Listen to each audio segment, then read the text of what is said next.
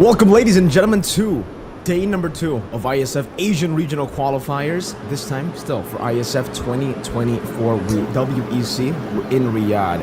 For you guys watching right now, man.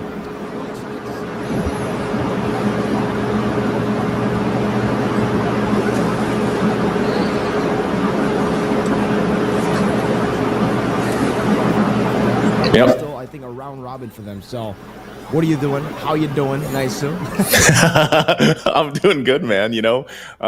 So far we had a great opening, I would say, for yesterday, but it was all women's games and we saw amazing things, especially from teams like, I would say Kazakhstan was really surprising for me yesterday. And then Mongolia, we got to see that sweep. And then in Indonesia, of course, but now today we get a mix. Actually, it's a mix of both men's and women's later on. I think we only have one women's match at the end of the day. Yep. But kicking it off here for Cambodia and Myanmar, I think is going to be a very interesting start to the day, for the most part, because I think it starts out at a high level already. Like if you talk about these two teams themselves and like their play style and everything else, they're going to come out swinging, man. And we have spent so much time talking about this patch, the new items, the changes, and it's safe to say, Mirko, that, I can't even say that we're set in a meta right now because we've seen so many different things pop up, so many unique heroes already utilized. And, these new items also coming into play, of course. And that's been a topic of discussion all around online everywhere. So we'll see. We'll see how even now some of these teams from the men's teams will be kind of setting the pace with whatever lineups and combinations of items they want to play for this first matchup.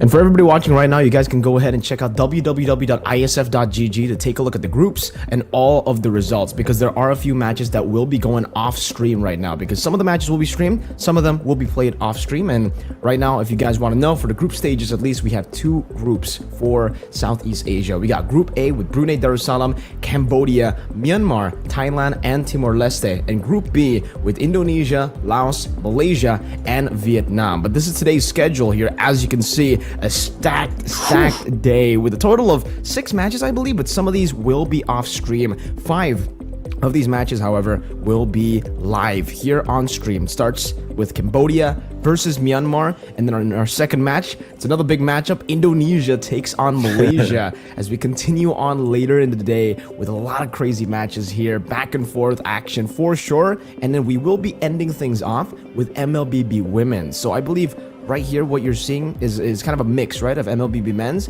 and women's, because Indonesia versus Laos will be an Mlbb women's match. Yeah, it's a whole day packed of games, but that's a good thing to point out because, some people do get confused. Like they're like, where are these games? Because I even saw this yesterday with the Philippines female team. It wasn't streamed, so some people were messaging me and asking me like, hey, honestly, where's the games? They're not streamed. Yes, some of the games, this is a normal thing actually for ISF through, and also just for online events that have all these countries or all these teams participating. Unfortunately, you cannot stream all of them at once. So this time around, once again, as a reminder to everybody, some of the games will be happening offline, off stream. And if you guys want to check them out, again, Mirko already mentioned this, go to the website, check out iesf.gg, and you guys can stay up to date that way.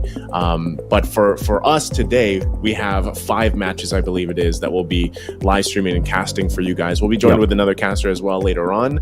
But that's the thing, man. It's so far, I would say, just what we've seen from Asian qualifiers for day 1, the Asian Championship going to WEC. That's another thing we kind of have to remind everybody that this is actually for Mlbb. These teams are competing for that slot already for the WEC. They're going straight there. And so these best of 3s that really do kind of start things off, it's important because you don't have, that many games. It is a best of 3, but you really have to be on point. And I feel like that's even a challenge in a way, if you will, like Mirko, because for sure, with the changes and with some of the new stuff popping up, itemization and everything, you hope that they have enough practice. But I will say, like, right now is a really good time to be an Mlbb fan or an Mlbb player, man, because there's so many competitions and tournaments going on. Like, some of these players just go from tournament to tournament to tournament.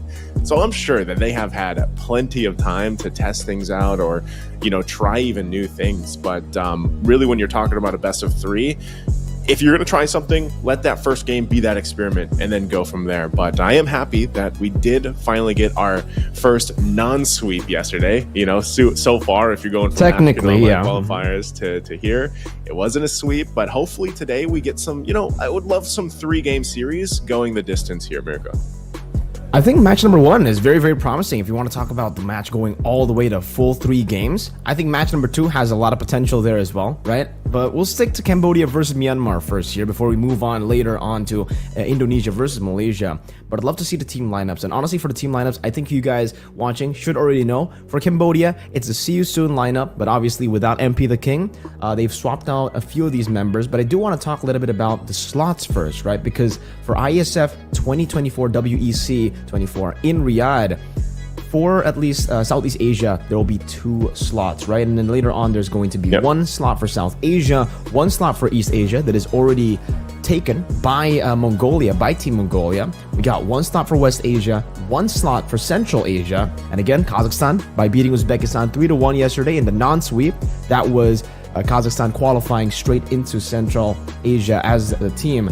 And also, we got the Oceanic qualifiers later on. We'll have a playoff match for Guam versus New Zealand. Very, very interesting matchup. But now, let's talk a little bit back about the lineups for both these teams, right? Because for Cambodia, it's Lucas in for MP the King from the See You Soon lineup for Cambodia. But it's still going to be the same group of people that we are used to seeing on the international stage for Cambodia. It's Felix, Ra, Run, and Boxy. And for Myanmar, it's basically just full Mythic Seal, right? Ruby DD, Ken, Justin, Juno, Zide. I'm a big fan of both these teams, honestly, but you know, maybe I'm a bigger fan of Justin, perhaps because of what he was able to show back then in MSC 2022, the crazy Johnson plays and how aggressive he is as a mid laner. It's just a very different angle, a very different perspective as a mid laner that he brings to the scene, you know? I love the creativity coming in from Myanmar all these past years as well, but for Cambodia, it's the sheer amount of just raw mechanics that they have.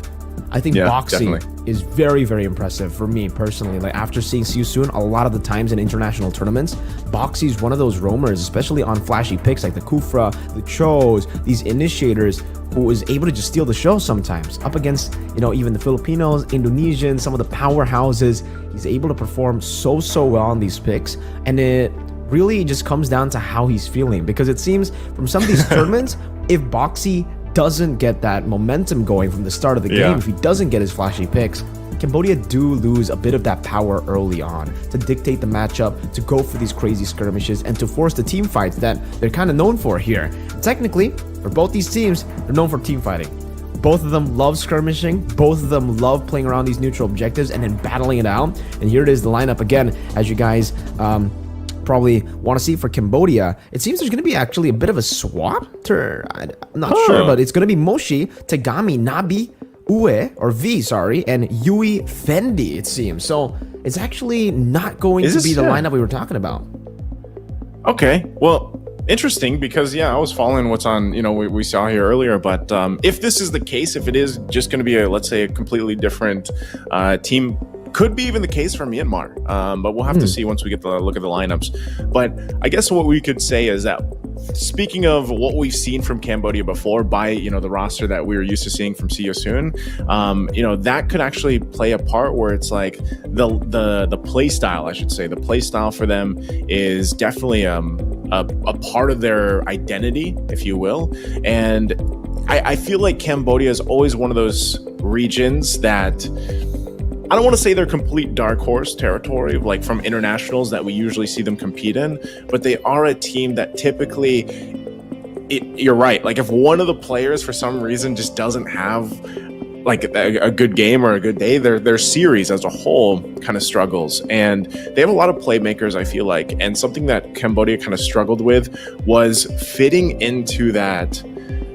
It's not completely an old meta, but the utility dancing off meta, with the lords and everything else. They were a team, they were a region that really just liked to fight. And I feel like where we are going with the meta right now favors these regions. Like, it favors these regions that love to be a little scrappy, a little, start off on a really strong foot, get the momentum going. And, some games just so far, like, we haven't seen games go super long just yet. I feel like the longest we've seen is maybe the 23-minute mark, I think is our longest game. I know our fastest is 6.5 minutes. You know, like that's quite the disparity between 6.5 minutes to 23 minutes. And we're yet to get to the point where are we seeing some of these longer games go 30 minutes? Because with teams like this, especially when we're in this part of the world for ISF, teams are most likely going to end quicker than, take things, take longer to win games. We see them end a lot earlier. So, part of this again, okay, we are going to take a look at Cambodia's roster. Here we go. There you go. Yeah. All right. It is. I didn't know if we were getting thrown a curveball. Yeah. Or, what, but it is going to be Ra, Lucas, Boxy, Felix, and Run for the lineup from Cambodia. So now that we have that cleared out, thank you so much. And now we can, again, we have a lot of information on these guys, Mirko. So, everything that we kind of built up, I think the region still plays very similar to what we see from them, and that's why they're such a dominant, strong, lineup here from Cambodia. Very, very aggressive lineup for every single one of these members, right? But especially Ra and Boxy. And I think, like you mentioned, in this new meta, especially, this has already been like the case for the longest time, but the trio mid is just so important, right? So if Ra and Boxy can get things going all the way from the start, can get a winning matchup in the mid lane, or just comfort picks so that they can actually pop off in these team fights, it'll do Cambodia a whole lot here in these skirmishes. And also for Felix, mainly, it does seem like he is more of a playmaking XP. He loves getting his hands on the Terizlas, getting his hands on the CC heroes that can really dive into the back and actually provide some sort of utility, whether it be CC or sometimes a little bit of damage mixed in with that CC, right? Maybe a CC pick, curtain call with some poke there with the yo-yo. Really cool stuff from Cambodia. And I'm glad, I had a second guess myself earlier because of the rosters, right? But now, all right, I was like, all right, I don't know why they would swap, but okay, this is the correct one. And I don't know. Sometimes, especially with these players already playing with an import in their MPL, some of the concerns that are raised during national or like when they represent Cambodia is the fact that how are they going to perform without some of these imports, right? They have an import in the gold lane, and also they have an import in the jungle. So with these two players not being able to play for Cambodia, obviously, now with two players stepping in, I really wonder how they've actually adapted. How has Lucas and Run adapted to the rest of the See You Soon lineup, right? Because technically, they have been playing together for a long time as well, but this is where full lineups like Myanmar have an advantage, have a bit of an edge here. And we can see here for Ken, Justin, Ruby Didi, Juno, and Zide, they've been playing as a team for such a long time. This is Mythic Seal. If you guys follow the Myanmar scene, the Myanmar qualifiers, they're always able to make it to at least top 2. It's very unfortunate that the last 2 times they were only able to get top 2. They were not able to get that final win in the grand finals to qualify to some of the other events, but I'm glad to see them here representing Myanmar, right? Because even though they're not going to be in the Esports World Cup, they'll be in the World Esports Championships, maybe to the main stage. I really hope so too, because this is a team that a lot of people, even to this day, even after their solid performances back to back, people still doubt them. People still think that they are like shaky, and I get that. I definitely understand that, because it does look like Myanmar are kind of shaky compared to other teams, but that's just their playstyle. They love going for the 50-50 gambles, they love taking risks, and it's all about the calculation that they make in the game to make those risks happen, or to take those risks and make it good for them, make it work for them. Very interested in how this will work out, because technically what I mentioned for Myanmar kind of applies to Cambodia as well. They're also risk takers. Is that it's going to be a bombastic game for sure. I 100% agree, man, because when you just look at this lineup from Myanmar, just watching them over the course of like the past tournaments or even the internationals they've competed in, they're always a team to keep your eye on. They always are able to sometimes pull something out of the hat in situations where you're like, man, how do they do that? And it's usually just because, again, their players individually are so gifted, and as a team they've been playing together for quite some time now, that they have this synergistic thing with that bombastic play style, if you will, that chaotic play style. I'm gonna have my eyes especially on Justin, man. I always enjoy watching Justin play, and with this with the way that the mid lane has kind of shifted a little bit, I know we still see a lot of Louis Yi, but even if he picks up the Louis Yi, I'm okay with that. I want to see how Justin is playing with that, fitting into some of the changes that have happened here. And I think even for, the case of like Ken in the jungle, like what type of jungle picks will Myanmar pick up? Because so far when we look at, junglers, yes, you mentioned Lucas being on this lineup now for Cambodia, a little bit of a change, but I would still almost just kind of assume that both these regions, if they really wanted to pull out the assassin picks for the jungle, this could start off a very flashy showing for our first best of 3, with those two junglers going head to head here. And I think that's also where you have to point out the fact, like you mentioned with Boxy, man, like Boxy's got to have this good, like he's got to have a good start, a good game. Roamers, I feel like, are in a weird position right now. I even looking online, I feel like I've seen a lot of like roams players, like tanky players, our mains, kind of complain a little bit about the Sky Piercer, and dealing with that.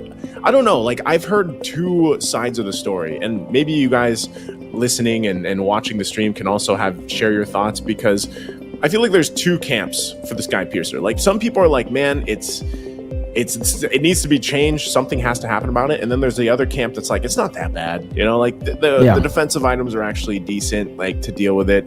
And it's actually kind of hard to get that trigger, the passive off, and the stats on it, the base stats aren't that good.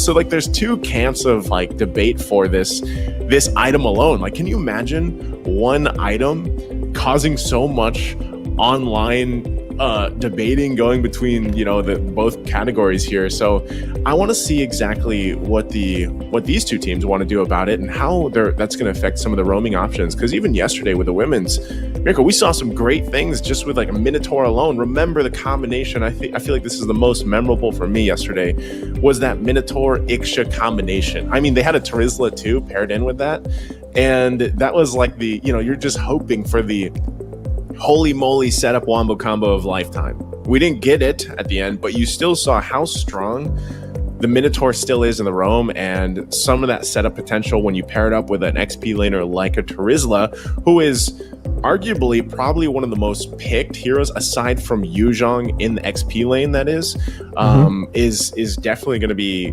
highly contended, I think. So we'll have to see how this XP lane adjusts also from that. But so far, we have seen Yuzhong fall down a little bit in terms of that 100% win rate. He was holding on for the longest time. But, I can't wait to finally see this start, because it's always exciting when you're watching, especially you get to the point where it's also Mlbb Open or men's, and you see what they've been cooking, for a while, because I think that's what a lot of people would say, like, let them cook. Let's see exactly what these guys have cooked for the lineups and for the major tournaments. We were talking just yesterday about how this meta is going to be shaping up the whole, like, every single lane, right? How it's going to be playing out, etc. But I do really want to talk about the XP lane, because we were talking about, especially last patch, before this patch dropped, that the XP lane is so diverse. We get to see the Benedetto, we get to see a whole lot of Paquitos, and there's a lot of just different picks you can actually make work in the XP lane.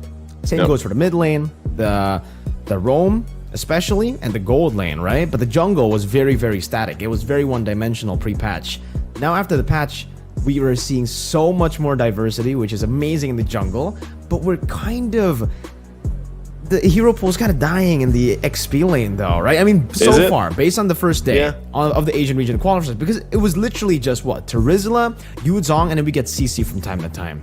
Those are the three picks that we've been seeing the whole day yesterday. It was just a swap every single time with these three picks going back and forth. And maybe it's because of the War Axe, getting a little bit of a buff technically. It's kind of a merger with the Bloodlust Axe. We got that Sky Piercer as well, but this War Axe is just really, really good, especially for these heroes like the Terizla, like the Yuzhong, and the CC. These three picks that we've been seeing from day number 1, all of them can actually abuse that additional sustain, plus the prolonged team fight effect also from that composition. But hold up, we're going to get straight into the draft, it seems, and we got a new draft, asset right here. Shout out to production, but Myanmar is going to be on the blue side, Cambodia is going to be on the red side. We got the Chip, the Harith banned out straight out of the bat, and whoa, Ling and Luo Yi. So super respect, I would say, given over already.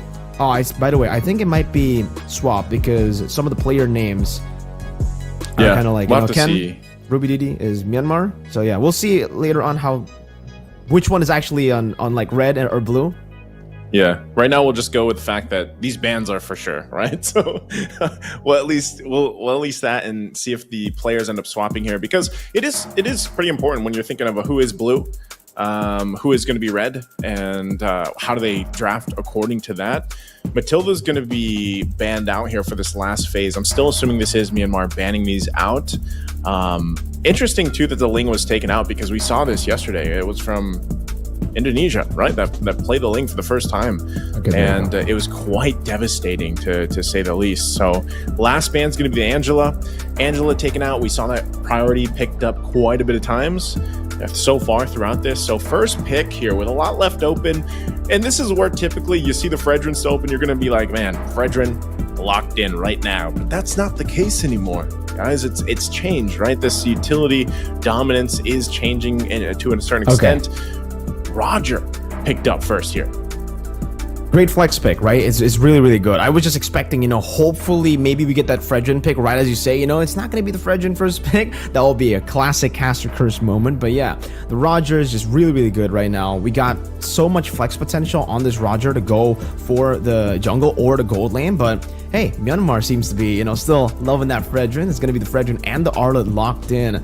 Arlet also kind of a flex right now. They can use it in roam. They can also use it in XP. It's going to be very, very good to utilize in towards a later phase. But all right, we are going to go back here straight into the draft. So we're not going to be using that asset not just yet. There has been a Minotaur and a Vixana pick since we last saw in the drafts, and so far it does seem like it's kind of a mix, right? They want to go for no, it's actually just a full team fighting composition so far for Cambodia. And for Mythic Seal, they're also leaning towards that. Maybe they want to double down here with the last pick in the first phase, but I wonder what they're going to go for, right? Like this early in the first phase, are they going to go for a mage, perhaps go for the Valentina, able to steal away the Eternal Guard and also Minion's Fury? Or maybe do they want to pick up a marksman and have that edge later on in the second phase so that they can actually go and start banning out Cambodia? But it's neither. It's not a Valentina, not a marksman. It's a Farsa pick for Justin, as expected from the man in the mid lane. Justin loves playing these explosive heroes. Last time, his most iconic pick has still got to be the Johnson, but the Farce is good too for Justin. Interesting. I was just laughing a little bit too. Raw, your big daddy. Your big daddy. So I'm not used to seeing Raw's name like that, but so they have this. The lineup that they have in the first phase already here, I feel like is pretty solid for both sides. Something that we haven't seen pop up often is the Arlot. I feel like it's been slept on a little bit by a lot of the teams competing, because Arlot's still definitely a great pick, and the final slash, you can use it in so many different ways to initiate, to peel, to kind of, and at the same time, I feel like he still is flexible. We don't actually know if he is 100% going to go into the XP lane just yet. There could be some swaps, or if he is going to be going roam. So with that, both sides already having really solid choices. Now, second phase of the bans, you can see the Yuzhong was actually taken out, and I'm wondering if this means that we might see a Terizla pop up here to round out this lineup, of course, from Cambodia. But with that, there's one ban left. Iesf 2, by the way, we saw how devastating it can be yesterday with that Ling paired up from Indonesia in the women's matches. And okay, there it is. So they take out those options from the XP lane. No Yuzhong, no Terizla. What does this leave open for Cambodia here to pick up in the XP lane once they get through that next ban? XP lane, like you said, has kind of been really just zoned into maybe a few picks, so far from what we've seen. And I even miss the Paquito, man. One of my favorite heroes to watch, to just kind of play into the hands of any team. So both of the picks that we were talking about, the Yuzhong and the Terizla, that have basically been buffed, not directly, but with the changes in the items, right? It's been buffed, has been taken away straight off the bat, like Yuzhong and the Terizla. So they're really focusing down on the XP. It does definitely mean that maybe Ruby Didi will be on this Arlet in the XP lane, and that's going to be a very good Kaja ban as well, respecting the pick up potential that Mythic Seal for Myanmar here can actually utilize. And for the pick, let's see now, with the Edith and the Kaja ban, two technically roam bans towards Myanmar. They want to go for the gold lane here, a safe gold laner. What would it be? Probably a Claude, right? If you want to really get out of the Minion's Fury, get out of the range of maybe the Terrifier, the Eternal Guard. It's just going to be very, very tough, though, if you go for the Claude, because technically then you'll have a little bit of scaling in the mid lane and also in the gold lane. Before the Pharsa, at least, she can technically play both. She can play both in the early game and the late game. She finds the power spike in both of those points, right? In the early game, you're really, really good for wave clear, especially once you get that level 4. It does seem like they will be going for the Natan, but now the big concern is maybe the physical damage aspect. They already have an Arlet. Maybe the Arlet will be able to just pop in the War Axe as usual. That's kind of the norm right now for the XP laners. You get the War Axe, and then you go for full tank, because it already gives you a lot of sustain, plus, you know, the added bonus of just the stacks here as you continue to go for a prolonged team fight. And maybe that might not be a concern at all. If the Fredrin also goes for a little bit of physical damage, at this point, maybe he won't. Maybe he doesn't even need to. Maybe if he goes for the Thunderbelt early, he can actually just utilize that, and it's going to be a Thamus that's going to be hovered over. That'll definitely put Felix in a winning lane up against Ruby DD. The Thamus versus Arlet matchup definitely will force Arlet to be a bit more passive, and they lock it in with also a Nolan. So they got two real good picks in, you know, the later portions of their drafting phase to counter the first phase picks of Myanmar. Fredrin and Arlet. Fredrin going to be completely outfarmed by the Nolan, and that's why they're hovering over the the Hilda. They want to go and maybe just invade all the way from the start. And now the Ruby, that's another good choice. I think both of these choices that they are, you know, already looking towards is very, very good up against that Nolan. You can cancel out a whole lot of those engages, those assassination attempts with the Ruby, but you can be very, very aggressive early on with the mid control that you technically already have with the Pharsa too, if you go for the Hilda. Okay, I'd like to see the Hilda. I feel like this is be good, just good time in the jungle, really kind of slowing down the Nolan pick, but it's going to be the Ruby. So Ruby gets locked in. Interesting lineup. I would say both are very strong in their own sense. You know, there's different timings for both of them. I mean, whenever you have that Natan picked up, you got to wait a little bit longer, I feel like, you know, for most of the lineups to let that shine and come through. But even so, you already mentioned this a little bit about the Fredrin, Mirko. I want to see how this is built out, because we've only seen one Fredrin since the patch, at least on the live streams. And, you know, it didn't work out too well just yet. And I think part of that, too, is seeing how it deals against the Skypiercer that we'll most likely even see here with Roger. By the way, running the war cry emblem that we started to see pop up yesterday. Okay.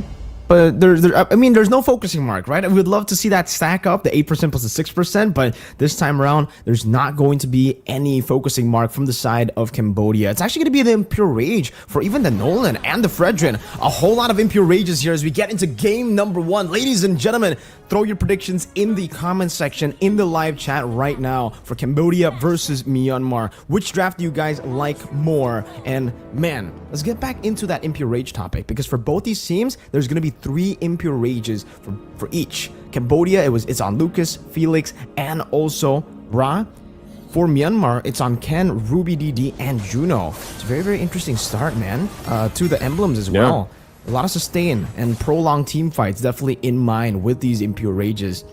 Maybe actually they want to stay in these lanes a bit longer, right? And run the King. I love the flex in the end. They already picked up the Roger, I believe, as a jungle early on, but then swapped it into the gold right after they see the Natan to give him more pressure to play with, to try to bully Juno in lane. You know, I'm wondering if we'll see this still, where some of the gold lanes still prioritize the Skypiercer, like even first item. I still want to know if that's actually the best case scenario for some of these matches, especially as they get, you know, a little more competitive in terms of these compositions, like this kind of composition. All right, we're going to take a little breather here, but this kind of composition for both teams is very well rounded, because on one side for, of course, you know, Lucas, he has this Nolan pick. You can burst people down quite early, and whereas on the other side, your gold laner, and that's to be paired up with Roger. Roger actually scales up pretty well too, quickly. Whereas again, on the other side, Nathan specifically has to take some time, but you pair it up with a Pharsa, who's good early game damage. So I feel like they cover their bases from early to late game, and this might be one of the series where we see one of the games get past that 20-minute mark. I'm hoping we do, because then we really get to see things kind of fall into place, especially the factor of having the Sky Piercer on some of these members, some of the new defensive items, and we'll see how exactly, even for Myanmar, how they want to deal with that. For Myanmar, it's definitely going to be a mid to late game that they're looking for, right? With their composition with the Farsa and the Natan already, very early. Oh. This could be a first blood already. Vengeance going to be used by Felix, but he's going to be just fine. And now the response back to it. Ruby could be in trouble. This might be the first blood flicker on the defensive. Ooh. Now gets knocked back up. They re-engage. Ruby still going to be alive. Appraiser's Wrath comes dropping down, and now Justin, what a flicker forward to come in and get the kill. Ruby ends up going down in the exchange, and they're still on the hunt. Not sure if Boxing is actually going to be able to chase them down there, but that's fine. It's a 1-for-1 trade. Wow, and now the turtle's up. That was so good for Myanmar, right? I mean, the fact that they fought that 2v3, and then later on, with some of those reinforcements, it technically became a 2v4, but they were able to survive, and now Felix on it. They're going to go for it. Ken able to get the turtle. Feathered Airstrike comes down to get the kill on Lucas, too. Sorry, on Felix to drop as well. Myanmar comes out swinging for the first objective. Well played again. They were able to get a solid win in the bottom lane because they technically won with a man disadvantage, utilizing that to then clear out in the bottom lane. And now another skirmish. Frontal Slash already going to be used, all fighting for this orange buff, still duking it out. Look at the damage. Oh, we're going to miss some of the action in the bottom. It looks like Boxing is still going to be alive. And we missed it, but Ruby went down, and we're looking at the top lane while that all happened. But it looks like Ruby ended up falling in the exchange. Again, for Myanmar, I guess there's a little bit of give and take here and there, right? For them, another fight? Oh, another fight in the mid lane? All right, they get raw, so Myanmar, they're not stopping. They might have lost a couple here, but they keep finding these little moments of winning for across the map. So with that, let's take a quick look. Items falling into place here. Nothing first item locked in just yet. Yeah, this is quite concerning though, at least for the Nolan, right, for Lucas. The fact that he is on the same level as the Fredrin early on is not really a good look, because on the Nolan, you want to utilize that faster clear speed to try to bully the Fredrin in terms of at least XP. And even though, they were able to get some of these kills in the bottom lane, they weren't able to fully capitalize on it and punish Myanmar in that turtle take. They rushed it, they went for it, but it was stolen away eventually by Myanmar. And now Boxy... Boxing jumps in. Not sure if he's going to get the setup. He does get the No Fury. He's still up for a little bit longer. They're going to find it out. Justin, though, won't be able to escape, run. And now the Appraiser's Wrath drops down, fighting under. They're quite low, but Lucas here to help them fight and disengage.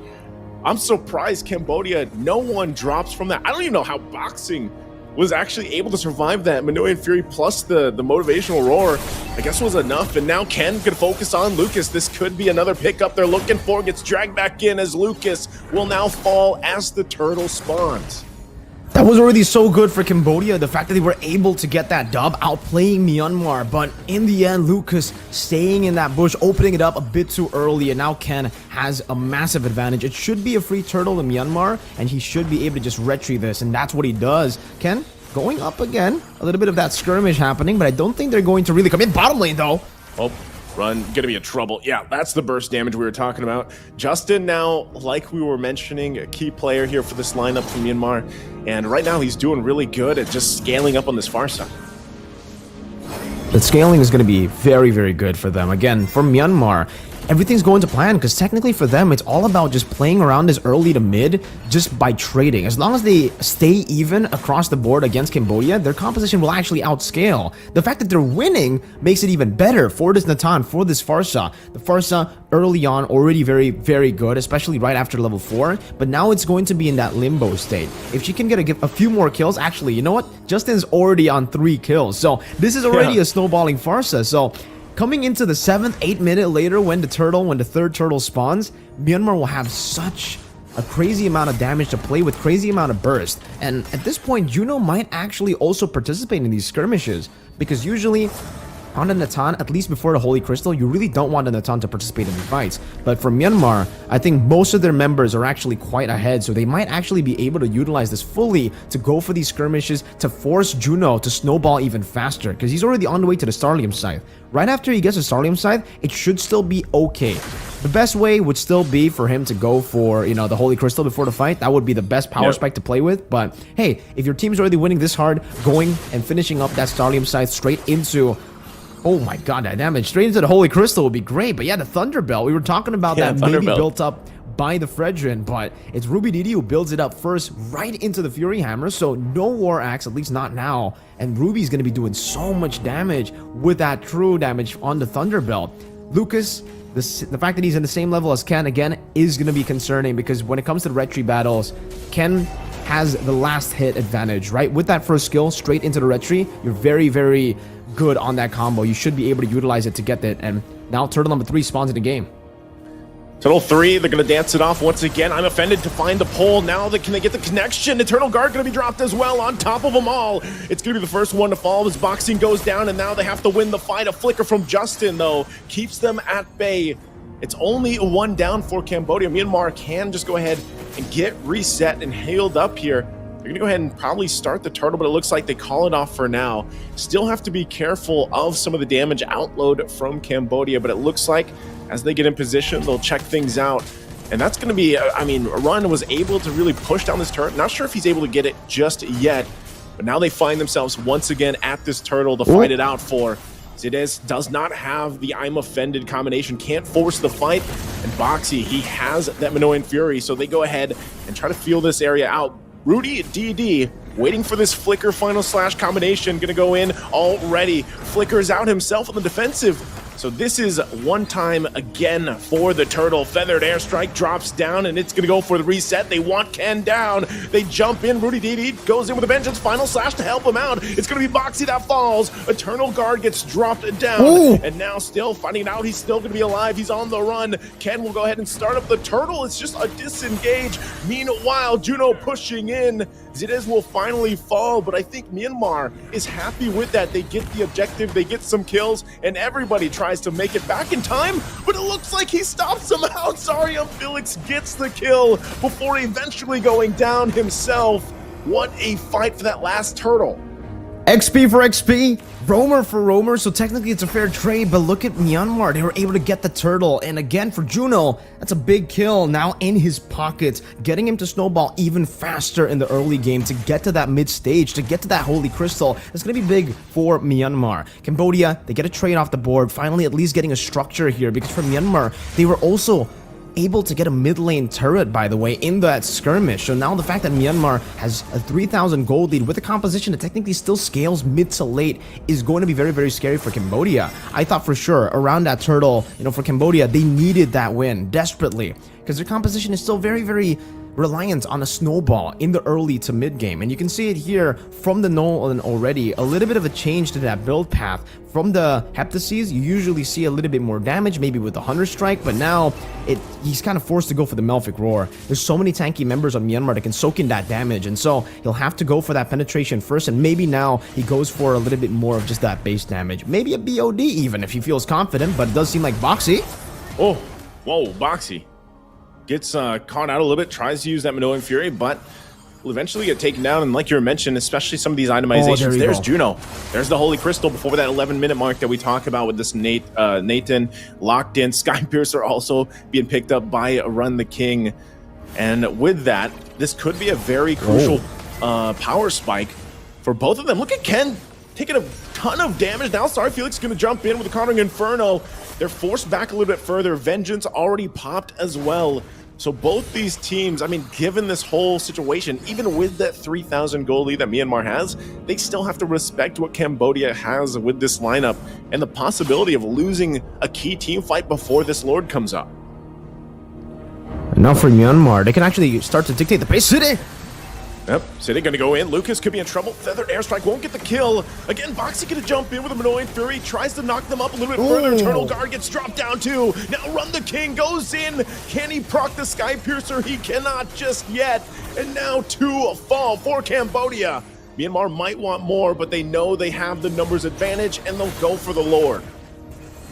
No Minotaur, no Vixana, Ra and Boxy have been taken down in that skirmish earlier. It was a very good re-engage for Boxy. I could definitely see what they were going for there, but the fact that Juno was just able to blink out with that entropy, really crisp, clean positioning from Juno to get himself out of that sticky spot and to outplay that situation. And you can definitely see from that skirmish alone, the burst damage that the Natan has. Yes, I said that right. Burst damage. When you get the Holy Crystal, that skill 1 will basically be burst, especially if you land both of it, with the entropy and the one that's coming out yourself, right? So Myanmar, overwhelming advantage now as we enter the 12th minute of the game, because they've already technically gotten to their mid stage at the 10th minute. That Holy Crystal that should be, you know, that should be actually acquired by the Natan around this minute, around the 12th minute, has been acquired at the 10th minute, so they were able to just dictate the pace, and now they can continuously siege down on Cambodia. And if they get all tier 2s, this is incredible value again. Conceal by Side, and it's only used to just zone them away. The turret splash should get rid of this Lord, and it does, but the fact that Myanmar have taken 2 tier 2s with the first Lord is already very valuable. Now, in the bottom lane, it does seem like Nolan, it seems like Lucas is going to be completely zoned away from their own jungle, and whoa, Felix. Oh, gonna be in trouble. Flicker is out. Eternal Guard gonna be dropped. Vengeance already popped, but it's not enough. As Sarion Felix gonna fall. Minoan Fury gets the knock-up they're looking for, but they finally find Zidiz. But look at Ruby DD in the back. They'll punish Lucas as well as 3 fall for Cambodia, and Myanmar looking up for the 4th. Run the king, can't run far enough. He gets stuck in between, even with the pounce, will finally fall. It's only Ra left to his own devices. And Myanmar has a wave pushing up top and bottom. They're going to go ahead and knock on the base of Cambodia. We'll see if they possibly end the game here or if they have enough time to stall it out. First base turret will go down, though. And it looks like that's all Myanmar can get for now. And that's another Holy Crystal. The fact that Myanmar have been only relying on that one Holy Crystal, the minion waves as well.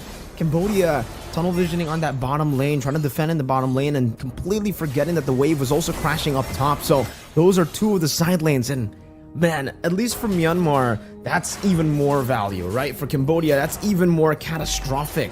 The fact that they only lost the bottom lane turret and they could have actually defended the top base turret would have been great for them, because again, the far lane will be that top lane. But again, the minion waves in the end was able to take that base turret down, so Myanmar will have that far lane control. And it does seem like even in the enemy jungle, they're just claiming territory here. Myanmar slowly but surely entering the jungle, trying to take everything away from Cambodia, suffocating them inside their own base, and taking all of their gold, all their resources. Let's see if they go for the fight. Oh, they're just going to take that. I mean, using all that for the purple buff, they don't want to give it over at all, you know, to Lucas, and they're going to make him work for it. So this is very crucial for them, as this Lord does come up in about 10 seconds from now. Cambodia still looks like they want to fight it out, even with this the way that things have been going, but actually they're going to force the fight. Ruby DD goes in with the final slash. There's the knockup from Boxy. They get multiple flickers out, knocked up into the air multiple times. It's Myanmar running for the hills. It's a double for run, and they wants more. Goes under the turret, has to flicker out to avoid the feathered airstrike. Meanwhile, the waves are still pushing in on the top and the bottom as the base turrets are down, so they can't do the Lord just yet. But with 2 members down, Myanmar sets up around the Lord. Oh, that was a very unnecessary fight from Myanmar, man. The fact that they actually went in to go for the fight was interesting, right? Because again, they have the far lane, they have 2 side lanes pushing in towards Cambodia. They could have played that Lord dance way easier to actually go for the Lord, but they decided to go for the fight, and that's what we were talking about before the drafts. Now feather airstrike. Oh, feather airstrike going to be dropped, and now once again run on the hunt for Justin. We'll be able to find him just now. Juno though stalling, and now Ken. It's going to be a reset on the Lord. They have to back off, but there's the Sky Piercer. The big numbers come out as it assassinates Ken, and now Cambodia has flipped it around. They'll get this Lord. Ruby DD trying to keep them at bay, trying to stall it out the best he can. Final slash on Felix, and now Juno's there to join the fight. Vengeance won't be enough, and they get the kill, but Cambodia gets the objective. Cambodia get the enhanced Lord, and this should buy them a little bit more time to play with, especially now that the Lord is going to be crashing down towards Myanmar's tier 2. But if we take a look at the items, Juno actually already has a Divine Glaive and the Blood Wings too, so with the Farsa, with the Natan, this should still be a very easy defense to pull off from Myanmar, unless they go for a fight again. That's quite a bit unnecessary, right? As long as they play with their tier 2s, it should still be a very easy clear. And so far, as you can see from the mid lane, those enhanced minions stand no chance up against the clearing force of an Atan plus a Farsa. Now rotating down below, maybe even going to deny the Lord to charge in, but that's something that they were unable to do, and the Lord will still be able to charge in, maybe even getting this turret with one last hit. No. Okay, they barely saved that turret in the bottom lane, and now they're just going to be cycling back and forth to mid and to bottom to clear out these other waves. That actually ends up still with Myanmar getting a bit more value with that Lord advantage. Still though, for Myanmar, they had the 2 side lanes. There was no real reason for them to take the fight, but it is that Myanmar style that we were talking about before the drafts, right? They are risk takers. They want to get the game as fast as possible, even with a composition like this. So I definitely I can understand why they went for that skirmish, even though it was unnecessary. It could have maybe ended with an earlier game with their composition already snowballing, but RubyDD's got to respect this. Oh, RubyDD does have the immortality, so it's going to... Oh, Zides goes in with the flicker. Couldn't find the unoffended that he was looking for, and now they're going to have to back off from that big ultimate's already expended. Juno also using the entropy, so they're just going to have to reset. Cambodia knows it. They have everything pretty much online at this point that they need to force a fight. Zides, though, half health now, has to run the king on the chase. Now they respond under the tier 2 turret. Eternal Guard drop there. Appraiser's Wrath will not be enough to get Boxy. RubyDD once again has the immortality. It's going to go ahead and pop and reset. He flickers out defensively. Back and forth between the 2 teams, really just kind of getting these ultimates out. But the one advantage for Myanmar right now is the base turrets in the base. 2 of them are down for Cambodia.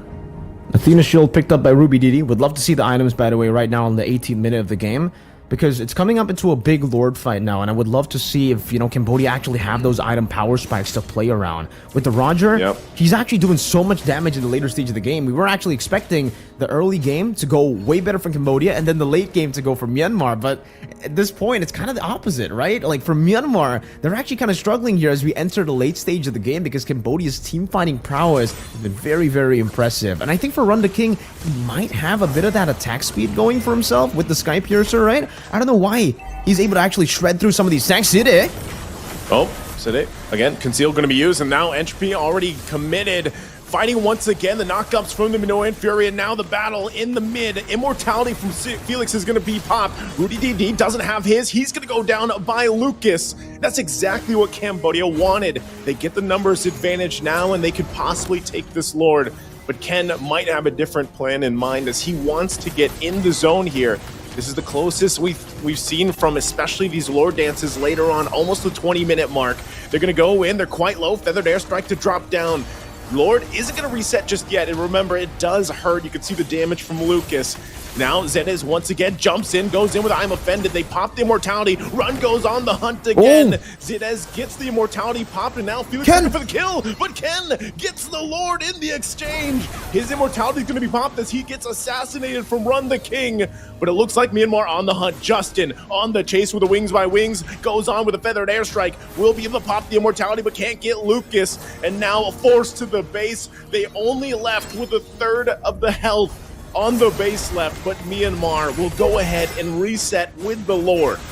What a crazy skirmish to end things here in that Lord fight, man. Oh my god, for Cambodia, it looked so good for them. Able to get one member right before the Lord even spawned in. RubyDD was taken out, and they were able to isolate RubyDD so well, using the cycle of cooldowns from the side of Myanmar to punish them instead, right? When Justin and Juno used the entropy and the Feather Airstrike, that's the window of opportunity for Cambodia. And unfortunately for Cambodia, though, even with that man advantage, even with the team fighting advantage, Ken is just him. He walks in, gets the red tree, and now they have an evolved Lord to play with. Evolved Lord to push in. The whole team from Cambodia has to deal with it. It looks like they're going to make quick work of it. Xenis goes in with the I'm Offended. Boxy's still going to be alive, actually utilizing the Minoan Fury, so somehow, some way, Cambodia still defending even against that Lord push. But this will be that last turret in the base going down, and now Myanmar looks to possibly cap out the game here. Half health on the base, so it's up to Cambodia to play the defense. Juno going to jump in with Entropy, Run trying to keep them at bay as well. Doesn't want to commit the Lycan Pounce just yet, but to clear the minions, and it looks like, so far, Cambodia holds on defensively. Oh, Cambodia still with a great defense. They were able to just cycle through those waves back and forth again, staggering those waves. But unfortunately, they will have to, give away at least one turret there. There's no way that base turret would actually survive in that crazy siege that Myanmar was planning out. And now we get to see the items, by the way, for the anti-cuirass and the blade armor. It's already built up by Ken, so at least now we understand why he's so tanky. But looking back at the Roger, looking back at Run, it's actually just a normal build, right? He's utilizing the Wind Talker with the Endless Battle right into that Sky Piercer, so utilizing a whole lot of penetration, base damage, and utility. Technically in his kit, yeah, it's still with that movement speed with the Wind Talker, and the additional true damage you deal on that Endless Battle to shred through some of these tanks. And already Myanmar are looking to go for perhaps an ambush here, all around. But for... Oh, Ra actually also picks up a Holy Crystal. Those Eternal Guards that have been very big for Cambodia, they could actually now start bursting people down from Myanmar with that Holy Crystal. Myanmar is going to be very careful as to how that Eternal Guard gets used up and to Ra's positioning. Because so far, Ra has been actually playing these team fights so well. Never really being fully targeted or taken down or even low in these skirmishes up until, when Myanmar makes it messy.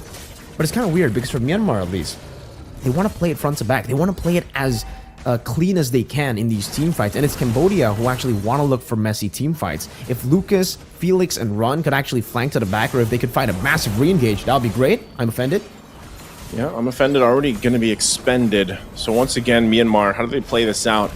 Knowing that a base is fully exposed from Cambodia, they could take advantage of that if they want to. And that's part of this process for the Lord Dance. And now Sarmian Felix going to try to keep that front line. It's really up to Boxy here to find his own setup. He does have the flicker available. Have to keep an eye on that. Has immortality, so can extend some of his health a little bit longer. Does jump in. There's some annoying Fury. Not going to be able to find the they're looking for. It's only Zinez. He goes in defensively, but look at Juno's damage. Has to pop the Wind of Nature. Ken could be in trouble now, and on the backside, they're going to force them back even further. Myanmar left to run for the base to heal up. But it looks like Ruby DD will be able to keep them from committing to the Lord just now. And we've gone to a point where this is the longest game of the Asian regional qualifiers. Technically, even if we combine the African regional qualifiers, we haven't seen a 23-minute game just yet. So that already breaks the records here just for our game one. And it seems Ruby DD wants to go in. Oh, huge final slash with a flicker combination, and they'll take out Ra. He's been doing such a good job on positioning, and now gets taken out, and now it's Sarmian Felix. He's trying to extend, but he will go down and run. Left in it all, and another member falls as Myanmar now dismantles Cambodia, and that's going to be enough for them to possibly just end this game. They don't need the Lord. They'll just go ahead and take down the base further.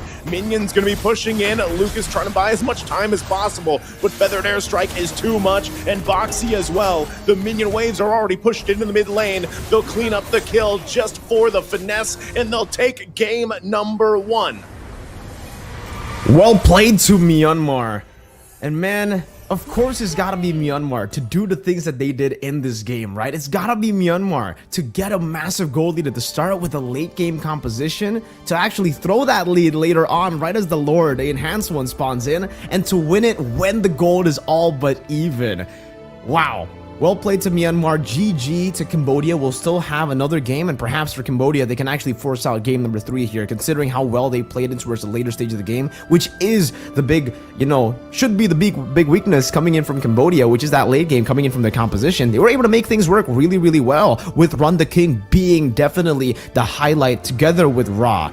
Those two, as long as they were able to actually, combo in together some of the burst plus that execution damage from the Sky Piercer, they've been actually able to even go through some of these frontliners from Myanmar. But in the end, the consistent damage coming in from Juno and Justin, the two J's from Myanmar that have crazy burst damage, crazy consistent damage as well in towards a later stage, was just too much for Cambodia to handle.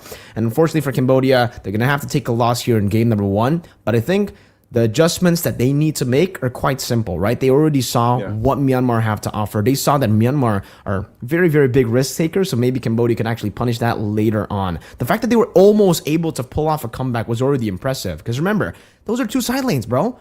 2 side lane base turrets were already taken down before that enhanced Lord, and the fact that they were just able to team fight, win over and over without having those 2 side lanes, it's super unfortunate for them, because Ken was able to steal that evolved Lord. I think if that didn't happen, if Cambodia were actually able to utilize that man advantage, to get and secure that Evolved Lord, things would have turned out very, very different. I think that's the kind of the pattern though, all from this game, right? Ken was definitely outclassing Lucas in the jungle for the most part, even in the early game, enabling the rest of the team to go for these kills and stealing all the way from the start. It was Ken who stole the first turtle, as well as that Evolved Lord, and then the combo together with Zide, Mythic Seal, Myanmar here, they kind of have that synergy that we were talking about, Naisu. The fact for, at least for Cambodia, right, some of their members, they're used to playing with some of these imports. Maybe the synergy is just not fully there just yet here, and they need some more games to get going for that synergy to finally click. But still, you do see, at least for the 3 members, Boxy, Ra, and also for Felix, that they were able to bait out some of these skirmishes. Boxy completely outplaying Myanmar here in this particular skirmish in the mid lane, and they were able also to create some space for Run to escape. But Lucas on the Nolan, a lot of times, you know, way too over aggressive, way too overextended, getting punished down, and this is just unfortunate for Run. This should be a winning lane for him up against an Atan, but the fact that Myanmar always sent members down below, always put in the resources to get Juno ahead, was just so tough for Cambodia. But still, they were able to put up an amazing team fight every single time. It was just that Myanmar was able to prolong these team fights to a point where their composition would actually get the dub. And this is another instance of that same thing happening. In the end, Zide does fall. You know, technically the team fight goes to Cambodia, but Myanmar have depleted all the resources coming in from Cambodia to a point where they can get a turtle for free, they can go for a turret, and the macro on top of the crazy team fights from Myanmar is really what makes them special here. Compared to Cambodia, where they were kind of reacting to the plays, Myanmar were dictating the pace. They were the ones staying proactive. They were the ones forcing these plays to happen. And even here, when Run the King gets eventually chased down by Justin under this turret with Ruby DD2, it was very little that they could do in these kind of skirmishes when it's still all clean. The turning point will be this moment right here. Technically, the moment before the moment you see on screen. When Ruby DD and Zide were picked off, when they actually went for a fight with having 2 side lanes, that was a big mistake from Myanmar. And here it was very scrappy. You know, Ken trying to go for that steal, but it was actually resetted. So it was really tough for him to get that retreat down. He couldn't get it done. And this was the turning point. This is the classic Mythic Seal or Myanmar kind of play where they take risks. They can actually go, if they win, if they want to fight before this Lord, you know, they can actually go for an earlier end, or it'll prolong the game to a point where it actually literally becomes 50-50. And that's what we got to see. Boxy, every single time right after that turn, was able to go for these crazy engages. And look at the isolation here from Cambodia. They were able to completely isolate Ruby DD, noticing the mistake that he overextended, and instantly just focused him down. But still, in these team fights, what looked to be a crazy Cambodia win ended up with such an early retreat from Lucas, man. That was so early. Now that I'm looking at it to the highlights, he panicked. He just panicked. He tapped in that retreat even before, you know, the indicator showed that it was low. Maybe it was him trying to combine that retreat damage with someone else, maybe with some burst from the Curse Blast, but that's a mistake that eventually became very fatal to Cambodia, and Myanmar were able to take the control of the game because of that retreat. Oh, that was so unfortunate after looking at the highlights. I thought it was just like, you know, 50-50 retreat, but it turns out he panicked. It wasn't even 50-50. He gave it away. Yeah. It was way too early. You know, so I guess if you really look at it and you break it down there, like Lucas has to step up in a way from that, but it was just overall, like the team fighting as a whole from Cambodia was pretty good. They stuck into the game for a long time. They even had a potential comeback even, you know, they shifted the momentum at least throughout that game. But unfortunately, when it came down to, you know, this later portion, we talked about this before going into the game, Mirko, where we mentioned when you get to those 3rd, 4th Lords and they get, you know, they start to hurt, number one, a lot more because of the changes even with the Lord. So I feel like that was one difficult thing. It's already hard to do that as a Nolan or any assassin jungler pick, but then you really have to, like, if you just sit there too long, you're going to take too much damage. So maybe that was part of the reason why, you know, it was way too early on the retribution. But overall, I just think that Cambodia actually had good team fighting potential. We saw a lot of that, you know, in terms of the sets from Boxy, the Eternal Guard usage, like we mentioned from Ra. The positioning, for the most part, was good, but eventually it gets so chaotic and you know, you're dealing with multiple entry points. I mean, trying to decide how do we avoid Zide's I'm offended combinations with the flicker? How do we not get final slash from Ruby DD? Like, there's so many things that they had to keep an eye on. I feel like at some point it got just a little bit too chaotic. And this time Myanmar's been doing this for so long that they just, even amidst the chaos, like somehow, some way, Myanmar just makes it look like so calculated. You know what I mean? Calculated chaos. And this time around, even I will say that I noticed with the Fredrin, though, it's not as easy to just sit there and tank things up, though. Like, there is a definite change where you got to be a little more finesse with it. You know, you got to be a little more technical with the way that you're using the Fredrin, instead of just planting yourself and tanking everything and regenning everything back up, you know? And so with that, I think part of this is just a way for Cambodia, the way they can adjust, because it is a best of 3, right? It is match point, of course, going into the next game, but Cambodia showed a lot of good things here for this matchup. I'm just wondering if this is maybe it's a better time for Lucas, depending on what he picks up, if he still wants to go with an assassin, because honestly, I could see Ken just doing this again. Like, if they want to pick the Fredrin, go for it. Like, they didn't, that was not a problem at all dealing with this.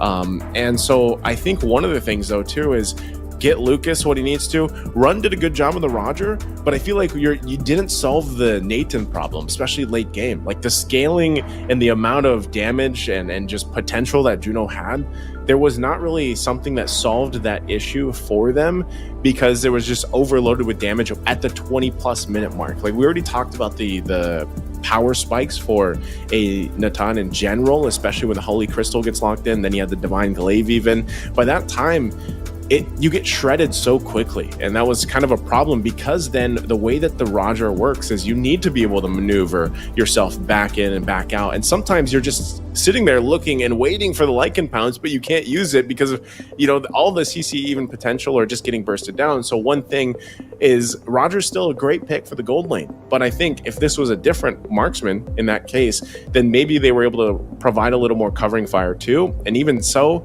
with Lucas, that was a big problem with game 1, man. You know, it was just I don't want to say it was all that, it didn't all come down to that, but it was also a big component of them either turning that game in their favor or not towards the end. It has to be the game plan, I think, for Cambodia, right? Because I can definitely see the Roger work out. If they wanted to go for that kind of style, I agree. They might have to just swap the Roger for something completely different. Maybe something like a carry if you want to go for these prolonged team fights, or maybe even a Claude, right? Just deal some DPS instead of the burst damage that you have on the Roger. But the fact that they picked up the Nolan means that they technically wanted to utilize the early game snowball, but they just rotated to the wrong side of the map. And I think that's what caught Myanmar off guard as well, because early on we saw, from Myanmar at least, they were rotating straight to the XP lane. They were so aggressive. It was Ken and Ruby DD against the world, and they were kind of shocked because of how many members that showed up from Cambodia in that XP lane that should have been the weak side of the map by all means, because Cambodia have a Roger against a Natan. I was also already praising that pick, right? I love the fact that the Roger was flexed in the last minute to go into the gold lane instead of the jungle, because they already see a Natan in the enemy team, so that can actually give you a lot of opportunities to actually, you know, take down the Natan in the early game, shut the Natan down all the way from the start. But then when they started putting resources down into the XP instead of the gold lane, I knew at least there that, you know, okay, they're not really going to be able to fully utilize the Roger in the early game. They're going to utilize him more in the team fights, which did happen. And yeah, if that's the case, maybe something different could be great. If they wanted to just put the Roger or whoever's on run as a weak side, carry would have been solid. Claude would have been solid. It's actually match in the mid to late game stage in terms of dealing damage would be great, because in the end, that was ultimately their downfall. DPS kept on coming through towards them, kept on shredding them down. It was really, really tough in towards the later stage, and somehow they were able to still make it work. So still very, very impressive showing up from Cambodia despite the loss, because that composition should not be able to almost win against a full late game Natan, right? That Natan should be able to shred through everyone. I think we got to give props to Felix though, because of his usage of the Vengeance every single time as well. When he decides to pop it, it was always perfect. It always punished Juno. Juno was caught off guard so many times when he went for the entropy and, you know, the full attacks.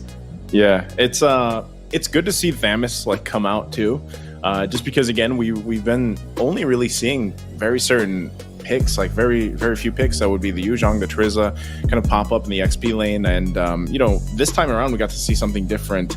For the next game though, I don't know. Like when you break it down, I think it's really gold lane and jungle even as we jump into the draft actually with that. So we'll see exactly what the changes here are going to be, especially with the swapping of sides. You know, we are going to have this swap in for Cambodia because they get the 2 picks off this flip of the first pick blue side priority.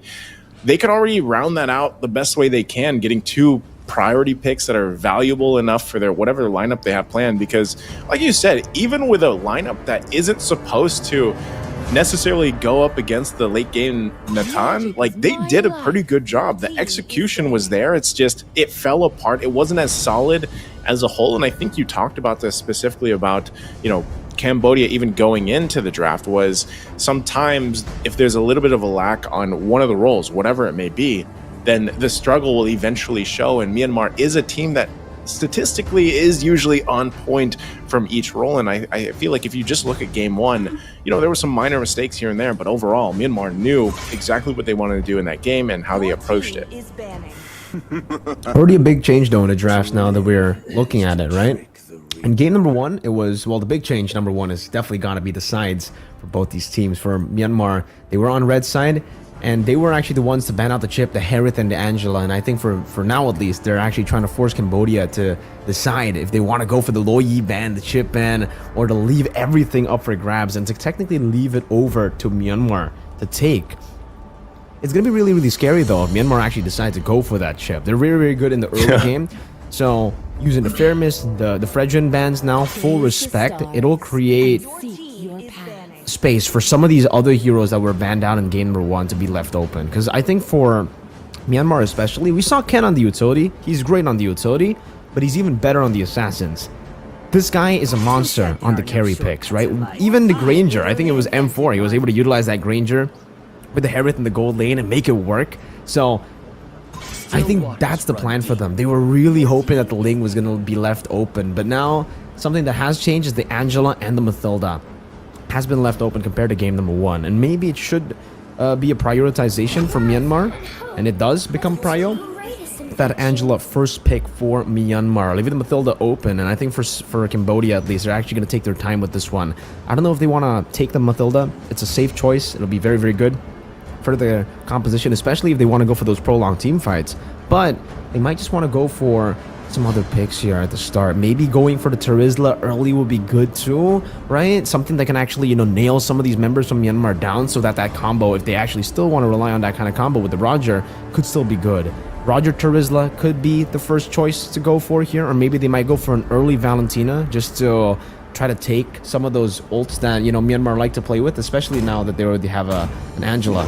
But they will just pick up the Roger first. That's a very good flex pick again. Super prio now, and actually, they won't utilize that flex pick if this is the pick that they decide to go for. It's a Baxia. So straight out the bat, they're revealing that the Roger will be going to the gold lane, and they'll be taking the Baxia away from Ken. It could be very good with Angela.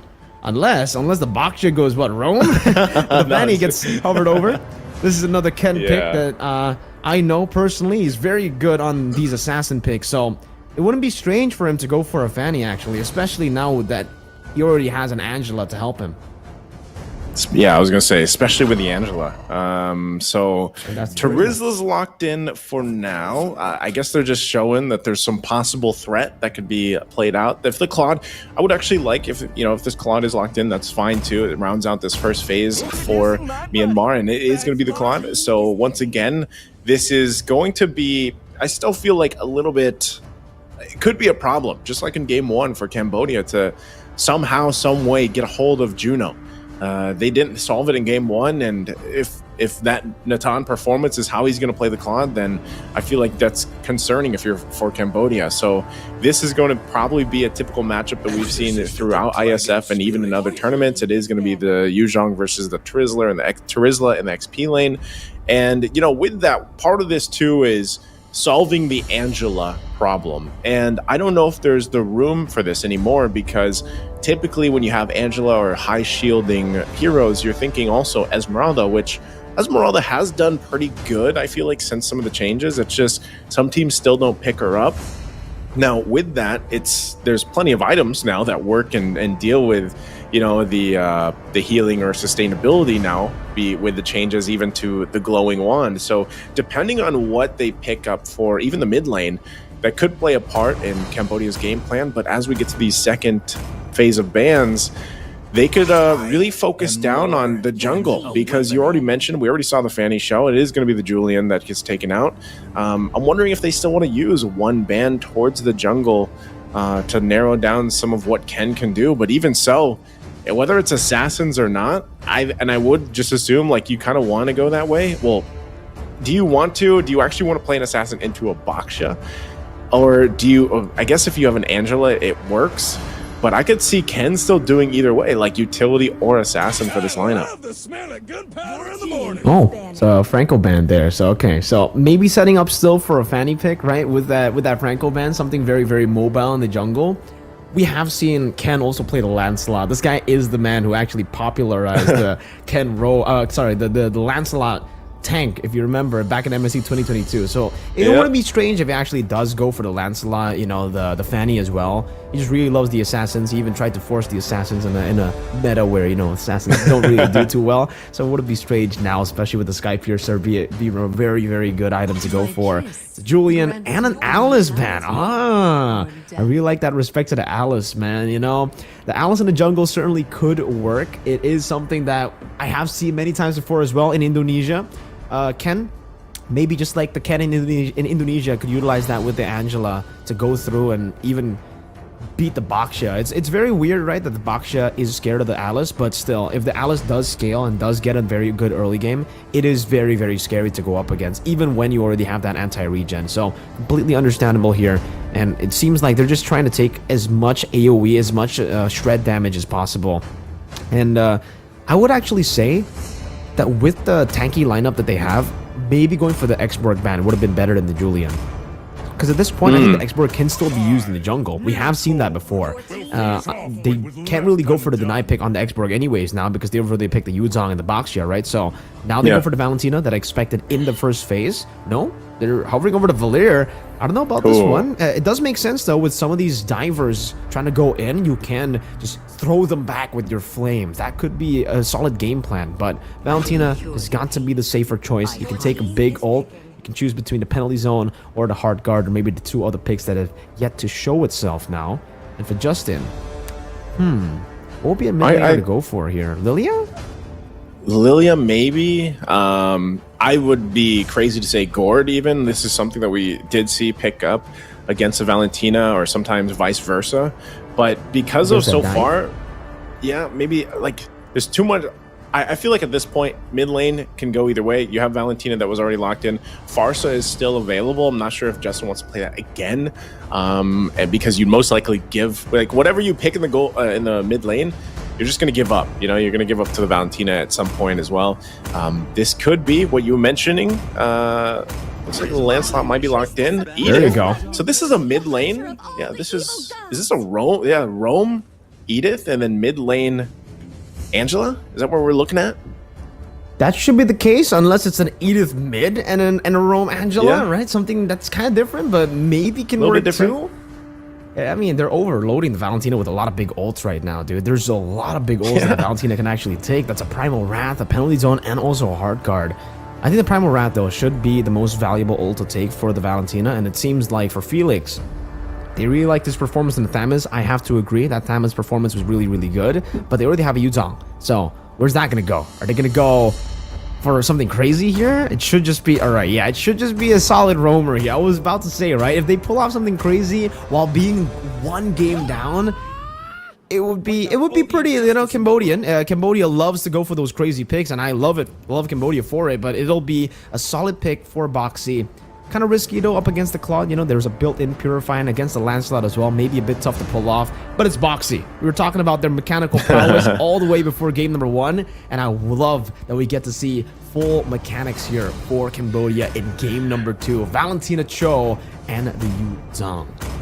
Okay, interesting too.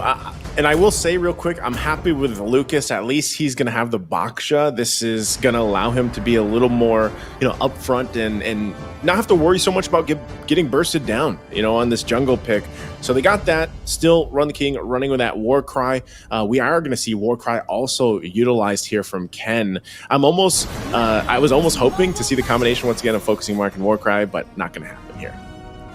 All right, no War Cry, at least for Felix, but we will see 2 War Cries for Ken and also for Run the King. Very interesting stuff here. Ken on the War Cry. This guy's a pioneer of the tank Lancelot. I would love to see how he utilizes this Lancelot now with the War Cry. So he's expecting to go for longer team fights instead of burst. I love that. No lethal ignition, no burst. He wants to utilize the consistent damage. And by the way, for you guys watching as well, this is already going to be a change for the Cho. You can see that passive stack now on the mana bar, and for the Ji Kundo range, it's also been increased. So for you guys, welcome to game number 2. Will Cambodia be able to force a game 3, or will Myanmar just clean sweep Cambodia here with this more of a AoE composition that they have?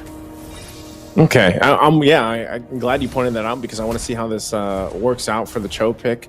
At the same time, it's very a mechanical game for boxing to kind of deal with getting the right setups here. This is always something that you kind of have to witness whenever you see a Cho pickup. It's got to be surgical. That's really what it comes down to, and being able to target or lock down the right targets, more so than, for example, the fact that you have an Iesf on the play for Rome here from Myanmar. And, part of that is the setup potential with an Iesf is great with the Onward and Earth Shadow combinations, or however you want to use it. But then you have quite a bit of damage too. So Justin actually going to flicker on out of there.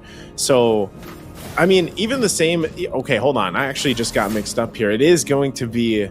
The Ruby DD is in the XP lane, and they planted the Terizla in the mid. Yeah. I just got thrown off by that for a second, but yeah, I'm not sure exactly how that's going to work out. I guess it's just to deal with Yu Zhang. Yeah, at least for Indonesia, we've actually been seeing a whole lot of Terizla mid from one particular blue team, and now it does seem like Lucas wants to go in, but Justin's already rotating down below as well. A fight for level 4 here. If Justin gets level 4, that's a big power spike. Oh, Felix, no Petrify committed. They're just going to go for level 4 here as they set up for the turtle, and it seems like Boxy will be first onto it, but look at the aggro taken away by Zide on that Angela, who also has hit level 4. So for everyone except for Boxy, they're actually all in their power spikes. Yeah, this is a big moment. Dragon form are we going to be used to zone them out a little bit further. First turtle for the fight. Justin looking for his own entry point with penalty zone. It'll be Ken, though, gets the turtle. Can they win the fight? Justin the first one to fall, and now they're going to force them back even further, but they jump back in. It's Ken that falls next, and Cambodia winning the fight all throughout as 3 bodies fall for Myanmar. Not sure if it's going to be another, but sorry on Felix. Will get stunned, but he's going to be just fine. So Cambodia comes out big with the kills, while Myanmar got the turtle. It started off so good with that steal, right? The puncture straight into the Thorn Rose, comboed in with the Retribution, but then Cambodia, the prolonged team fight of their composition definitely is better, at least at the start, because the Valentina can also steal the Primal Wrath, and that was the big concern when we saw the Edith pick, right? I mean, the Valentina have so many ults to choose, and in this skirmish, Ruby DD wasn't really able to shred like Ra, your big daddy, can, right? I mean, still very, very funny on that name, man. Shout out to Ra for that name. But we're going back live again. 3-0 start now for Cambodia. It should be really, really good for them, especially for Ra and Felix. They should be able to really force and go for these proactive maneuvers, which they do find comfort in. For Cambodia, at least, they do really well when they do get, a way to dictate the matchup. So this time it's already looking really good for them, and Myanmar will have to go back to farming up until maybe Ken finds another power spike to go for. But now Boxy, ooh, interesting start there, but for Ken, I really wonder what the item power spike is for the Lancelot, right? Yeah. Is it the War Axe? Is it still going to be waiting for the BOD later on in the Melfic Roar? I am kind of curious about the build path as well, technically, for Ken. Is he even going to go for full tank, or is he going to go for a mix? Maybe a semi-tank build like he's kind of known for? I think for this, with this lineup, you could probably maybe even do somewhat of a hybrid, pick up 1 or 2 of those more offensive items and then go towards the defensive, because later on it is going to be just him trying to get into the objective dances and try to steal it. Now, he did it earlier, but unfortunately, after he did it, you know, they fell apart from that. Blazing Duet gonna force a run back, nothing to get the kill there, but meanwhile for the turtle, once again under the turret, had the heart guard, and now Sario and Felix under the fight will be able to get possibly some more sustain out, does get the kill on Justin, and now they're gonna battle out further. Boxing trying to run, has to flicker out. Ken could not get the kill to follow on through, but now Juno part of the fight, forcing them back further. One hit away from the love waves, and Zidez does get it before he has to flicker out. 1-for-1 trade across the map. No one to take this turtle just yet. Ken quite low himself in the exchange. Mid lane for jungle. That's actually kind of worth Ken. Oh, Ken? Still able to escape that last bit of damage. Oh, I thought I was going to get him for a second, man. Same. Oh, it looked so scary for Ken, but he's still able to survive there. And for Cambodia, they should be able to utilize now the space, this new information that Ken is very low, to secure the turtle, the second one, for free. And this will only just put them in a better spot. Their snowballing comp is already very scary to begin with. Now the fact that the Boxia will be ahead of the Lancelot in XP and in gold, or actually not maybe in gold. Gold maybe still is held by Ken because he was able to steal away that first turtle, but now Lucas in the enemy jungle. Ruby DD.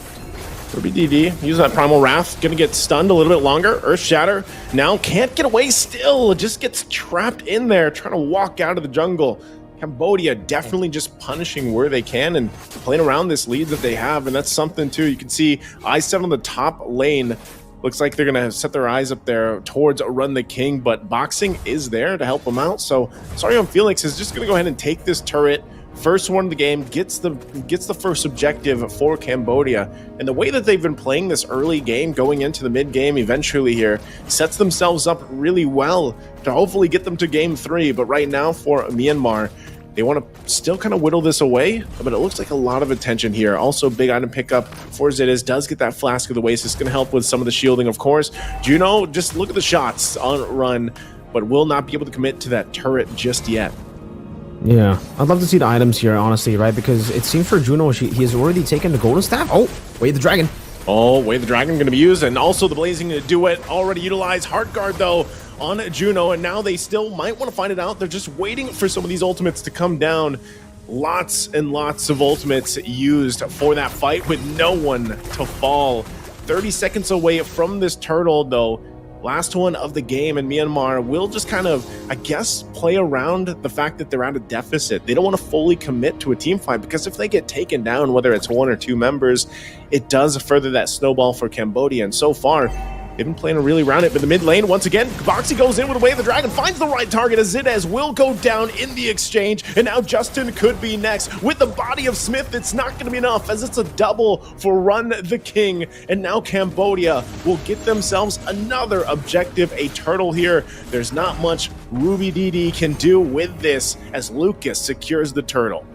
The boxy mechanics, man, shining in game number 2. When they get to a position when they actually can go for these proactive maneuvers, Boxy is just so much scarier compared to last game when he's put on a, you know, kind of reactive roamer. Oh, Ken could be in trouble, gets Retribution, gets slowed down, and now Lucas sits right on top of him with a Run the King, getting the kill. Boxy could be on the hunt once again for Juno. Blazing Duet, there's the penalty zone.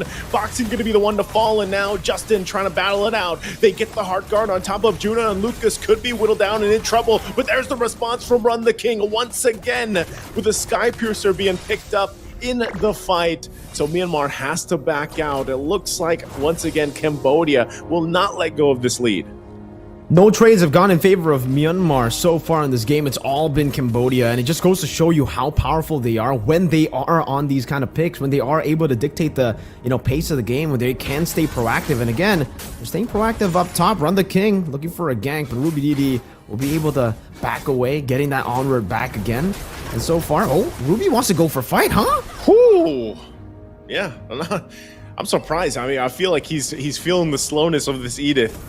Not even using that flicker available. So with this, Myanmar is going to find themselves really on the back foot, dealing with this just this power play from Cambodia right now. Slowly but surely, Cambodia will just utilize this build-up, right? They're really happy if Myanmar actually want to go and face them head-on in a team fight, and that's technically what Mlbb did. I don't know what the plan was. Maybe he was expecting some of the members from some of the other members to rotate up top together so that he can get an onward and maybe look to re-engage with the Primal Wrath, but Ken's been busy in the bottom lane. He's actually constantly been split pushing, and he's keeping his level even with Lucas, despite, you know, Lucas getting the first 2 turtles, despite him getting so much farm as well in the early game. Ken's still able to at least withstand that. And another Way of the Dragon. Again, with the Way of the Dragon, gonna wait for that Primal Wrath. It does get popped, but he can't escape from Run the King, and now Juno on the run. Has the Heart Guard, goes in with Blazing Duet to force Saryam Felix back. Justin also in trouble. Run the King won't use the pounce, but they'll find the next kill as Ken drops the 2-for-1 trade. Cambodia, once again, will get the advantage for this next objective, the Lord take. Now it's dominant for Cambodia. Now they should be able to just completely steamroll through. They get the first Lord for free. There's no way that Myanmar can actually go for the contest right now. And for Ken as well, the fact that he was able to get that even lead, but not able to really enter any of these skirmishes, it's just going to be tough for Myanmar. Cambodia will take control fully of this game now, and this is where you want to see the Roger. In game number 1, we were talking about how the Roger, we didn't really get to see all those resources placed onto him. We didn't really get to see that snowballing from Run the King. It's completely different here in game number 2 with him on the snowball, him getting that Sky Piercer. It'll be very, very scary. A Great Dragon Spear too. In the 10th minute of the game, we have 4 items for Run the King. And I think that name fits into his playstyle, into his standing now in game number 2 perfectly. He definitely is the king. He can call the shots and he can go in whenever he wants.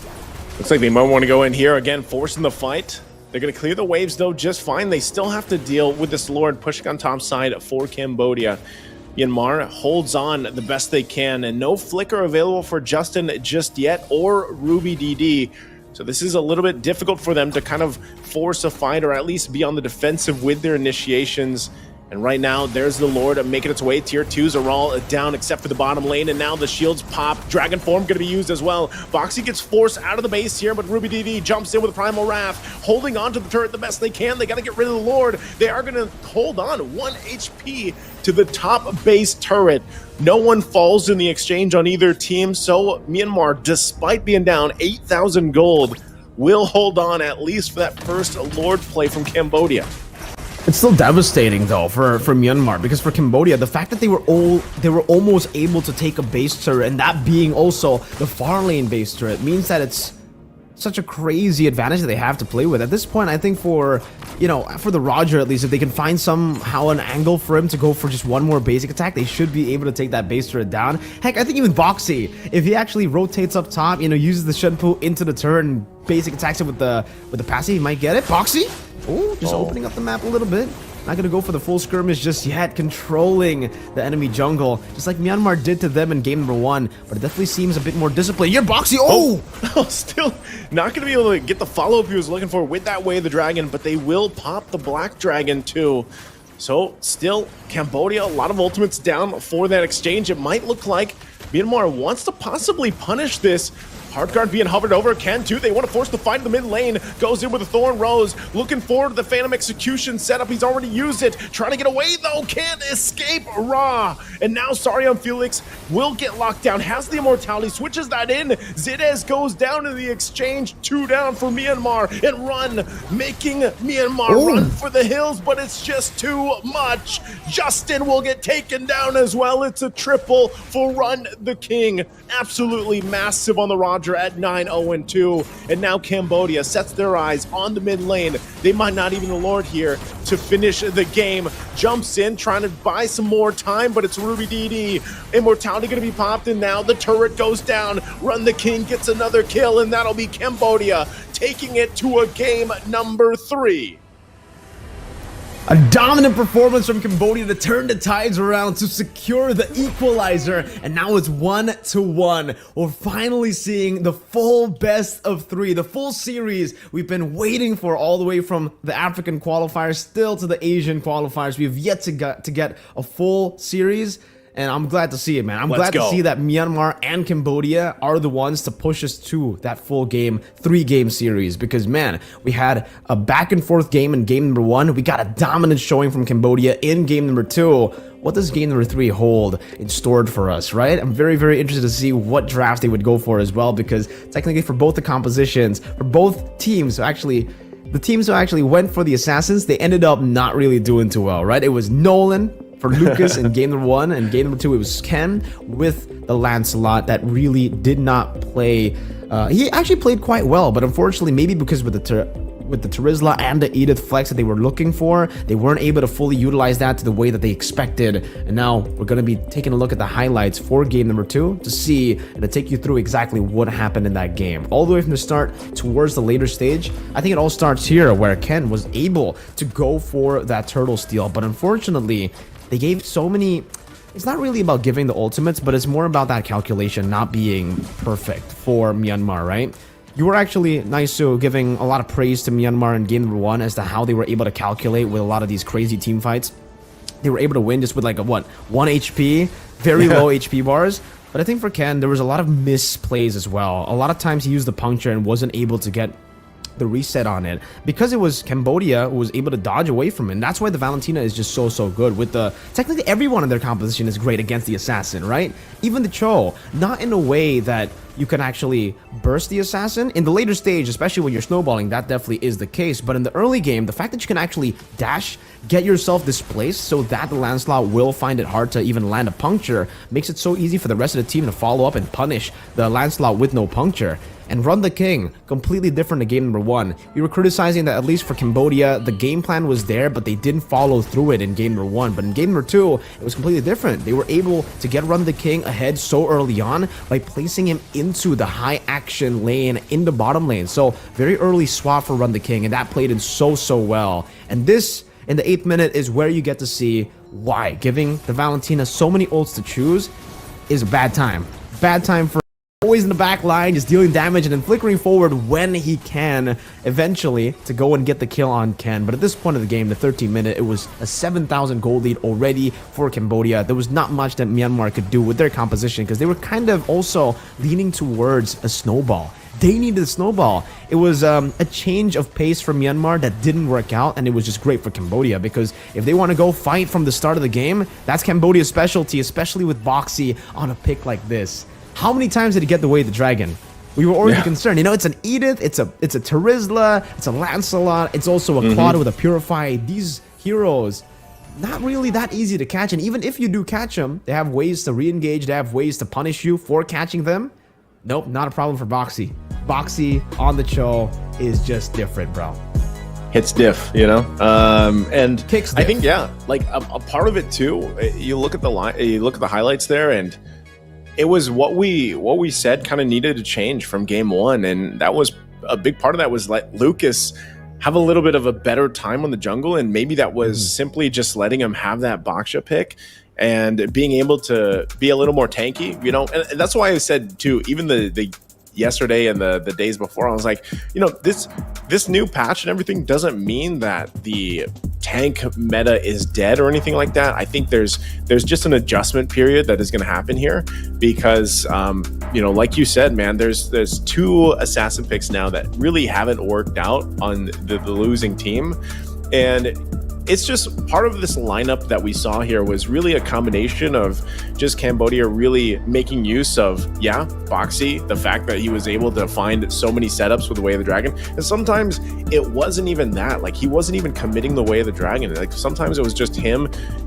kind of baiting things out with the Shinpo, you know, like setting things up that way and getting the minor knockups there and letting that roll there. And then it was a very similar thing.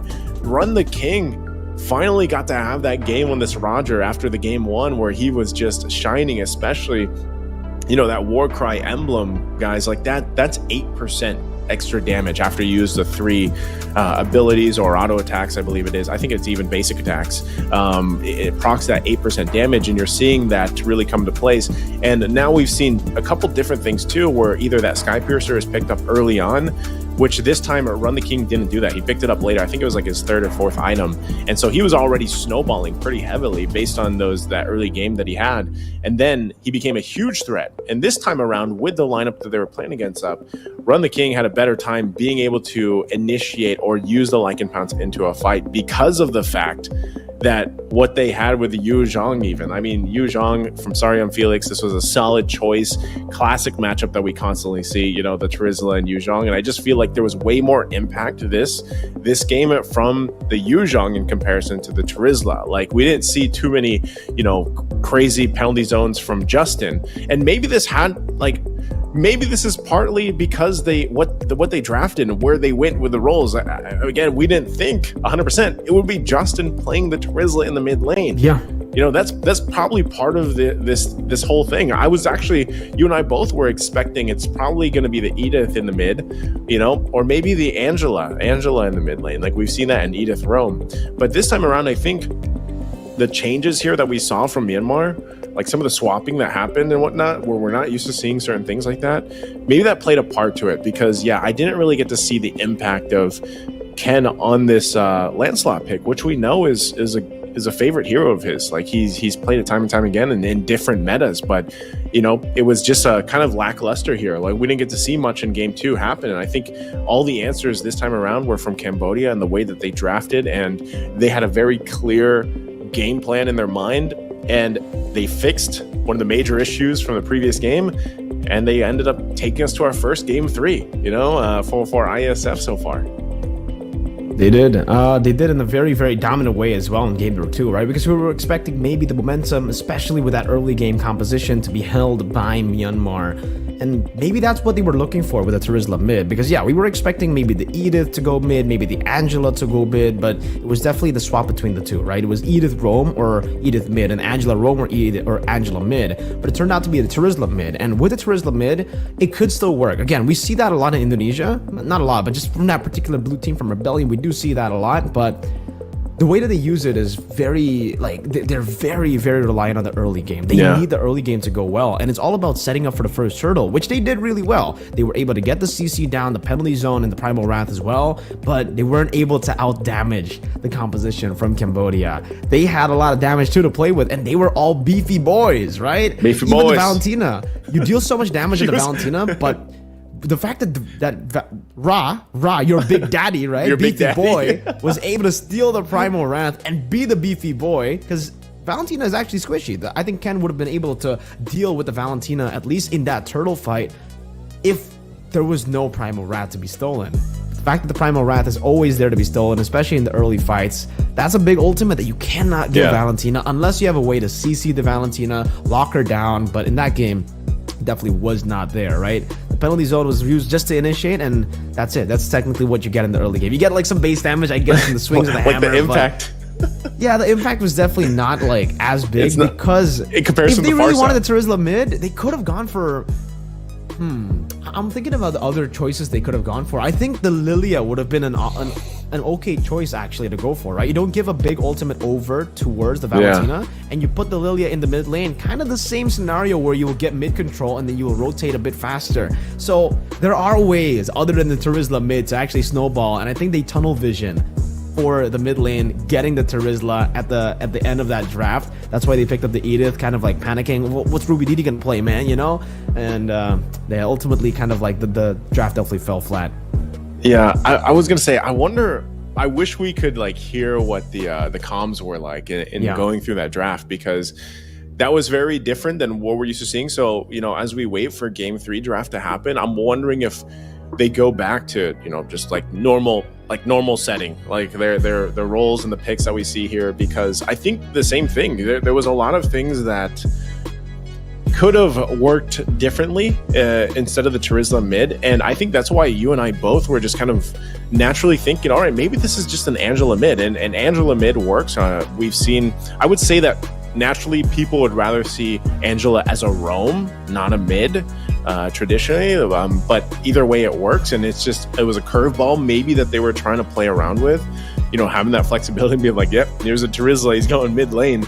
But you're right, once that penalty zone was used, then it falls off a lot because then your magic damage, really, all you have for magic damage, if you think about it, aside from Angela, and I don't really want to count that, is like Primal Wrath. Like once you use the Primal Wrath, like there's your magic damage, and then it kind of, again, because of this lineup, the way that they utilized it, it wasn't enough to go toe to toe. And we're talking about Valentina. Valentina is one of those heroes in the mid lane that is typically at the top of the damage meter throughout the games because of the way that she works. And then, like you said, she gets that, if she takes the Primal Wrath, then she does even more damage. So I think we're almost ready for the draft. I know we still saw some graphics here. Big shout out to the production. They're still trying to get that situated. That would be our first time actually seeing the pick and ban, the graphics, but hopefully we'll see how these kind of fall into place, like lineup wise for both the teams, because now that we've had a good sample from game 1 and game 2, and we are rather familiar with these players and these teams just from different tournaments, there's a lot that it can happen as it comes down to this best of 1. And I know some people in the chat were asking, is this like an elimination match? It's not an elimination match. It's a best of 3. There's for this portion of Asia, there's a whole like a round robin, I believe, and Mirko mentioned that there is going to be teams qualifying later on. There's matches also happening simultaneously offline, guys. So this is just actually our first match for this sub-region of Asia. So it is a best of 3 that'll be played out here. I think for you guys, if you guys really want to just check what the results are, you guys can go and check out the website that Nightbot's been always saying in the comments, www.iesf.gg, and there you can actually pick the region as well if you want to check out what's happened in the last few matches maybe that have been played as well, because currently there are, I think, a few matches that are being played simultaneously, but I'm not too sure as well. You can also see the updated standings right after every single game that will be instantly updated on the website too. So really cool stuff. Yeah, there are actually matches going on right now. So go ahead and check it out. I'm just checking it out myself as well on the other screen here. And it's great. It's very easy to navigate around. You guys should go and check it out, especially if you want to know exactly who will be able to qualify. Because we'll have the playoff matches, I believe, in day number 4. So tomorrow we'll have another round of, the continued fights to get that top 2 slot, but then we'll see the official playoff matches on day number 4, and that'll be a best of 5, I believe. So some big matches coming your way, and we also have the next match later on that we'll talk about later, because we'll focus now on Cambodia versus Myanmar, right? What do Myanmar have to do to get back at Cambodia, and what do Cambodia need to do to hold their ground now that they have actually equalized? For me, Myanmar, I think, go back to game number 1. They do really well on Assassins, cool. They're really good at team fights, yes. But I think game number 1, when they actually can focus around these neutral objectives instead of pure fights, they have something to fight for. You know what I mean? Like, in the fights of game number 2, yes, they were fighting for the neutral objective, but when they were falling behind, it almost looked like they were fighting just to fight. They were fighting because they just like to fight. They just enjoy the thrill of dying or winning in that skirmish. And really, it's very unfortunate. It's very fun. It's very entertaining, especially, but it's not really the best way to go at it, especially when you're behind, right? So maybe go with a draft that can actually wait for the late game. If you actually lose in the early game, maybe something that can ensure you for the later stage, like the Natan pick, maybe even a Claude pick that you want to play with, though. Don't force the Claude to fight early on when the rest of the team loses. I think the adjustment definitely needs to be made.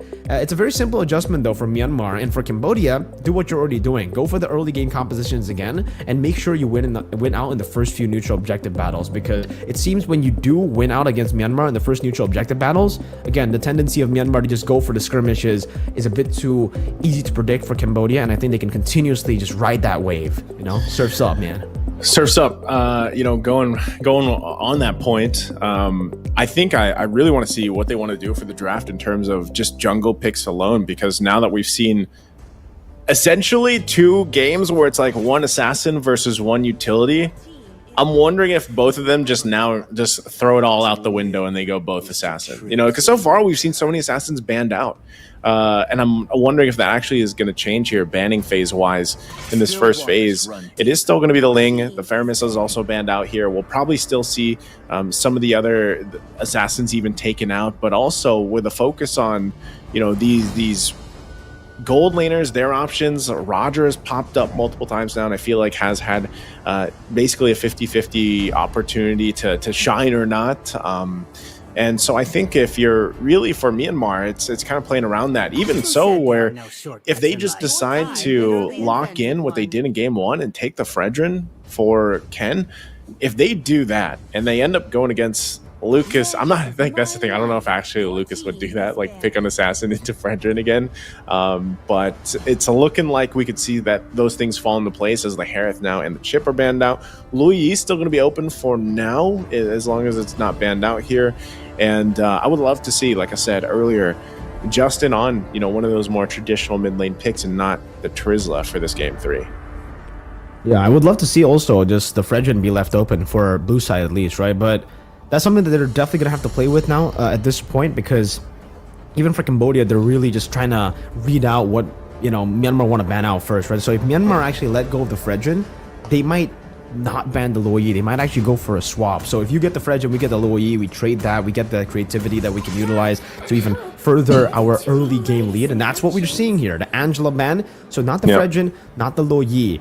Now pressure is on Cambodia. I think the best way would just to be trade those heroes, right? If there's going to be an OP hero open, you kind of trade it together. But I don't know too. If they leave the Luoyi, is the Luoyi more prio than the Fredrin? Yeah, that was what I was thinking about, right? If they leave the Luoyi, maybe the Luoyi would be first pick, and maybe for Cambodia, that might just not be worth it for them because they don't want to play the Fredrin, maybe.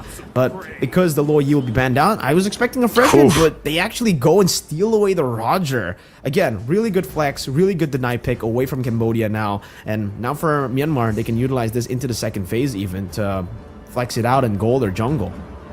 Interesting. Okay, yeah, I knew the Roger would probably be up for contention because we've seen it throughout the series now, game 1 and game 2. But it looks like, Myanmar wants to grab that. And that's the thing, we actually don't know if it is going to go in the gold lane or if it's, the choice for Ken to play with, because it could be flexed there as well and saved as a later choice. How we saw them change things in the previous game. So with that information, Cambodia, they can kind of build around this. It looks like they're going to be the ones to lock in the Fredrin and the Yuzhong pick.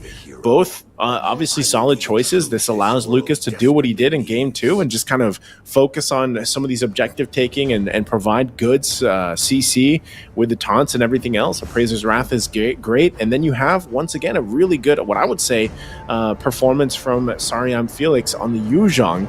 And so we're going back to this matchup, man. I think we're just going to constantly see this. When the Yuzhong is picked up and Trizla's open, they're going to go for it. Now, this time around, it could possibly just, hopefully it goes in the XP lane and not in the mid. We'll see exactly where they want to fall into place with that. But I think still, this is the decision for them, is like, for Myanmar, do they want to put this Roger possibly in the jungle against a Fredrin? And it looks like the Minotaur is hovered over. This is great combination of ultimates. You have the penalty zone, you have Minoan Fury, you have some sustainability with the motivation of Roar as well.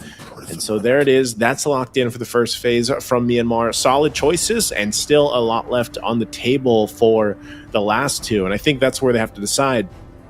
What are they going to put in the mid lane? They need a good source of magic damage, especially some of that burst.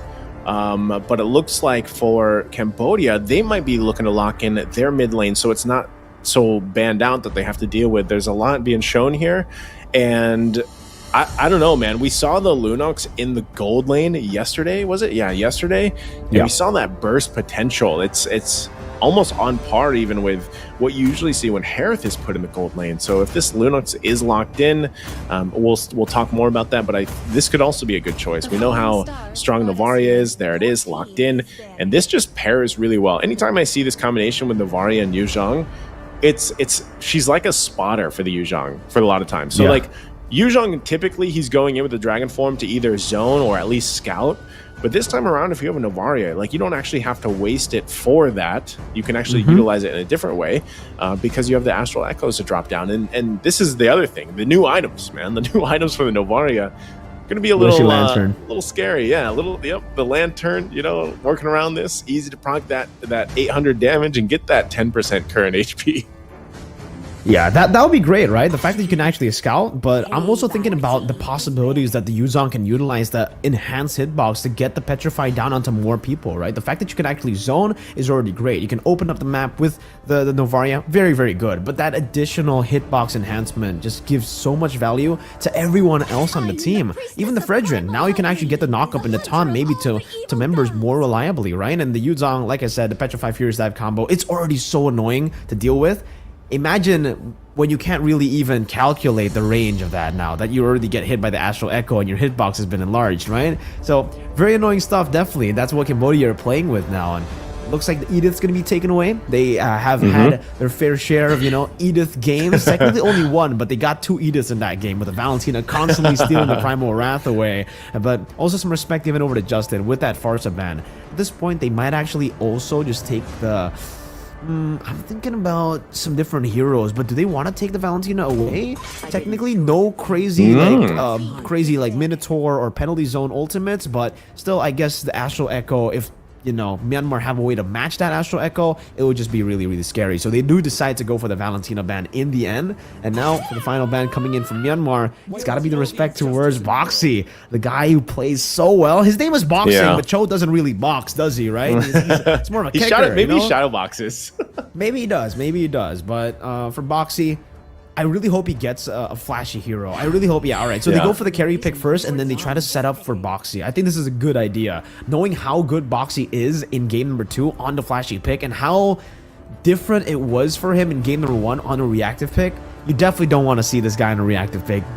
Take him off the Minotaurs, take him off these boring roamers, put him on a flashy one, because that's where he really is able to force and dictate the matchup. But it seems for Justin, he wants to do that as well. But for the mid lane, Kagura being hovered over, not too sure if they actually want to go for this. And with the Nolan, that's technically what we were talking about before the draft even started, right? From Myanmar, get a little bit more of that late game insurance to play with later, and it should be, perhaps a Kadita that they're going for. If they do, this is good, but it's also risky, right? They do lock it in. So in the first few fights, it's going to be good. But later on, if Cambodia are able to bait out some of these resources, the cooldown cycle, the cooldown on these resources, it's going to be massive. Once they use the initial burst, Cambodia can actually take them on in a full team fight, in a long team fight. They got the tools to do it. They got a Yuzong and a carry, a Fredjun as well, and a Novaria. So much consistent damage coming in.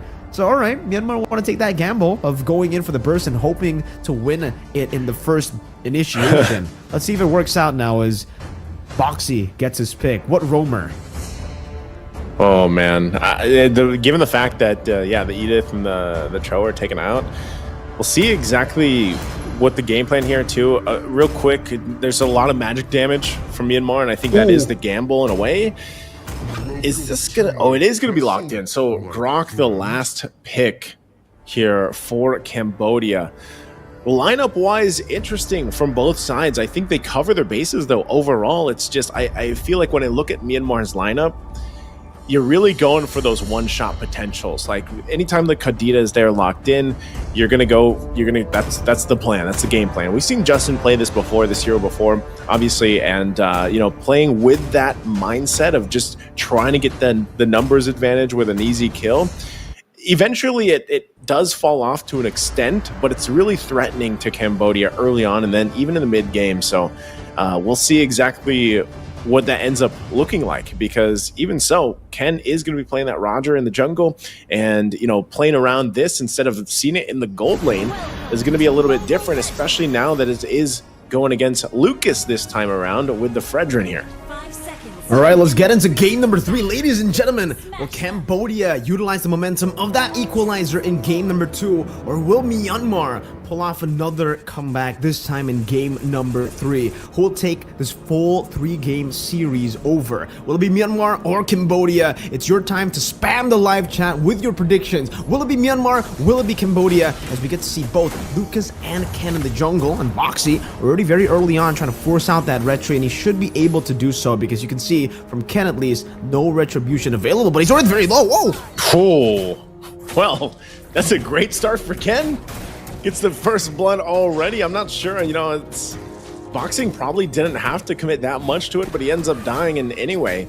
So you know, this is the difficult situation to be in. If the Roger gets a momentum in either, whether that's the jungle, whether that's in the gold lane Roger, it is kind of tough to deal with. So right now it looks like Boxing is just going to go ahead, you know, and at least to get vision over here, make it still hard for Ken to deal with. He's going to take that front side. Lucas also walks up in there. Now Justin gets the front of the damage. It looks like who did get the purple? Lucas is going to be the one to fall. Ken got the purple buff, and now Boxing in trouble once again. Has to flicker out. Should be fine unless he gets chased down. But this is going to allow Ken to go ahead and continue to get resources on the map. And with that, now Myanmar finds themselves 2 kills up. Oh man, Cambodia with a very early invade, right? And both the invades really failed for Cambodia. They gotta respect the Roger is actually a really good jungler, man. Even with the Impure Rage, right? You get so much more sustain in that jungle, and they're actually gonna go for another engage. And it does seem like, I don't know if Ken actually picked that up, but if he did, then yeah, Lucas will not be level 4. And this is a big problem coming into the first turtle, where Ruby, DD, and Justin are already very close to that level 4. They're gonna have a massive power spike. And even Zide in the mid lane, he should be able to clear up the whole wave and get level 4. So Lucas struggling here. If he doesn't get this goal XP crab, okay, he does. Yeah. Oh, Ken also taking a lot of damage himself. Oh, Lucas just swoops on in, gets the turtle, and now Ken's going to be in trouble. And sorry, Felix will pick up the kill. Zidez in trouble, trying to get to the mid lane. Will flicker out, gets a shot though. Oh, Boxing. Is Boxing going to go for it? Throws up the Guardian's Berry, stall out the recall a little bit longer. But Cambodia finally fighting back in the exchange, and well, that whole thing will actually give them this at least equal now in the gold and a little bit of a lead to work around with. Yeah, that was really good. Cambodia desperately needed that win, and I think for Lucas, right, we were talking about in game number 1 and game number 2 how he was just missing out on these red trees. The fact that he got 2 victories there, taking the XP crab away and then straight out into a steal in the jungle, in the turtle, is great for him. Definitely some confidence boost as well, man, because he definitely needs that now coming into game number 3. It's a leather jerkin start for him, so I think he should be going for a Dreadnought armor first. Yeah, and he does go and complete that Dreadnought armor with the tough boots. So he already has tenacity, now added physical defense up against these beefy members that can deal damage with their abilities. But for Ken, it should still be that Windtalker rush in towards maybe a Sky Piercer second item, but maybe even goes for War Axe. You know, I have a quick question to you, Naisu.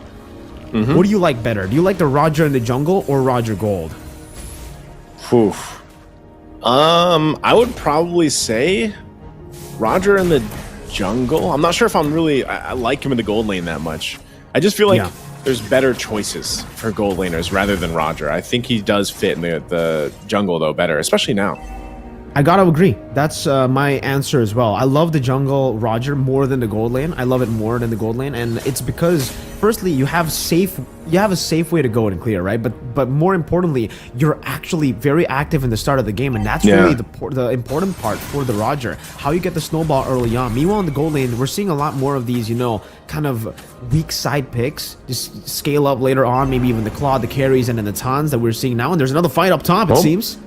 Ruby DD already defensively used that flicker, so a lot committed once again at the top side. Justin gonna jump in, won't be able to find the knockup he's looking for, and now Sarium Felix wants to fight back, and this could be the moment they turn around. A Minoan Fury under the turret, they pick up Sarium Felix, but they're fighting under the turret as Zidez will fall while charge gonna be used. Ruby DD does have that body of Smith, keeps him quite defensive on this Terizla, so, and he dodges the shot too, so they keep it together.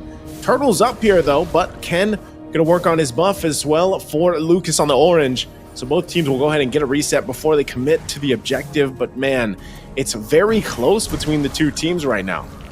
Playing it very slow, because for Myanmar, technically the way that they want to win in these team fights, I mean, the way that they want to tackle these neutral objectives is through winning the team fights. They want to go for the members first. They don't really want to go for the neutral objective first. That's what Cambodia want to do with a wild charge, and obviously with a Fredrin there to go for the last hit. That's what they want to expect. That's what they expect to go for in these neutral objective battles. So for Myanmar, the person who actually needs to tank up the turtle, the person who needs to take the aggro, shouldn't be Ken. Ken should be coming in at the very last second with the Lycan form. He can go for the gun form, just, you know, deal some damage, poke him down, and that's what they're doing now for the second turtle. Yeah, they're going to jump in. Once again, Lucas trying to contest this turtle. Shots coming down. He gets thrown into the air as he falls. Ken will get the turtle. Now Sarion Felix keeping the front line under control, but also in the gold lane. 2 fights happening at once. Juno will win the 1v1 versus run, but now Ken can't pick up the kill on boxing just yet. Ruby DD will wait there patiently. He's 10 seconds away from the flicker. I think he's going to stall out as much as he can boxing. And it looks like he's going to do just that. Meanwhile, in the mid lane, they continue down at the tier 1 turret. They finally get it. But once again, Ruby DD, flicker nearly available. Boxing still there, left to the limbs. And they'll go ahead and stall him out as long as they can. They won't be able to get the turret just yet, though, as Sarion Felix is back to the lane. Yeah, Voxy, he has to stay up top there. He definitely needs to just, try to deny that turret take, because it would be so bad for them if they lost 2 turrets off of that play. But definitely, I want to give a massive shout out to Myanmar as to how they tackled that fight and how they adjusted right after turtle number 1, right? Because in turtle number 1, they were actually utilizing Ken as the guy to go for the turtle first. He was starting things up, he was the one dealing damage to the turtle, and he was taking aggro. And that put him in a position that was just so vulnerable. Way too vulnerable as the main carry of the team in the early game, right? So the fact that they actually played around it, the Minotaur was the one that took the turtle aggro, and it was Ken who just stayed in the back with the gun form dealing damage to it. It kind of forced Cambodia to go in, because either way, if they go in just for the steal, that's kind of not possible, knowing that Zide will use the Minion's Fury and will knock up Lucas, and they just basically, for Cambodia, they just definitely needed to look for a force into that turtle pit, and that's what they did. Unfortunately, it didn't work out for them, because then Lucas was just so open to all the damage coming in, not just from Ken, but also from Justin, who bursted him down quick, even before the turtle got into the, the retribution indicator sweet spot. So for Myanmar, a good win there puts them in a very good spot now to look for the snowball, up for turtle number 3, and even in the bottom lane, Juno somehow was able to get a 1v1. Run the King? Way too overextended. It was so far inside of the enemy jungle to a point where I think he was like almost below the tier 1, right? So definitely not a good spot for Run the King on this carry. You definitely want to try to go back and forth up against the Natan. You want to try to, bait out the entropy and then fight when the entropy's not there. But it seems for both these teams, they actually don't want to go for the 3rd turtle, which is great for both these teams technically, because they want to actually wait up. For Cambodia, they want to wait up. They want to go for some of these levels, some of these farm before they actually go for a skirmish. And for Myanmar, it's kind of tough for them to pull off that turtle fight. But it seems for Cambodia, they're going to utilize Juno being up top to go for a fight instantly. Yeah, Lord already half health here. Dragon form going to be used. The rest of the team making their way. There's the rough waves of the rough wave combination, and they find Lucas penalty zone into the back as well, forcing him back. And now it's Myanmar looking to punish even further, as Sarion Felix will drop in the exchange. So it looked like Cambodia was confident in taking the Lord, but look what happened. It was a disaster. Myanmar swings down, gets the Lord, and gets some kills, all just for their roams it is. And that was why I was kind of confused, right? I was saying that both teams really didn't want that turtle, wanted the Lord to spawn in so that it would delay the game to a certain point. For Cambodia, I was definitely thinking that they would actually want to utilize that to go and farm up a bit more, because even Lucas was behind of Ken by a whole level. And again, for Myanmar, they're very happy to utilize that small lead to go for these bursts, because with their composition, if they get a good initiation, they get the win, and that's exactly what they got in the last team fight. Luckily for Cambodia, though, they got a carry and a Navaria. Very good clear. The Navaria dealing AoE damage, and obviously for the carry, dealing with the Lord. So defense should still be okay, but Juno, 9th minute this time. A whole minute behind, the game 1 timer of how he got the Holy Crystal. And now Myanmar can actually start dictating the pace, can start going for these big team fights to force some neutral objectives, or to force some structures even. They'll be able to take a tier 2 up top as well, 2 of the side lane tier 2s. So still some good stuff from Myanmar, as that's also Ken completing the endless battle. For the carry, as expected, this is why I really thought for the burst! The burst is just too much boxing. Juno, as you were just talking about it, now they'll find a triple from Sarion Felix. Breath of the Ocean knocks up Lucas. Lucas will get a kill before he goes down. A maniac for Juno. On line for this Natan, and already 10 minutes in, Myanmar just comes out with a decisive team fight. Man, were you just talking about Juno and landing that Holy Crystal, and then he goes and gets a maniac, Mirko? Ninth minute Natan, Holy Crystal should be kind of illegal, right? The normal timer is 11 to 12, but you can see the damage there. Run the King got ran down by Juno on the Natan. And then next is Felix, the guy who should be tanky. He picks up a Radiant Armor right as he dies as well. So he was already on that. He already had some magical defense, and yet you were still shredded down. That's the power of the Holy Crystal at the 9th minute of the game, man. That's why I was so surprised with it being completed so early, because you usually get that at the 11th minute, at the 12th minute. That's usually the time that you get it. That's usually when the enemy team also has, you know, a bit more magical defense to counter that. But the fact that you got it so early means that for Cambodia, at least, they didn't have those items ready, and that's why you saw Felix only get it after he died to the Natan damage. And now he has the Divine Glaive at the 11th minute. Add salt to the wound. This is a 14-minute item for the Natan. That triple kill, that Maniac definitely got him here way faster. And oh man, if we were already talking about, you know, Cambodia finally getting those items like the Radiant Armor, it might not even matter. Juno has a Divine Glaive. He's basically going to do true damage. Maybe up until Cambodia get another, like, magical defense item on top of the Radiant Armor. If they get Athena on top of the Radiant, maybe they can withstand some of that damage. But even then, Ken will just shred through them with the Sky Piercer. He's got the Sky Piercer, execute. And now Lucas, how is he going to get in here? Oh, Ken, actually, you can see how much the Lord hurts. With that change now, they're going to be in trouble. Zidiz goes down in the exchange, and Sarion Felix will be the one to follow. Ken also battling it out. Penalty zone going to be used. It's a double for Ken. Juno still alive, quite healthy. Rough waves from Justin used. The trade, the 1 for 2 now. Ken is still up, but I don't even think Myanmar wants to commit to this. They're still respecting the fact that the Lord does hurt Ken quite a bit, and they could lose this possibly, as Lucas on this Fredrin will be fine to tank most of it better than Ken can. But they go ahead and get ready for the reset. Zidiz will be up in a couple seconds, and meanwhile for Cambodia as well, and they'll go ahead and converge back to this Lord fight as they get situated in. Again, another amazing skirmish from Myanmar. The fact that they were able to get both Felix and Boxy there, the punishment was just real. And yeah, we definitely see the change on the Lord, right? You're going to struggle to actually go for the Lord dances on these carry junglers. So it definitely has to be Ruby or Zide who tanks up this Lord. Because earlier, Ken was actually very, very low. If Siu or if Cambodia were able to actually initiate on Ken, that would have been pretty bad. But even then, if they use all their resources on Ken, there's that secondary carry that we were talking about, that crazy Natan, Juno. This man, it seems like on the Natan, he's just so much more comfortable, right? Because we got to see him on a different pick in game number 2, and it was different. His Claude is just not as Natan. His Natan is something special, really, man. From his farming, from the way that he enters these team fights, to the way he kites as well. And even in the mid lane, oh my goodness, almost bursting down the frontliner. No Felix. Myanmar might just look to go for this.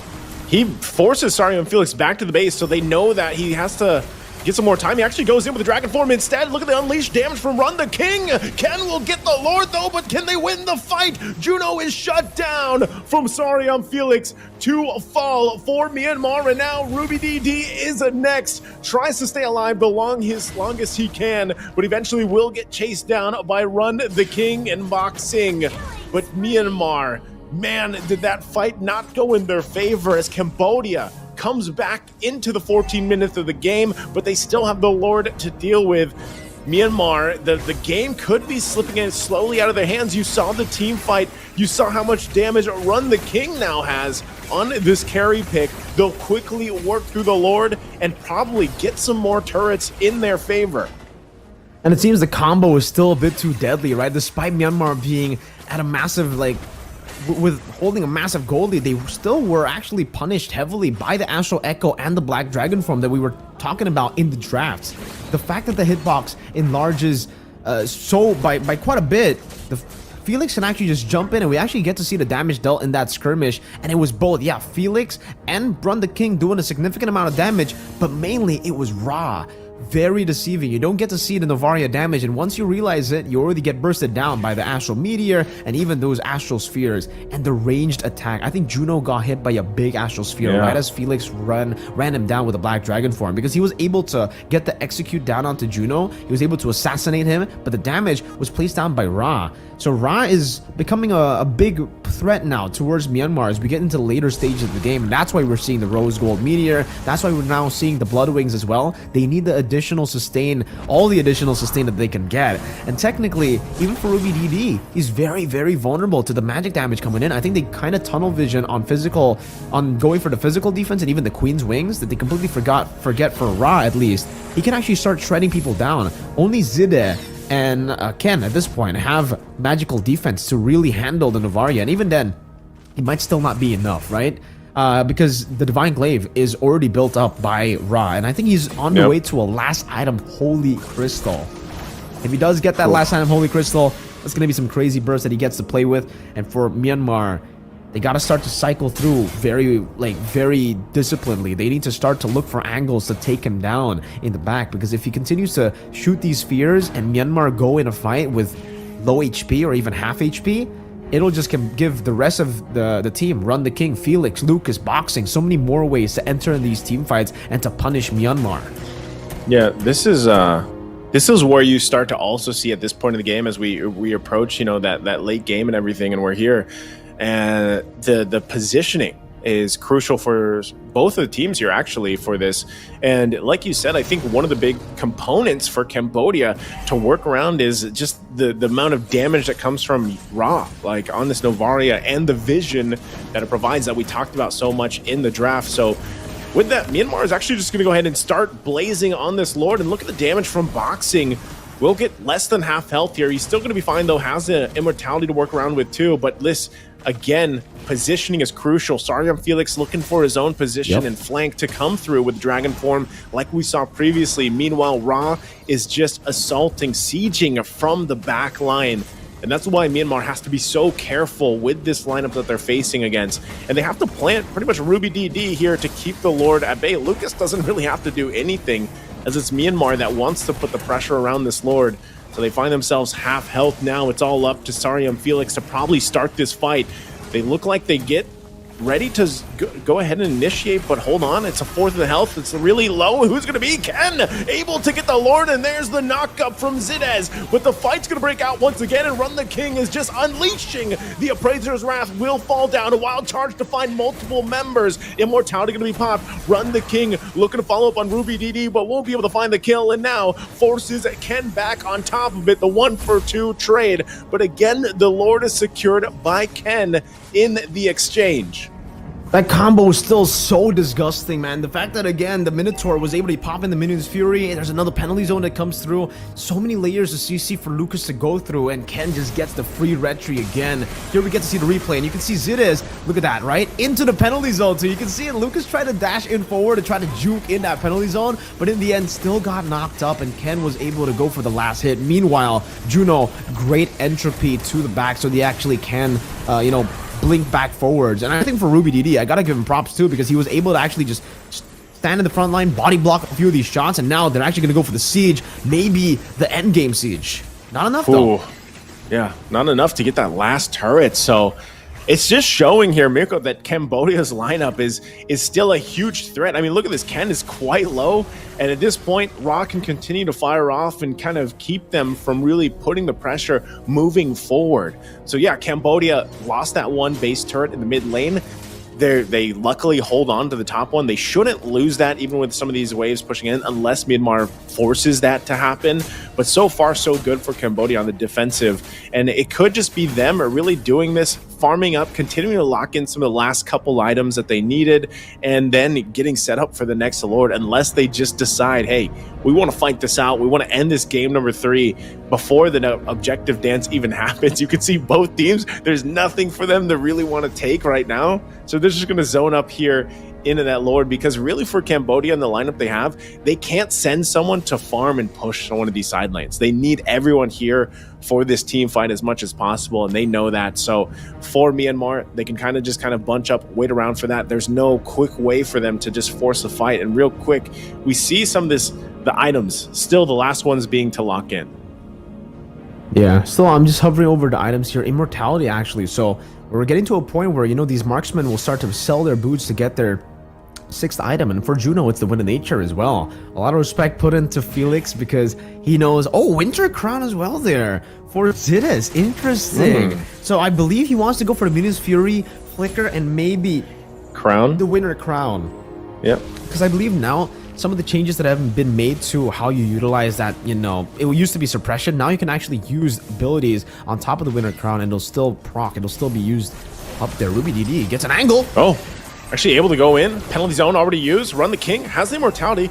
So they might just have to back off, but they used the Dragon form to chase down Myanmar. They might be forced to fight this one out. Sarion Felix goes in, can't find the connection. There's a Minoan Fury. The knockup is there, and now they're going to unleash. Look at Juno's damage on top of Ken. They're going to force Cambodia even back further, and they find Run the King, and they'll run down Cambodia. Appraiser's Wrath to keep them at bay, but Myanmar might just go ahead. Oh, and a shot from Ra, able to get Zinez down. So it looks like Myanmar wants to make the play, push the top in, get that turret down, and possibly rotate for this Lord, unless Cambodia with 2 members can keep them from ending the series here. Lucas holding down the front side, Juno there using the entropy. There's the immortality. It's already going to be popped. They have the waves pushing in. Now it's up to Ra, left alone. There's not enough time, and it looks like Myanmar will be able to take this series in game number 3. Well played to Myanmar. Even though there were a few of those fights that went to the side of Cambodia, again, they were able to finally get it done through their leads, through their advantages, playing and adjusting back to their winning conditions. That Minotaur and the Terizla, the combination of the Minions Fury and the penalty zone still was too much to handle for the side of Cambodia. Even towards the end, when the penalty zone flicker combo was already used up to initiate over, when it was already baited out, the Minions Fury was still there, and as long as, for Myanmar, as long as they were able to get that front to back working, it would just automatically be a win, right? And in the end, Cambodia, they weren't able to find those creative angles anymore, even with the Astral Echo, and they actually fell, or they actually, yeah, they kind of fell to that flank as well from Justin, dude. Yeah. Justin, ever since, you know, they lost out in the full initiating battle, he's always been adjusting to that moment to actually go for the flanks. He's been rotating across the different paths in the jungle to find a flank on towards Ra, and in that particular skirmish, he was able to find a great flank. Unfortunately, not catching Ra, but getting Run the King, getting in the back line. The fact that he was able to, you know, kind of like split that front to back composition of Cambodia was already very, very good for them. But it all started here with the first 2 kills being given over to Ken and to Justin. It set the stage for Myanmar to get this massive snowball running. Luckily, though, for Cambodia, they were able to punch back. They were able to hit back here with a turtle take, a good steal, because Ra was able to pop in that Astral Echo to give the vision over, to give those hitboxes over so that Felix and Boxy could go for a big play. But in the end, some of these skirmishes that go back and forth ultimately just goes to the side of Myanmar a bit too often in the early game, and that's what really created this big snowball for them into the next turtle as well. They adjusted very, very well, because in the first turtle, Lucas was still able to enter the team fight, getting the last hit, and then they were able to outplay. But the adjustments made by Myanmar is that, you know, if Lucas wants to jump in, why not? Why don't we actually just go for the team fight first before we go to the turtle? Why don't we use Zidis to actually tank up some of the damage from the turtle to take the aggro so that Ken can still jump into the team fight with full HP? And then we continue with that 1v1 in the bottom lane, and then the Lord here as well. Some of these skirmishes were just so clean by Myanmar in the early stage of the game, especially this first Lord take, because this was the Lord take that was kind of confusing, right? We were expecting both teams to not go for the turtle because they wanted to wait for the Lord so that they can actually delay even further and wait for their carries to get to power spikes. But then they decided, for Cambodia, they decided to go for a very desperate Lord at the mid-game, and that's what gave Juno so much power here in towards the 12th minute of the game. He already had a Divine Glaive, if I'm not mistaken, at that 11th minute, on top of a Holy Crystal. But somehow, again, Cambodia, even though they were under so much, like they were behind by so much gold, they were behind by so much XP, they were behind in terms of structures and neutral objectives, they can always pull off a fight win.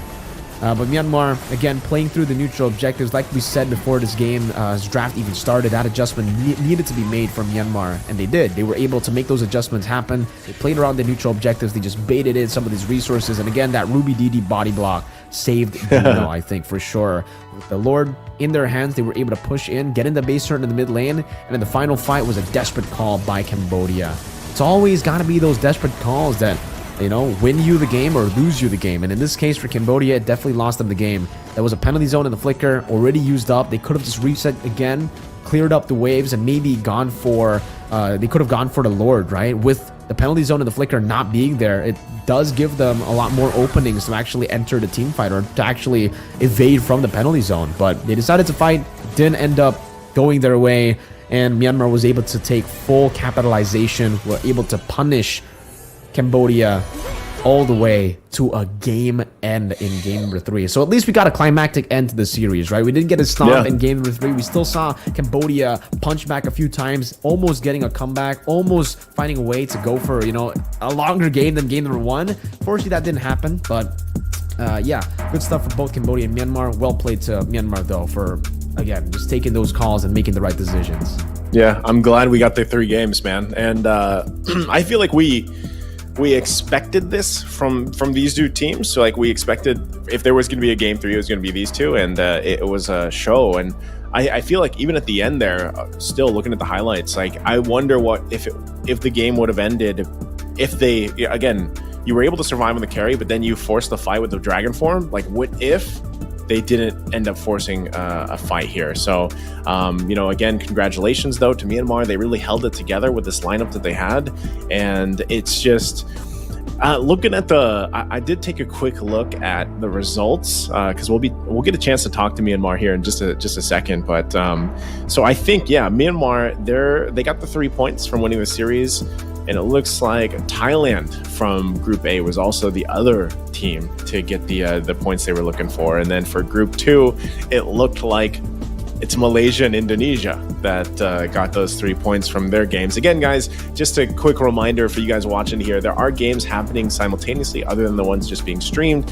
And if you really want to keep an eye on what's going on as a whole, check out Iesf.gg and head over to the Mlbb section, and you guys can check up all the up-to-date rankings and standings happening right now, and for this portion of the pretty much the group stages, right? Because I think, the Southeast Asian group or the category has the most teams. I think it's like 9 countries that will be competing in this round robin to eventually go off to the next stage, which is their playoff stage. And then, reminder, all this is leading to Riyadh for them. It's the road to the WEC to battle it out once they get to the WEC in Riyadh. Yeah, so just as an update, you already said it, right? I mean, Indonesia were able to win in the match that was not streamed earlier, and also now with Myanmar. So both Indonesia and Myanmar are actually topping their group. Alongside for Group A, it's Myanmar and Thailand. For Group B, it's Indonesia and Malaysia. So it's literally the battle for first place now as we get to our second match. But we will get an interview first with the winners of match number 1.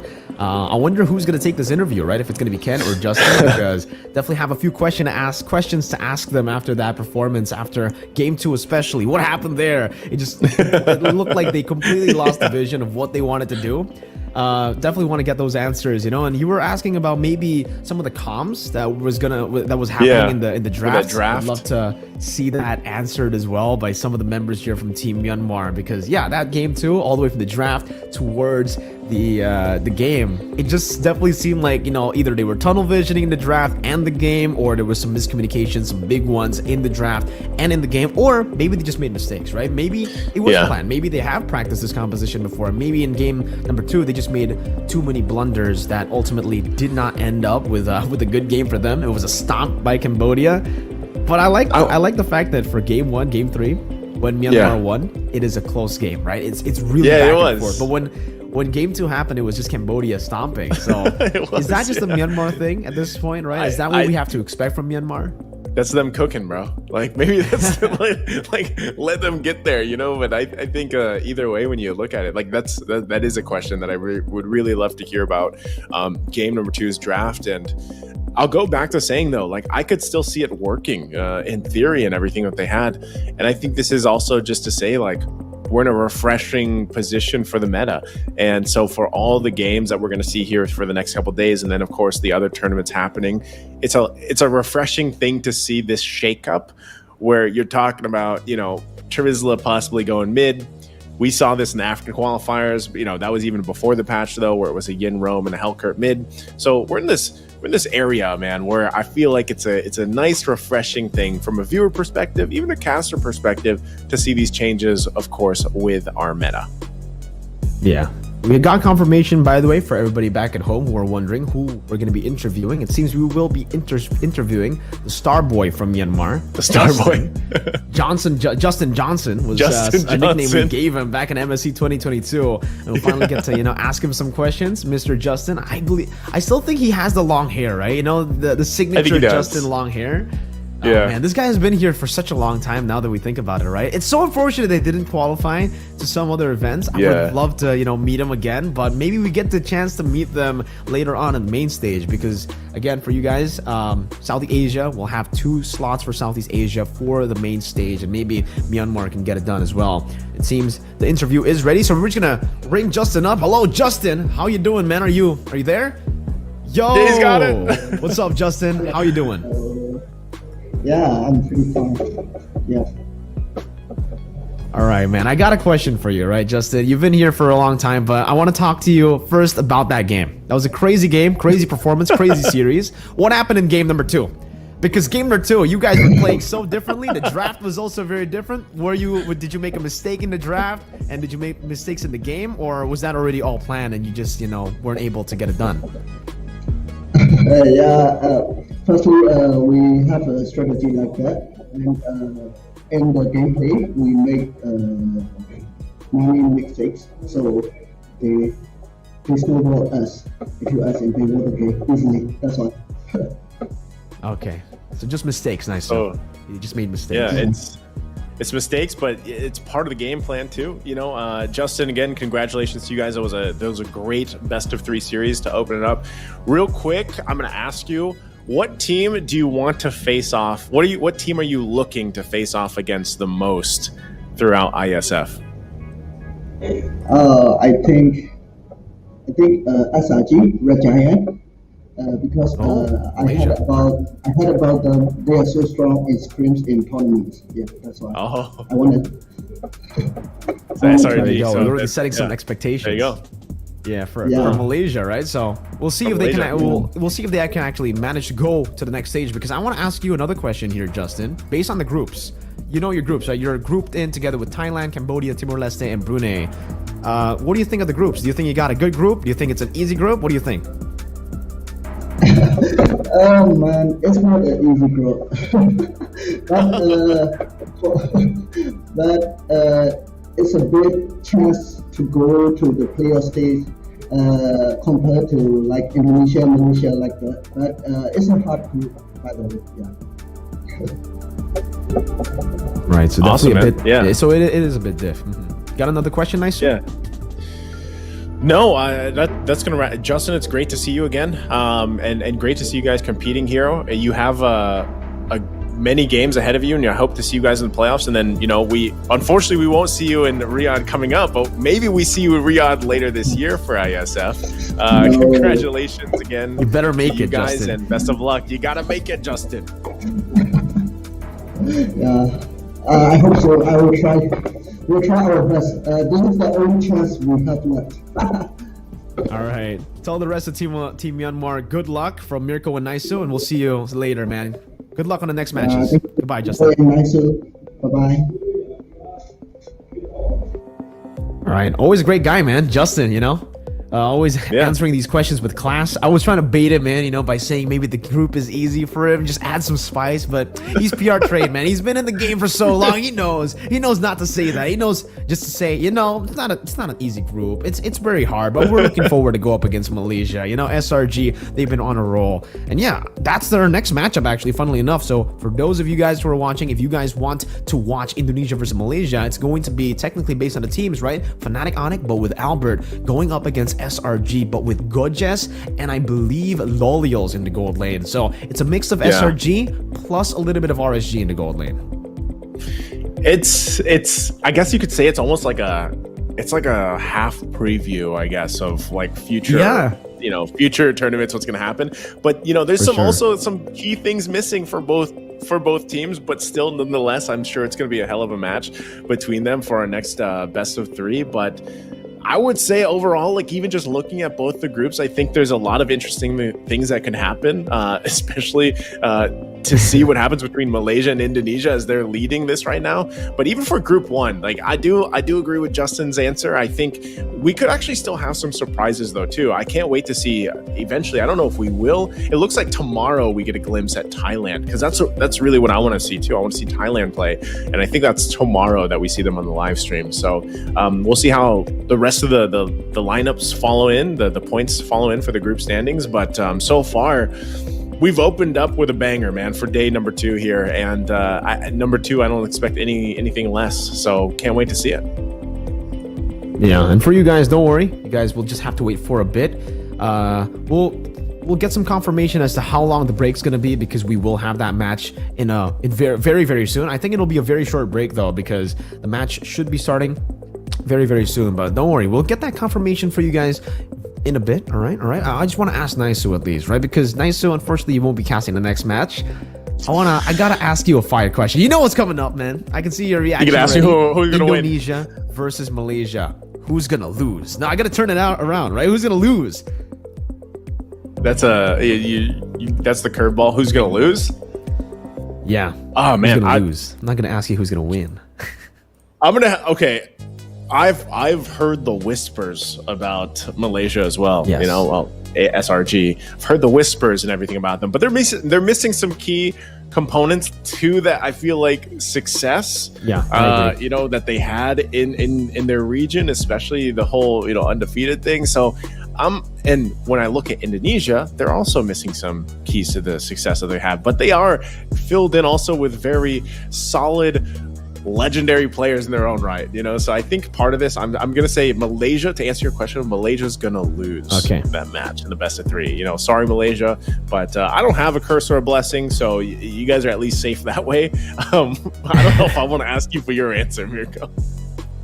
Oh man, I don't know if I want to answer your question, right? Even if you ask the question, I don't know if I want to answer. I just want to play it safe, right? Because these two teams, they've actually met in the groups of both. So Iesf right now for the Asian qualifiers, and they're also going to meet up later in the group stage of the Esports World Cup MSC coming up very, very soon as well. So very interesting stuff. It almost seems like they were just made to meet each other, right? It's bound to happen, man. I'm really excited for this match. Here's my question. Okay, I won't ask you that. I'll ask you this. Okay. Is their play style so far from what you've seen? I know we both have watched even Malaysia play quite a bit in their recent, league. And so I'm going to ask you, do you think they have a very distinctive play style difference? Or are they more so, similar with each other? In a way, they're kind of similar, right? Because both of them want to utilize assassins in the jungle. Both of them have very, very good assassin junglers. But I think for the most part, the main difference has got to be, I don't know, they play really similarly to each other, really. It's just like a different region. It almost seems like the same team, but a different region. So I want to see how they actually face off against one another. That's why I guess we'll get to see the difference in level in this game. Hopefully, we get to see if Malaysia will be able to carry on that hype later on, or if Indonesia will get the job done. But it seems we will be heading to a very short break, only 15 minutes, to get into Indonesia versus Malaysia. It's been Mirko and Naisu. We'll see you in a bit.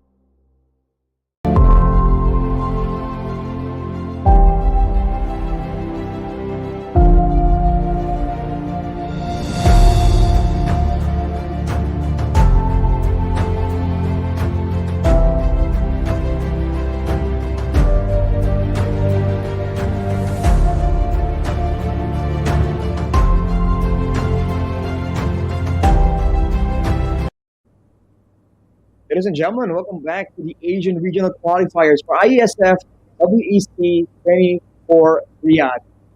Me and Rashi out of nowhere, back with Mirko. Hopefully, nice to be with yourself. Small break, had a banger of a match. How do you feel about the action so far, Mirko?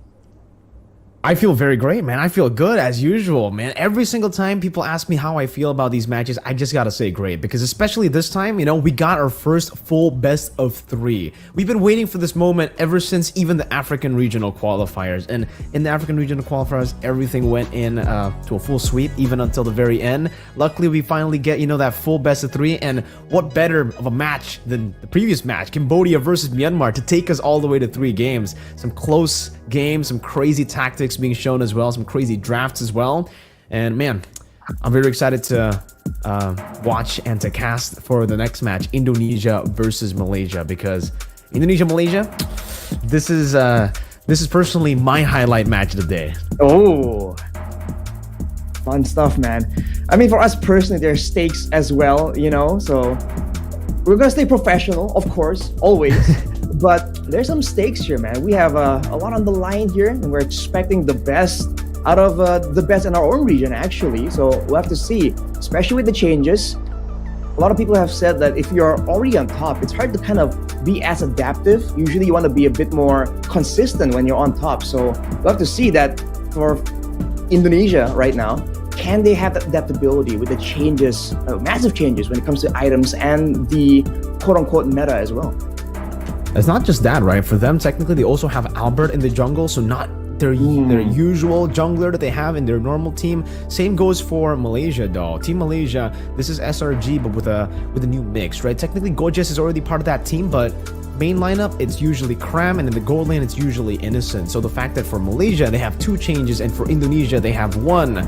I'm definitely going to be very interested to see how that dynamic plays into this match, right? Because these teams are great, sure, but how different are they going to play compared to their normal selves now that it's technically full Malaysia, full Indonesia? Because for Indonesia, at least, we technically already have the data. We know that for Indonesia, with Albert, they're playing to, I would say, a pretty similar level to usually, you know, back when they used Kyrie, especially in the qualifiers to actually represent Indonesia in ISF 2024. So here it is, the match card. Up next, man, Malaysia versus Indonesia. So we have to see. Like we mentioned, it's really a different situation altogether. Now, I think we are really looking forward to the small changes, right? I think we are already past the bigger changes with the roster, with the different players, different strategies. But the micro adjustments right here, especially knowing that there's a lot of data for both these teams, both are very notorious for actually doing very well in scrims, even with the other teams. A lot of coaches we talk to always talk about this Malaysian team, Malaysian roster being quite deadly as well. Yeah, and here it is, the lineups. I think for Malaysia, we're going to introduce them first. Yums, Stormy, Skies, Gojes, and Lolios. I think for Stormy as well, and I think for every single one of these players except for Yums, this is going to be the first time ever representing their country in an international tournament, right? So that's going to be very, very cool for them. But they will have a little bit of a lack of experience compared to Team Indonesia, right? Yums, he's been here for the longest time. I believe he was with Todak last time around in ISF 2022. That was what I remember back when we were casting as well for the main stage, Arashi. Oh, yeah. Wow, what a throwback. But yes, an absolute veteran. Yums, been here, done almost everything at this point. But as you mentioned, Mirko, the lack of experience, that is something that is definitely very important, can be understated. So for sure, they have preparation, but up against them today, the roster for Indonesia, Boots, Albert, CW, Sans, and Keyboy. Wait a minute. It's Interesting. Wait a minute. Wait, that is very interesting, right? We thought it's definitely going to be Lutfi there, the main XP lane for Team Indonesia, for Team Fnatic Onyx, the team that is going to be representing Indonesia. But I don't know if this is going to be a mistake. Maybe in the game it'll be Lutfi, or maybe they actually are going to try out Boots here. It's been a long time since we have seen Boots, play. I think the last time was in the regular season of MPLID, and that's a long time ago. We're already almost like 3 weeks away from the playoffs itself. So the regular season, that was pre-patch. That was all the way back when the game was just so different. Very interesting stuff, man. But still, yeah, it's going to be CW, Sans, and Keyboy. Those are the three players that will just not change. That trio mid, technically, the duo mid and the gold lane. We're talking a bit earlier about, of course, Albert. That's the name that always comes into play whenever we're talking about this roster when it comes to the international events, right? He doesn't really show up in the regular season, so this is where he gets to really show off his skills. Because by all means, even though he's not in the main roster, he's still a very proficient player. There is a reason why Fnatic Onyx picked him up here, and we'll have to see what changes here. We thought it's only going to be Albert, but with even Boots coming back in the mix, I think they must have some kind of play, some kind of strategy in mind here. Yeah, it might be one of those, moments where they want to actually save their strat for later on. But honestly, now it's a group stage, and up against Malaysia, I don't think you can really, go up against Malaysia with a saved strat. I think Boots is already still really good, though, right? We're talking a whole lot about Mlbb. He's an amazing XP laner. He's been better than Boots, at least in MPLID, but who's to say that Boots hasn't, improved himself as well? Based on the break, on the scrims as well, maybe he's been able to improve to a level that is even higher than Mlbb now. Oh. It would be very interesting if we see, a new Boots coming out of the hyperbolic time chamber, right? After all this time of not playing, after him being kind of a pseudo coach for the team for the longest time, maybe he's taken that coach role a bit too seriously. Now he's got that macro brain to take control of the game, but it does seem like we are going to be seeing a little bit of the draft. All right, this is the previous match draft still, Myanmar and Cambodia. I guess we get a reference here, right, Arashi, as to what we might see later for Indonesia, Malaysia. I think for me, right, I'm biased as a mid laner, you know this, but I'm seeing a lot of mages. I guess the changes to the glowing one makes it just such a versatile item. It just brings so much value for so little cost comparatively, because it combined the benefit of two different items, and not to mention the new item, the wishing the wishing lantern there just adds so much more burst damage, more versatility to the longer ranges, and not so much for the short range fighters. So I've been noticing that a lot. So I fully expect a lot more like front to back compositions here, because that's where these mages can really get to do their best work. I'm actually expecting more assassins to come through, right? So me and Naisu, we've been talking about how, sure, the mage items have been buffed. Technically, we got some new items in the mage position that it can be utilized really well. Technically, even the Sky Piercer could be utilized as burst, right? But for some of these mages, but I'm looking at these assassins, and it's going to be really tough to play these vulnerable mid lanes, I feel, right now. Like the Novarias, the Farsas as well, especially if the Ling is left open, if the Hayabusa is left open. These two picks, the Ling we have seen just yesterday from Team Indonesia as well, but from Mlbb Women's, we saw Vival pop off on that Ling, obliterating any sort of backline that the opposing team had. It was up against Brunei Darussalam, and their backline just definitely didn't have a good day at all. Definitely didn't have a good matchup against that Ling, and that's something that we have to talk about when we're talking about Skies and Albert. Both these junglers are known for their assassins as well. Skies, I think, more towards the Fanny, but Albert definitely that Ling. Well, he has been notorious as the best Ling in Indonesia for a long time before Kyrie showed up and technically took away the title from him. So I think for sure the assassins are a lot more prevalent right now, and the backlines are a lot more vulnerable. But teams can draft around it, right? That's what makes this so interesting right now. Because now with the assassins more viable, even if you want to go for a front to back, it has to be calculated. And even if you want to go for a full-on dive comp, there's still considerations here about how you want to really craft something around the potential of diving in, but still dealing with an assassin on the enemy team that can still do great work, still farm a very healthy amount. Like we saw earlier in the match between Cambodia and Myanmar, even though you're behind and your team isn't really having the advantage, you can still farm up and still be a relevant threat in the game if you're left alone to your own devices.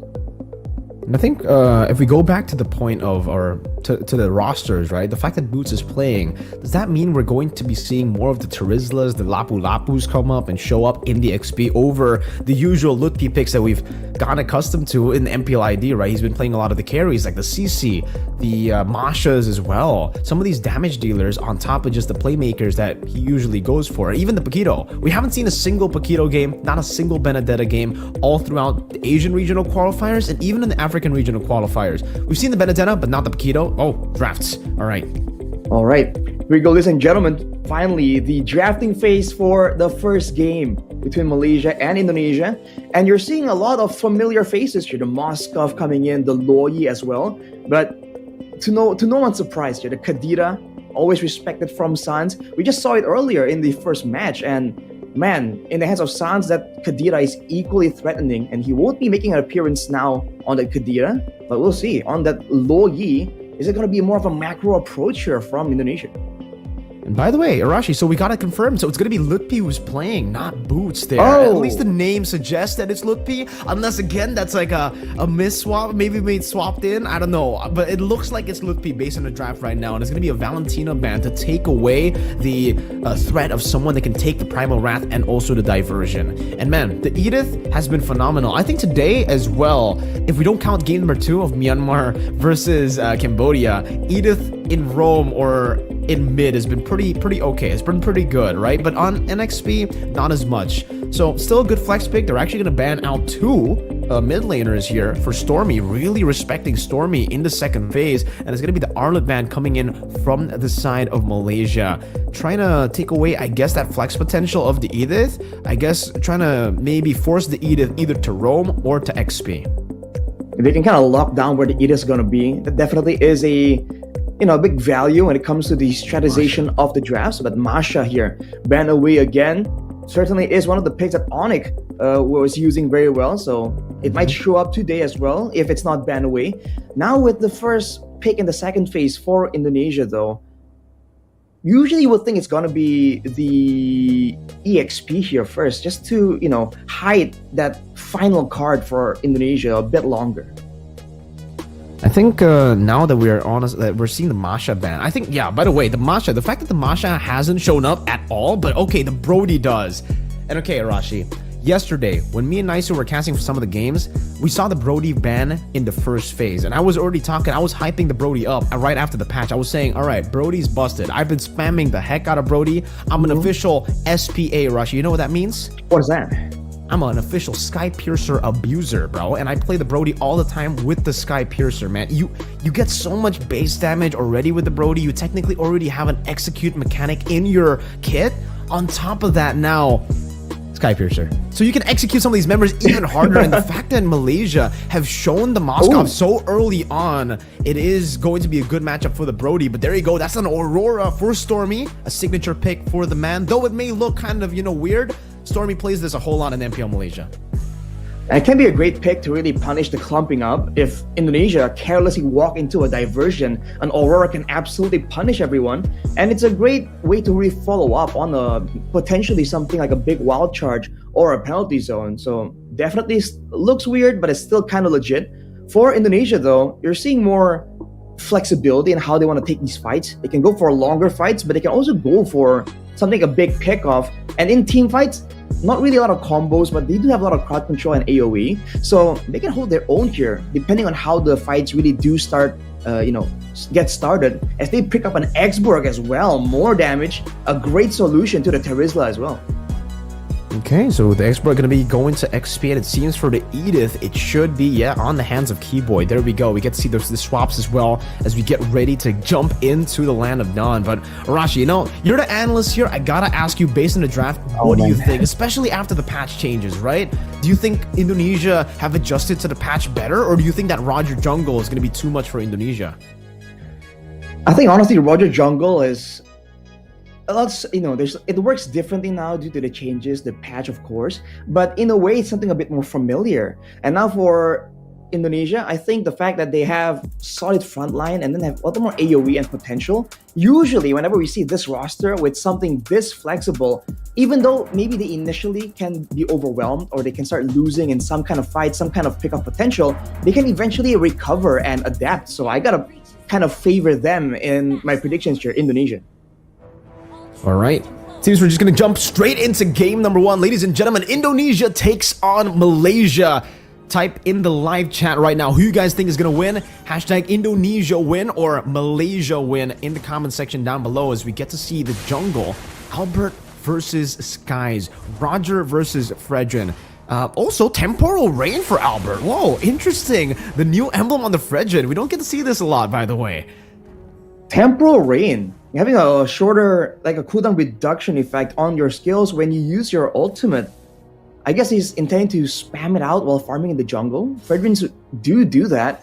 But we'll have to see how effective this is because it takes away from some of his combat potential, especially pre-level 4. But Keyboy, as you can see, already diligently protecting the jungle, making sure that so far no real big plays are happening. But especially with the low Yi, I expect Indonesia to really start ramping up the aggression, particularly right now. And I love the fact that right now, oh, that's an onward by Keyboy, just doing some damage over to Yums there, poking him down. But I like the fact that a lot of the fighters in the XP lane, they're just going for Impure Rage now over the Brave Smite. I think it's because of the change to the War Axe. Now you technically have the Bloodlust Axe built in already, so you already get the sustain from the War Axe, right? So you can just go for even more sustain with the Impure Rage if you don't have mana, but if you have mana, then you can just stay in lane a lot more while also using your abilities to get the War Axe sustain off. Yeah, the sustain coming in from the War Axe makes that item, in the same way the Glowing Wand is just so value right now for the mid lane, that War Axe now is just so good. I was expecting a lot more fighters to show up, but Lutpi now getting focused down by Stormy who rotates, but now you can see the follow-up coming in, and whoever clears the way faster here will get level 4, and that will be Malaysia for now. But you can see that for both teams, they're taking this very slow. They don't want to be the first main aggressor to get punished, but here now the big value from Indonesia really shows the fact that their jungler is a fighter that can't be zoned as easily. But look at this, Stormy. Stormy goes up for stun. Good purify from Sans. Getting out of it now as Yums cannot go for the wild charge. Not just yet. Is still level 3. Hovering over, but finally gets level 4. As Keyboy now looks forward. Wild charge and Afflictor combo into the back with the penalty zone as well. And lock Lippy down. But Keyboy does the same with the Earth Shatter and the onward. As that's going to be the Praisers Rapid. Gorgeous wins out the retry battle. It's not the jungler. It's the XP laner. Gorgeous though will fall and Yums will be forced back. It's a 1-for-1 trade and Keyboy wants to make it 2-for-1. But in the end, it's a win for Team Malaysia early. Wow, it's just how we expected, man. Indonesia and Malaysia, there is always going to be fireworks, going to be chaos. At first turtle take, usually we see something a bit more disciplined for these rosters, but when it comes down to it, it was just an all-out brawl. And like you mentioned, Miracle CW with the sky-piercing abuse coming in. That's an SPA right there. CW, he's just like me, you know, he loves to abuse that Sky Pure, so we got a replay. That's this turtle fight right here where Malaysia just barreled through and they're kind of holding back Indonesia. And in the midst of everything, Gojes, out of everyone, was the one to secure that turtle. So small win for Malaysia, but overall, it's still a very slow game. But Malaysia is doing a great job just staving off the aggression and the level 2 power spike technically from the low Yi. So we're gonna have to wait a bit longer to see some kind of big play, but Gojes getting roasted here in the lane. Yeah, forced to recall now as Lutpi gets so much more space to pick up the turret shield. And he'll actually just be going for both. He's letting the minion waves go for the turret shield, getting him down now in the mid lane. It's going to be Keyboy frozen up, and that should be the kill for Skies as he's able to deal with Keyboy just through that stun. And also a Spear of Destruction that's going to be used up just for the damage. He won't teleport there, he'll just stay in lane. Great play here for Malaysia, picking up a kill. And on the bottom side, you can see the rotations coming in. They're trying to make sure they get as much advantage as possible, especially when they have control over the map before the diversions coming in from Indonesia will start to be an issue. You can see that they respect the potential of ganks as well, because Lolio with the Purify is going to be a lot more difficult to really pick off, even though CW is on the Brody that can facilitate some of these ganks. Okay, set up for the second turtle now. Lutpi doing the same thing he's been doing to Gojes up top, just roasting him down. But Skies is rotating up top, trying to deal with the Faraga armor. Actually jumps in as the War Axe gets completed by Gojes. Keyboy with Earth Shatter, going to zone Stormy away from this turtle. But look at the barrier there placed down. Albert won't be able to take full aggro on it. Gojes gets taunted up, goes in for the penalty zone, connects onto Lutpi. Their retreat battle, and it's not going to be any of the junglers winning it out. Look at this! Look at the damage coming from Stormy and the CC, as that's going to be him taken down. But Stormy now running away with the passive. Gojes flickering forward to find Lutpi as Keyboy deals with Skies in the Primal Wrath, and CW rotates from the bottom lane, but will give out so much more prio in the bot towards Lolio. Spear of Destruction connecting on the CW as Yums gets taken very low, but is still able to survive, and Lolio decides to go in. That's a stun on the CW, and now with the Lycan bounce, they're able to get the kill. CW forced back, and Sans is able to get a few more of these trades on, but in the end, it's an all-out win for Malaysia. What a great play for Malaysia there. They were able to focus down the targets even more efficiently than Indonesia and still get the global presence play. And look at that though, fight still breaking out all over the place. Lolio coming in with the Spear of Destruction earlier was just an absolute win. He knows his team was still in the fight, was still having the advantage. He joins in and just shuts down CW in that fight as well. And just off screen there, Yums was able to find yet another kill. So it was the turtle taken away. It was the bottom tower taken as well. Malaysia here is pushing on the pace on Indonesia. Doing a great job so far. Look at the goal lead, 2,000 almost to the hands of Malaysia on this composition that honestly, yes, can snowball as well. But you would think, especially with the Moskov, that they would actually wait a bit longer to get that power spike, right? And the Moskov, yeah, it hasn't hit his power spike, not just yet, it's just a corrosion scythe. I think it's just a great play by them to just use the early game power spike. You can see a Sky Piercer completed for Skies as well on the Roger. So a bit of that execute threat for the members of Indonesia.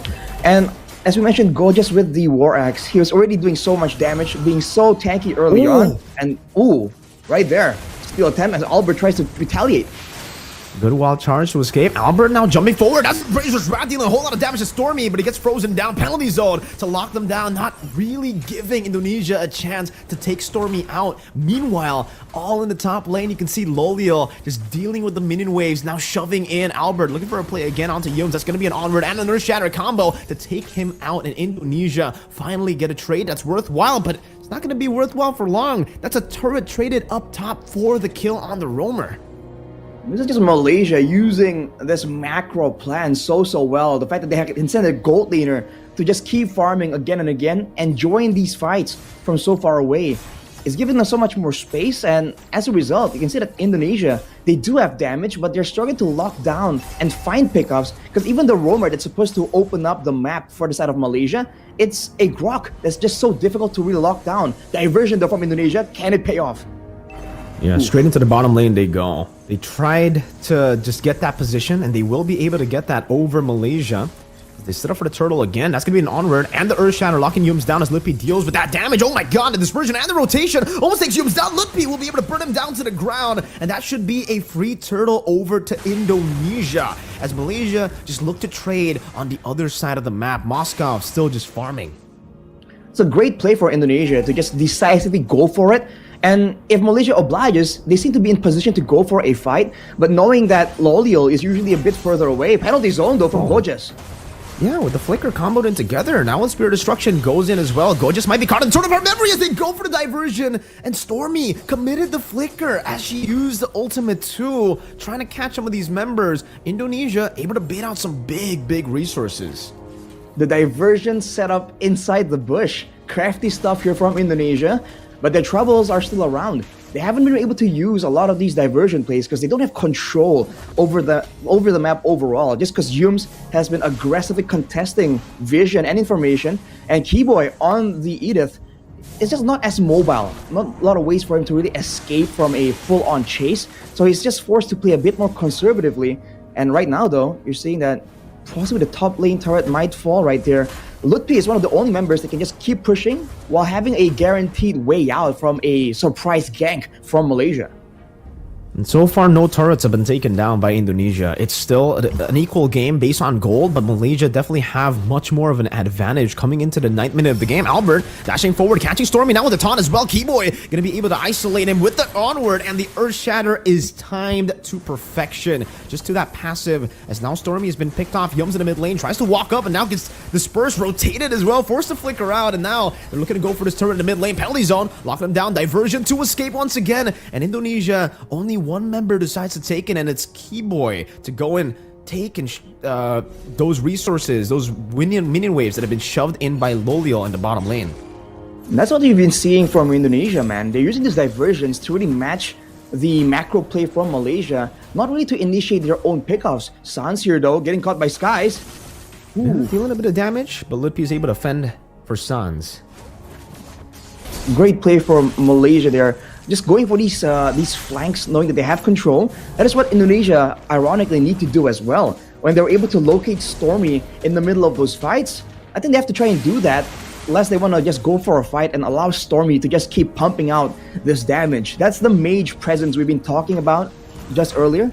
With the Lord spawning though, we already talked about the damage, the extra damage that it does now. You can see that Indonesia are very calm about this though. Still going around, still waiting around because they know they have a diversion play available. Take a look at the items. Queen's Wings rush for Lutpi to try and be a bit more relevant, but Albert gets jumped on. Yeah, they go for the diversion now, but Albert is going to be taken down. The Frigid Glacier, as well as the onward from Keyboy, gets into the Frigid Glacier. Yums will be taken down by that sky-piercing damage of CW as the Primal Wrath gets used up by Keyboy. Now trying to deal some damage on the Gorgeous, and the Torn Apart Memory gets rid of him. That's going to be a stun on the skies, but now with the Lycan Pounce, CW will be shut down as Keyboy flickers forward, but is unable to find anyone, and now uses the onward just to disengage. It's a 2 for 2, but it's in favor of Malaysia. Both or all three of their damage dealers are still alive. All damage dealers alive, but they have no front line. They'll be forced to play a bit more conservatively right here, but no, never mind. They go for Lutpi, but he does have the Firaga. He might get taken out though. Whew. No, he gets out with the flicker. Almost taken out. Yeah, Lolio is definitely pushing the pace now. And I think at the 11th minute, he already has his power spike as they go straight for the Lord now. Indonesia, they need to try to contest this right now. The goal lead is still 50-50. Stormy, oh, Frigid Glacier gonna be baited out. And that's gonna be the knockup from the Lord, revealing Yums. Keyboy with the Earth Shatter, not really gonna be using flicker. Wild charge into the back, catching Albert to stop any sort of retreat play from happening. Keyboy with the onward and the Earth Shatter, and Calvin Winata, CW, will be able to pick Gorgeous up. It's a 1-for-1, a kill for a Lord. Definitely still value for Malaysia though, and immediately everyone scrambles into position to try and manage the minion waves. That was a great play for them to just go straight at it, knowing that they have the crowd control advantage. But they have to be a bit more wary now, especially if they want to go for a prolonged team fight, because we saw in the two fights, the fight before the Lord was taken there, Keyboy on the Edith now is doing quite a significant amount of damage. So you can see Lolly early getting dueled by him. They have to be a bit more careful on the positioning and who takes what damage. But look at this wall charge. Good wall charge to catch CW, and a diversion does get them up top now as the Spirit of Destruction is in the bottom lane. Lolio will be able to rotate over, but look at that. Keyboy gets isolated completely from the team. The team has basically left him all alone in the bottom lane, and it's going to be Malaysia with the capitalization. Lutpi still kiting away from this Lord as Sans deals some damage back on the Lord. And now it's going to be Stormy with the flicker forward, catching CW with the Frigid Glacier, and Skies looks for it, but now Skies will be outplayed with a stun by CW as he buys the Rose Gold Meteor, and Indonesia will still be able to defend. Not even a tier 2 in the mid lane falling just yet. That was a respectable outplay attempt though by diversion. Now going on to Lolio. Going for the fight again. Penalty zone catching 2, and CW is going to be compromised. Now with a wild charge 2, it's going to be Sans and CW locked down, but Sans get a bit of that damage. The Spirit of Destruction connects, and Calvin Winata will be taken now. Lutpi still roasting them in the back as Albert gets slain. Lolly is going crazy with a double kill now as he's looking for Lutpi. One more Abyss Walker to the front, but now the last Insanity gets rid of Gorgeous and Yums to claim another few kills for Indonesia. But still, it looks like it's a win for Malaysia. Both teams just going at it, man. Like we said, the kills are so equal, and actually the gold lead as well is starting to get equalized. It's Malaysia seems to be still winning, especially when it comes to the structures and the map control, but this gold has to be a concern for them now that Indonesia has a lot more spammable abilities in the late game. If they can go for a proper fight without any surprises coming in from Malaysia, it's going to be quite dangerous for them. If you take a look at the damage dealt, the highest damage dealer is actually Lutpi, who is relatively ignored, so he's just flaming everyone down. But on the other side, Gorgeous, who is supposedly a frontliner, is just doing an insane amount here on this Terizla. That is definitely something that Indonesia will struggle to try and deal with, because their main damage dealer, Calvin Winata, has a bit more of a burst style of a hero, so it doesn't really shred through this Terizla as easily. And slowly but surely, it does seem like Malaysia are outscaling Indonesia, right? Wild charge again into the penalty zone. Keyboy still going to be able to flicker out of that, and that's 2 big ultimates used up for the flicker. Who gets more value out of that trade, Arashi? Considering that the Lord is just up right here, I think Indonesia technically has a bit more value to be taken, unless they can't really get forced to go for the Lord because of the macro play. The bottom wave getting pushed out. Diversion is available for Sans to bring CW into the fight, but we'll have to see how Indonesia wants to play this. Okay, Lutpi in the front trying to zone them away now on that X-Borg as Sans gets the conceal of Keyboy to go back into the mid lane to clear this wave, and he will be able to do so. Athena's shield now bought up by Keyboy, so a little bit more sustainable in the skirmish as Albert. You can see that the Lord Dance is, not as good as it was before, as the Lord takes so much of your HP away. Albert is down to a quarter of his HP, and now it's Lutpi who's trying to take the turtle or the Lord aggro. And again, So much damage already outputted by the Lord. This new change is definitely changing a few, dynamics in the game. The Lord Dance is so much harder to do. Oh, Keyboy, onward, and Earth Shatter right into the Frigid Glacier. They're all going to be baited in. And CW now in the back. It's going to be Sans who gets taken down by Loliel. CW gets some damage down with Wind of Nature. Will be able to save him, and Loliel gets the outplay onto CW. Loot piece next to the chopping block. The Spear of Destruction connects, and Loliel teleports behind him. The Faraga armor still ready. He will use it to just clear up the wave in the mid lane, but he will not be able to do so. One more cannon minion. They might be able to utilize all of this to go for the game end in game number 1. Just one cannon minion. One more hit to the cannon minion, but it'll be enough for Team Malaysia to secure game number 1. What a performance, man. That final fight was a complete wipe from the side of Malaysia. Indonesia, unable to do anything, outplayed at every turn. Who would have expected, man? Malaysia just striking first, pushing Indonesia on the back foot. And it's with Loliel too, right? The guy we were talking about how Loliel is completely different, how he plays to Innocent, the usual lineup for SRG for this team for Malaysia, and Gorgeous as well in place of Cram for SRG for the representatives of Malaysia. And you can see that with Gorgeous, with Loliel, they're still able to be an absolute menace in the Land of Dawn. And I think we saw it there, the fact that Loliel was able to completely outplay CW.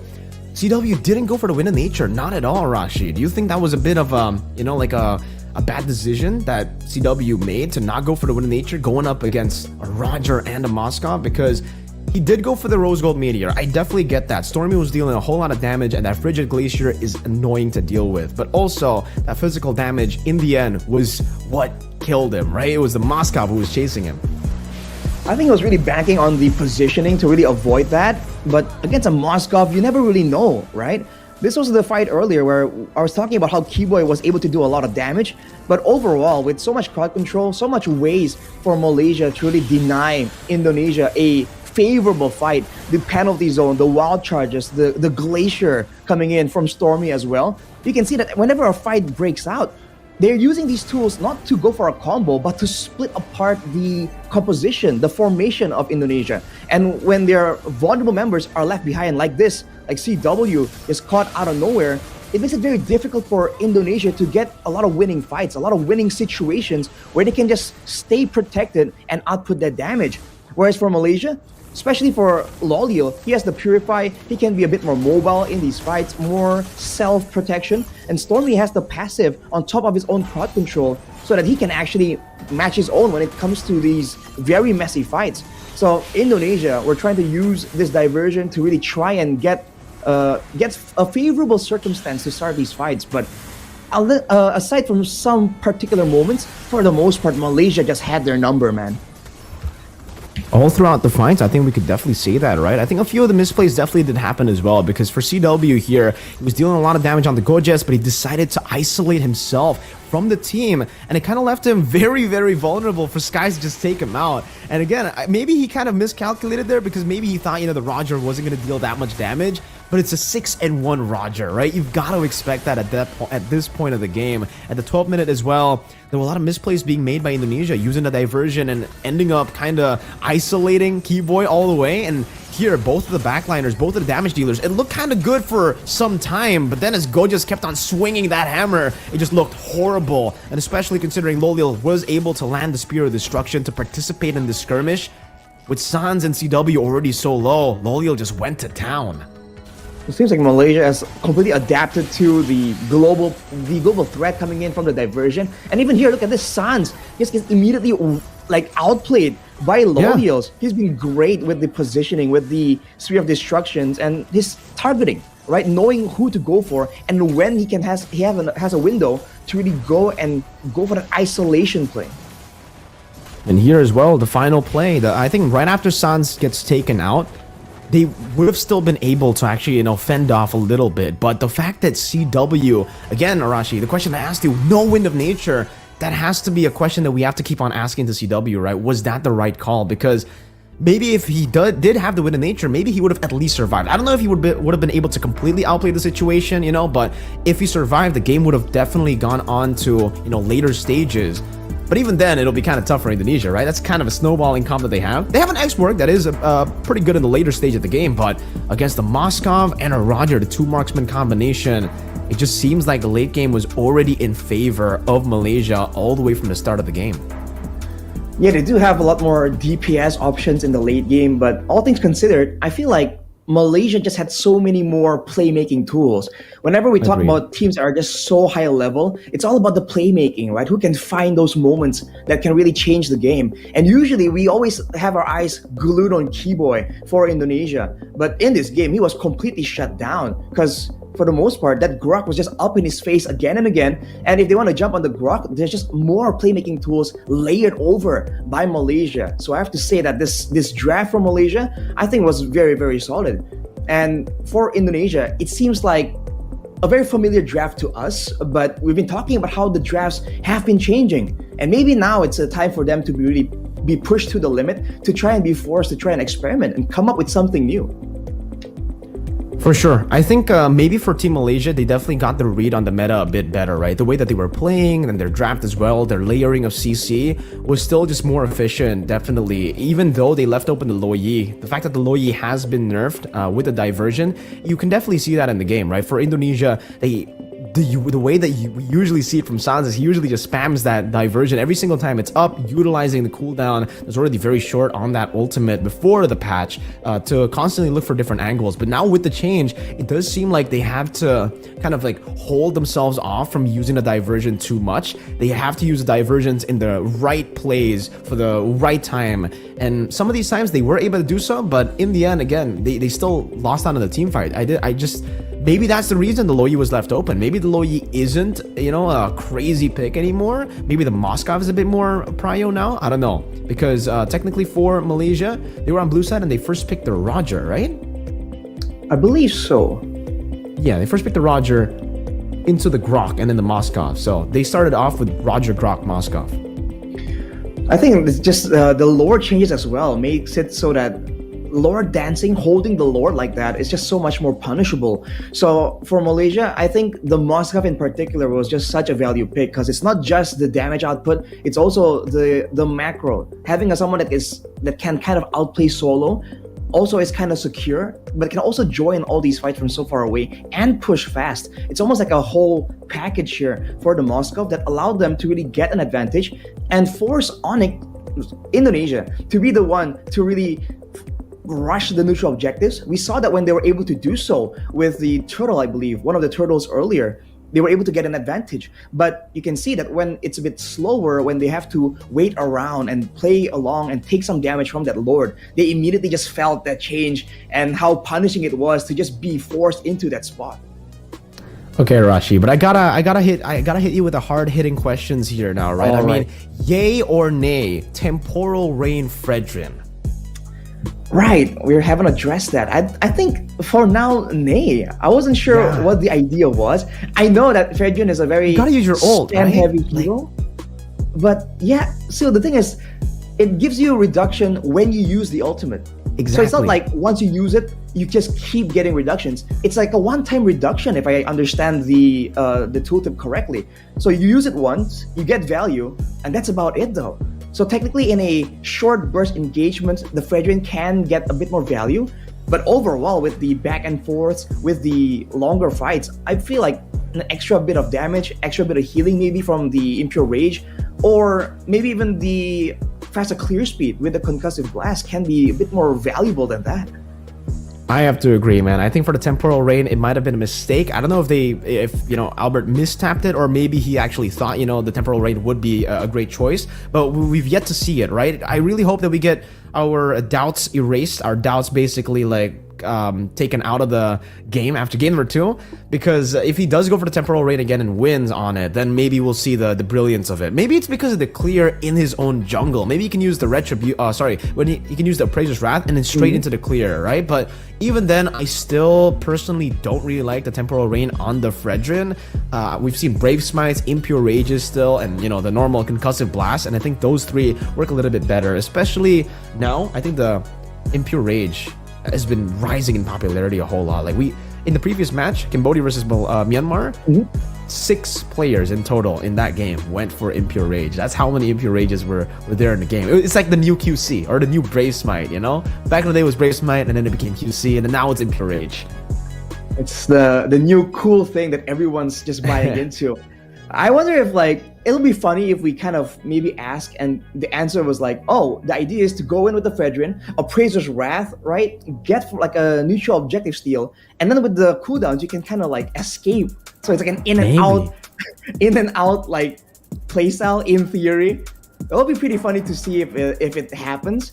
But for now, they have to try and find something that really works here, because on paper, especially for the long duration fights, they were supposed to really win it out, but Malaysia just showed that it's not about just the composition, it's how you play it, how much pressure you can have around the map, what kind of flanks you can get. And if you do have everything lining up in your favor, even if your hero selection and composition doesn't really win out on paper, it doesn't matter. They can still get the upper hand. Yeah, and Yums was definitely, you know, another. He was the core member in that team, always getting these wild charges. I think if it wasn't Yums, it was Gojes, right? Because Gojes, if you take a look at his KD, you definitely think, like, oh my god, this guy's feeding. But if you take a look at the game, he's always there to sacrifice himself to get the penalty zone on the right members and to set up for those wild charges, to set up even for the Roger and obviously, you know, towards the later stage, Loliel and Stormy too. The layering of CC was insane. The fact that they had so much CC, again, Frigid Glacier, penalty zone, wild charge, it all just clumped up together. When you use it, it all layers in for a very, very easy victory, or at least a very easy way for the backliners, the Roger and the Moskov, to deal damage, right? They would, technically, it was all just a setup for the Moskov and the Roger. On paper at least, but I think you have to also appreciate the fact that they were never really falling into a routine. It's not always a wild charge into a penalty zone and then more follow-up. You saw that on occasion. It was Stormy that just flickered forward and just laid out his full combo. So they were still trying to make sure that Indonesia is kept on their toes. They weren't allowed to really fall into a rhythm and kind of get used to the patterns here. So they were just trying to make sure that they were quote unquote as random as possible. All right, but I think we are going to be taking a look at the last match MVP that is ready. So let's take a look at the last match MVP. Who actually got MVP? What are your predictions, Josh, for the last MVP? Oh, for my prediction, I think it's Loliel. Well, spoilers, it is gonna be Loliel here on the Moskov.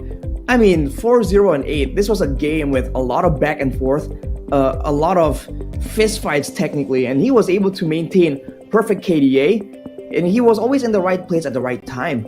And that's even before we talk about the Spear of Destruction accuracy rate. He's always landing those again and again, even in the most critical of moments. So I think this is absolutely well-deserved. Gotta go, man. He was coming into this lineup, I think, with a lot of doubts because of his performance in NPL Malaysia as well, right? The fact that he was able to show up and play with no new items, he completely ignored the new items. They don't need the Male Victor. The Sky Piercer, all they need is the pick that were already great from the last patch. Some crazy, what's it called? Global presence with the Spear of Destruction and late game damage, right? He was just able to participate in seeing it out and then to become a threat that he is. And of course, with the right tools to purify, the Wind of Nature as well. Don't forget, that was a big factor in how in that final engagement, CW was trying his best to try and find a way to deal with him, to try and turn it around. But with the Wind of Nature, there was nothing he could do. And Loliel understands that, and that's, I think, what's impressive. He knows his power levels relatively to the game as well. So he knows when it's time to really go in aggressively, because he has the backup, he has the tools ready to try and make the outplay happen. If he doesn't, he plays a very calculative style too, and just lays back and waits for the right opportunity. Slowly but surely, just wait for Spike, and all of them, even Power Spike, he was already active, not in the team fights, but just by staying in lane, he was actively getting objectives for the team. Bottom lane turret and then the top lane turret were actually hold up. We're getting ready to get into the draft. I think we are already in the draft, by the way, Rashi. Right. We're saying 2. It's just that intense, but let's see here. Chip, Moskov ban away for Indonesia. We're seeing a swap here in the pick order, I believe. Nolan, Moskov, and Angela. So you're seeing a lot of respect to the mobility, the clear speed, and the global play that I think Indonesia is really respecting from Malaysia. But they went for the Valentina here. So if Malaysia wants to go for the Lo Yi, that is still available. So technically, they haven't really countered. They haven't really found a way to shut it down just yet.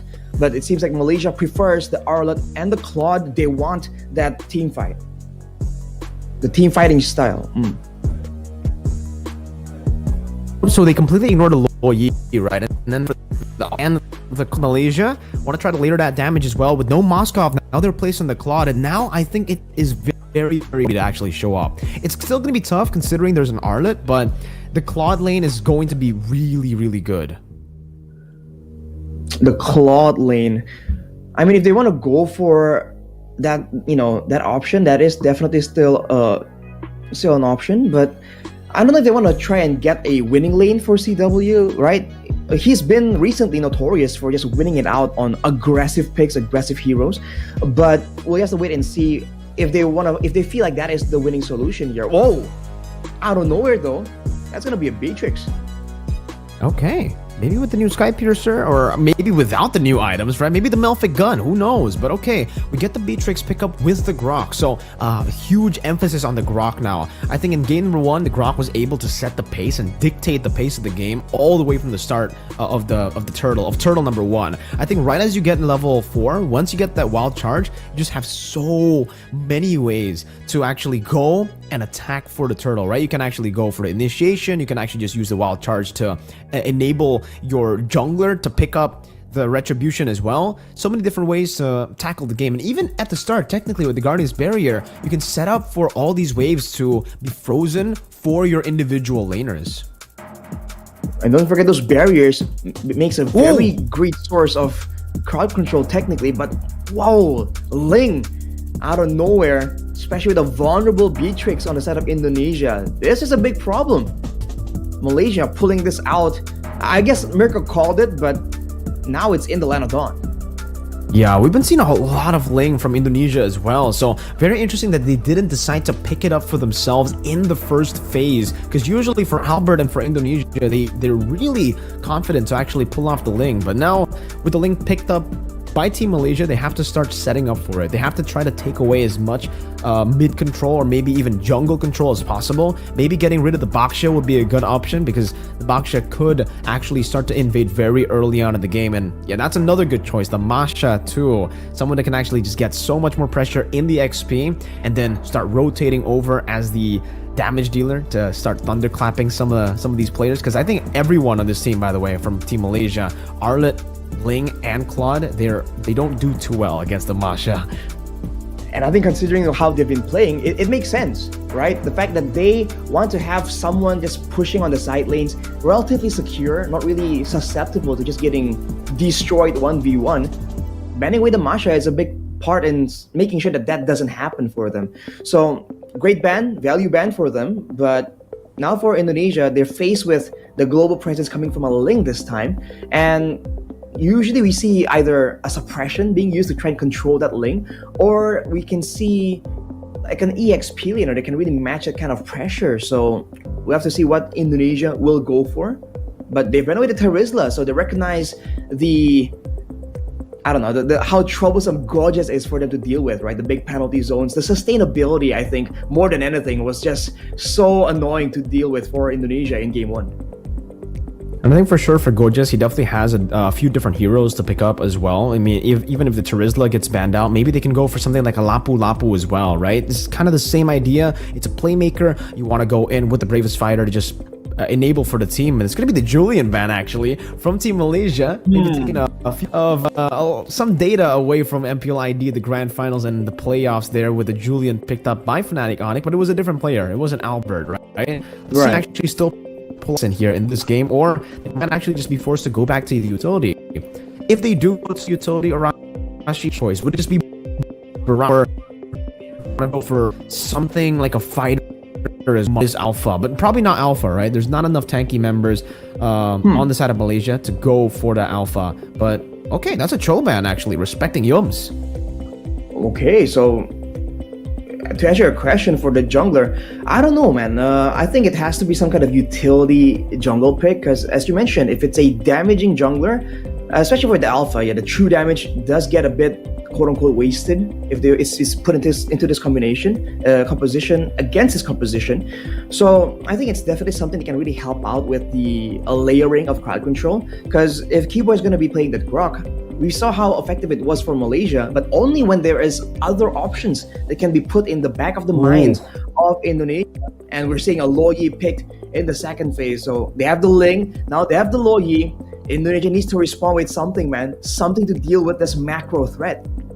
And this time there's much more synergy for the Loyi, right? There's an Arlet and there's also a Claude. So technically with the Claude, you can utilize the diversion and put the battle mirror image behind you, and then you can go to a different lane and teleport back with the battle mirror image. That's been the combo that we've been seeing. But again, maybe with the new diversion cooldown, maybe you might not see that, but the Hayabusa with the Ruby gets locked in. That's the assassin that we were expecting, at least in game number 1, and Indonesia decide in game number 2, it's time to rock it. And it seems for Lutfi, he will be given that Ruby pick in the XP. Man, Hayabusa in the hands of Albert? We haven't seen this in a while. There are, of course, ways to counter it, and especially in the 1v1s, I'm curious to see how this plays out, right? Hayabusa against the Ling. I think it becomes like a bit of a skill matchup. The Ling probably has more damage output without using the ultimate, I guess. But even with the ultimate, there is outplay here with the Tempest of Blades as well. So I think 1v1 isn't the idea here. It's about trying to find ways to get in the back line. Or it's who can actually use their ultimate and then go for retribution when they're in that immune phase. We've talked about this somewhat a while back, Mirko, actually. Okay, but it seems there's going to be a swap here in terms of the roam, at least, right? For the Grok and the Edith, swapping sides from Indonesia to Malaysia, from Malaysia to Indonesia. Yums was on the Grok in game number 1. If you guys are just tuning in, and it is 1-0 to Malaysia right now. They have a chance to clean sweep Indonesia. But Arashi, let's take a look at the drafts again. What do you think? Who do you think has the better drafts? Is the Valentina Beatrix the way to go, and the Hayabusa as well? Oof, man, I feel like when it comes to the back and forth, I feel like now Indonesia has a bit more of an advantage, actually. For Malaysia, I feel like they're the ones who are going to be forced to be a bit more decisive in how they want to move. If they go for a diversion play, or if they send the Arlet or the Edith a bit forward to try and threaten and engage, if they don't really get it, they can get punished very, very easily. So let's just get into the line of dawn for game number 2. Will Malaysia get a clean sweep, or will Indonesia push them into a full 3-game series? Ladies and gentlemen, game 2. Let's see if the equalizer happens here, or if it's a clean sweep. But looking at the emblems, it does seem like it's already going to be a bit different here. No temporal rain this time around, at least not for Indonesia. I didn't get the chance to actually take a look at Malaysia. But okay, Hayabusa versus Ling. This matchup is definitely going to be an interesting one, right? Because on paper, I think if it's a pure 1v1, the Ling has a bit of an advantage. You can actually escape from the shadow kill while you're on the Tempest of Blades, and Sans and Stormy already going at it very early on. Seems Stormy will be able to get that win in the fights. Barrier, though, placed down by Keyboy. They might actually be looking to zone Stormy all the way back. They are successful at doing that. Straight into the lethal that they claim for themselves.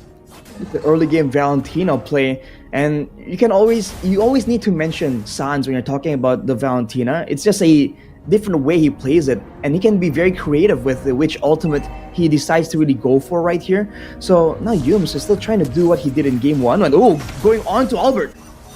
Onward flicker now, and Albert going to be caught in the Tempest of Blaze, and first blood over to Malaysia. Albert punished very early on, but Sans now with the flicker forward as well will be able to claim one. Sky's going to be next to the chopping block, but he's able to get into the Defiant Blaze, looking for another one. Finch Boys, and he gets out. Well played. The Skies, but CW somehow is able to get the kill. I think he didn't even use the flicker. He just walked up and gunned him down from the walls. Shot down from the sky. CW reading his escape patterns. Great communication from Indonesia to corral Seki's Skies to a death there, even though he made the clean escape. But Albert trying to make sure he keeps up with the farm. But look at Malaysia, man. They're just a lot more active. And now with the neutral objective already up, both teams going for a bit of a clear contest, but Indonesia will be able to clear out first. That will mean that they will get level 4 first, but with Albert having no purple buff, I'm not even sure if they actually want to go for this contest this early on. Diversion already towards that bush there. Gojes will be able to get a very good position. Earthshatter going to be used up, but not onto anyone. That's the turtle. Reset it again. Wild charge onto the back now with the Primal Rat. Stolen away. Sans dealing a whole lot of damage, and Gojes will be taken out. Skies looks for the play. Yums with the Earthshatter, knocking up Sans, but now Albert's going to be targeted down. As Albert, will he be able to escape? Tempest Blaze knocks him up. Skies not able to get the last hit, but it's going to be the Primal Rat coming in from Yums, and it's an all-out win again for Malaysia. Skies gets out, just barely there with 1 HP, and secures the Sky Piercer too. Oh man, Sky Piercer in the hands of this Ling. Definitely not ideal for Indonesia. It was going so well for them, but it almost seems like the engage was a bit too early. Keyboy went for the wild charge, and everyone kind of had to walk up a bit more to really follow up on it. That small window allows Malaysia to really come back and trade back the play. And you can see the Primal Rat damage is great in the hands of Sans, but you can't forget Yums can also deal a lot of damage there, as both teams actually are still taking this neutral objective very, very slow. It's like the fights are more important than the objective itself.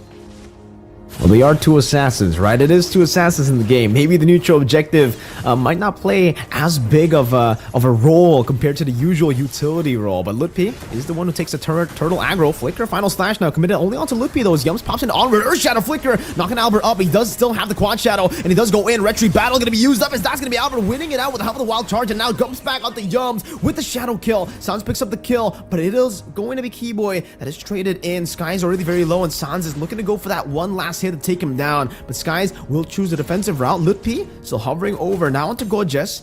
It does seem like for Indonesia, they will take that small win for the roamer, just traded for the kill. And Lutpi in the bottom lane. Perhaps a 1v1 here as Gojes goes in and blazing away up top. CW will be taken down. No, he's still able to survive for a bit. And there you go, the last few shots from Loliel to take CW down.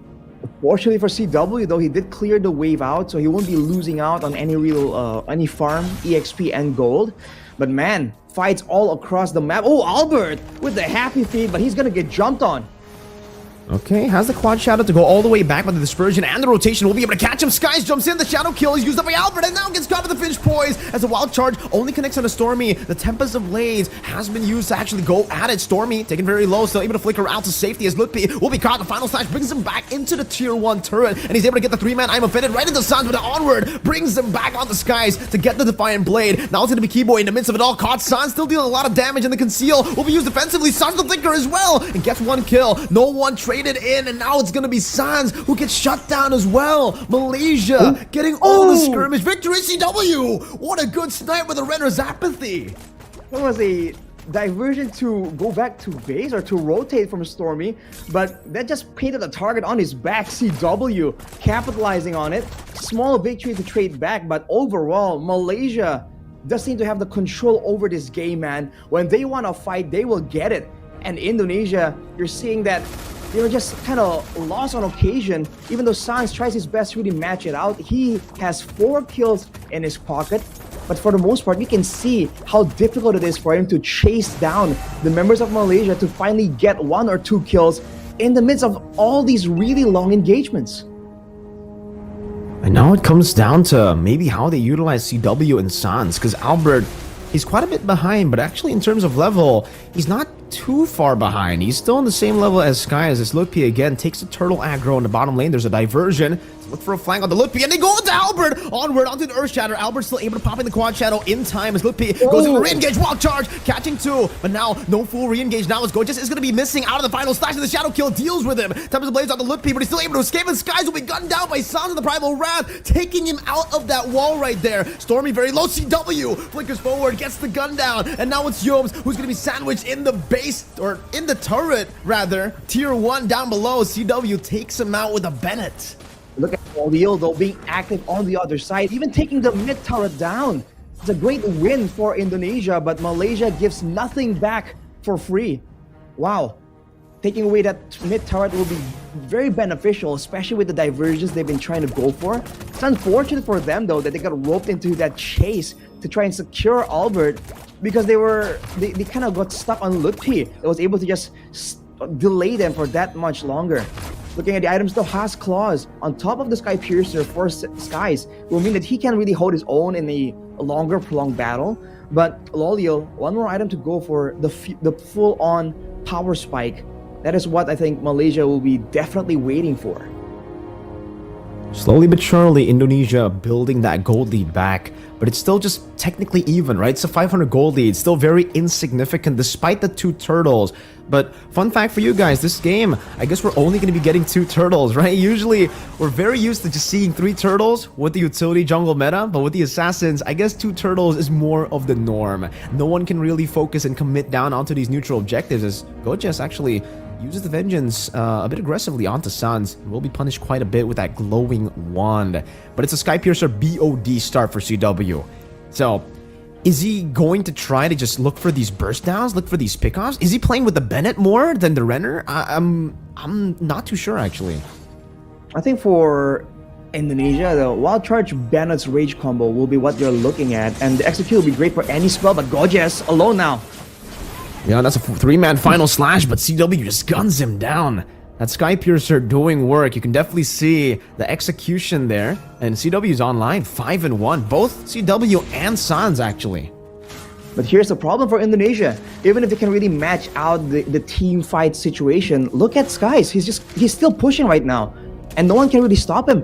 Even if Indonesia wants to send their EXP laner to stop this macro play, Mlbb cannot match up to the macro presence of a Ling. And that's even before talking about the diversion play.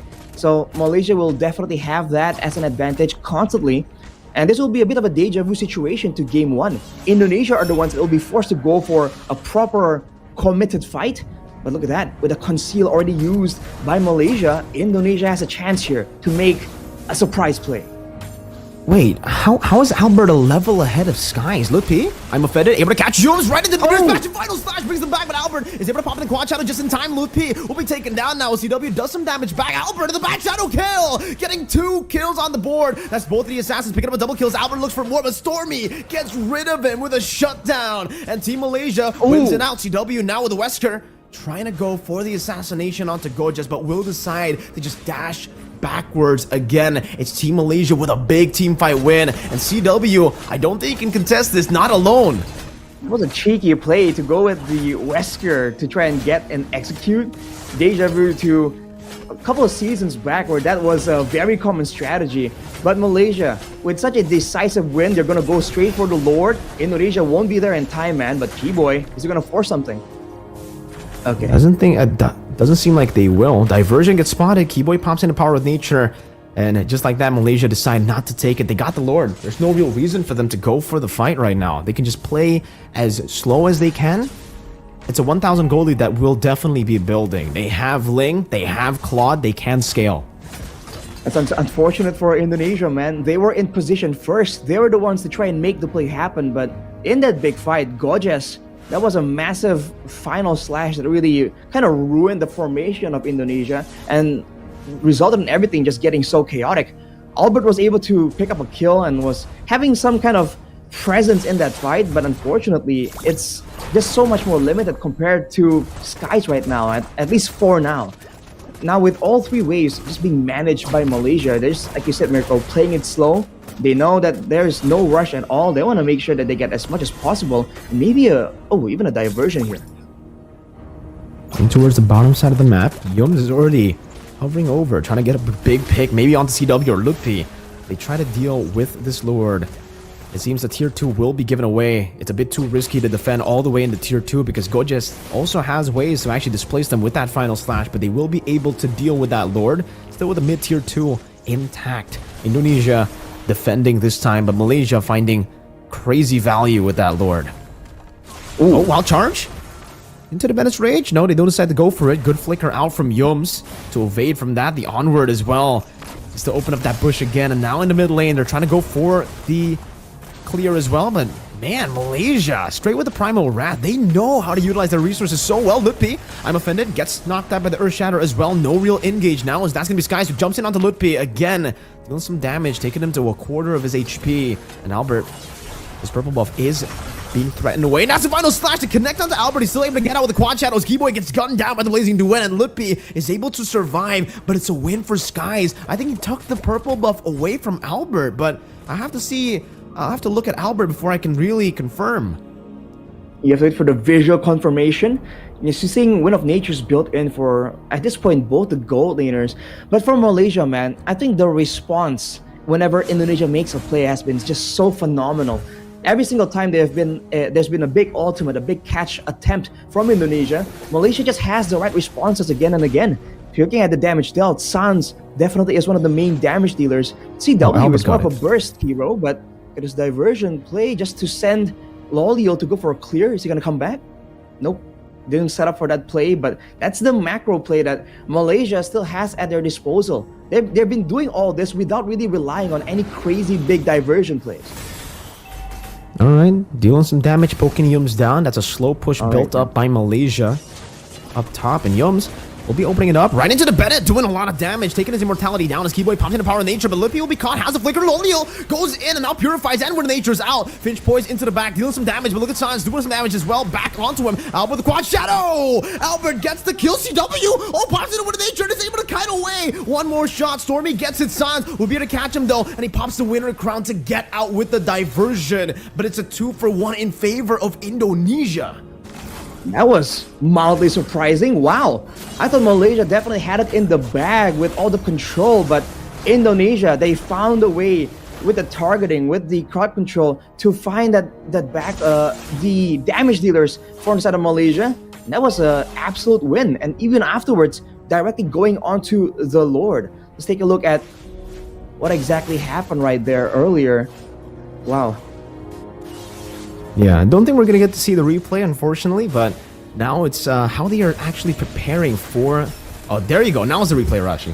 No, it's still low. You just go in and do damage. And the same way he did, Skies also went in to go for it. But Albert, just taking advantage of the mobility that Hayabusa brings, goes in, and CW as well.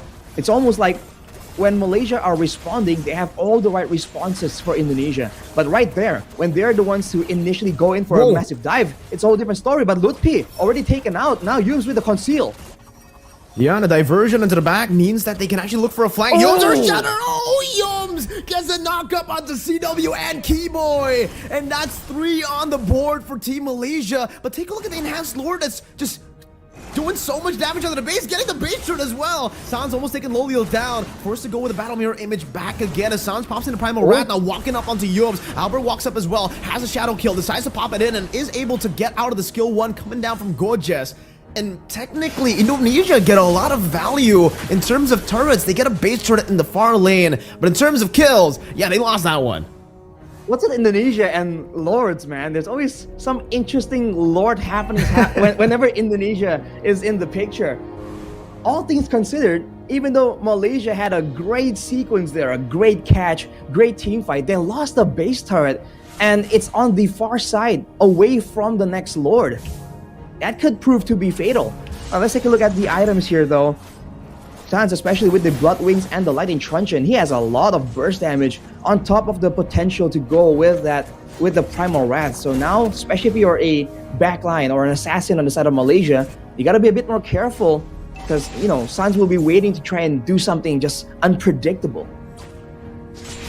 Alright, once again for Indonesia, it seems they're just trying to go and take this purple buff away. Sans dashes forward, but Skies will be able to retreat, securing it for himself as CW gets that blade of the Heptases. And now I really want to take a look at the items, right, for Indonesia and Malaysia in the 16th minute of the game. It's a very small gold lead, but at this point, what is a gold lead even, right? It's technically 50-50, but the structure...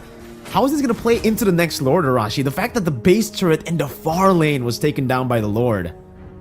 I think considering that Indonesia also have great engage tools to really start a fight off, it's going to be dangerous for Malaysia, but they're chasing Sans a bit too far there. You can see Indonesia setting up a trap potentially. They have control over the Lord already.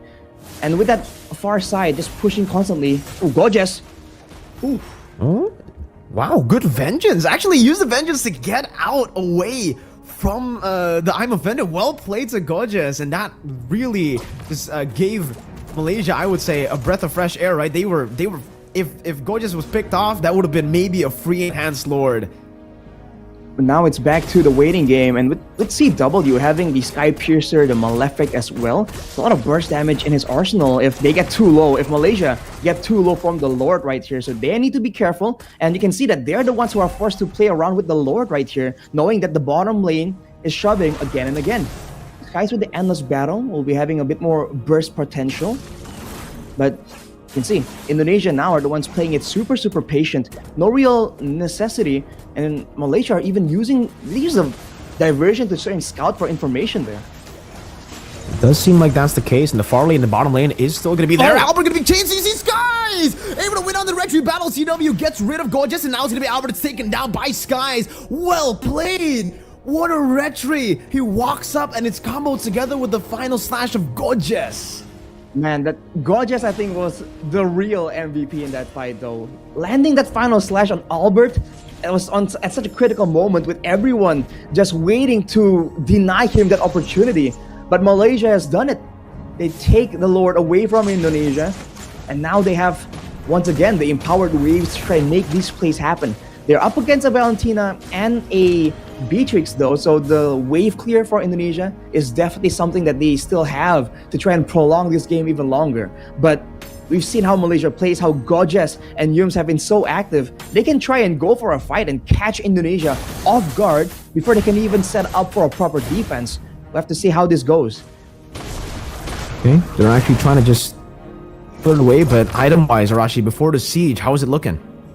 With the Divine Glaive, the Winter Crown as well, Stormy is all set up to try and make the most daring of plays all the way in the front line.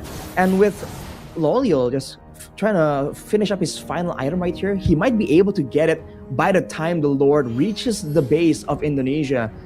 Okay, there you go. Immortal in his pocket as well. They're just gearing for a full-ditch effort, and they have the diversion into outside the map play if they want to go for it. Let's see, man. They bring Gorgeous away, but he's all alone. Can't find the final slash. Goes in with a Vengeance and will be CC down with I'm Offended as well. And the Vengeance will not be enough to get him out of there. And it'll be Gorgeous taken out. And for Indonesia, they'll be able to defend this. That means that they can actually just get rid of the Lord as Malaysia disengage with the Conceal. All in all, Malaysia equalizing on the base turret situation. But man, Gorgeous was left alone right there. And Keyboy gets out with the wild charge for now. But that won't be up for a while. So now Malaysia can once again control the vision, the information, and now there's no longer a way for Indonesia to match it. Oh, there was an onward by Malaysia earlier, and now we're going to take a look at the replay, but I really wonder what's going on in the team fight right now, and it looks like Skies is going to be able to jump into the back. Lutpi going to be taken down. Skies again with a double kill as he finds all the blades. A diversion to the back will mean that Stormy will try to look for an angle. Skies hovering over. That's 2 for 1, but the 1 was already earlier. Shadow kill on the Stormy, but it's onto the minions as well. Gorgeous buys the immortality, and for Stormy, he was able to just walk that minion wave. When you thought you were gonna see a bit of a replay, but no, Malaysia says, hang on, there's more. Finally here, we take a look at a bit of a replay. Lutpi there just getting jumped on. And unfortunately for Indonesia, they were trying to go for a proper fight right there, but in the back line, man, the fact that there's so many immunity tools for Malaysia, once again, is something that they are absolutely abusing. For sure, and now that base turret almost gets taken down by the cannon minion. Lutpi and Sans will be respawning back in the Atlanta Dawn, but I don't know if it's going to be in time here. It seems from Malaysia, they're just going to go for the burst straight onto the Lord. And CW, will he try to go for the Renner Apathy Steal? Doesn't seem like they'll be able to. Skies gets it again. That's a retry battle win as Indonesia look to go for a team fight, but Malaysia are just way too clean. They get the Lord, they back away, and now in the 21st minute, this might be the final Lord of the game. Possibly the beginning of the end right here for Indonesia, as the Malaysians with a full inventory slot on almost everyone. Even the Queen's Wings in the hands of Yums, he is geared for an all-out fight to decide this once and for all. Diversion. Oh, 3 members are going to take it. Sans will be able to read it. Does some damage onto Lolila, but so far only 1 wave is pushing down. CW has the Bennett. Gorgeous is looking to displace them, and Mlbb is bringing the Lord all the way up top as Albert deals with the wave up top as well. Now another wave in the bottom lane coming down as Mlbb is going to be taken very low. I'm offended, but the final splash catches all of them with a blazing duet. They'll be able to dish out some damage. Demir's passion used up as well as Albert now goes in, but the base is wide open, and they're just going to go for it straight up. Malaysia clean sweep Indonesia 2-0. Malaysia, what was that? Indonesia taken out without any chance of retaliation, showing again why they've been feared by so many other teams, man. Malaysia announcing to the world, like, we are an absolute contender and you will pay if you don't take us seriously. Wow. Man, Sky's on the Ling as well. The fact that he was able to perform at that level, right? The way that he was assassinating people, but especially the retribution, Arashi, from Skies. What a phenomenal game. What a phenomenal performance for Team Malaysia. And this is what the hype is all about, Arashi. We've been hearing back and forth all throughout the Mlbb world that for this team in particular, man, they've been monsters in scrims. And for the most part, most people have doubted them. Have been saying, you know, it's just in scrims. They're probably not as good on stage. They're probably not as good in the main tournament. But here, they definitely showed, at least against Indonesia, that they are able to clean sweep Indonesia, taking it quite convincingly. We'll take a look at the highlights here, Arashi. You can see that even from the beginning, Yums, again, it might be the experience, it might just be his style, but he's always finding ways to sneak into the jungle and always be a thorn in the side of Indonesia's team right here. Always active again and again, and that is part of why they've been able to contest so much ground, get so much control around the map. And afterwards, whenever Indonesia again makes a play, the response from Malaysia has always been so good in this game. They have the AoE, they have the damage, and like you mentioned, for Skies, it's not just the retribution, it's the aggression he's able to use, is how he's able to maneuver around the map. The decisions in the split seconds of these fights are always so good. And that's something we usually talk about for Indonesia. That's usually a lot more scrappy, a lot more fight heavy in a more calculated fashion. But Malaysia has shown that now, that's something you can say absolutely for Malaysia as well.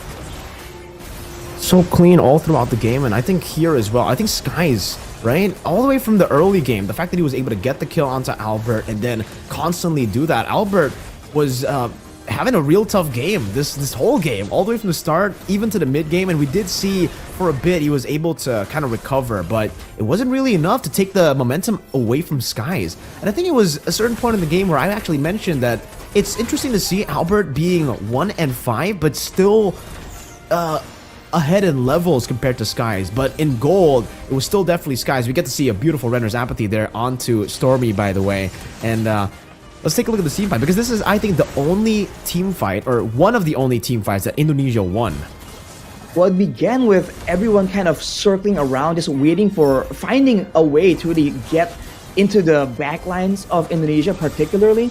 But by doing that, they kind of made Stormy kind of stuck out in a weird situation. And here, man, Gojas against every single time he gets caught, even when he's kind of just picked off, it seems like it's always something more, you know, you're always kind of worried about the next follow-up. And you can see it here again. His final slashes in this game have been absolutely critical for Malaysia to really have that edge in these fights. And as a result of that, Indonesia are forced to kind of use a lot of their resources, not for outplays, not to try and do anything extra, but just to try to kind of equalize and recover from the initial displacement or the initial shock of the crowd control. And you can see afterwards, Malaysia thought that, okay, we're winning so much, you have to try and capitalize on the momentum. But you can see that when they're using so much to try and go forward, it's almost like Indonesia are the ones that are in Malaysia's shoes in the team fights that are going like this, because the backliners, especially Stormy, can't really follow up as well. So you have to remember, when these assassins dive in like that, the whole team doesn't automatically follow through with them. It's all about the positioning as well, right? Because we were talking about how, you know, they got the Lord, they got the enhanced Lord at that point of the game, and it looked like that was going to be the momentum that they would utilize to at least make the game go even further or take some advantages. And they were able to do so technically with the far lane, but all right, let's give some props over to Gojas though for this wonderful setup for Skies to just come in and retry, right? Because you're right, I think you definitely got to give more of a highlight to Gojas in that particular fight, because if it wasn't for the final slash, it would have been more 50-50. Maybe Albert would have been able to win that out. But because Go just went in, sacrificed himself almost technically there, and got Sky so much more room to go for the clean retry. It was so good. And here, dude, the fact that Yums, he didn't decide to go back. He decided to flicker forward. This guy has been so good for SRG, and now he continues to be good for Team Malaysia. It's so awkward the way that he plays the game, right? Like, most people would actually flicker backwards or maybe would disengage after getting that low. But he decides, no, I'm going to create a line for my backline to deal damage properly. And that was what kind of got them the win there. I think at that point as well, Indonesia kind of had a few resources ready to go for a fight, and if they all dove in towards the backline, it would have changed something. But player of the match here, Rashi. Well, player of the match is going to be Stormy here, 4-2 and 12. And he was making the macro plays with the diversion, but even in the team fights, his positioning, knowing that there are assassins around, knowing that he's a vulnerable target, he's always been a lot more bold in his positioning. But looking at how Yums was playing, like you were mentioning, Mirko, I think it's part of why he was able to do that, part of why he even dared to do that, is the fact that there's great communication and trust in this team. He knows that if he walks up and he gets jumped on, it will come at a price to Team Indonesia, and his team will absolutely capitalize. And that is what I think they've been using, right? If whenever they kind of give something up, they know that it's fine because I know that my team will try and get something in turn. And that just leads to such clean, such calculated gameplay. And unless something really unexpected happens, they just seem so stoic, man. They don't seem flustered at all. They really do, man. And again, for Stormy, what a phenomenal performance here by him. Well played, but really for every single member on Team Malaysia, I think everyone really played well, right? We can't really just say that it was just Stormy. He was player of the match. He did, create some diversions to actually give the team a lot of different angles of attack, but we gotta give props to everyone else on the team. Gorgeous. He was sitting on the bench for the most part for SRG and MPL Malaysia, for the fact that he is starting for Team Malaysia and he's doing so well after, again, sitting on the bench, right? Most people thought, this guy is not going to perform, especially here, considering he's been on the bench for so long, but he proved the doubters, the haters wrong for sure. Even Loliel had a phenomenal performance. He leveled up by so much, and we're seeing a different level entirely from Team Malaysia right now. It's just such a scary situation to be in, because like usually Malaysia, great surprising moments, but they're kind of too flustered. But now they're just a bit more calculated, a bit more, crafty with their aggression. And I think that's scary news for any team all across the world. But Malaysia is your winner. So Malaysians at home, it's your time to celebrate. And it's definitely a big statement, beating Indonesia out of nowhere and in a clean sweep fashion.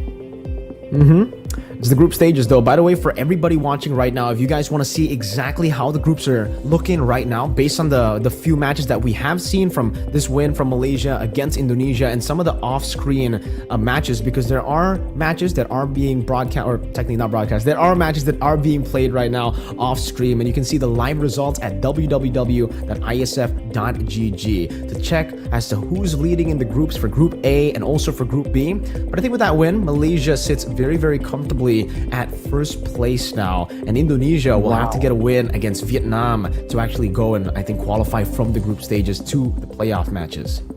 But I think we have a bit of a special guest here. We might have an interview with the Malaysian side. Do you know who it is, Mirko? Of course I do, man. Hello, Coach Arcadia. How are you doing? Hi, Mirko. Hi, Arashi. I'm doing great. Hi. All right. Well, I guess I'll ask the first question here, Arashi, right? Sure. Arcadia, I think you're not new to this kind of like stage as well. But I want to ask, for the most part, everywhere in the world, a lot of people have been saying, the hype for SRG, the hype for Team Malaysia, they're overrated. They're good in scrims, the general consensus, but how are they going to perform on stage? And here, you kind of proved to the world that Malaysia is ready for the international trophies, for the international tournament. So what do you think? What do you want to say to all those haters or the doubters?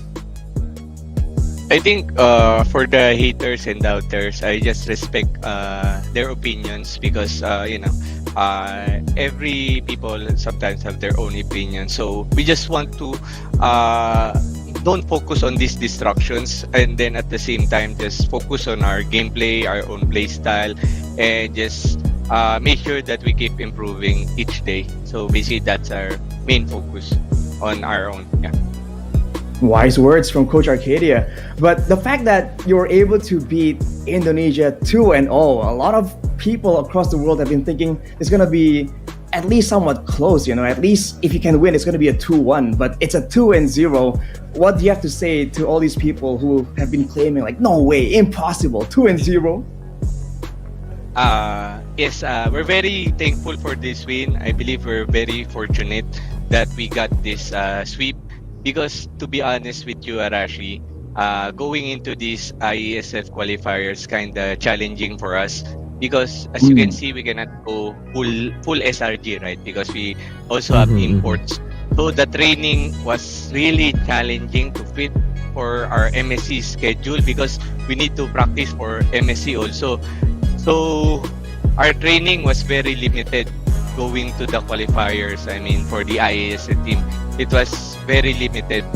So we're just happy that we were still able to get the win, and I just want to give a props to my players, and then also to Becky, my co-coach, and then just want to say their hard work is really paid off.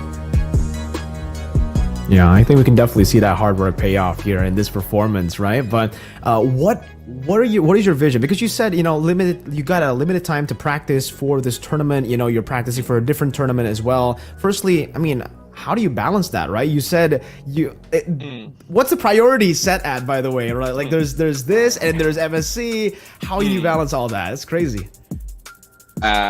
Yes, it's really it's challenging, but we just if I'm gonna be honest, our scrim is like one scrim for IESF, like that. That's how our training schedule is. But we're really working overtime for us to perform at both of the tournaments, the MSC and then this qualifier. So we just really working hard at this past few weeks. All right. Well, thank you for your time, Coach Arcadia. Do you have a final message right here to all the supporters, the fans from Malaysia, that has been just so passionately supporting you so far? I just want to thank all of the fans that are supporting us, and also to my family, friends, and loved ones, and also to all of our supporters of my players. And also, I just want to say thank you to whole MPL community for supporting us in this journey, and hopefully we qualify going to Riyadh. All right. Well, again, thank you, Coach Arcadia. With that, I think we'll end the interview right Thank you, there. Coach. Thank you so much, and good luck Right, thank in the you. future as well, sir. See you around. Thank you. Congratulations Thank on the you. win, man. Man, Always such a what stand-up dude, man. Yeah, right? Like, dude, I mean, it has been a trend here, Arashi, for IESF. All the interviews, people have been actually talking like humans, you know, unlike the normal interviews that we do. Like where, you humans? know, yeah, these players usually, they answer us like robots, Arashi, right? But I'm glad to see Right. that, you know, we can finally get to hear some of their thoughts, some of their actual opinions. I mean, it's always nice to actually get some info, right? Some kind of, you know, insight to how they're feeling, what they're thinking. But I think with that, Mirko, we're going to head towards a break there. It's been an intense match, and I think we need a bit of a break just so we can go full power for the next match. So ladies and gentlemen, stay tuned. We'll be right back after this short break.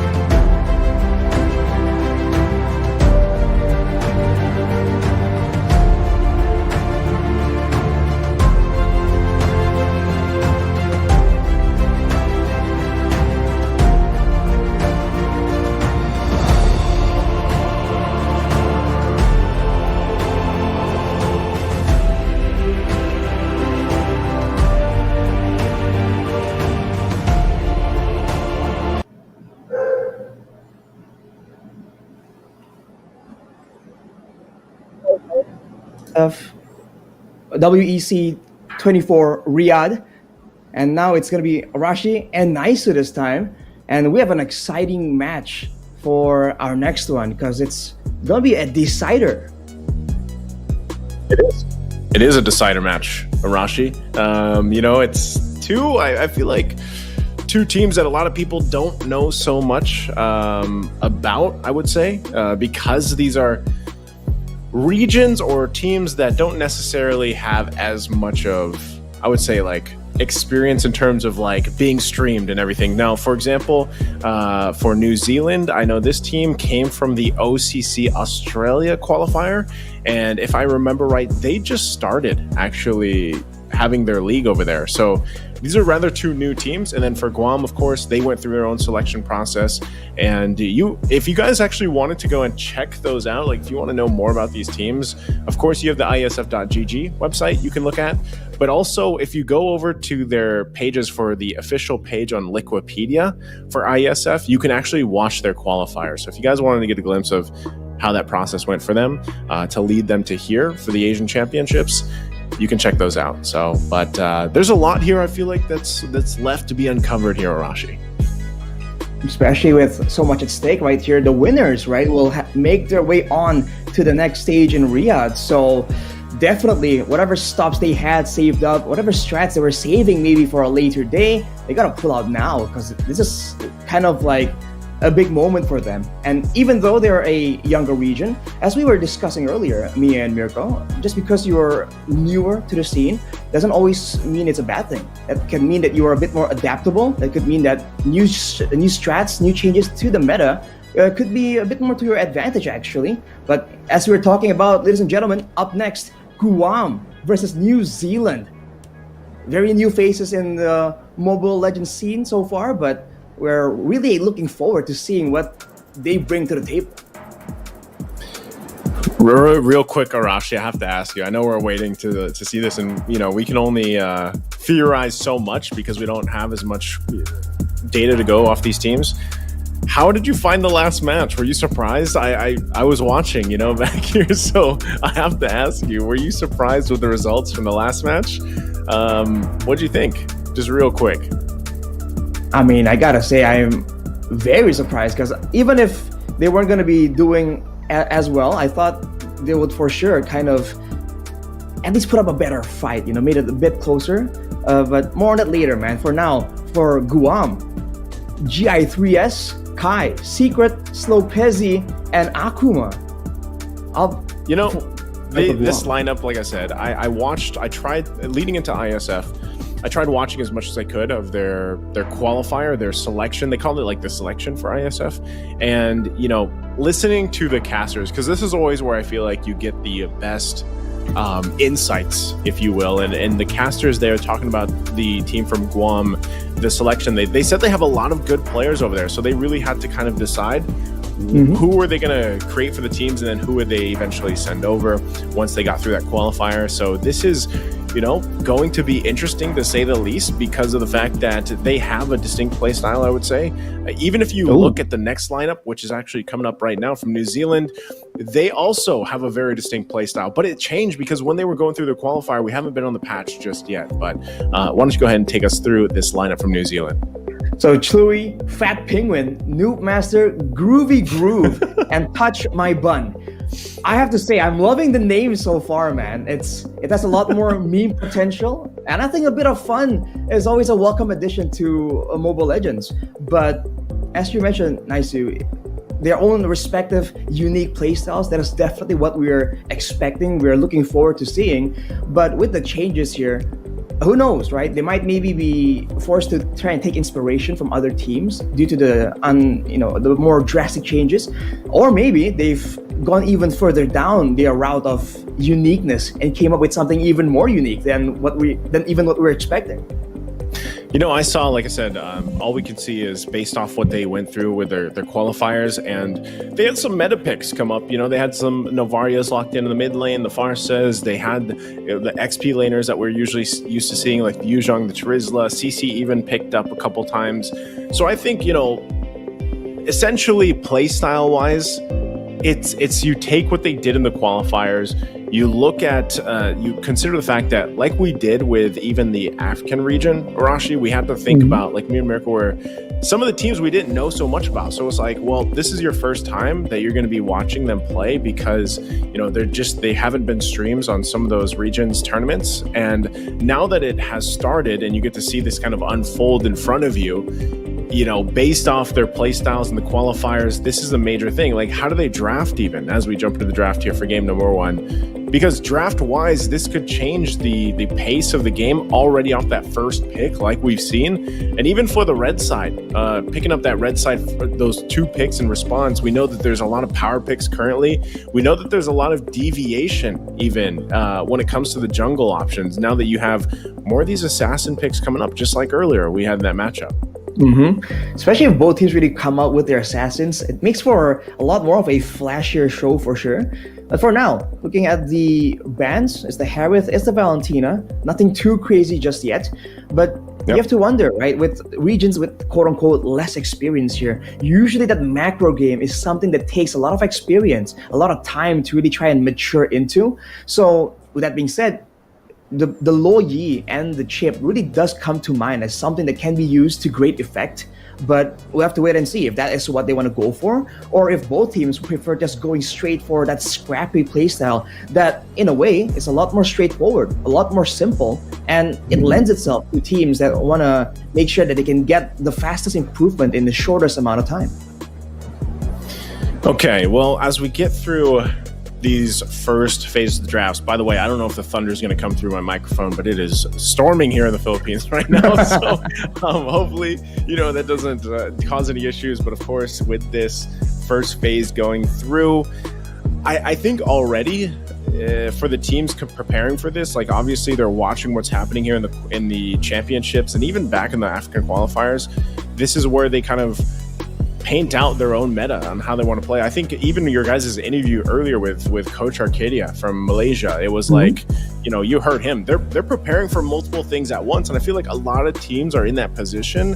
Now, specifically for New Zealand and Guam, you know, I don't know how many more tournaments that they're preparing for, exactly what the calendar looks like over in that part of the world. But this, surely, Iesf, one thing that can always be said about a tournament like this is the amount of XP boost. Like if you have, the cards in game that are like XP boosts for your account, right? That's this here for these teams like this. Like they get a huge XP boost just competing in Iesf, and that's what we've seen time and time again from the teams that are a part of it. So now, next ban, it's Claude. These are already different bans than we're used to, Arashi. I mean, so far in the first phase.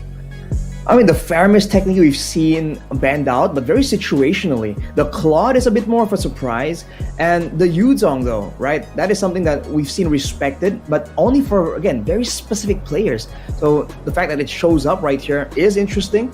But Fredrin becomes the first option here for Guam, securing great clear, great sustainability, good scrapping potential for skirmishes in the early game. So now for New Zealand, we have to see the first inklings of what we can expect here. Is it going to be some more front lines? Oh, it's going to be the Roger first and foremost. Okay, Roger picked up Chip. Wow, finally, we're actually going to see the Chip locked in. It's been kind of slept on, I feel like, so far throughout today. Louis another pick, and I don't know if that's actually what happened here, but it looks like they missed. It looked like Guam missed a ban. So I'm assuming that they actually did miss one and they only banned out 2 heroes here, but they're going to lock in, of course, Fredrin, Mozkov, Exborg. This is very reminiscent of before the patch like even came out and some of the new items. Now, I know we've seen Fredrin pop up now a couple times, even with a different emblem set sometimes, and the way that the build goes for these tankier junglers has changed. I'm just curious if this Roger is actually going to be the opponent in the jungle, because so far we've seen Roger in the jungle, seen him in the gold lane. Mirko asked me this earlier, what I thought was the best lane for Roger. I personally still think it is the jungle. Like I like him better in the jungle. Okay. And we'll see if they actually go this route. What do you feel about it, Rashi? Like, do you think this Roger would actually be good in the jungle against the Fredrin? Oh, well, that answers the question, but I still want to know your opinion on this, Arashi. I think it can do well against the Fredrin because of the clear speed and the fact that you can actually do well to really punish the Fredrin, because Fredrin likes being kind of on low HP, and so if you're on a hero with an execute, you inherently have a bit more of an edge against them. But of course, I do feel also that the gold lane now is just so critical, and I like having a healthy amount of DPS on that gold lane marksman. So I think Roger, I would prefer in the jungle as well, but again, it depends on the rest of the team as well. You can't just pick in one hero, slot him in without knowing where it fits into the rest of the composition. But now, up against the Moskov carry here, I think we've seen that it's been somewhat equal, skill-based, but the global presence from the Moskov, we've just seen it being used to great effect just last match. So I think for New Zealand, they're going to try and contend with that using the chip. So expect a lot of action there being taken by force towards the gold lane. I think that's part of the hard part of Hero Rashi is utilizing the chip. I feel like obviously shortcuts great. The way that you get to move around the map is great. You get a lot of utility with that, but still I think, you know, for most teams, the fact that they're playing, okay, hold on, we'll see what ends up happening for the second phase of the draft. Do we have the same? All right, we have the same. I thought something else was happening. That's the point I was going into, Arashi. I was going to say, if you're playing into the chip that's moving around with the utility, Louis would be great. It was still open, but then New Zealand's like, no, Naisu, we're banning it out. They ban it out, they get rid of it. That's fine, good choice. So I think the obstacle here for Guam, remember guys, this is a best of 5. This is not a best of 3. I know we opened today with all best of 3s. This is a best of 5. I don't know if we stated that, but this is a best of 5 because there's only 2 teams from Oceania.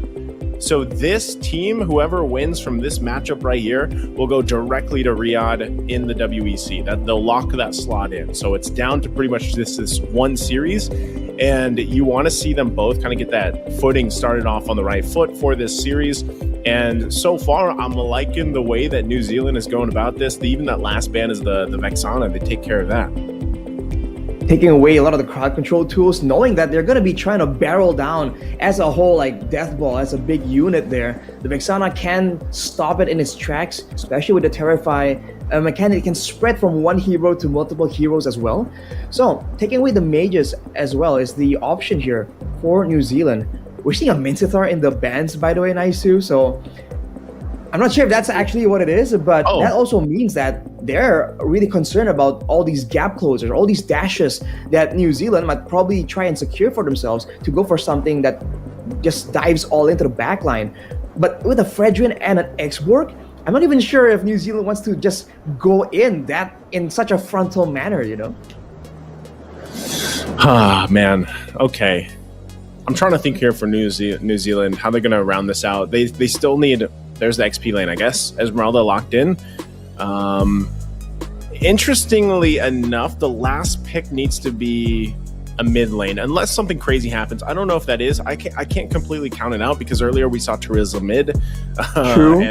Edith Rome. Well, Edith Rome isn't too crazy. Or no, sorry, Edith. What was it? XP lane? Edith XP lane. Anyway, Teresa mid. So this one, Esmeralda. If for some reason it ends up going in the mid lane, then they still need quite a bit of, they need something good to lock in their lineup from New Zealand. But if it's not, and that is going to go in XP lane Esmeralda, and they go for a mid lane, the Vexana, like I said, they're the ones that banned it out. So that's interesting they took it out. Novaria, is Novaria still open? Yeah, yes, it is still open. The Valentina was the one that was banned out. So we'll see. Florin, wow, okay, and the Lilia locked in here for Guam. So interesting with this. How do you feel about that, Arashi, for Guam? So for Guam, I feel like that really just yells out, we're here to stay, like to entrench down and just stay in those fights. A lot of DPS tools, even including the mid lane, the Lilia. Now, especially if the fights go longer, you can get resets on those angry glooms. So that is something that's already such a big problem. Now with the Florin as well, they can stay in there quite indefinitely. And the response to that is going to be an Odette. So now it's going to be a full-on collision, almost like combo-based composition from New Zealand against Guam, that if you don't really get secure the kills outright immediately in the beginning of the fight, becomes an absolute nightmare to deal with.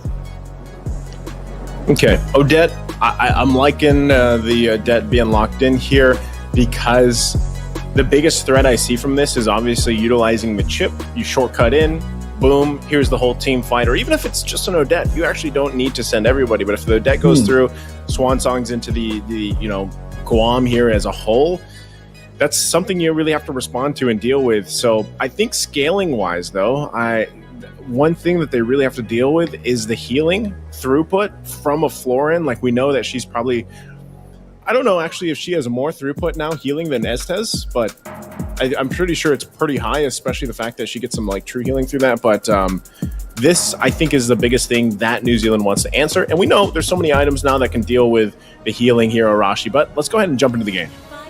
Ladies and gentlemen, game 1 between Guam and New Zealand to decide who makes their way onto the next stage, onto Riyadh. Let's see how this plays out.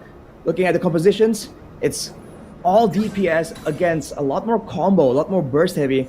Like you mentioned, Naisu, it's about the healing coming in from the Florin. Is it going to be enough? And what can they try and do to try and mitigate that, especially against the Odette and the chip combo? It's almost like a Johnson-Odette combo we see in ranked games, but a more maybe reliable version. A reliable version, the Johnson-Odette combo. We'll see if that actually plays to that idea, but I think still you can, it can be the Dominance Ice, it can be the multitude, the Sea Halberd of items that are available to you to deal with that. So I think it is crucial too that Fat Penguin, if he does build the Glowing Wand, one of his first items, then he's going to be a big component to dealing with the Florin. But then again, it's still, there's like true healing through it, so they need enough damage potential or burst to make sure that the dash comes through, and it just comes through at the right time as well. Now both teams just holding on, trying to contest for the turtle. It's going to be a 50-50 though. See if Noobmaster can try and get it. Wow, Slopezi goes in and gets it, and now they're going to be in trouble a little bit longer. Groovy Groove will fall the first blood. Spirit Destruction already used. There's the last Insanity. Double kill for Secret already. Starting the pace here from Guam, and with that, they'll go ahead and take the resources as well. They took the objective, and now the resources, the buff here from New Zealand. Not sure if Chole can do anything about this. Also takes a bunch of damage himself, holds it down, flickers in. Chole goes in, gets the kill on Zen. So now at least New Zealand on the board here. But they lost a purple buff, and they really didn't get the same kind of presence, the same kind of prio they wanted for the neutral objective. They were able to secure it, but considering that they had a fighter in the jungle that should be a bit more sustainable, they were kind of going all in right there, and they weren't really getting the same kind of snowball that you would expect from Noobmaster, because he did go for the killing spree in his emblem setup. He's definitely expecting to be going in immediately, securing those kills, trying to snowball as hard as possible. But seeing how those fights played out, especially with Secret just outputting the damage so reliably with that AoE, I think it's going to be something that they have to be a bit more careful with. They're going to have to be kind of calculated with it. I think this is already a good start though for Guam, especially the fact that they have a Lilia. You get that double kill, that early start.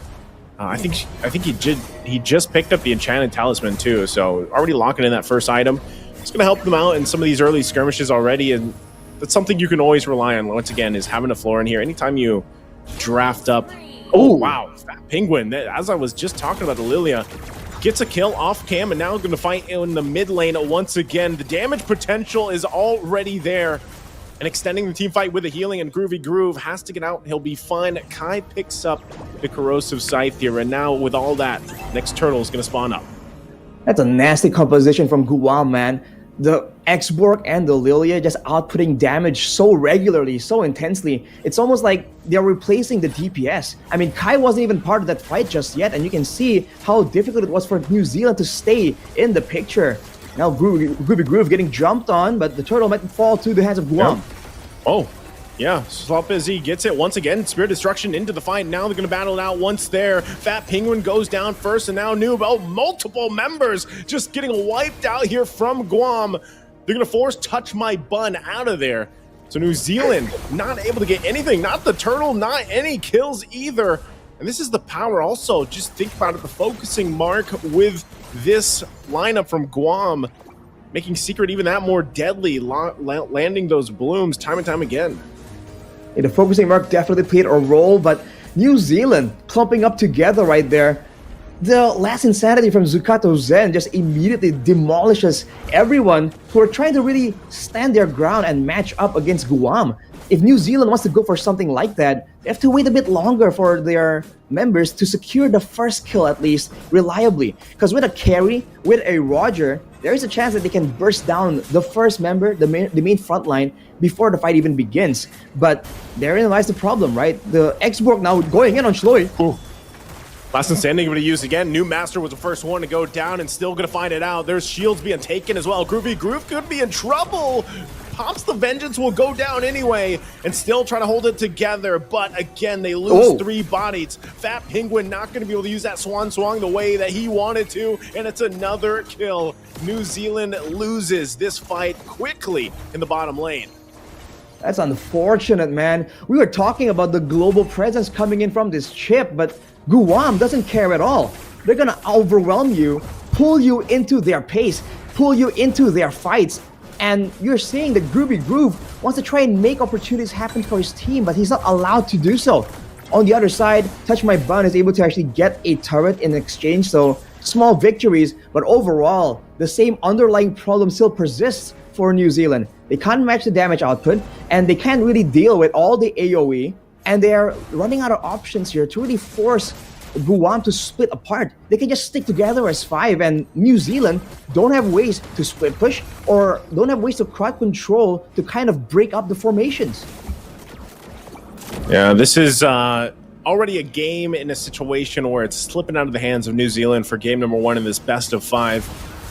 And now they're going to set their sights here on the top side, working on that tier 1 turret. They've already got the other 2 in the mid and the bot. And they've got themselves nearly a 7,000 gold lead to go with it. So Guam now putting the pressure here on the top side. Not sure if New Zealand even wants to really do anything about it. Looks like they're just going to call it off. And really they're left to trying to decide where can they find the golden XP to farm up to hopefully match up with what Guam has. Because when you have this kind of lead, it's tough to work around with. Look at this, even Groovy Groove on this chip. Just getting torn to pieces here. Half health already. Swap Ezzy gonna go in, gets the flicker out from Fat Penguin. Might get crashed down. There's the last Insanity. Already forced to use the ultimate Swan Swong. Won't be enough as that goes down. And now Fat Penguin gone out of the picture. That's the biggest amount of early damage that this lineup from New Zealand has. And now they have to defend the tier 2. Guam eyes set on that. Another objective for the taking here. Not sure if New Zealand really wants to fight this out at all. Try to clear the ways they can. But once again, under the turret even. Look at the damage coming through. Last Insanity will find again a double as New Master drops. Guam decisively winning another fight. New Zealand really struggling with these team fights and really trying to catch a breath in this game 1. Zukato Zen on the X-Borg, man. Absolutely menacing. It's not just the damage. The fact that you can't really take him out immediately. He has the extra built-in Immortal with the Firaga armor. And the fact that he's so decisive here with the last Insanity. It's not just the damage, it's also the slows. He has finished that that Ice Queen's one. So whenever those flames touch you, you're just so much slower than you usually are. And Secret has the same items. So now for Guam, it's all about tagging the members of New Zealand with some spells, getting them slow enough, and when you're that slow, the Florin will land a stun, the Moskov can land the Spear of Destruction, and it's just that. And look at the tankiness of Shloi. It doesn't mean anything. He's gonna get burned down. Cholet goes in. There's the last Insanity once again. Gonna find the kill. Spear of Destruction not gonna land on the target. 2 down once again for New Zealand, and that's also gonna be the Lord secured here for Guam. And Kai still putting the pressure on the top side. So just a win after win across the map for Guam as they further the lead. And now 10,000, nearly 11,000 ahead of New Zealand. This is one-sided as heck, man. Even the main front lines, Groovy Groove and Shloi on the EXP lane for New Zealand, they can't really stand in the front any longer. The fact that Esmeralda went with the lethal ignition as well, wanting to do a bit more damage perhaps in the laning phase, but now she's just struggling to really stay alive even. She can maybe escape from big fights, but that's about it. Even if there's an opportunity that New Zealand can capitalize on, they don't really have the engage tools to really try and catch someone off guard. With the Lord coming in right here, Guam, with such a gold advantage, might just go for the base turrets immediately by brute force. Yep, they're going to go for it. Lord now at the base, knocking on the doors of New Zealand, trying to hold it together the best they can, working against a massive lead. And there's Groovy Groove falling once again. This last insanity will not stop, just unleashing hectic team fights here all around. And now New Zealand can't do anything with the fight as Guam will take game number 1. Wow, what a destruction coming out of Guam. We thought that this is the deciding match. Everyone has all the stops removed, but man, Guam was just pushing that aggression on another level. That was the first Lord they picked up, and they immediately just brute forced their way through the base turrets, through the 5 members of New Zealand to try to just immediately wrestle away game 1. They did not have permission, man. So just a little fun fact, that last team fight, they came in like a storm. My power flickered like a storm. So my power flickered. Oh my goodness, bro. Guam coming in like a little storm, man. I did not expect this from Guam. That just came out of nowhere. We thought that there were some more plans here, some more calculations on how they want to approach the fights. But it turns out for Guam, it's just non-stop fighting again and again. They did not have, by the way, a big team fight engage tool. They did not have like an iron hook from a Franco, a big penalty zone. They just kept moving forward. Their main engage tool is Zukato Zen just going in aggressively, slowing everyone down and just bursting you down outright. And even when New Zealand saw a chance, the counter was just too much. And the healing, Naisu, you've been highlighting it since the beginning of the game. But man, this Florin was just untargetable with all this damage, all this utility spread out in the front. You know, as you look at the highlights here, I mean, it's mainly a Guam highlight reel. And it just, I don't know, it's one of those very one-sided games. And I think as for both of these teams, when you think about what do they have to like playstyle wise, number one, Zukato Zen on this Esports was just deadly. Every single team fight that they had or initiation that they had really, it was so hard for New Zealand to play against the last Insanity. And you saw that, especially when he had the Ice Queen 1 locked in, it was just even tougher to get away from the initiations and Secret starting things off with the double kill early on that he had. And just really well played from Guam. I mean, clearly this is a team that has synergy with each other. They have some experience, especially in their local scene, because it's very apparent here, the way that they're playing. And I'm going to go back to what I heard from their casters, right? Where their casters were talking about for their Guam selection team, that there's a lot of good players over there. They even said themselves they're just not well known enough for the rest of the world to know them. And I guess, you know, this Iesf platform is going to be the first time that a lot of people get to see some of these players. And if you're looking at this game, I mean, 10.5 minutes in, and yes, it's against another Oceania team. It's New Zealand. They're rather new themselves, but it looks like Guam, for some reason, is just further ahead in terms of like the, you know, the experience, or even in this lineup, the skills that they showed here. Player of the match, the MVP here is going to be Secret on that Lilia. 6-0 and 12 on the Lilia, securing the double kill. And from there, just running with it, man. Going in aggressive, knowing that he has the black shoes. I mean, it's so unfortunate for New Zealand that their whole composition is all about going in, clumping together for those big fights, maybe relying on the Swan Song as a bit of a zoning tool. But turns out whenever he's in position with the Swan Song, just trying to output damage, he just eats a ton of damage from both the Esports and the Lilia. And it's not just the damage, it's also the utility. Back then, the Lilia with the Ice Queen's 1 and the Glowing 1 was already such a menace. Now with the healing reduction built into the Glowing 1 as well, that was just such a difficult time for New Zealand, because they have an Esmeralda, they have an Odette, and those shieldings, right, gets reduced by the Glowing 1 as well. So even if they're banking on having extra bits of tankiness, it's almost like the core items for the heroes for the side of Guam just countered that already all the way from the beginning. So when it comes to 5v5s, there was no option. When it comes to macro plays, I don't think we've seen a game in a while now where the chip was that sparsely using the shortcut, man, because he wasn't allowed. He was denied completely. Yeah, I was going to say, back to the draft, I was thinking, man, it would have almost made sense if they had the Loyi. It was banned out to deal with the chip, but you play like this, Arashi, you don't need it. You just counter the chip just like that, because every time you would almost be second guessing for Groovy Groove to drop the shortcut, because just the amount of the foot that they started on for Guam was already giving them that lead. And then if you're going to drop the shortcut and you're going to bring your team into a out-itemed lineup, especially with this, and you don't want to drop the shortcut down. You don't want to bring your team to that. And so I feel like they really struggled on actually utilizing Groovy Groove here because of the chip, and not really winning those early fights caused the snowball to just get out of control. So what we're seeing so far from Iesf is some of these games go in 10.5 minutes or 10 to 13 minutes and being a pretty one-sided game, or sometimes even some of those 13 to 15 minute games are very close. But this is one of those instances where just Guam came out swinging from the get-go. They got a lot of this gold built up. Again, Secret MVP was the one that really started things on this Lilia pick, but I think there was just so many things that were difficult for New Zealand to deal with, because aside from just being bursted down so quickly or slowed to death from the last Insanity, they had no answer for the heals, for the Florent. I mean, they never got in a position for that, because we're talking about a gold lane especially that takes some time to build up. And this is Carrie. She has a very low range. So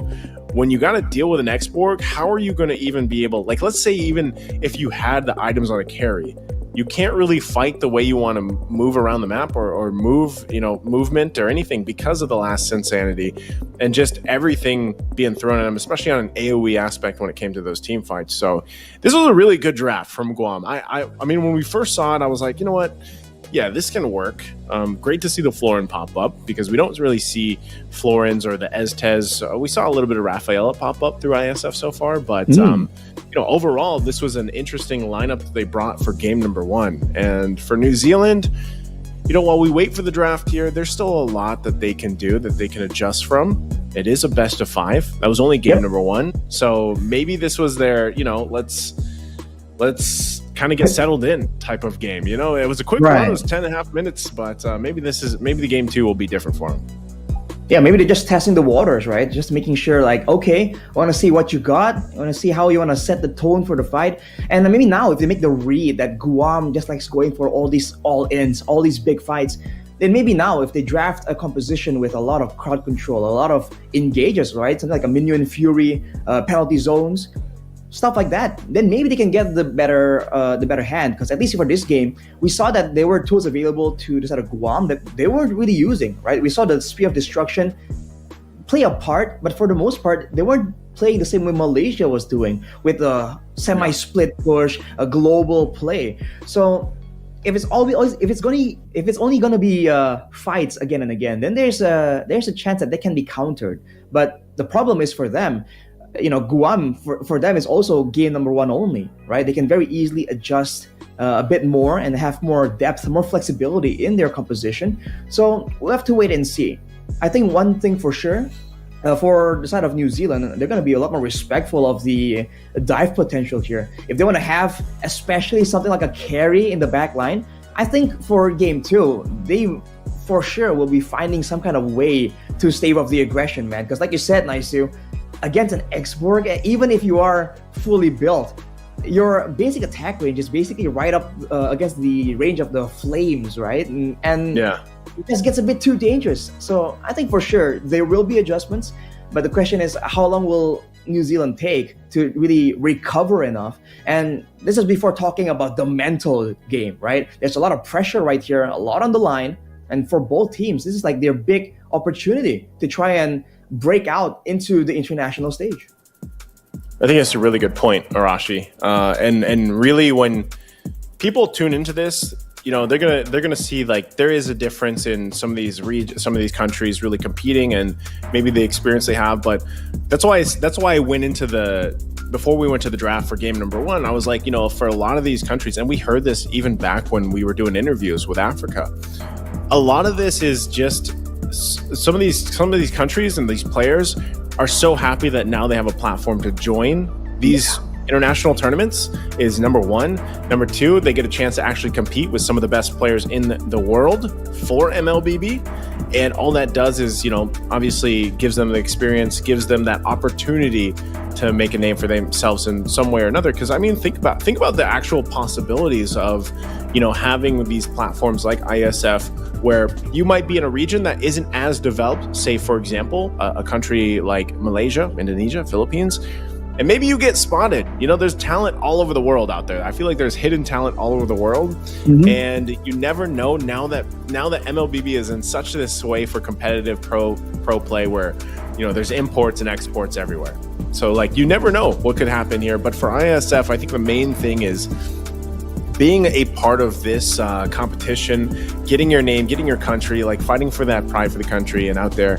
And then I think too, at the same time, if they can qualify, you already said this, the stakes here are pretty high for this best of five in comparison to what we saw earlier today with the first two matches with Cambodia and Myanmar, and then Malaysia and Indonesia. They're in their group stage, they're going through the round robin for this. Right. The deciding match. And then if they even get to whichever of these teams, whether it's Guam, whether it's New Zealand, if they get to the WEC, that is a whole nother experience for these players, because now you're in an offline event, which is probably some of their first time being in an offline MLBB event, battling out with some of the best out there, of course. So that's something that they can look forward to, whichever team does win this. But I got to specifically say, the way that Guam played, there has to be some major changes, I would say, with New Zealand, because there wasn't much showing from game one. I feel like that's, and I'm almost just gonna say, they're rather new, so there wasn't enough data to collect off them. I don't want to count New Zealand out at all. That's not what I'm saying. I'm just saying game one was definitely rough for them. And Guam seemed like the team that knew what play style they wanted to approach with and then executed it very well. So, but if Guam does that in game two, Arashi, I feel like it's almost safe to say there is an experience difference here between the two. But I won't say it yet. I'm not going to say that yet, just yet. New Zealand, you have an opportunity. It is a best of five. Get us to a 1-1. And then let's start breaking things down, more technical here. Because lineup-wise, man, Arashi, it just wasn't their lineup. Just if they took out the Xborg, I feel like if they just took out the Xborg, if it was banned out, then maybe they would have had a better chance in that game. But like you said, even in the highlights, Xborg was a huge nuisance to New Zealand here. For sure. So we have to wait and see, of course, what kind of style, right? Again, we talked about how they had tools, they weren't using it. I think we have to also highlight the fact that there are some moments there, I think one that really stuck out for me was where there was a fight on the bottom side and it kind of ended already. But then there was a shortcut placed down by Groovy Groove. In fact, Penguin came in later to try and save it. Moments like that are small, but they kind of build up, right? That kind of allows your opponents to snowball. So the communication, the shot calling from New Zealand can be kind of improved on as well. And that's just the way it is, right? The fact that you're up against teams from so far away that's not in your local region, it's just like you said, Naisu, the EXP boost. This is what it's allowing you to see, whoa, this is what teams are able to do, right? Why can't I do the exact same thing, improve even more to get that good? So I think for New Zealand, like you said, there'll be adjustments for sure, and there needs to be adjustments, but it's also a great chance for them to now recover a bit from this and then bring in something and show what New Zealand has got to offer, because we've seen that they want to be aggressive, right? We saw the killing spree on the jungle. That's a bold move. We haven't seen junglers carry a killing spree in a long, long time. So I hope we see something cooler, something amazing coming in from New Zealand. But of course, it all begins in the drafting phase.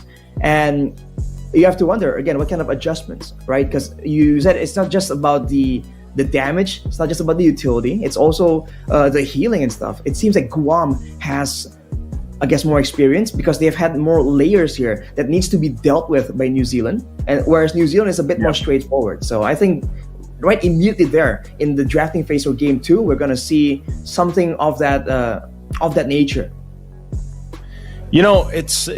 number one, I just want to say a quick fact. It's done storming, so I think I've made it through the storm.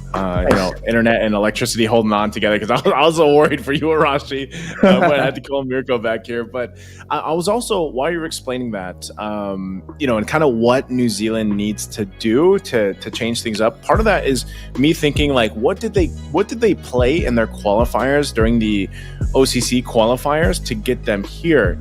And so as I was looking at that, you had some changes. I mean, and probably some of this has to do with roles, it looks like, because me looking at this, I see, Groovy Groove playing a different role. He was playing some Mincetar, even in the XP lane, and then you had Fat Penguin playing the roam.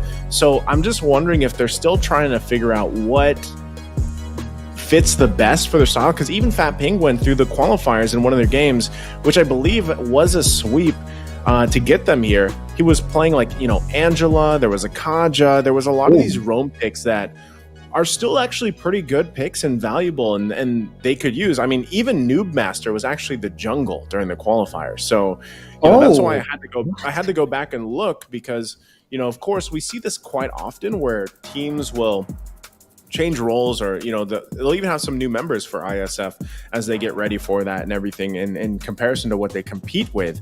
But it looks like, now that I've looked this up a little bit closer, that even some of the roles were different here. So it makes me wonder, because we saw this in a couple different teams so far through the online games, where game one was a specific lineup or setting of roles and everything else, and then from game two, like they switched it up. So that's something we might want to keep an eye on as we get to the draft here and for game two in just a second, are those the same players going to the same roles? Because maybe we just saw some different combination, of that. But obviously, they weren't running the lineup that got them qualified here to ISF. And by lineup, I mean roles. Like, the roles were different. They were switched up. So we'll see if that happens, because so far, again, when I'm looking at it, they had a very distinctive play style through the qualifiers. Here we are. We're jumping into the draft here for game number 2. You're going to have New Zealand on this blue side, and you're going to have Guam on the red. So right off the bat, Arashi, 100% agree with the first ban. Get that export out of here, says New Zealand. Yeah, they don't want the smoke, literally, right? The fire is just too much to deal with. But already changing the pick order as well here. Interesting move from New Zealand. We'll see if that pays off for sure once we've seen some of these picks and bans trickle through. But you also mentioned earlier, nicely, the Mincetar, right? That was something that New Zealand actually put to good use. Well, hey, Guam banned it away in game 1, and I was quite curious about that, right? Like, okay, is this something that's great in their region? But I guess they're having they did the research on their own here, showing again that they're taking this match very seriously. They've done their research. They have an idea, at least, of what to expect.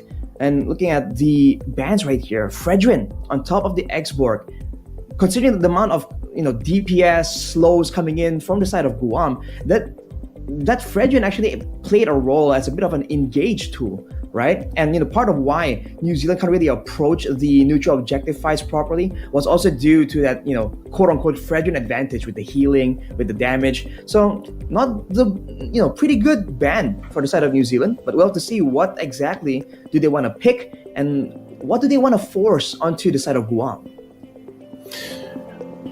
Good observation, because I think part of this too, if you really want to deal with Guam, they could ban what they win against in the previous game, which it looks like they're going that route. I don't think they ban a Roger here. Roger wasn't, Faramis is going to be banned out. But like Roger, I'm just going to say, I hope it's not first pick priority for New Zealand. I think there's a lot more quality heroes that they could draft with the first pick. Guam, we're going to wait for the last ban. But this happened last time too. Like, I don't think this is a missed ban for our viewers out there. I think we're just waiting to see what that first ban was. It is the Valentina is all we see right now coming out from Guam. But so far, it's New Zealand. I think it's more so of where are they going to go role-wise, and then what do they want to jungle with? Because I feel like that's part of the equation here. Solving the equation is having a good jungle rotation early on, because Guam started off strong and fast, man. And that's one thing that was apparent with their playstyle. So there's the Yuzhong banned out. Let's see what this first pick's going to be. Okay, it was they still went with a mid All star. right. Okay, it is a mid star. So that's actually a respect ban from Guam towards New Zealand. So like you said, obviously they know what they did their homework here. Mid star is banned out. Yu Zhong as well. So again, kind of really trying to decide what is that first pick going to be. I'd love to see a jungle picked up. Fredrin's banned out. Not sure exactly if they want to take the Lui Yi chip. I wouldn't take Harith, I guess. Harith? Do you feel good about this first pick for the Harith? It was nerfed, and after the nerf, we saw that the win rate dropped from the 100% pick or ban rate, at least in our region in Indonesia. So I think it's still very good though. There's still some options, especially with the changes to some of the items. I think there's potential for the Harith for sure. It's still one of the stronger gold laners, but you have to remember, it depends on how you play it, right? And if Guam can find ways to kind of make it an uneven fight through rotations, through ganks, and go and play that macro style. I mean, the Moskov is something that's still available, and we've seen a lot of teams when they see this Harith, they recognize like, okay, this is a very strong lane bully with sustain, with poke and burst damage. We can just avoid those fights and go for this global plays.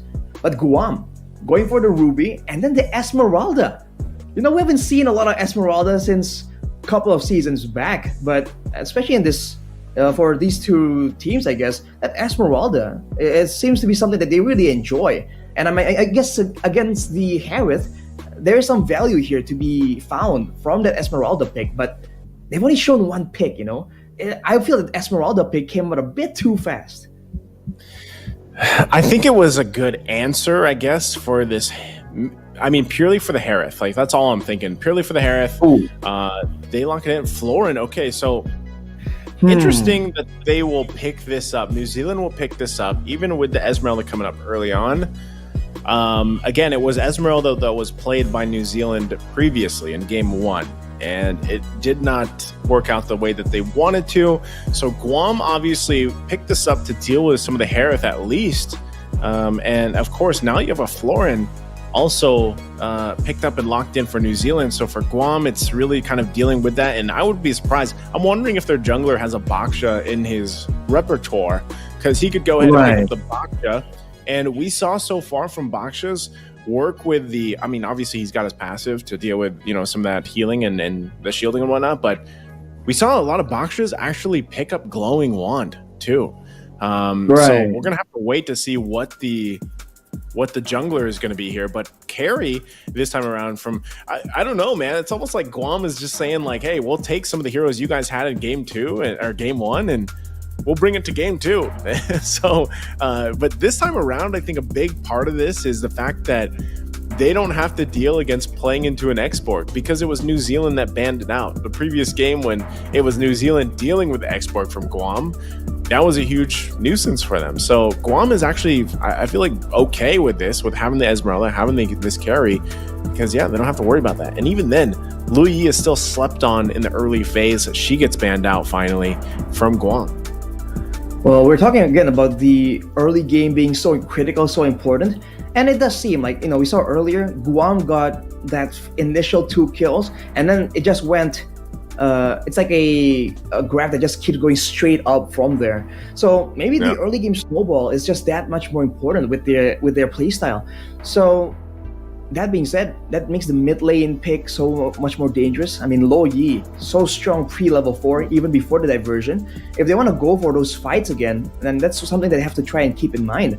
But a Diggy ban for the side of New Zealand here, they are trying to make sure, I mean, that really hints at wanting to get more crowd control. Because if it's only a penalty zone, I don't think it really warrants a full-on Diggy ban. But I think that shows again that they want to get some more here. Seems like they're the ones expecting Guam to just do the same thing, right? Just keep going for fights, keep going forward aggressively.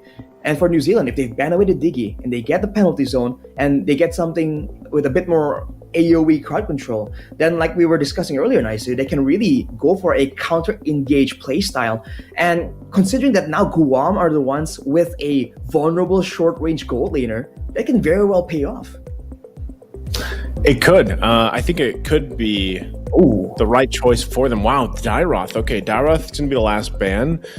I'm almost thinking, too, if they actually wanted to go to the Diggy, Yeah, I don't think that's like warrants a ban, like you said, just with a penalty zone. So I'm trying to think what other CC they could actually bring to the table here with this lineup already. We got to wait for that last ban though coming out, but you know, I don't know, man, because with New Zealand's lineup already, like Harith going in the gold lane, their mid lane options there's quite a bit still. They're going to be banning out the Matilda, by the way, so interesting that the Matilda's banned out, and that's probably more so for a safety too. I mean, they don't want to deal with utility. I'm also wondering why they decided, like, they banned out the Matilda, but the Ruby is there. We have seen Ruby go in the XP lane, but we've also more so seen her also in the roam. Oh, they go Tigreal. Okay. Guam goes Tigreal. This is great setup potential because a lot of this too is also just like, if a penalty zone happens or a Zaman force is dropped down by New Zealand, we'll find them in the implosion. Like, we'll fight them there. You can follow it up. Actually, there's a ton of setup potential just with the Ruby and the Tigreal alone. You utilize the Falling Star Moon, and then, you know, you kind of hope that you have enough damage by that point to deal with some of the healing coming out from the floor. And so this is difficult for New Zealand because, like I said, we need to know their mid laner looks like it's going to be Aurora that is locked in. But this already is very, I mean, they have good healing, but this is kind of squishy. Like, this lineup isn't very durable. You're more so relying on the healing throughput they're going to have. And then, of course, you have Terizla, who's somewhat tanky. Oh, wow, what? Okay. What? New Zealand's going to roll the dice and pick up a Ling, which is interesting because I was almost expecting, if this was their game plan, then maybe they should have gone the Angela Ling, that Ling combination that we see, but instead they go the floor Ling Ling combination. I was like, the floor Ling. You're saying the Ling won't be Finch poisoning because it's a floor Ling, just staying level to the ground? Man, we'll have to see. I mean, the Aurora, I guess, is one of those mid laners with a lot of crowd control potential. We did see that Malaysia used it to great use earlier, so not impossible. But Gusion, hang on a minute. Now you're getting a bit confused here. Is Gusion jungle, I guess? Yeah. It's burst going up against mobility. But again, if you're talking about a full-on collision, now Guam once more has a lot more tools, a lot more AoE crowd control tools to try and win this out. Even through the glacier and the penalty zone, there's still a chance that Guam can absolutely take this. Maybe the gold lane is where there's going to be a bit of a weakness, right? Especially in the early game. But once they get rolling, even the Terizla, right? I guess for the Terizla, that carry is going to be one of the counters, right? It can shred him down a lot better than all the other gold laners. So, man, I don't see them really winning out macro-wise, but I guess if they can use the Ling as a very effective split push tool, then they have the global pressure coming in from the pushes, but also the global healing. I feel like that's like the main weapon here for New Zealand that they can really use. Well, we're going to find out here. Let's jump into the game. At game number 2 here in this best of 5, the deciding match between New Zealand and Guam, heading to the WEC in Riyadh later this year. And once again, pointing out the fact, I love this combination already from New Zealand, Arashi, and I talked about this yesterday when we first saw it, and that's a Warcry Ling, the new emblem, the Warcry, with the focusing mark emblem from, I believe it is the Florian here, that has that. So that's a good amount of extra damage. We're talking about 8% plus the 6% from the focusing mark once those are procced and if they're lined up correctly, right? So very interesting emblem. Still really seeing the kind of teams test out the Warcry emblem and even the Temporal Rain, the 2 new emblems with this.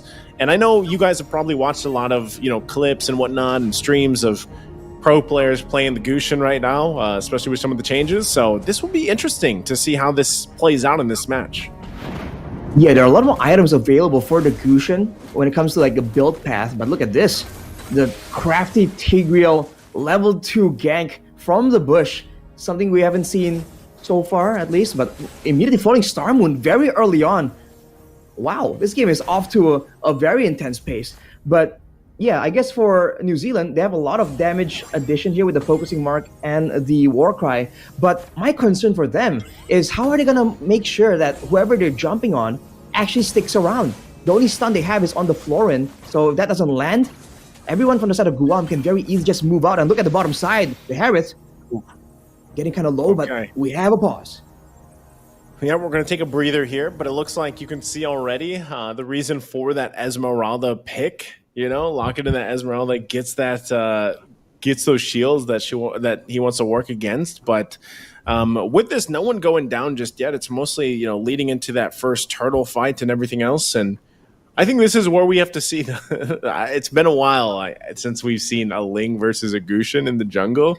The only thing I worry about having a Gushin though is, again, at least the Ling can kind of like hang around, you know, like hang around on the walls with a Finch Poise, like stay there, set up if they want to, and then you're always kind of relying on the fact that, okay, well, at least we have healing potential to help support that. Whereas the Gushin is more so like you have to be able to pull off like very finesse style things. Like that's, if I could think of one of the heroes that's very finesse like, it's Gushin. Because I mean, think about it. A lot of us, when we started playing Mlbb, you probably saw some montage of like fast finger Gushin players. You know what I mean? Like that was the thing back then. And so this is still, I would say it's still great to see that it finally pops up in this competitive play, especially against a Ling.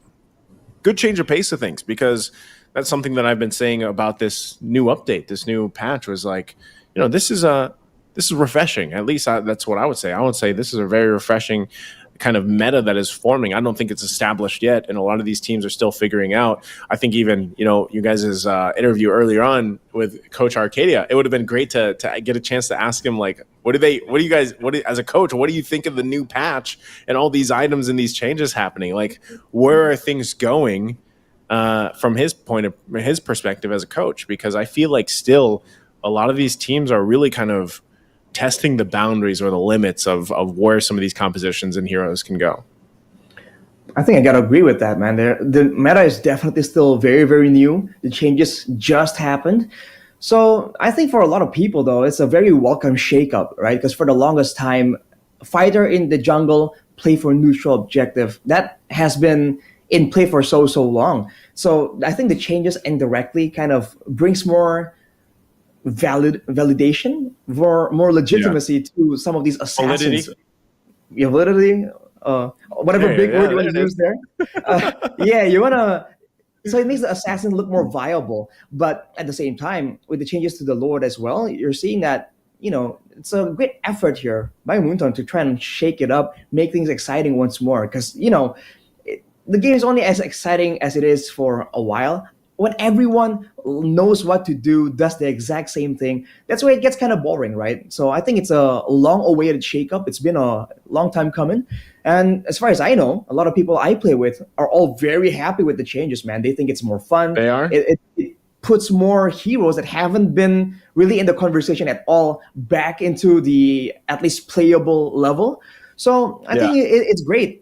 But I do think that the fact that it happened so closely to several tournaments here, it definitely gives a big of a headache for a lot of the coaches, man. You're definitely just trying to squeeze everything out. Like, okay, what potential, what kind of creative essence can we bring out? But slow peasy. Whoa. Okay, we jump back in. That was a first blood grabbed by Kai, and then meanwhile, it looks like also a kill, so it's a 1-for-1 trade. Looked like Groovy Groove got it that time, so interesting. Jumping back in from that, but let's kind of break that down. For New Zealand, Groovy Groove gets the kill, at least in the XP lane. He's going to be okay with that. But they need to support Noob Master here. Noob Master is going to need some help. You can already see that, of course. Secret putting the pressure on this side of the map, trying to take that purple buff away. And at the same time, the Turtle's going to be started up from Guam, so they're doing a couple things at once, a multitasking, if you will. And now it looks like Groovy Groove wants to do something about it. Turtle already going to be secured, though, and now they're going to have to win the fight, but they just disengage and back out. Slop Ezzy able to secure that, again, on this jungle Esmeralda. I mean, that's the thing, dude. Like, the fact that you have Esmeralda in the jungle, I know I was mentioning earlier the Gushin versus Ling. I was just naturally in that mindset of Gushin in the jungle. But because it's in the mid from Secret, that's the thing is like it's still impactful. It's a little bit different in terms of jungle or not, but it's something that we haven't seen. I only can think of one player that does pick Gusion in the mid lane, and that's over here in the Philippines, of course. Oh, I mean, a while back, a long time ago, at least it felt like a long time ago. I think the team that is now Fnatic Onyx did go for like a Gusion flex kind of situation because they have players that can play it both in the mid lane and the jungle. But Slopeasy on this Esmeralda, man, he is getting a lot of resources, going for a dive. Gonna go dive under and looks to get the kill for Kai. Kai will be able to get it. Touch my bun will go down right under the turret, but they're going to trade across the map. All that extra gold going over to New Zealand. They're going to need it too. Secret now joining the fight, joining the fray. They go in the flicker. There's the incandescence as well. The Tempest of Blades comes down. They drop down the stuns as well, and they get dragged back in. Falling Star Moon from Swabezi now going to keep them at bay, but they'll fall under the turret again. It's a trade going back and forth, but Tulo will go down on the Aurora. So Guam bites back, fights back. And even in bottom, Touch My Bun has to stay and use that Zombied Force to stay alive against the 1v1. A whole lot just happened in the top lane. And look at the proactiveness from Guam. Slopeasy immediately going for the buff. That will be one purple buff denied from Noobmaster. He was already having a tough time being denied by GS as well as Secret, but now with no buff as the next turtle spawns, Guam just doing a great job baiting New Zealand into these long drawn-out fights and picking the right moment, like earlier on the top side, to bait for a fight and then make sure that the fights happen as the cavalry, the rest of the team comes in. And look at Noobmaster deleted. Wow. Okay, I mean, that was literally a Shadowblade slaughter. Like, that's what the second skill's called, and that was a slaughter. Noobmaster was just deleted. He was slaughtered there in his own jungle. So, yeah, as you were saying, Arashi. Yeah, Guam is just starting to snowball once again. We thought that with this composition, maybe it's going to be a bit more difficult for Guam, but they're going at it. And with Slopeasy picking up the Starlium, that's a nice chunk of true damage. So the squishier members are going to be bursted down a lot faster. The tankier members are also going to start falling victim here if this Esmeralda just keeps dancing around the map out of control. And we got a glimpse of it too. Secret, I believe his first item was the Sky Piercer. I think he did go that route. Now, top side, once again, Sukata Zen there with a Slopezi. Down the fight still. Noobmaster. Look at the damage from Slopezi. They have to use the heal, of course, to keep him alive. And now Slopezi is just going to go ahead on this side of the jungle. And that purple buff is up, so this gets even tougher now for Noobmaster. Hopefully he's able to retribution this away, but Groovy Groove trying to hold it down, gives the information. Not able to get close enough. A little bit too late to the party and pops the Tempest Blades, but still the fight. There's the Frigid Glacier now actually pumping out quite a bit of damage, and there they go. Noobmaster will fall in the exchange. They'll fight, but they get frozen once again. The passive already going to be popped from Chule, and now they have to back off. Tigreal once again quite low. Groovy Groove wants the kill on JI, but won't be able to get it. Penalty zone gonna find multiple members and still alive. The body of Smith, but Secret comes in, and that's the Sky Piercer at work. What a heartbreaking result for New Zealand there. Everyone's so low. But in the end, it's Guam coming out on top, winning out in the purple buff contest, winning out in the fight. They forced New Zealand to just group together, and they're denying what is supposed to be their greatest weapon, that macro play. Noobmaster bullied, terrorized in his own jungle, not finding anywhere safe enough to really farm. And even in the gold lane, we talked about this Harith being such a value pick. He's 2 levels below of Kai on that late game carry. As Guam picks up this turtle, and they seek to go for more snowball potential, going straight for the gold lane. Look at the sword spike, look at the slaughter again. The Sky Piercer. It is deadly on this mid Gusion pick from Secret. Oh man, Arashi, I wouldn't be surprised if Secret gets another MVP, and now in the mid lane, working on it and gets the double. Finds Fat Penguin and Chule and looking for another. Look at the procs come through. Penalty zone will not be enough as Secret picks up with triple. it is tough to see for New Zealand because right now Guam is on a line and they're following Secret's lead as he goes in with Incandescence. Won't be able to go in actually with a sword spike. Will get the kill, but even with a flicker will finally go down. It's a shutdown, but I think Secret is happy with that. An instant one-shot Secret on the Gushin, man. We haven't seen this hero in so long, but this is what the new patch has brought, man. That's just so much more high-paced play, where these assassins have so much more to say. Already 8-1. How can they stop him? We talk about the lack of crowd control on the side of New Zealand. We're talking there about maybe the Esmeralda, but now striking back. New Master? New Master in trouble. The heal's not going to be enough either to keep him up as he falls. And now it's Kai's time to shine, forcing them back a little bit further. Zugeta Zen won't be able to catch them up with that Ruby. Even the I'm Offended already utilized. So Guam, 10,000 gold ahead. It took them a little bit longer in this game, number 2. But Rashi, I think you're starting to put the pieces of the puzzle together here. Guam is on a different level right now against New Zealand. 9 minutes in, we're 15 seconds away from the Lord, and I'm not sure if New Zealand really wants to even contest that or get even close to it, as New Master continuously gets shut down and his buff stolen from him. And now he's not even going to go to his purple buff. He knows he was at least 3 levels below. He's going to try and push out the bottom side of the map, get a bit of farm safely without someone that can be penalized. They can be just caught out by Guam. But for now, look at the way Guam is playing, man. They just know what they want, what objective they're going to go for. And Slopezy once again with the aggressive maneuvers. Oh. Okay, whoa, okay. I'm Offended, not going to be able to catch New Master, but I think Secret landed the sword spike. So we got New Master with the sword spike and the slaughter alone. Secret once again able to catch the Ling on this Gushin, and that'll be the Lord as well for Slopezi as he secures it for Guam. And this could be it as they push in 10 minutes in. It is only the first Lord, but I don't think New Zealand is farmed up enough to defend unless they throw everything on the defense here. And it looks like they might have to do just that as Lord makes its way in the bottom. So they bought themselves a little bit of time, but this defense has to be pulled off from New Zealand. There's more AoE for them, but let's take a look at that replay, man. Slopezy ushering him in. Zukato Zen tries to go for him, and we thought, oh, he's down.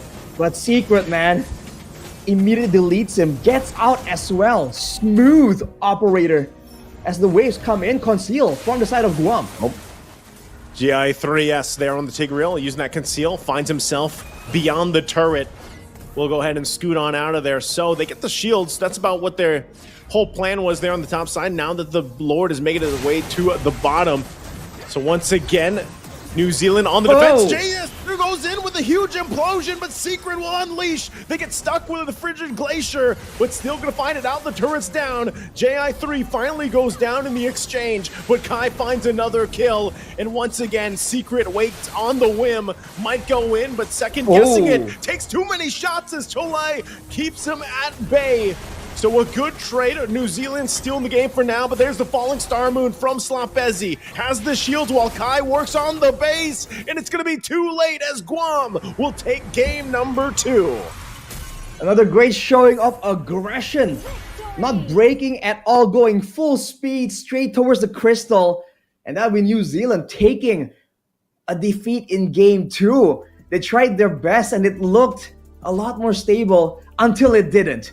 Man, that final fight, they just went in and took a full-on glacier, right? They got comboed by New Zealand, and it did not matter, man. They just brute forced it purely with the gold advantage. Guam, what a performance! Yeah, you said it well, Arashi. I mean, it looked good until it didn't, and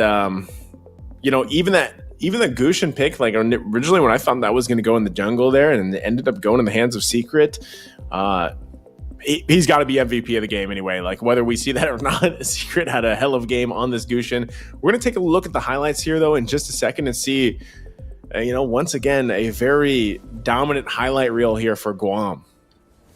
I mean, it looked painful, man. This was one of the moments where They went for the trades, right? We saw the adjustment. Oh, we can't go for fights. We go for a trade and gather on the other side. But then they overstayed here, trying to and set up a dive or a play. And as a result, they get flanked. They got caught out. And we saw what Guam can do once they started to get snowballing. And this game was no different. It started with slow peasy. And from there, that shut down Noob Master. Afterwards, it's secret. And we talked again and again about the importance of the trio mid rotation. And for Guam, the two members that were doing so well there was the jungle and the mid lane. And even though, in theory, right, the snowballing members from Guam are magic damage dealers that can be itemized so easily against, there wasn't a mixed damage situation for the side of New Zealand. It doesn't matter. When you're that far behind, when you have so much, when there's no control for the map and you're losing out in levels as well, they just kept going for these fights. And for the most part, unless a catastrophic mistake is made by Guam, there's no way they come out on top. And the individual skills, the individual flex we saw mechanically by the players, man, that itself already shows next level stuff from Guam. Yeah, like I said, Guam has a very distinctive playstyle, it seems, and they did this. They played this out so well. It looked like too for Chole there with the Aurora. Like there were some really good moments, you know, where it looked like they'd be able to turn some of those fights around, even with the frigid glacier and the way that was all utilized. But I think if you really just break this down, Arashi, it's just they got outscaled again. I mean, anytime we're talking about a 10,000 gold difference at 10 minutes, that's quite the snowball, you know, and it's quite a dominant lead to work around with. So, you know, as you looked at that, it's tough to come back from that, even with a great setup potential with an Aurora. But there it is. Looks like our MVP for match number 2 is once again secret here on that Gushin. I mean, to no one's surprise, right? Let's be real. He was just going out of control there. He was winning in the laning phase. The roams were solid, and he was able to isolate the right targets, right? He kept going for the Ling and the Harith, and that's great. But even when his team wants to go for a bit of a combo, and he saw that big implosion play being made by GI3S on the bottom side, he was able to follow up on that as well, showing again the versatility of this Gushin and how it's been so underrated, because we haven't seen it in a long time. And I think it still provided really good value even before the Sky Piercer was even in the conversation. But the fact that he was already on the Holy Crystal, man, just shows again how much gold that he was just sitting on. Because the Sky Piercer, by all means, it doesn't really cost as much as some of these like really late game items like the Holy Crystal. But that Holy Crystal is like a good 3,000 gold, so he is definitely just rolling in it. Yeah, it's and even when he picked up when Secret picked up the Sky Piercer, man, like he always had I feel like ideal moments on this Gushin to really utilize that and pop off with that, and it showed here. And I think a part of this too is just the fact that with the lineup that they had drafted around this, it worked out so well because, you know, the combination of having an implosion, which we saw work towards the end of the game there, and actually a couple different times throughout it, but the implosion, the falling star moon, and then having a pick off where you can utilize the ruby to get the Imafendins off is getting all of them clumped up together the best they can. Because remember, when that Terizla is locked in for the penalty zone, you know that they're going to want to fight there, because think about it. There's a penalty zone, there's a Tempest of Blades, there's a Zaman Force. So what that game plan says from New Zealand is, we want to fight right here. Right. Now, that's the perfect example from Guam, is to be like, well, all right, if you actually want to fight us, then that's okay, because we'll just implosion, falling star moon into all of that. And then, I mean, anytime you think about it with a Gushin, everybody clumped up, and the burst potential that we saw with the Sky Piercer especially, it gives them the favor of fighting around the lineup that we saw from New Zealand. And I'll say, like, I like New Zealand's lineup here. It was just a little bit I only questioned it when we got through towards the end of that phase where they picked up the Florin, like, to round out the first phase. If I remember right, it was like the third pick. And I'm just not sure if they needed to pick up Florin right away for that. And then the Aurora. I feel like the Aurora was useful in this lineup, in this team fight they had. But again, anytime you pick up a Ling, Arashi, you know this very well in your region that loves to pick up Ling. Like, man, even with the changes, like, Ling still needs the support of the world to help you have a good game. Like, you need your buff, you need that purple buff, you need, even to an extent, the orange buff, and you need to be able to rotate around the map with, you know, a sense of security almost. And unfortunately, that didn't work for New Zealand. Like, that, they weren't able to do that. I think I would agree with that, your suggestion, Nicey, to go for the Angela, right? Because then it also gives, aside from just the healing, of course, it also gives you a way to catch someone. I think our whole discussion earlier was about they have damage, but there's no way they're going to use a penalty zone on one guy to try and get the extra damage addition with the focusing mark and the war cry to on one person. So they didn't really have any tools to try and do so. And what makes it so layered from Guam, that's so devastating for New Zealand, is that if we saw the Ling, right, in the mid game when he was caught with that spectacular play by Secret, he was alone and he was able to avoid all those crowd control tools to try and get out. But then Secret got him, right? So the fact that there was an assassin in the game from Guam out of nowhere, right, in the mid lane, makes it so that everyone are now extra concerned. Okay, we have to stick together to avoid letting the Gushin just go for an easy kill. But then you get together, that's where the implosion happens. That's where this falling star moon happens as well. So they were planning on being the ones with the assassin, the ones that are threatening the members of Guam to stick together. But considering the fact that Guam was just doing so much better, the fact that they had Esmeralda that was just bullying the Ling so early on, it kind of turned the tides on them, right? They're the ones that have to stick together. Guam were the ones that can go all across the map whenever they want. And because they know that worst case scenario, they can buy enough time and the rest of the team can cut off the escape route for New Zealand. And we saw that happen again and again. So it's just like, you know, when you're playing rock, paper, scissors and you're trying to predict what your opponent's going to do, it just seems like Guam has predicted multiple times, whereas New Zealand, they're still on like only the first one or two times, which is why the adaptations, the adjustments and movements in the game, it just seems a lot more calculated for Guam. It's like they've done the calculations and they know exactly in what situation, where should they put their focus on.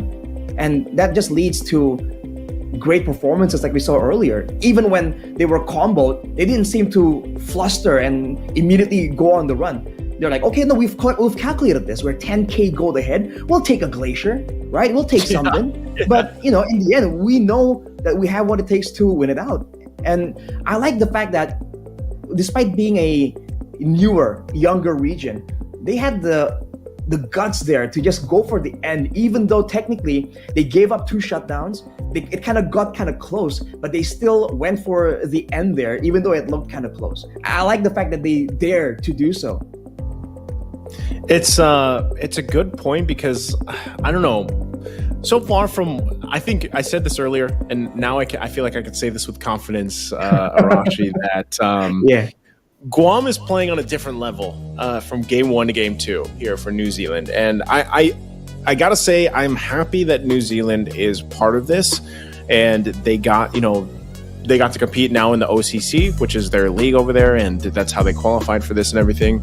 But I think for New Zealand especially, if you look at the way they played game 1 and game 2 was a little bit better, but it's almost like they just don't have what to allow Noob Master to pick an assassin so far from game 1 to game 2.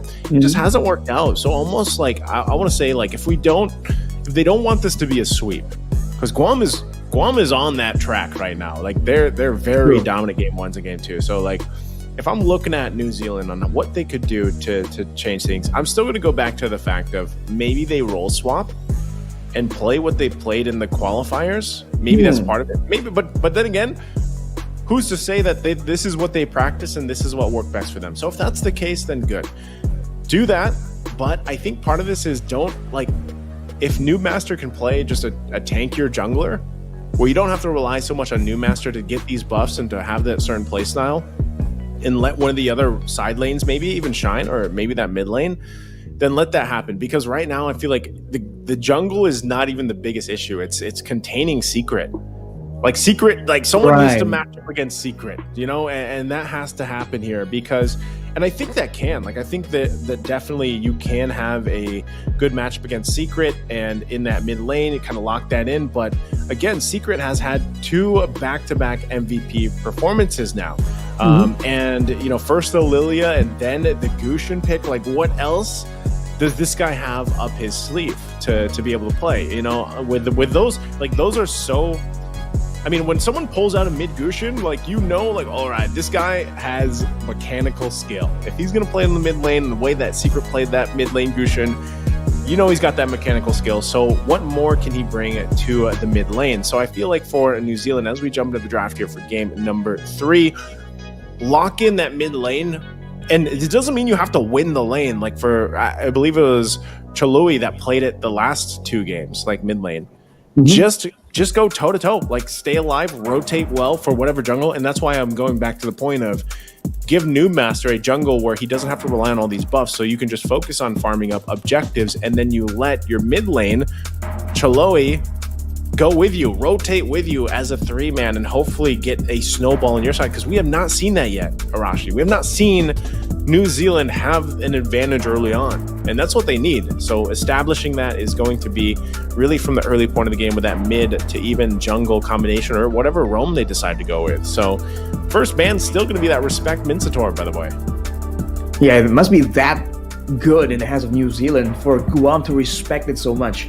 New Zealand, though, will be banning away the Harith, but yeah, I'm expecting them to take your advice nicely, right? They want to go aggressive. Then even if they want to go for an assassin in the jungle, I like the boldness to bring it out, but you need to know what allows that pick to thrive, right? If you go for an assassin in the jungle, but then you don't really win out in the roamer mid lane duel in the mid lane to try and secure earlier rotations to help your jungle out, then things get difficult, right? So if they can't really have the kind of synergy, they kind of tried and true game plan, they don't like experience maybe to deal with multiple different kinds of approaches from Guam, then maybe they can also go with some picks that are a bit more independent, because we're seeing that when they are trying to set up for plays together as a team, as 5, they're kind of getting countered here. So if they can maybe set up for plays solo, right, maybe getting really strong laners who can just try and go for duels 1v1, then maybe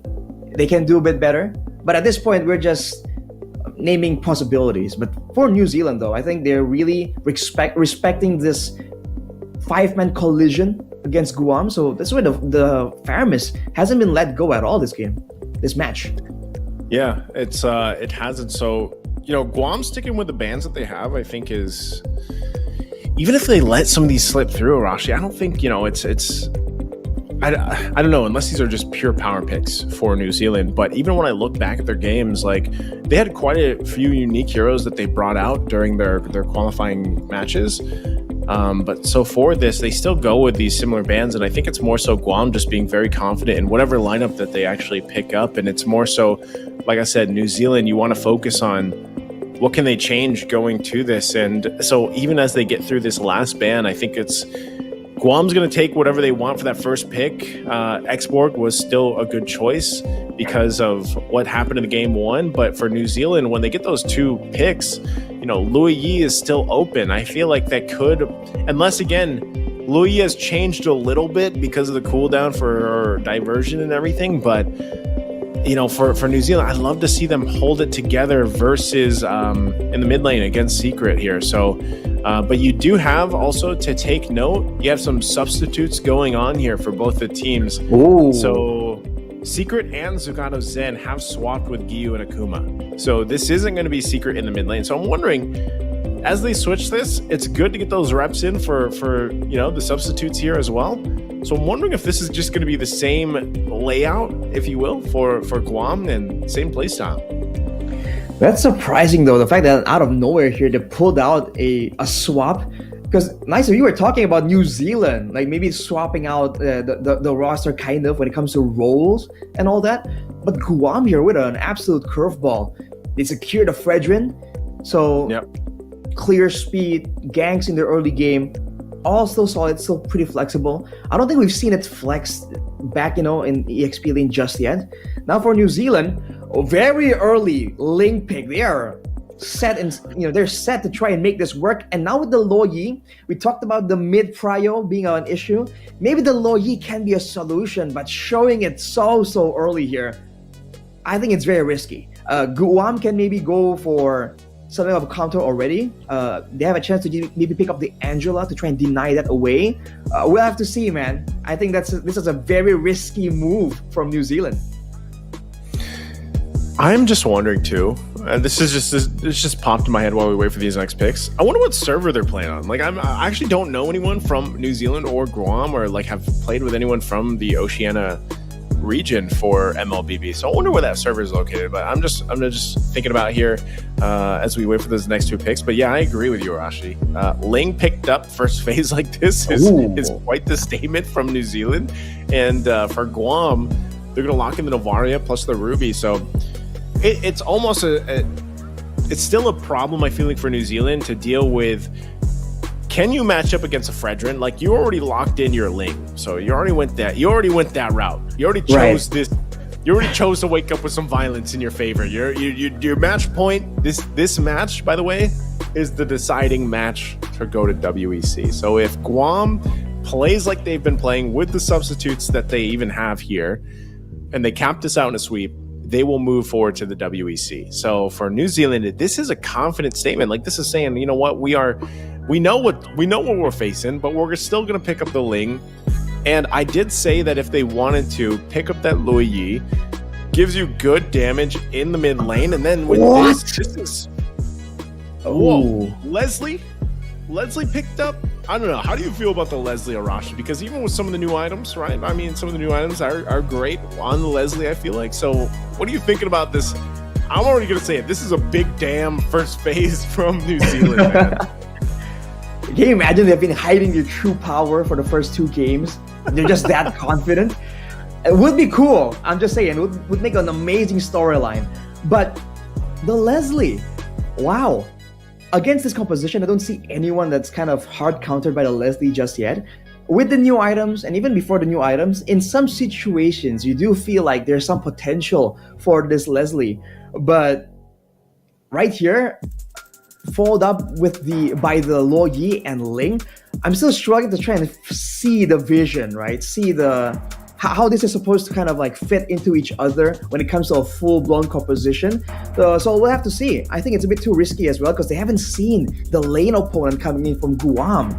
If out of nowhere something aggressive comes up, something that's not a Claude, because usually Leslie counters Claude, then this Leslie might be in trouble, man. I'm sorry, Rashi. This game, I'm gonna have to stand up for, so give me a second here. I'm gonna stand up because we have this very interesting lineup, and I don't know.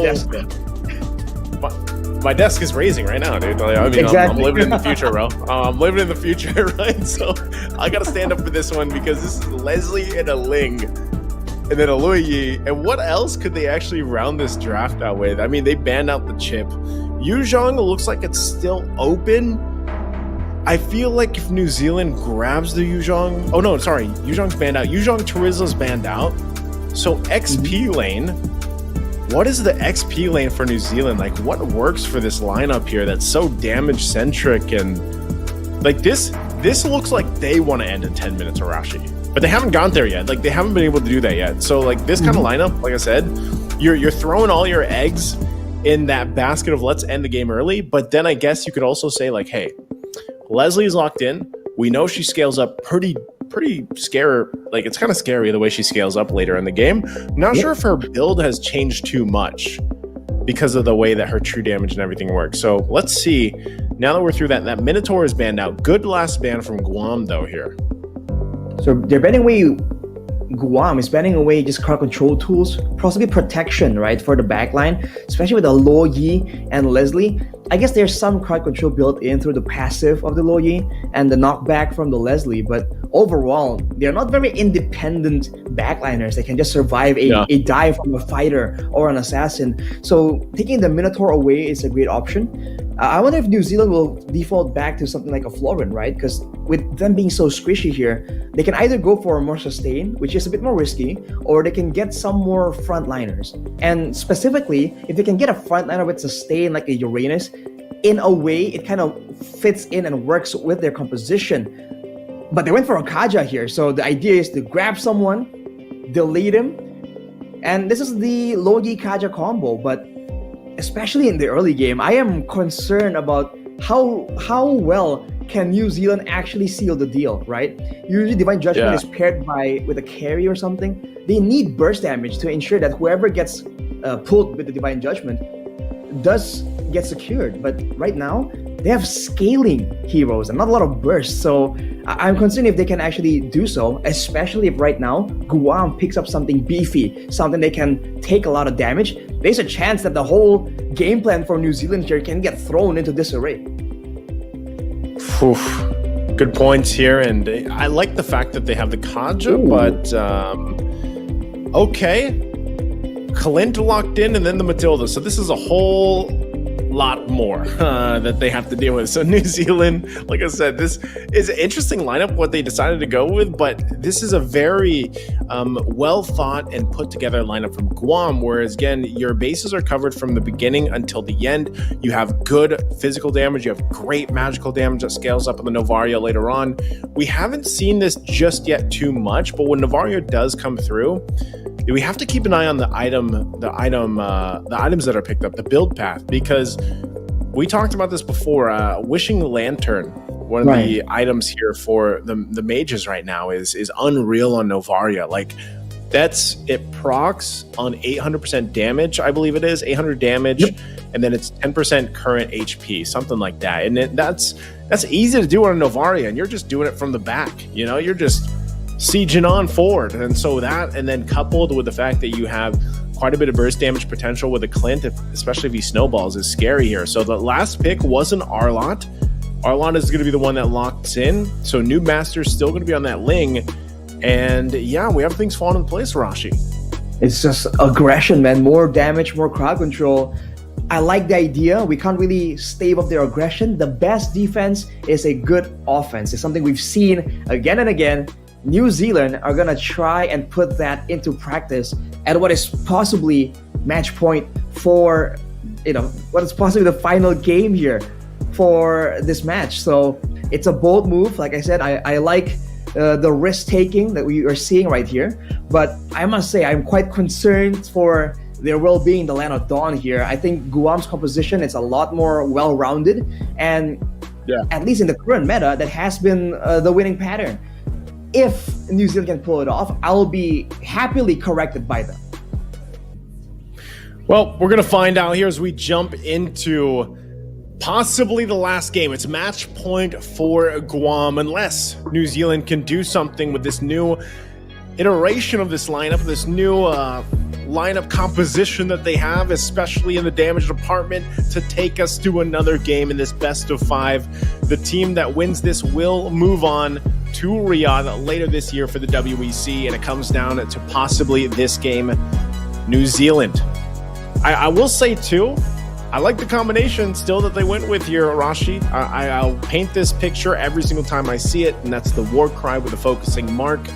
That's a lot of extra damage they can play around with, but Noob Master, the biggest thing for him is to be able to secure these buffs, because you can already see JI3S, roaming around, trying to cause some havoc, and this will just get worse later on. So he's going to have to rely on Chalui to help him out for Noob Master this time around. And Matilda is notorious for just being a lot more aggressive, a lot more troublesome in the early game. When it comes to the Litho, though, it does seem like Guam will have a bit of an advantage. And you have to keep in mind, this is a combination of factors here. New Zealand with their aggressive style, and also Guam with a substitution on 2 roles. 1 role is already quite concerning. 2 roles, we'll have to wait and see. Let's Slow Peasy immediately going with that aggressive style yet again. Ooh, again, Slopezi goes in with the Praetor's Wrath. That's going to be the kill already. First blood for JI3S. Guam very decisive on going forward for that first blood. Man, Matilda with the Quantum Charge. You have a bit more damage, your sustainability, and the movement speed that you require to get more wisps right there. New Zealand just felt that aggression. And again, without anyone that's beefy enough to really walk in the front, when it comes to information, they're going to be at the back foot. But look at Kai getting jumped on. Oh, Tempest of Blade's going to be used. New Master, can he get the kill? He can, but he can't escape the turret. I don't think that's going to be worth it at all because now also they trade the objective.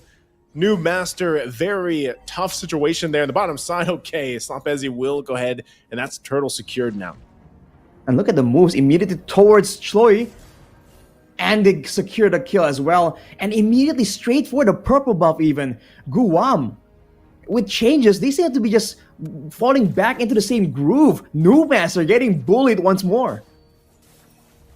Yeah, that was tough, you know, because it looked like that should have been an easy kill to grab, but unfortunately for New Zealand, it wasn't. Ooh. And already it looks like Touch My Bun will go down on the bottom side. Look at that.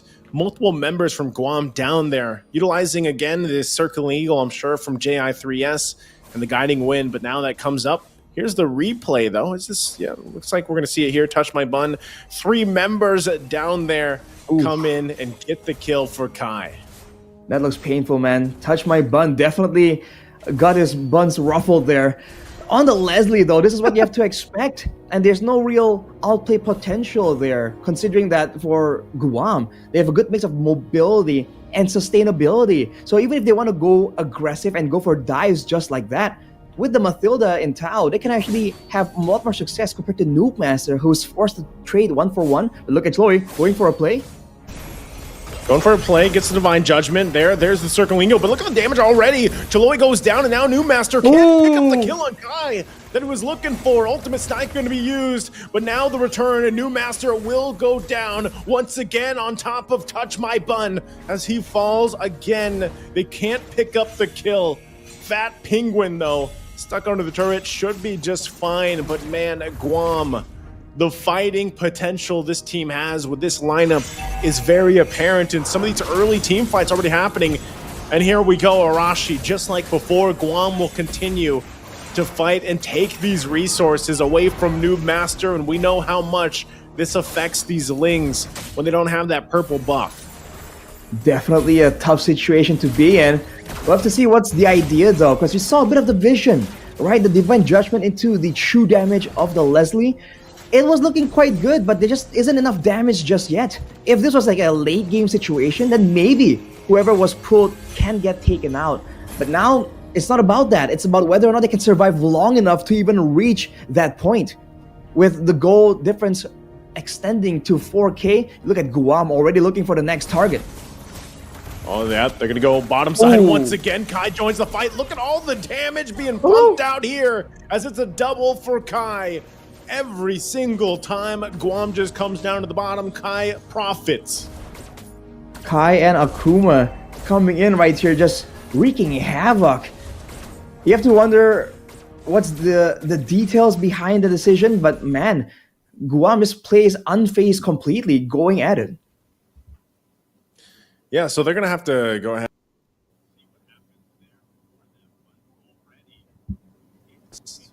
A good start. Great start for Guam. This is a massive finish with the jump back and get healthy. But even they have to play more than is very risky. Doesn't already and when you're thinking about this lineup that New Zealand has, when they're playing against this lead that's set, it's a very expensive lineup for New Zealand. And you're already seeing what New Master has to deal with. So I think at this point, it's I don't know. I don't know how they're going to buy some time, because so far when you're seeing this, like this early on, they're not any crazy plays or anything like that. They're also just playing around the fact that Guam has a Matilda. Even with the subs that came in, they're still looking as dominant as ever.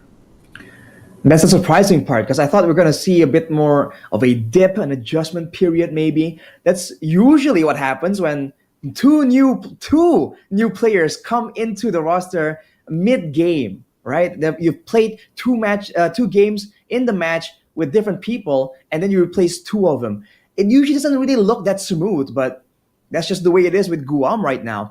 And we talked about the individual laning, right? And for Guam, they're just winning out individually, right, in these small skirmishes, that macro-wise, you're not even seeing New Zealand get a lot of opportunities to try and go for that big diversion play along with the Kaja. For the most part, Kaja is forced to show himself around the line of dawn just because the laners are just being pressured so much more than they were expecting.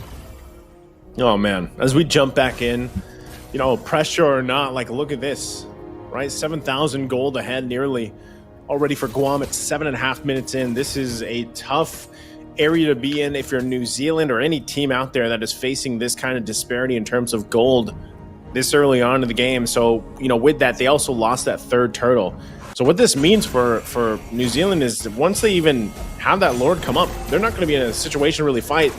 This happened earlier. It looks like this was about the 6-minute mark. You can see them fighting even under the turret.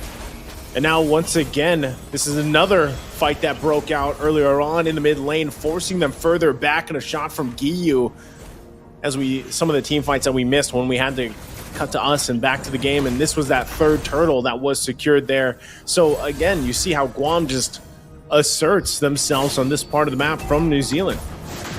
And the fact that Guam has the Novaria, it also reveals the whole roster of New Zealand just so often.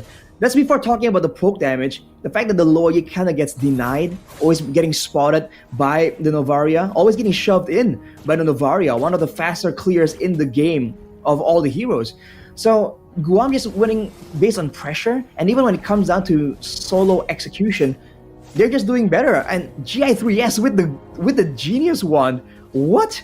Going for even more snowball, even more damage on this Mathilda. Technically, building magical damage increases the shielding as well, so it's not even that bad of an item. Yep, it's it works, you know, in essence, especially when you have this kind of lead that you can work around with if you're Guam. A lot of this is going to work. And now once again in trouble, taken out in an instant. New Master falls in the mid lane right before the Lord comes up, so that is going to be Guam just taking the Lord now. I feel like at this point New Zealand very demoralized in what's happening here throughout this game. I mean, throughout the series, it's been from game 1 to now game 3.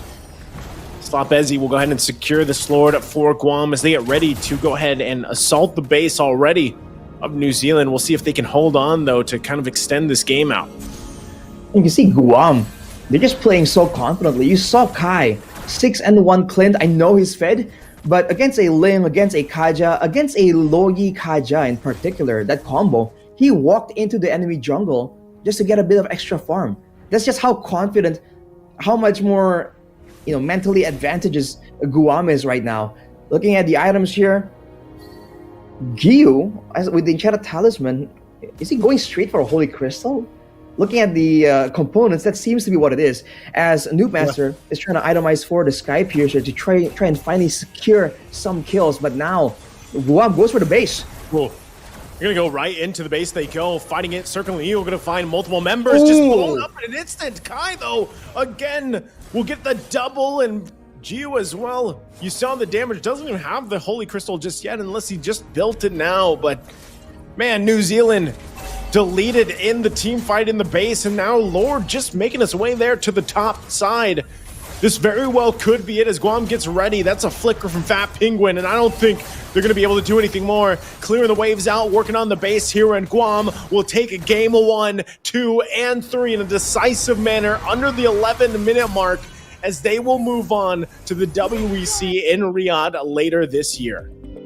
Two teams with big aspirations, but unfortunately, today there can only be one. And considering the performance, man, it just has to be Guam. Looking at the way they were able to outmatch when it comes to mechanics, when it comes to the macro game, it was a nice try from New Zealand, but unfortunately for them, they just have to catch up even more. It's back to the drawing board, back to the chase to be the best for the next opportunity. Yeah, wow. They will. They'll have to, Arashi. I mean, I don't know. Watching the OCC Australia when New Zealand was going through that, I did not expect there to be that much of a difference, like this wide of a difference between them and Guam. But you know, as we take a look at the highlights here for game number 3, it's every single game. Game 1 to 3 was a highlight reel for Guam. You know, for New Zealand, like they honestly, they just made too many mistakes, and this was one of them. New Master going in for what should be a sure kill, not able to get it, and then dies to the turret there. That's just tough to start on the foot of a Ling. And even looking at how they were positioning New Zealand, a bit too confident. I guess they were really banking on being the aggressors, but look at the rotations coming in from Guam, always there faster than their opposition. And occasionally you can see that members from New Zealand just get left behind. They get cut off from their safe zones again and again.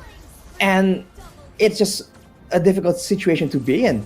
It seems like even from the drafting phase, right? Like Guam just had a proper game plan all the way from the beginning to the mid game to the late game. And even when there are several setbacks for their team, they just had their focus still on the main objective, on the way they want to end that game. Whereas for New Zealand, you can see that especially towards that mid game where the snowballs have begun for the members of Guam, they were just in disarray. And this was a painful sight to see, man. Noob Master on a Ling that's not allowed to do anything at all. He just got locked down from full HP to no HP. And like we said, with the gold disparity so drastic, they just go at it purely with brute force and they still come out on top. And it's Guam, man. Yep. Very impressive showing all throughout. Arashi here from Guam, and MVP for this game is going to be JL3S. Man, that's an L. I was thinking it was an I the whole time in game because I think it is just like the lowercase L. Yeah. But it's JL3S getting that MVP, and we saw just how good of a player, for sets. We saw the Tigreal earlier, and we saw this, and it just really goes to show that every single one of their players for Guam, whether they're subs or not, also, as we saw some of the subs step in, Gio and Akuma, they're dominant. Like their play style is still the same. The identity, the way that they played was just on point. And I want to see them move forward. Well, they are moving forward to the WC. I want to see them compete against these other countries now, because I just feel like they have a very good synergistic approach to the game and the compositions that they played here for this series. We definitely want to see more from them, to see them go up against stronger teams, because that's when they can showcase even more of their skills, right? The stronger their opponents are, the more they're forced to dig in and show more of their cards. But yeah, JL3S. It's so funny. His name is like 3 L's, when it's 3 dubs for his team, especially for this match. But yeah, he went for the genius one, man. Usually you see the enchanted talisman for more shielding, more safety, but safety wasn't a concern. He just wants all that damage, and usually you want to do that with your main damage dealer being magical, but they had a Clint, they had the Fredrin, and even then he just went for the genius one just to show that dominations, man. It's when you have that kind of lead, Arashi, you can kind of get away with stuff like that and go for more damage. Like you mentioned too, you saw Gio even going for the Holy Crystal. I think it was a second item that Gio was going for. Yes. And, at that point they already had a ton of damage. But again, Guam is your winner for the Oceania qualifier at this point. Congrats. In the Asian Championship. So congratulations to them. They will lock in their slot to the WEC, because like we mentioned to you guys viewing and watching right now, this was a best of 5 between these two teams, because there's only 2 teams for the Oceania portion of the Asia Championship, and the winner of this best of 5 moves on to the WEC later this year in Riyadh for the championships. And Guam did it in a very dominant fashion here from all games 1-3. I think a lot of teams will definitely have Guam in the back of their minds, as a team that can pose a threat. By all means, some people can argue that they haven't really been proven yet. They haven't been put through the trial of going up against the stronger regions of Mobile Legends, but it's a great start. And I think they're showing again, of course, aside from the dominant performance that was secured by snowballing, you're seeing synergy. You're seeing vision when they're drafting, right? The way each hero kind of falls into place to try and shape up a proper game plan that can be executed. And you're seeing flexibility, considering the fact that they were able to just make substitutes happen and still have a stable performance. I think all those factors even before we see them go up against some real powerhouses, it's still definitely something to be reckoned with. I think when you look at their play style, it fits in really well with what we're used to seeing, like at least in Asia. You know what I mean? Like Guam they're relatively new, I would say, like for a lot of people to see for the first time, and so far it looks like that they can hang with some of the best teams out here in countries out here for Asia. So, I think overall, I would love to hear how they prepared for this and maybe some of the experience that they had too, because I know we'll have an interview in just a little bit. It looks like it's going to be JL3S. So once they're ready, we're going to ask some questions here, because that's what I want to know. Like Guam, I don't even know that much about Guam. So, to see them play like this is it's a very good thing, number one, to see exactly. And because I was watching their selection for this, and their casters literally said, we have a lot of good players.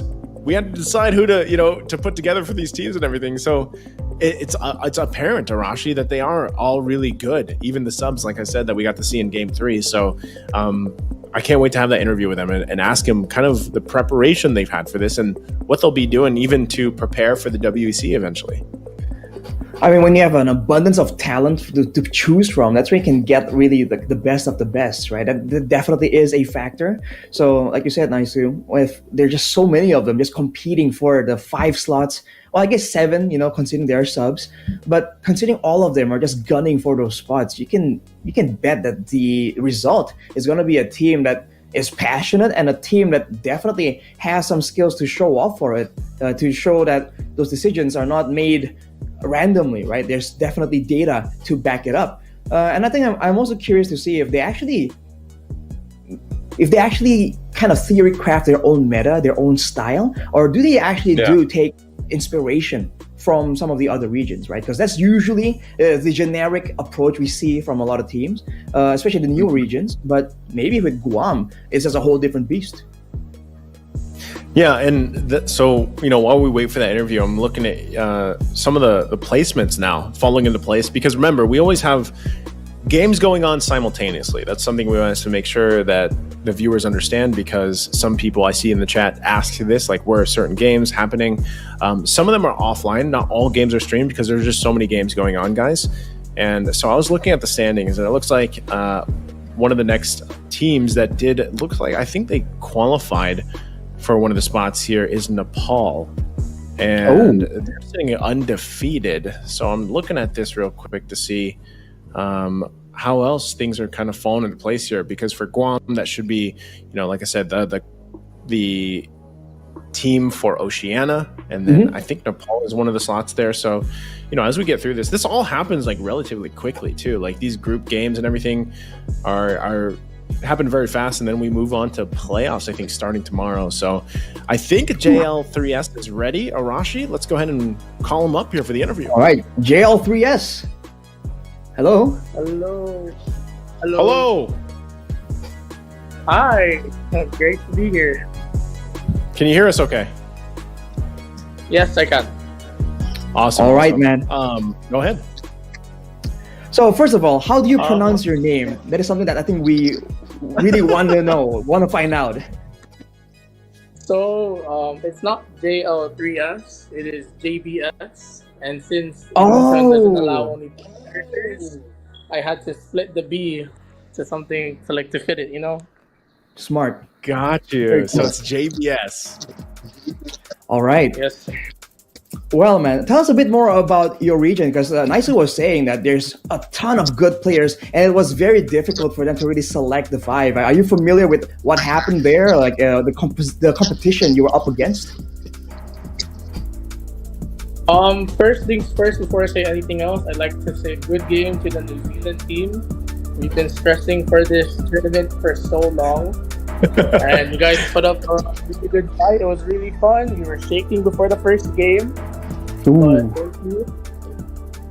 Before everything else, we had our own tournament here on Guam between our own personal teams. We're made up of kind of different teams, but we found who was available and who could play and make time for the tourney to represent Guam. Like I have some of them right here behind me. Like, at the studio right now. Say what's up, guys. Was that the qualifier, by the way, that was streamed? Is that what you're referencing? Was this the Guam qualifiers? Yes. Okay, Yes, got it you. was the Because Guam qualifier. yeah, I was watching that, and I heard the caster say like, there's just so many good players out here in Guam, and they had to have that tournament to select on exactly who was going to play. And you guys are outstanding. Like I mean, to see those 3 games and very dominant games for you guys, so you should be very proud of that because it was again for a lot of viewers that would be tuning into this. It's their first time to see you guys play.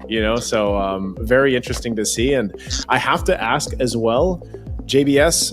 How do you guys prepare for the next part, right? Which is WEC later this year. You have plenty of time, until then to practice. But do you guys have are there certain plans in place to prepare for the WEC? Well, of course, we're gonna do some scouting, watch all the other teams, see what type of play style they have, and then our coaches and analysts will try to help us formulate the right plan. Our team is pretty well versed in a lot of roles and different play styles, so I think we have a fighting chance. All right. Awesome. I mean, that's what we were a bit curious about.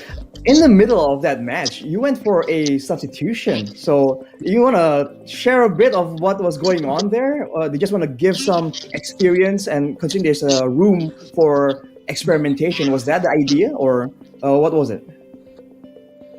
Yeah. For the first 2 matches, we tried to do our best lineup, try to secure. And then for the third one, we wanted to see how well a different lineup with Giyu and Akuma would be like since, yeah. But it was still, they knew what to do. We had a game plan. And yes, that's all I can really say. Okay. Well, I mean, great talking to you, JBS. Unfortunately, I think we have to end the interview quite soon. But last statement from you here. What do you want to say to all your supporters from Guam? Because definitely there's a big, massive push behind you for your success. What do you want to say to them? I'd like to thank all the people who helped scrim with us and made us be better. Our commissioner, our coaches, the players, the parents who drove the people to the practices, and all of our sponsors, thank you very much. A massive weight has been lifted now that we qualified, and we're excited to move on to the next step. All right. Awesome. Thank you so much, JBS. I Thanks, think we'll have JBS. to end the I interview right there. Oh, Can I add on? The Yes. enchanted talisman. I swapped it because I went for mana boots instead. I see. All right. Well, definitely taking notes from you right there, bro. But yes, thank you very much for your time, man. Best of luck. Congratulations on the victory. Looking forward to see more of Guam in Mobile Legends.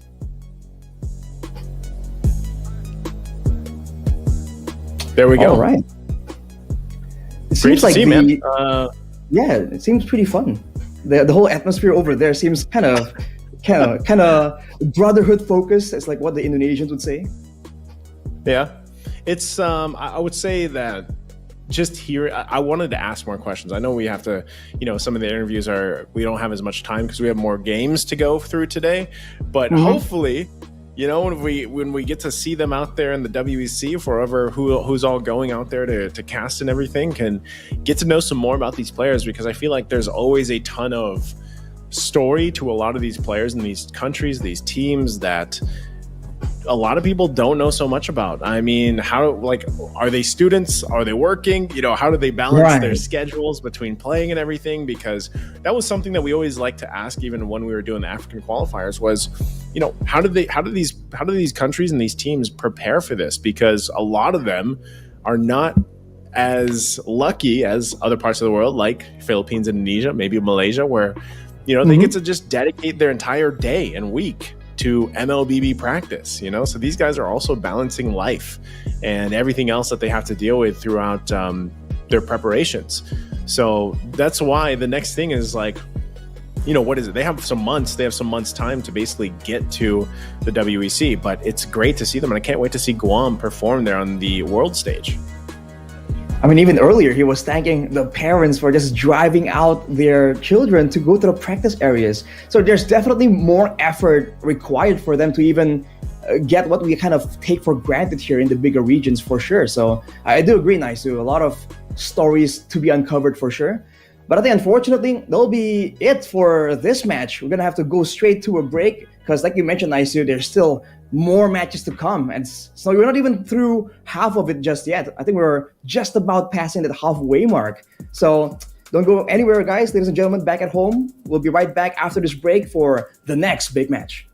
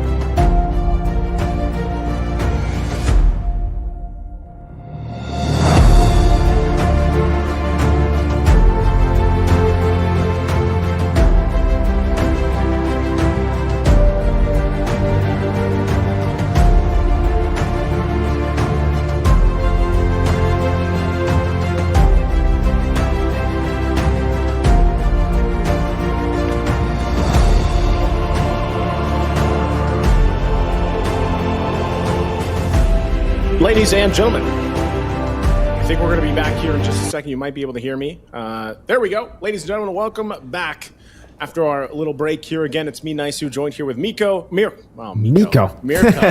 Once again, Arashi is gone. He's resting up. But we are here for the next matchup, of course, for us today for the Iesf Asian Championship. It's all the road to the WEC 2024 out in Riyadh. And we just finished our qualifying match. Actually, it was a best of 5 between the Oceania teams. That was Guam, the winners, for them to move on. And they went against New Zealand. And now we're going to move it over to western part of Asia. The western part of Asia. And this matchup is going to be between Bahrain and Jordan. So I just got a real quick look up the standings here too, and I'm going to pull them up. Mirko, what do you feel about this matchup? Do we know a lot about this region, like the western part? Can you recall some of the old, ISF games that you've had in the past? Unfortunately, no, man. I'm coming into this match kind of blind as well. So I guess we're just going to have to see how they both perform, right? For Bahrain and for Jordan, I honestly have no data on them, on how they perform as well. Based on the results and the standings though, right? I'm looking at it as well, and you guys can go and check it out. www.iesf.gg, as simple as that. Just type it in your browser or wherever you're using your phone or, device app. But Iran's number 1 with 1 win, and Jordan is following close in second, but technically they're tied for number 1 with 1 win as well. Bahrain and Syria have both lost a match. So technically, looking at this, Bahrain, Jordan, I'm not too sure. Maybe Bahrain just lost against Iran and Iran were just too good, right? But maybe Jordan are also too good. It really depends on how we want to take this data, because I seriously have no idea. Maybe we can get the game time as well as how dominant they were able to get their games, but for now, no data. I can answer that for you, bro. Oh, okay. I can see that. So Bahrain lost in their first match against Iran, and they were around I would say 15, 17 minutes, and then they had a 28-minute game. Whoa. But before we go and look at some more of that data, let's go ahead and look at the lineups here for Bahrain. We have Ali Look At Me Gulum. We have Ali Al Ahmed. We have Mohammed Skyripa Al Kabaz. Again, hopefully I'm pronouncing these as close as possible for you guys. Mohammed Burrito Al-Jaradi. And then we have Abdul Aram Takiza Al-Jaradi. So those, I wonder if they're related. They have to be, right? Both have the last names Al-Jaradi. So let's see exactly how they play this game with this lineup. But yeah, going back to it, Bahrain lost their first match against Iran earlier. It was a 2-1, so it was a 3-game series.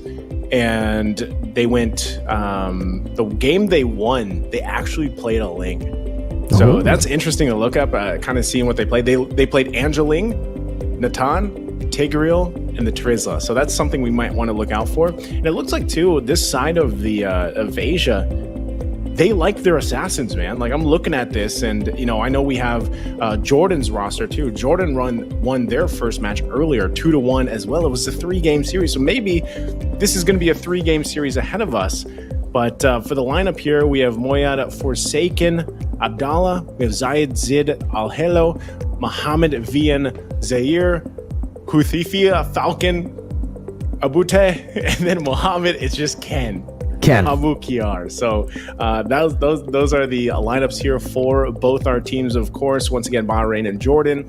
Now, looking at it, this is why I like looking at this, because they had some games offline that weren't on stream. So we have a little data that we can actually take. And it, like I've said, it looks like they like to play the assassins, man. And some of the games, I feel like there's a good average game time of around 14 to 16 minutes for a lot of these teams so far. But there's also these games that go very quick. Jordan's first game that they won offline versus Syria, it was 11 minutes, dude. 11 minutes is what they went with, and they had a Xavier Florent combination in that lineup. So I'm excited to see what they have to bring to the match here. An 11th minute win on Xavier and Florent. That doesn't happen a lot of times, man. For Xavier and Florent, especially late game heroes that snowball in the early game. Yeah. I guess I could see how that could work, right? If the Xavier gets an early triple kill or something, and obviously the Florent can just scale up together with the rest of the team, then maybe we'll get to see that again. Maybe the Xavier is just a really, really high priority pick as well for Jordan. Did he play in? Did Jordan utilize the Xavier in game 2 or game 3? No. I think it was, so it's game 1. They used it in game 1. That's what I see. So game 1, and then it was an Eve. and then an Odette. Was the Xavier banned from That's what after Jordan game went 1? with. What's that? Was the Xavier banned after game 1? Do you know that or no? That I can't. Okay. I can't. I don't know. Oh wait, hold on. Oh. No, it was not banned. Oh, okay. So I It was was banned thinking in game 3. it was banned banned in game game 3. I see. yeah. All right. So at least we kind of have confirmation in the not like every single series, not contested every single game in the series, Yeah. but still, Xavier is going to be a big pick, I think, for Jordan, especially considering they got a win on that hero on the Florid as well in 11 minutes. Would love to see how they can actually utilize this to snowball in the early game, because Xavier by no means is an early game hero. It's not a hero you would actually be able to constantly get snowballs on, but hey, maybe that's just Jordan's style. Maybe they use the Mystic Field in a way where it sets up for the rest of the team, and the combo is just so good in the early game. But even Yeah. Bahrain, though, you have any like fun Bahrain. facts? Any other any like, crazy picks? Where are you seeing this, by the way? I'm seeing this on Wikipedia, man. Oh. I'm seeing this on the West Asia part of Wikipedia, and this is, just taking a look at some of the information that was given from their offline game. So, even for Bahrain, dude, they like the way that they play. It looks like, or no, sorry, Jordan. Jordan doesn't like to play against the Hayabusa, so they banned out the Hayabusa every single game, plus the Ling. So I think the data that I'm getting from this region, the reason why we're looking this up for all you guys viewing this out there, is because again, this is a region that necessarily we don't have as much information on. So now that there is this information here from the games that they played earlier on today, it's interesting to see their pick patterns and their ban patterns, because so far in this Western Asia part of the side of the world, I'm seeing all assassin picks for the jungle, man. Like I do see a couple of Fredrins here, maybe a Baksha here and there, but mostly it's like Lings, Fannies. I see Julians, I see a Leomord. I see a lot of those picks coming up. So I think this is going to be an interesting battle here, because so far as well for their group, they've had both their games go the distance to 3 games. So we know that at this point, because we have to also highlight this, that as this is the first live stream game of their games, they have already, won some games or lost some games offline. So this could already be a pretty heavily weighted game to secure one of the slots here for the playoffs ahead of them, right? So they are going to be... Oh, wait, hold on. Actually, this is just a single round robin for this area, for this match. So single round robin, all the matches are going to be best of 3, and I think the top one just advances to WEC. So interesting here. I forgot the only ones with the playoffs, I believe, is Southeast Asia with the 9 countries. All right, so it's going to be very, very interesting to see how Jordan actually, takes this game in Bahrain as well, because Bahrain are already down 0-1 in the group stage, and for Jordan, they're 1-0 up. So if they get a 2-0 game especially, I think that'll increase their chances by a whole lot, and then they'll technically just have to wait for Iran to maybe, even if they win, maybe win 2-1 as well, not 2-0. Yeah. I think the game rate will also be very, very important later on in this round robin, because it is going to be single round robin. We'll also have day 2, so it'll be concluded tomorrow, I believe, for this for the West Asia, for the qualifiers. West Asia, yeah.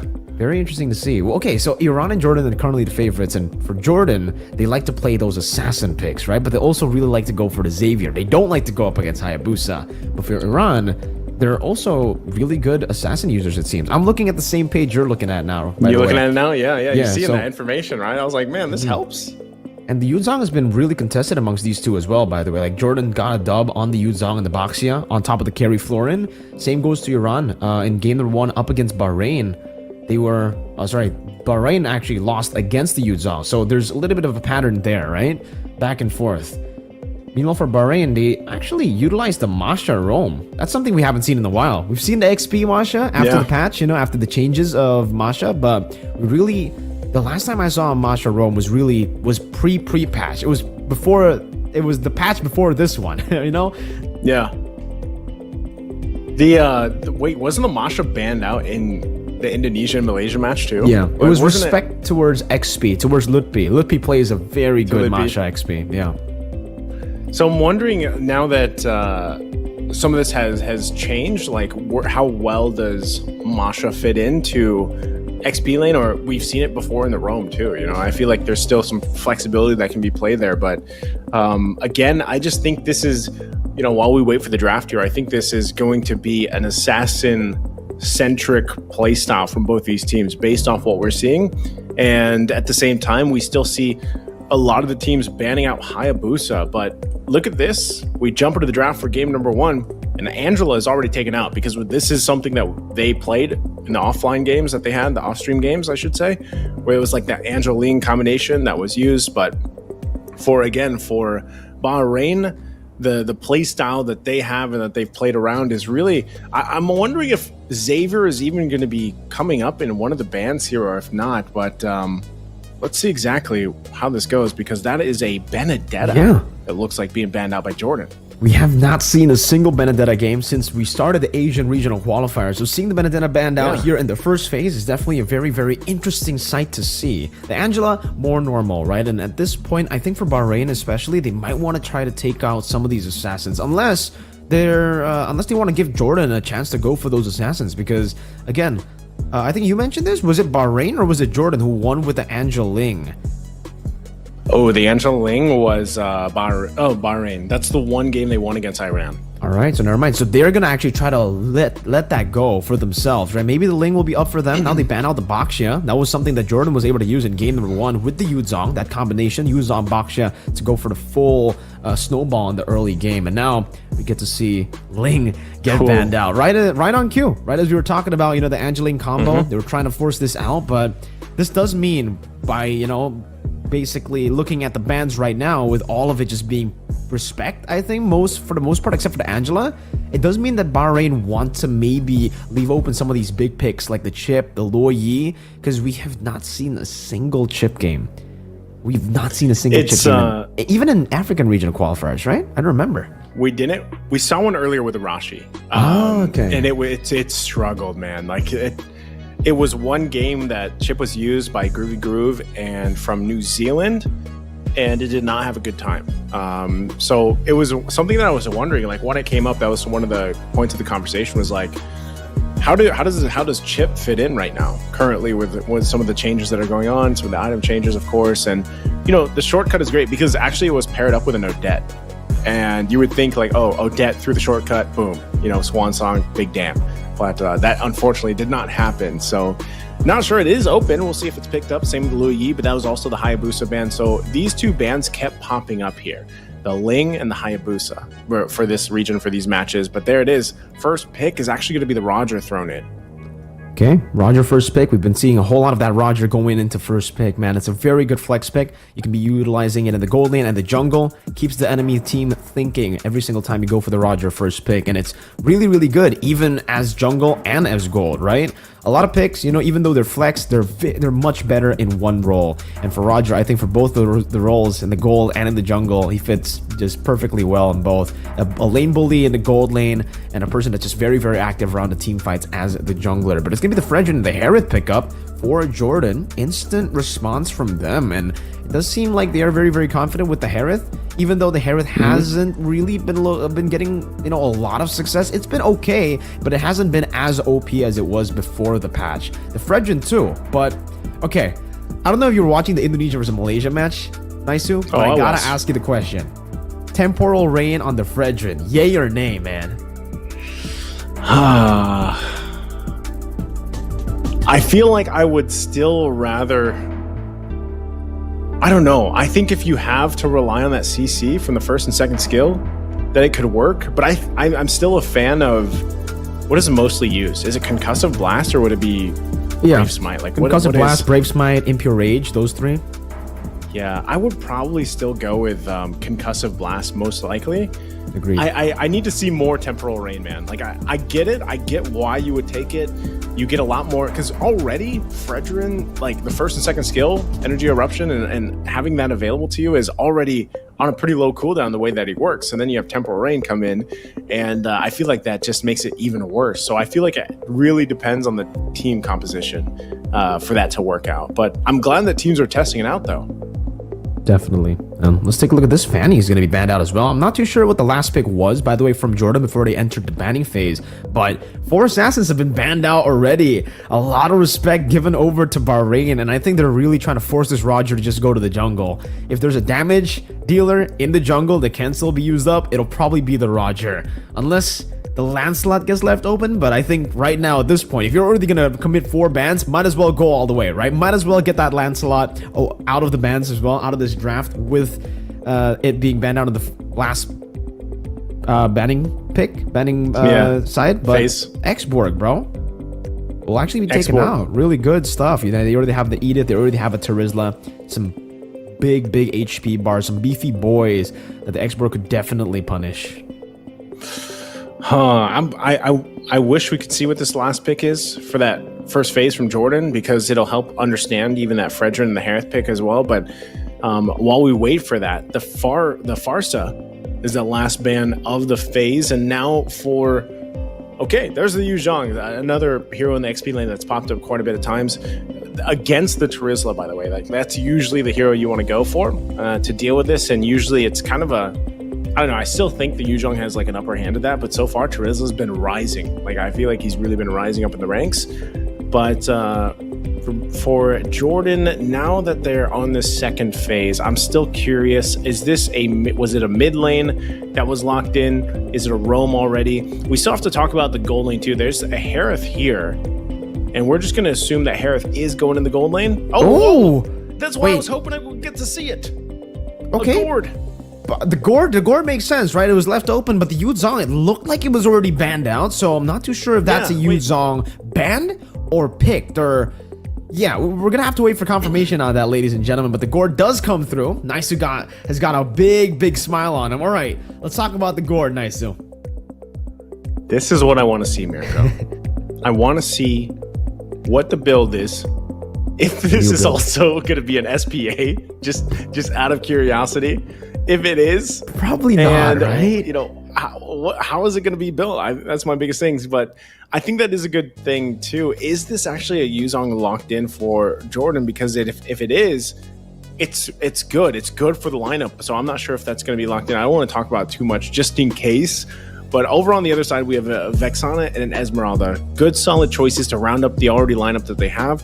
So this also means that the gold lane here is going to be... Is it going to be the Roger? I would assume it's just they put the Roger there in the gold lane and then Esmeralda possibly in the jungle.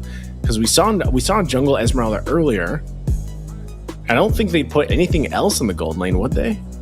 I think the Esmeralda maybe could actually be placed into the gold lane, maybe to go up against the Harith, right? If you really want to go for the bully all the way from the start, technically it could work. But I've seen from Indonesia as well, some teams actually did go and try to go for the Esmeralda to play up against the Harith, and it didn't really work too well. So yeah, I have to agree. I think going for the Esmeralda in the jungle, putting the Roger in the gold lane would be the best option for them. But who knows? That's a Grok pick, by the way, to end things for Jordan. Okay, Grok locked in.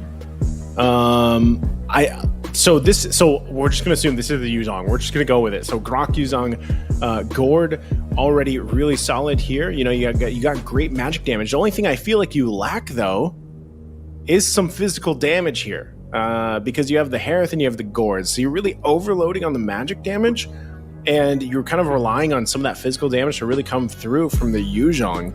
And play around the fact that you're just going to try to go and burst. And when you look at the other side here, you're going to have to burst through a lot. So hopefully that interaction between a Harith and a Gourd works enough to burst through, you know, these naturally tanky heroes that we're seeing. And plus an Eternal Guard. That's another thing. It's going to be an extra body in those team fights. And one thing that's really difficult with the Gourd, assuming he's going to have Flicker or maybe Sprint, if you get knocked up, it kind of negates a lot of that damage you get. But here we go. Let's find out as we jump into the game here. It's game number 1 in this first best of 3 now for the stream for Bahrain and Jordan, again for this west side of Asia. And as you take a look, so it is going to be, you have the Gourd and the Yu Zhang. It was the Yu Zhang like we were thinking, and also the War Cry on Takiza here for that Roger pick. So still, we see a lot of teams actually experimenting and bringing up the Warcry emblem And I think also we did see, Temporal Rain as well. So I think this is one of the few times that we see both new emblems on one team. So we got Temporal Rain on Burrito to work around that. Warcry once again for Takiza, and a lot of Brave Smites, of course. So you can see them already putting the pressure top side on Forsaken, but looks like he's going to be fine for that. So things falling into place here. Yeah, even Veen and Onavest actually very, very aggressively just invading the enemy jungle and will actually be able to get that green camp away from Takiza. But it is, by the way, the Esmeralda that's going to be going into the gold lane. And so far, Al's doing a great job there in the bottom lane. Absolutely bullying Falcon, getting him so low. And it seems now, with a dive attempt, Lycan Pounce going to be used up by Takiza. Very aggressive. The wave wasn't there just yet, and Falcon will be able to survive because of that. And he'll be able to actually soak in some of the gold from the minions, even going for the last hit. But Al goes in for a little bit of damage, gets punished by that turret, and is very, very low. I think for the Harith as well, Falcon's got to recall. It's so risky to be staying there with a Roger around. Yeah, that's tough to do. They're both going to have to kind of reset there. You see Al going back as well, going back to base. So 10 seconds away from this turtle. See, Onavest has that level 4, has that Mystic Gush available. They might just go for a stun on Burrito if they can. They could set it up too. They have a Petrify from Forsaken, but he's not going to land the stun that he was looking for, so they might have to just... Wow, okay. Interesting usage of the Mystic Gush here. A little bit early, I'd say. Yeah, just try to get that prio in lane, I guess, for Zid to actually rotate into the enemy jungle and invade. It seems they're going to look for this over the turtle, but it's just going to be resetted now, and Zid gets caught in the onward Earthshatter and the penalty zone. 3 knockouts, the Primal Wrath will be used up with the Eternal Guard by Burrito to pick up first blood, and it's Bahrain who claims it. Okay. They claim that. They get the first blood, and it looks like they're going to go ahead and grab themselves this turtle as well. So... interesting, because Jordan was simply punished by overextending into the jungle side, and it looks like, once again, they go for it. Just an onward and the Earth Shatter and some damage from Takiza, but now it's just going to be them respecting this. They already got the neutral objective. There's no real reason to force any more skirmishes, and both teams just fully reset. Okay. Now, at this point in the game, Jordan, it's nothing too crazy. I think when you look at their lineup, they need to be able to scale up pretty smoothly, and I think the part of this too is the fact that, once again, this is a Harith Gord combination. You don't have as much physical damage as you would, hope to have, I feel like. Still relying on Forsaken to be a big part of that. And like I was saying earlier too in the draft, you want to overload the damage, so they do that by having Vian as fancy with the focusing mark to hope that that extra damage, that extra 6% will help them out to get the kills, because I think that's mainly what they want to do. And getting the kill early on, having that advantage of the fight. You can see things fall into place. Hold on, Eternal Guard. Oh, stranded of Fury's Eye. Petrify, though. Burrito will be able to flicker out of safety, but the Black Dragon form goes into the chase, and Vin will be able to get the wild charge to knock him up under the turret for Forsaken to pick up that double kill with the passive DOT. And Jordan, they'll be able to equalize on the board, a 2-for-1 trade for them. I like how Onavest just was a little bit too late, so he's just checking it out, swinging by, picks up the glowing one too with that. So hasn't been able to land anything just yet. A little bit early aggression too, but it looks like Zid, I think he'll be fine. Yeah, he uses the retribution, but that's the thing with this lineup. Like I was saying, from Jordan, they want to get that numbers advantage right away because they do lack some of the physical. Oh, hold on, actually they want to fight again. Good onward, right into the perth. Right, or Shatter into the Primal Wrath. That's a flicker forward, and Onavest will be able to get the stun down. Mystic Gush too, and the Furious Dive knocks Sky Ripper up. Meanwhile, up top, it's gonna be Zid doing some damage, able to actually escape and getting Burrito so low. Now the full engage, the penalty zone is able to lock Zid down. Now the hammer just swinging right, and Zid should be taken down. That's a defensive Furious Dive from Forsaken, but Team Giza will be on that Lycan form, missing out on the shot, and will not be able to take Forsaken down. But the turtle is up for grabs. Good reset technically from Vian. He's trying to go for it even more, but will not be able to completely reset it. No wild charge as well. It should be a free one for Takiza, and it will be. Yes, retribution from Takiza to secure the second turtle of the game. Takiza doesn't have a kill yet, but he's doing a pretty good job at really kind of controlling this side of the jungle of his and keeping it under control. I'm not sure if Onavest is going to go for the stun here and probably try to force a fight, but it's better that they don't, because Jordan now has found themselves at falling behind a little bit. Nothing too crazy, of course, but you'll see it. Bahrain's doing a good job at just fighting when it's honestly, sometimes it's Jordan starting the fights here, but this time around you can see some of the first items also being locked in. Good farming happening from Falcon, does pick up the Starlium Scythe. He has that available already. The Enchanted Talisman locked in from Al, and those two will pretty much just be a dead lane for now. You know, they kind of have to rely on the team to help them get a pick off, and it looks like that's what's being set up at least to happen here, but it's going to be spotted out. They can't commit to it yet, and we're still quite a bit of ways from the objective. So the rest of the team, also Skyrippa, might be the one to start the fight. It looks like he's going to use the conceal already.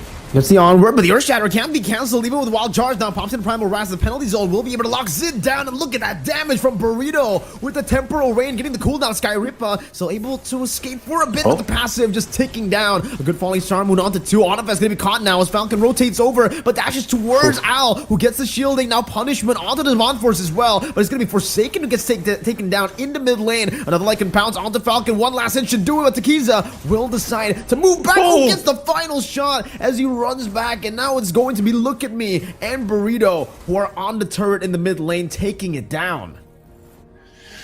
Ashley, look at me, right? I mean, again, just great team fighting from Bahrain here.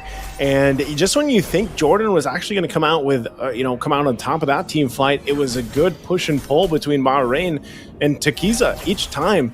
With this, Roger is able to just continue on and kind of be a nuisance to this. So for Jordan, now they might actually want to go ahead and fight this one out. It looks like they don't want to give all 3 turtles up, but I don't think they have any space to work with as VN gets the information, and that is now the 3rd turtle secured for Bahrain. So now Jordan, they are going to find themselves at a dire situation already in this point of the game. Well, okay, not too dire, right? It's only a few thousand gold here, but based on the way the team fights are going, what I see them happening is really struggling to find these team fights going in their favor, simply because if the Wild Charge isn't available, they really don't have that much of initiation. You don't want to rely just on Forsaken to go in with the Dragon form, and then you have the stuns, right? The stuns from Onivest, just for some reason, when he plants himself with the Mystic Gush, this is always the weakness of Gord. When you don't have Flicker, or let's say you do have Flicker, as soon as you set up the Mystic Gush, you're going to get crashed down on, and the lineup that Bahrain has drafted here solves that pretty well. Here we go, Wild Charge. Right into the Synchro Vision, and that is the Mystic Gush with the help of the last few hits from Falcon to take him down. Skyrippa, Earth Shatter, not able to connect right now. Skyrippa gets melted down, able to flicker out of the Synchro Vision. Takiza does some damage, gets caught in the Appraiser's Wrath, but is still able to clear out the waves to prevent this turret from being taken down. Meanwhile, Look at Me, looking to go for perhaps a penalty zone here, and he does, but will not be able to connect onto anything. Good Mystic Projectile onto Zid to stop this engagement, but it seems for Al, still wanted to go for a little bit more. Goes in for the Falling Star Moon there, and they do decide to back away in the end. No Takiza, no party. Yeah, I guess that is, but Falcon might want him down on the bottom side. I think he'll be fine. Yeah, he escapes, but VN has the Wild Charge down bot, so he's going to have to go all the way back, or at least rely on Burrito, and it looks like that's exactly what's going to happen here. So Forsaken's going to be forced back to the base, heal back up to, and we got Zid going ahead and grabbing his orange buff, but look at this bottom side. It's just going to have to be forfeited. Look at Me might try to jump in. This could be a little dicey. Wild Charge will stun him up. Look at Me going for the penalty zone, but it's on towards someone who has the Purify. Falcon just purifies out of that, and Burrito won't really be able to go for those Terrifies. Gets taken out by the Zaman Force, and Takiza now on the Lycan form, going on to Veen, who doesn't have the Wild Charge, but look at Falcon now with the Synchro Vision as well. Takiza getting barriered away, but Earth Shatter will be able to disengage for the team. A good onward as well as he pops into Primal Wrath. Zid walking forward, knocking Skyrippa out with the taunt as well. Falcon trying to follow up with the damage, but the Primal Wrath is still there with a mobility field, and they are able to escape. Wow, Jordan, impressive fighting that time around, and they might have lost all the turtles, but they're going to most likely grab themselves a Lord here. Not sure yet. Bahrain's not going to get here in time. Falling Star Moon, though.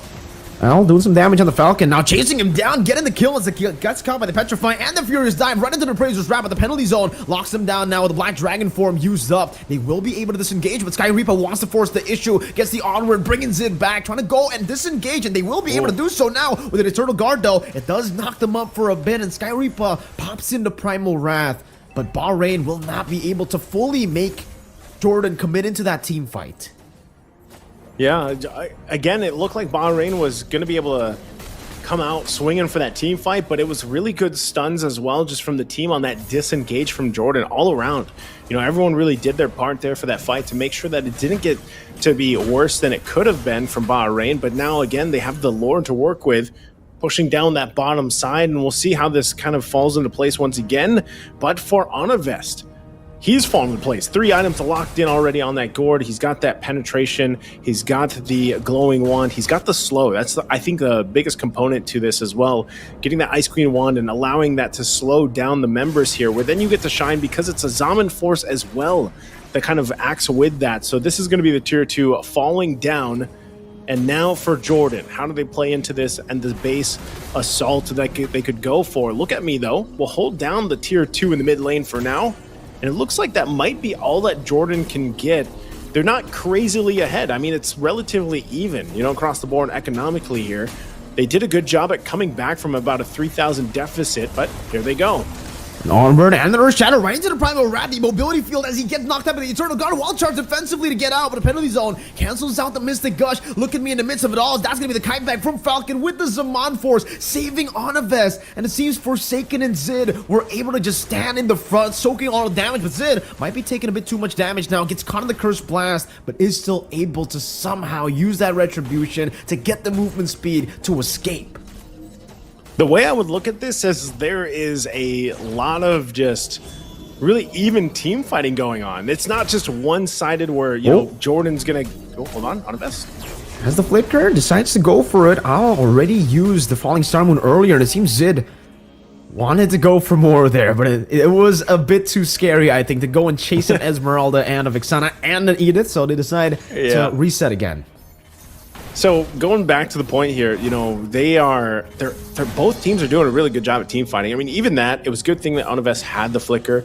Otherwise, he would have gone down there to an Esmeralda. And she's working on the next item locking in here too. She's already got 3 items that she needs for Al. And with that, so Jordan, as they get ready for this next objective take, we're about 10 seconds away from the Lord here. Timing is going to be crucial because Onivest, when he doesn't have the Flicker available, they just got that out. He might not have it for the next fight if the Lord is pushed, and it looks like they're going that way here.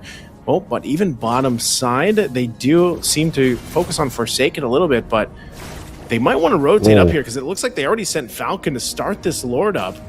And right now, Bahrain's going to have to come up with an answer for this. But look at this bottom side, too. Okay, Falcon is actually doing a really good job at just soaking up all that damage with his Zaman Force. Forsaken will just be able to pop in the Black Dragon form, and Al and Sky Reaper are still all the way in the bottom lane. Good rotation. Now look at me going to be isolated. Good wild charge to lock to keys it down as Falcon locks him as well. Trying to go for the Zaman Force again, but gets terrified, and that's a good disengage. But still, Jordan get a kill and a Lord off of that play. Yep, and that's going to be a good start for them to start knocking on the base of Bahrain with this. Once again, with the previous Lord that they had, they weren't really able to push further than those tier 2s because of, again, though, like Bahrain has done a pretty good job at team fighting. And they're going to continue to build up a little bit more here on the items, of course, but also a big item pickup came out from Onivest where he picked up that Wishing Lantern now. And this is where, at least for me, on a personal note, like I want to see how this works out for the Gourd here, of course, and how does that extra damage play this part? Because it's easy to proc that with 800% or 800 damage, all that's needed for the 10% current HP. So now that the Lord's here in the mid lane, it's going to get cut off with the Guardian Barrier, but they are going to knock on the base here. Good Mystic Projectile, knocking him up. Mystic Gush as well. And now it's going to be Sky Reaper, who takes a whole lot of damage. Eternal Guard knocking him up. Forsaken taking a whole lot of shots from the turret in the penalty zone. Locks him down. Zid able to pop in the Appraiser Strap, but it's ticking. Burning Flicker forward. And look at me. Swings the hammer one more time to take Zid down and to defend for Bahrain in their base. Hey, great defense from Bahrain. As I was saying, you know, I'm wondering exactly how this push for Jordan would be. But this has been the story of game number 1 so far in this best of 3. Bahrain and Jordan going toe-to-toe in these team fights. Taking a look at the replay here, it was too bad. You know, as we were leading into that whole Mystic Gush with the Wishing Lantern, Onivest was not able to land the Mystic Gush that he was looking for. And then they get punished. Like, look at me. Like, look at him. He goes in, gets the double, quite tanky, and now he's the focus. Yeah, Jordan are looking at him as well. That's a penalty zone defensively used up, but he will not be able to soak in this damage, especially not with the Mystic Gush. but it's two big ultimates used up, and they're actually waiting. Eternal Guard catching him. Good wild charge to disengage. Skyreaper not able to pop into Primal Rat. That's a flicker out, and Skyreaper's gonna be caught in that turtle pit. But look at the damage coming down, and Al will be able to execute Falcon. It's a good pickup though, as it was the DOT, I think, from Onivest just taking Skyreaper out in the Lord pit. It's you know, either way you look at it. Oh no, hold on, Al. Quite tanky. Okay. Gonna be fine. Quite tanky there, but you know, as we're looking at things here, especially the items fall into place, like I said, nearly fully locked in, at least for Onivest. As long as that flicker is down, then there is hope there for Bahrain to get rid of this gourd, because that is a lot of damage being pumped out. And then of course you have the Hereth. So at some point it goes back to the whole concept of how does Jordan's lineup end up possibly biting them in the behind later on. Forsaken in the 1v1 versus Al should be okay, nothing just yet, but you can see that positioning is already crucial here from Jordan as they get set up on that side of the map towards the Lord up top. So we might have to get a glimpse of that once again, because it looks like the rotations are happening, and also the purple buff being given here to Falcon, so he has a lot better time using that Zaman Force, using that Secret Vision, and they're going to go ahead and start this Lord up. So the Lord dance now, at this point in the game, it is the third Lord. Oh, Mystic Gush. Yeah. Mystic Projectile was able to connect onto Tekiza, getting him low with that Mystic Gush, and I think without Tekiza, this should be a free Lord. But that's going to be the conceal now by Skyreaper. Goes in as well. Penalty zone locks him down in the retribution. No, it's going to get Skyreaper, who secures it with a Primal Rat now onto the back line. Still able to flicker out to safety, but finally gets taken down by Falcon, as that's going to be Forsaken, traded in the skirmish. Another Lycan Pounce on the Venus Fancy, and now it's going to be Tekiza clawing him down with one last shot in the human form. It's a 2-for-1, but the Lord goes to Jordan in the mid lane. Mystic Projectile, now with the Mystic Gush as well, trying to go and cancel out any sort of siege potential from Bahrain. The Lord is marching down to the bottom lane, and it seems Bahrain were able to actually steal it in that skirmish. I forgot that Skyreaper stole it away, so it's an all-out win for Bahrain. Like I was saying, man, it's a back and forth this whole game. It's not just one team leading, and even the whole time economically very even across the board. And now with this Lord being taken by Skyreaper, like you mentioned, this gets them even further into the game here to turn things around, and wondering if they can do it. Oh, right into their praise ran, and the Mystic Gush, look at me, will be taken out, and now Tekiza will be forced back, and that Lord will be defended. Jordan able to defend from the siege, but will lose out on another tier 2, it seems, up top, unless Onivest can clear the wave in time. Yeah, he's gonna have to. At this point, at least they deal with the Lord. They got that taken care of, but it's more or less the same here, Mirko, where, you know, it's even Stevens across the board. Only advantage that you can really point out is the fact that Jordan at least has that one base turret down in Bahrain's base. That's out of the picture. They can kind of play around that on a macro level, but it looks like, you know, Bahrain, so for the most part, has been able to pretty much hold their own in a lot of these team fights. And, you know, as the game gets further on, you have to wonder who has the better damage scaling in their favor, you know, because at some point it's also just, I think a big part of it is either that penalty zone from Look At Me landing and setting things up. Again, an Eternal Guard can do the same. Hold on, in the jungle, they're going to force Skyreaper back at the Primal Wrath, and I think they might just disengage. So that's used up, but still, once again, we're still a minute away from that Lord.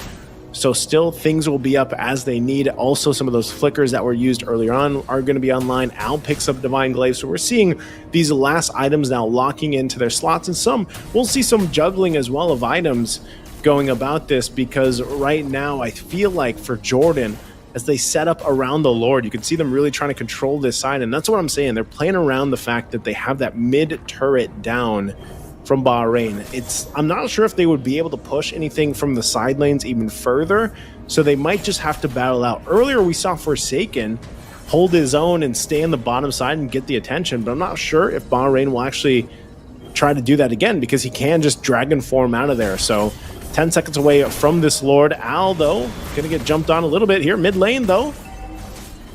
You know, that was just a little, you know, both of the teams are just poking around at this point, right? 19-minute in, it's going to be the evolved Lord spawning in the game. So for both, I think this might be the final Lord that they actually get to contest before the end ultimately happens. Wild charge on the Skyreaper, right with the Mystic Gush. but it's only onto the frontliners. Forsaken doing a bit of damage onto Kiza, but the falling Summer will be able to catch Falcon in the back, able to pop in his Amon Force just in time with the Brazers right and Eternal Guard knocking him up. Another knockup from the Lord right now as Lycan Pounds gets used up, and Zid will lose out of the immortality. Buys it just in time, but the penalty zone locks him down and puts him into the vicinity of the Primal Wrath. The Falcon somehow is still able to save it for Jordan. Not for long though, because it seems only Onavest and Forsaken are alive. Takiza gets out of the Mystic Gush, and Forsaken so low. Sky Reaper trying to go for the chase right now. No Lord for Bahrain, but they still definitely have some waves and the man advantage.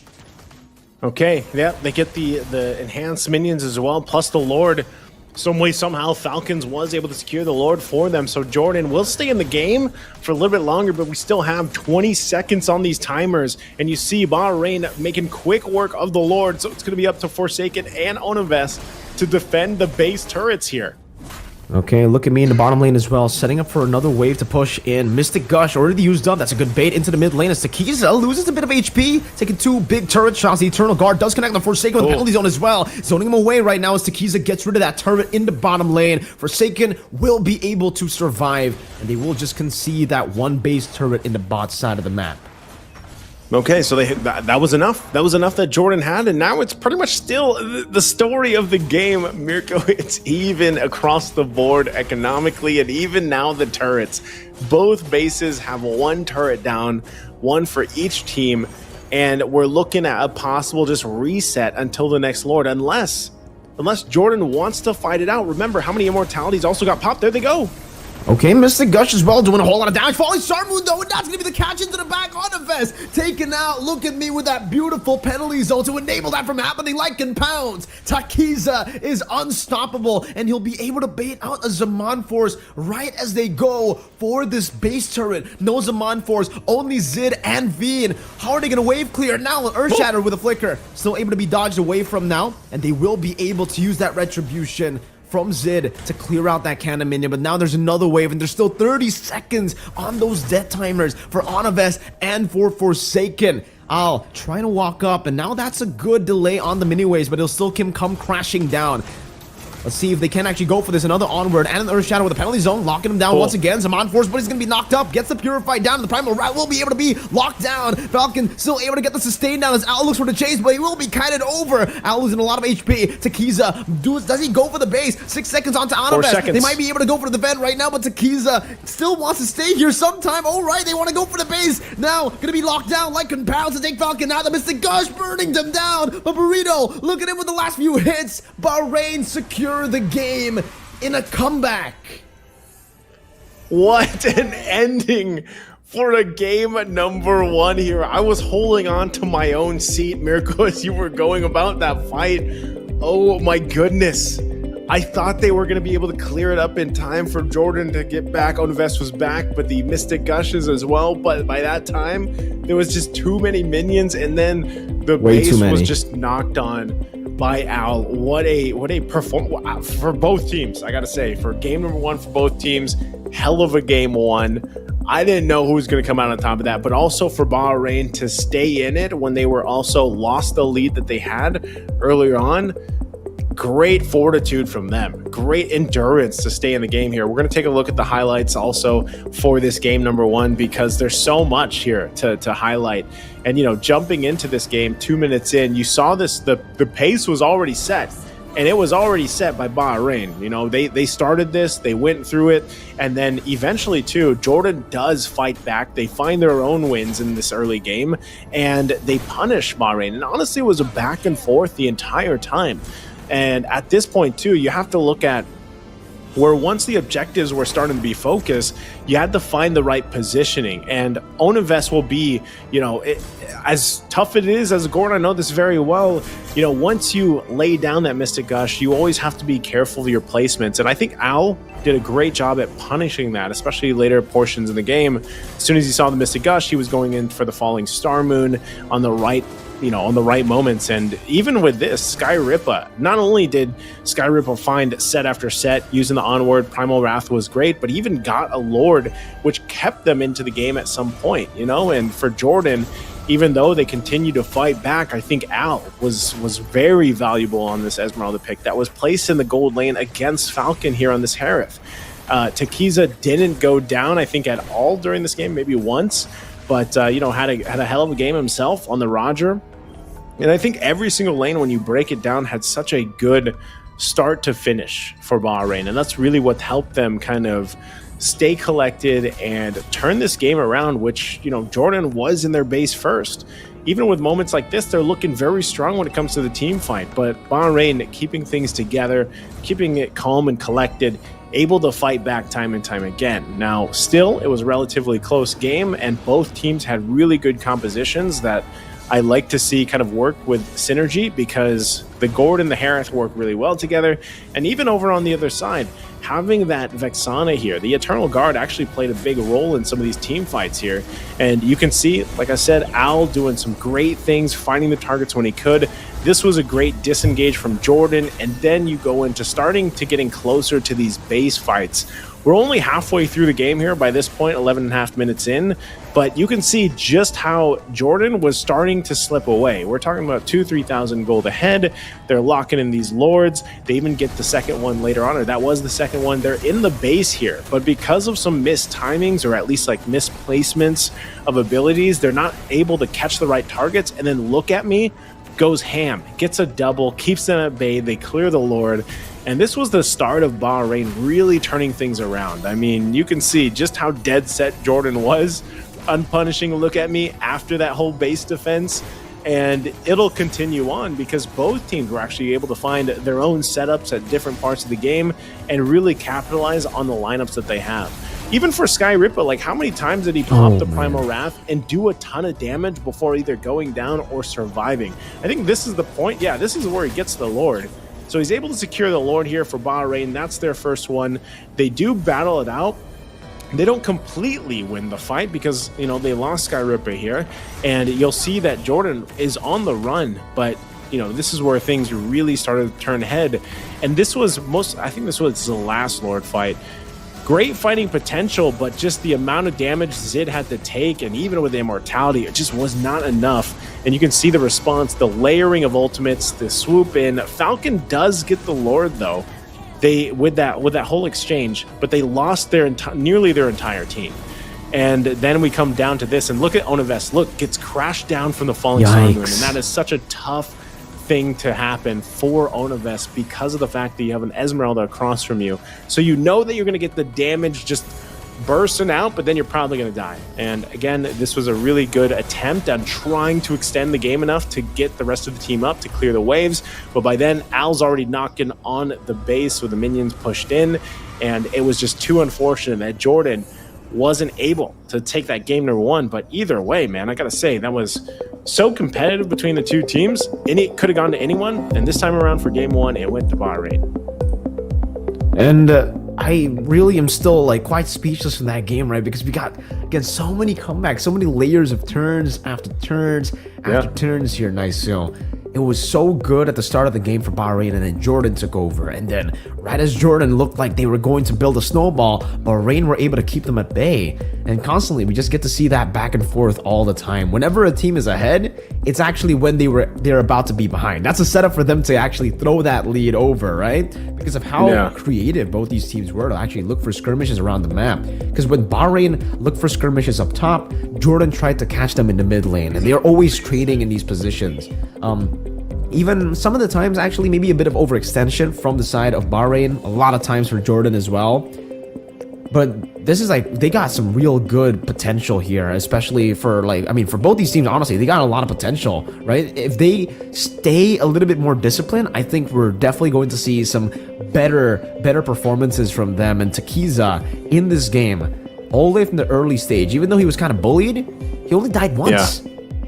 He only died once, and that was at the very end, if I recall correctly. Yeah, he had a great game, and this is the thing. I think you and I we've already agreed on this earlier today that Roger does fit really well in the jungle, and they played around it, and I think that was part of the power of the draft, even because they had the Roger there and they had the Esmeralda, and so far, today alone, we've seen both those go in the jungle. So technically, they could have still flexed it, but this was the right decision. Take the Roger, put him in the jungle, let it shine, let it loose basically. And that's kind of what happened here. But still, even with that, I think a big component to letting the Roger shine was just the fact that you had such a good front line with this lineup. I'm talking about the Edith.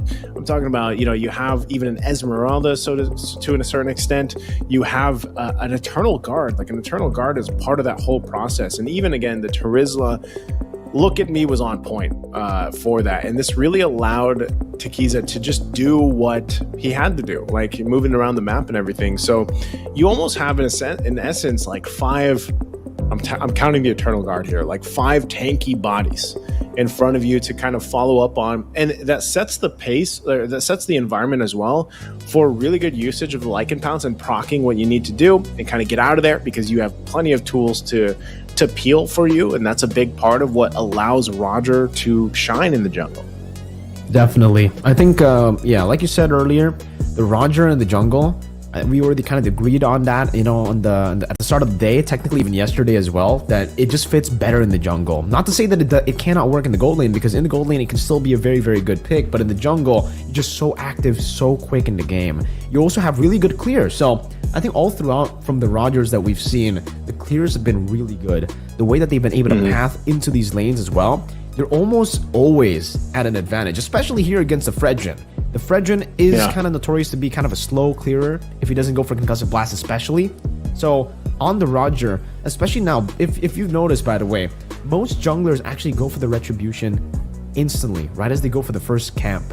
That actually is much more beneficial for the Roger, because if you clear it out as fast as possible, you can go for the Lycan form instantly, get that, little low HP benefit that you get with the Lycan form, so that you can actually clear out that jungle even faster. And then when you go onto the orange buff, you're already at level 2. You should be able to clear it anyways with 2 additional skills. So yeah, it's just a really, really good mechanic to be able to utilize, and it's even better on the Roger.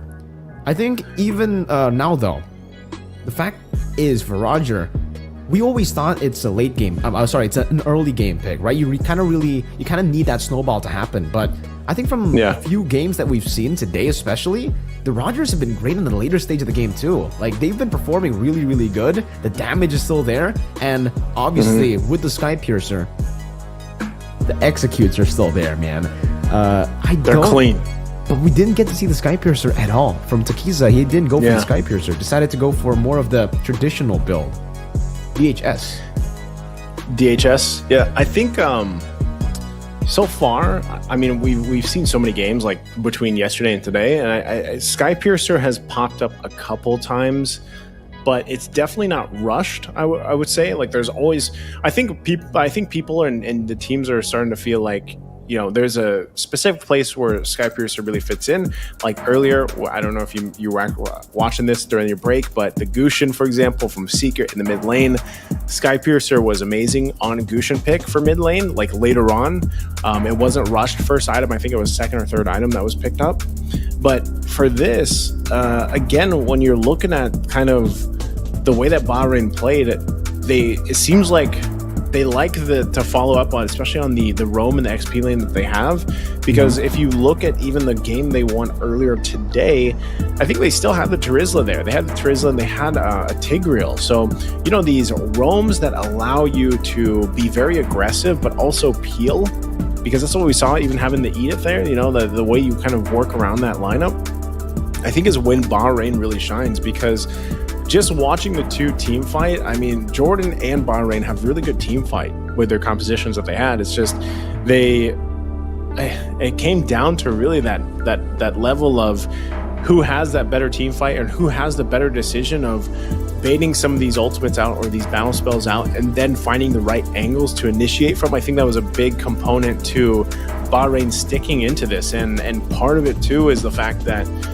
when you're not landing those skills, especially when you're not landing the Mystic Gush on the right targets to burst them down, once that's gone, you're then left to just stunning with the projectile. Like that's kind of all you have, and it's one of the great things and the downsides of a gourd pick. But I'm still glad it popped up. It was doing pretty well until it wasn't, and that was also just in due to the fact that you have an Esmeralda, man. I think the Esmeralda was a solid choice as well, and it might still be contested. I still think when we eventually do get to the bans for this game number 2, we still see something similar, like in terms of the Ling Hayabusa being banned out. That seemed to be a typical thing, and then possibly even, I'm not sure if it's worth banning. Like as we see more and more of Roger, I wouldn't say that you ban the Roger out. I don't know. What do you think? Do you think Roger? Because we've seen him so much, man. Like he's popped up so many either in the gold lane or the jungle. Like, is Roger something that teams might want to consider to start to ban out? Does he get a little crazy too early? Yeah, I think that's why I was about to talk about that too, right? The fact that he does well in the early game, mid game, and late game, the fact that you can actually flex the Roger from the gold into the jungle, from the jungle into the gold lane, making your opponents very confused. It seems like the perfect pick. It seems like it's just going to be prio all the time. And so far, we have seen that the Roger has always been prioed in the first phase, at least first pick almost every single game today, right? So I think it's gone to a point where maybe teams will have to start considering the Roger ban in the first phase. It's getting to a point where he's ridiculously flexible, and even towards a later stage, the jungle it's so OP in the jungle. Even if you try to go for counter matchups, the Roger can still, like, usually if you get a flex pick, let's say you pick up the Roger, right? And let's say it's in its balanced form. Someone, like, let's say the enemy team goes for an assassin like a Nolan, and let's say this is the number 1 counter to the Roger. You're instantly going to be flexing it. You're instantly going to be looking to go for another jungler, right? If not, then you're going to be banned out in the second phase completely. But on the Roger, there's no real counter to it. You're kind of good against everyone. So even if the enemy team goes for a quote-unquote counter matchup and bans out all the other junglers, Bahrain can just be like, all right, you know what? Sure, Roger can go jungle. Then we'll pick up something else in the gold lane. We can still make it work. Okay. All right. Yeah. So with that breakdown, we'll see if they actually decide to just this time around, if Jordan wants to go ahead and take it, or bans. But so same ban so far. The Angela, Matilda. This is something that Bahrain likes to ban out as well. The Matilda, they don't want to deal with that utility and just the shielding. Even it seems like with the Angela ban. So we'll see. I think, I don't know, based on this too, based on what we've seen and even the data we have from their games that were not on the stream, they might priority the Roger here, even for Jordan. Go and if it's not banned out, they might take it from the hands of Takiza to not let him have that ability. And then, like we said, keep it as a possibility to flex. So there is like I was saying, it's still going to be the Hayabusa and Ling banned out, still going for those assassins. So maybe this is also just this part of Asia thing where like Roger is the hero to take right now, because we're so used to seeing so many of these heroes banned out or left open, but not so much focused on assassins like this. Like, when do you see Benedetta, Ling, and Hayabusa banned out? The good response. Hey, they go ahead and take out the Roger, so they deal with that. So now this leaves us to question, like, what is the priority here? Is this going to be Fredrin is still open? It's been a while since Fredrin is actually priority pick, first pick. But this leaves a lot. Harith is also still open. So if Jordan wants to go that route and lock that in, they could. But it's going to be a Baksha. So in a way, going back a little bit here for utility being the priority for that first pick. Yeah, with the Roger ban, everything is technically almost the same, right? They also did go for the Matilda ban, but the Baksha was one of the main win conditions as to how Jordan was able to get that game number 1. I think it was up against... Who was it up against? But yeah, they were able to get their game 1 in like 11 minutes with the Xavier. That was with the Baksha Yuzong combo, right? So at this point, Bahrain definitely need to start thinking, do they want to go and deny that Yuzong away, or do they want to try to counter the Yuzong instantly here by a Terizla pick, right? Or if they're actually already anticipating the Yuzong, maybe just go for a mage and the jungle. Go for something different and then later end things off in the first phase by going for an XP lane. Try to get that good matchup, I think, for Look At Me. They do go for the Vexana. That's a big pick that we saw actually on the hands of Jordan, and the Harith as well. So double magical damage to start things off here for Bahrain's first phase in the red side. Okay, double magic damage. You mentioned this, their first game that they won in 11 minutes, that was against Syria. And they had the Baksha locked in. So if they're going, I don't know if they're going to do the same composition, but they had Baksha. they had the Xavier, they had a Florin, a Carry, and a Yu Zhong. So it's not exactly the same just yet. They go Xborg this time around, which I think, Xborg so far has been a menace for a lot of teams that have had to play against it because of just how much of a nuisance Last Insanity is, man. And then even when you're working through the armor and then immortality, like you have to use so much to deal 4 health bars to deal with Xborg. Yeah, nearly 4 health bars, and then there you go. Clint is going to be the answer for the gold lane for them. And so far we've seen a ton of damage potential from Clint alone, and being able to play into that. I'm just wondering, how is that matchup if this is a gold lane Harith that's going in there? It's actually pretty good for the Clint, right? Like I think it's kind of similar to a Brody matchup against the Harith. It's still kind of a skill matchup because you have to still be very, very careful about that synchro vision. But especially like level 1, if the Clint gets a few good hits, gets the quick draw on to the Harith, Owl's gonna have a bad time actually in this lane, right? So we'll see. I think in theory, Clint just really enjoys it when his opponents actually jump towards him, when his opponents are actually trying to dive towards him, right? So he should be doing good. Sky Reaper gets a big pick though. That's an Edith as well. Still very, very good up against the Baksha, and even up against the... I'm not too sure about the Xborg, right? And I'm not too sure if this is going to be Sky Reaper as a roam Edith, or maybe they want to utilize this as flex later on. But for now, at least, I can see why they go for the Edith. They want to go for the prolonged team fight, but they're lacking physical damage. They are fully banking on that magic damage, and it's not really looking too good right now. Because again, for Jordan, they got Xborg and Boxia. We were talking about the 4 HP bars. Imagine if he goes for magic defense as well. It's already so hard to get rid of 1 HP bar with the Faraga armor, with the magic defense. If they have to get through 4, I don't know, man. This is a very it's tough. Very psycho-reliant, resource-reliant composition as well. They're very reliant on that initial burst. Yeah. I think with that too, it was a good read from Bahrain. They took out the Florin because, like I was mentioning earlier, when we saw Jordan have that some of their games, they can opt for Florin. I feel like the sustain that helps them out through this, because anything that can help you deal with the amount of magic damage that is going to be dealt to you early on helps. So I think when you're thinking how to do that for Jordan, it's sustained. Man, we haven't seen like Estes pop up in a while. I know we saw Rafaela even yesterday, so not sure if they want to still pick something up like that, or it'll be a different kind of roam to deal with some of the setting potential. But it looks like still, this is crazy, man. Bahrain, they have to be just on point with the jungle here. Takiza just has to be an assassin master with all these bans really just directed towards him. I'm even wondering if Benedetta is a Takiza ban, like Benedetta in the jungle. I think so. Is that what you're thinking? And wow, interesting. That's Sicilian being banned out here for the last one from Bahrain. Wondering too, because of the Vexana, Valentina is still open. Not sure if they want to take that up because there isn't the best. I mean, these aren't the best ultimates to go ahead and take, but because you have a Vexana open, what would you want to put in the mid lane to go against this? Because you already know. I mean, Vexana is a great pick. I think they have played it. Was it Jordan? Or no, it was Bahrain. No, it was Jordan that has played an Eve before. They didn't win on it, but wondering if they actually go for the Eve, because that would be a good kind of death box strategy. You have the real world manipulation with the Last Insanity. That's forcing that into a Zaman Force. Like imagine a Zaman Force is popped, you're going to fight in it, but then here comes the death box, with the Last Insanity. I think that would be a good choice if we see Jordan go ahead and opt for the Eve. But here we go. Like Terizla popping up and no Yu Zhong available. So it was Jordan that banned them out. So wondering how they'll deal with this. Xborg obviously is great for that. I think usually teams pick an Xborg to even go into a Terizla sometimes. Yeah. So that could already be the answer. Not sure if it's going to be flex. We have seen Xborg flexed in other lanes before, but since the jungle is already locked in, most likely going XP lane. Let's see what the mid and the roam is going to be here for Jordan.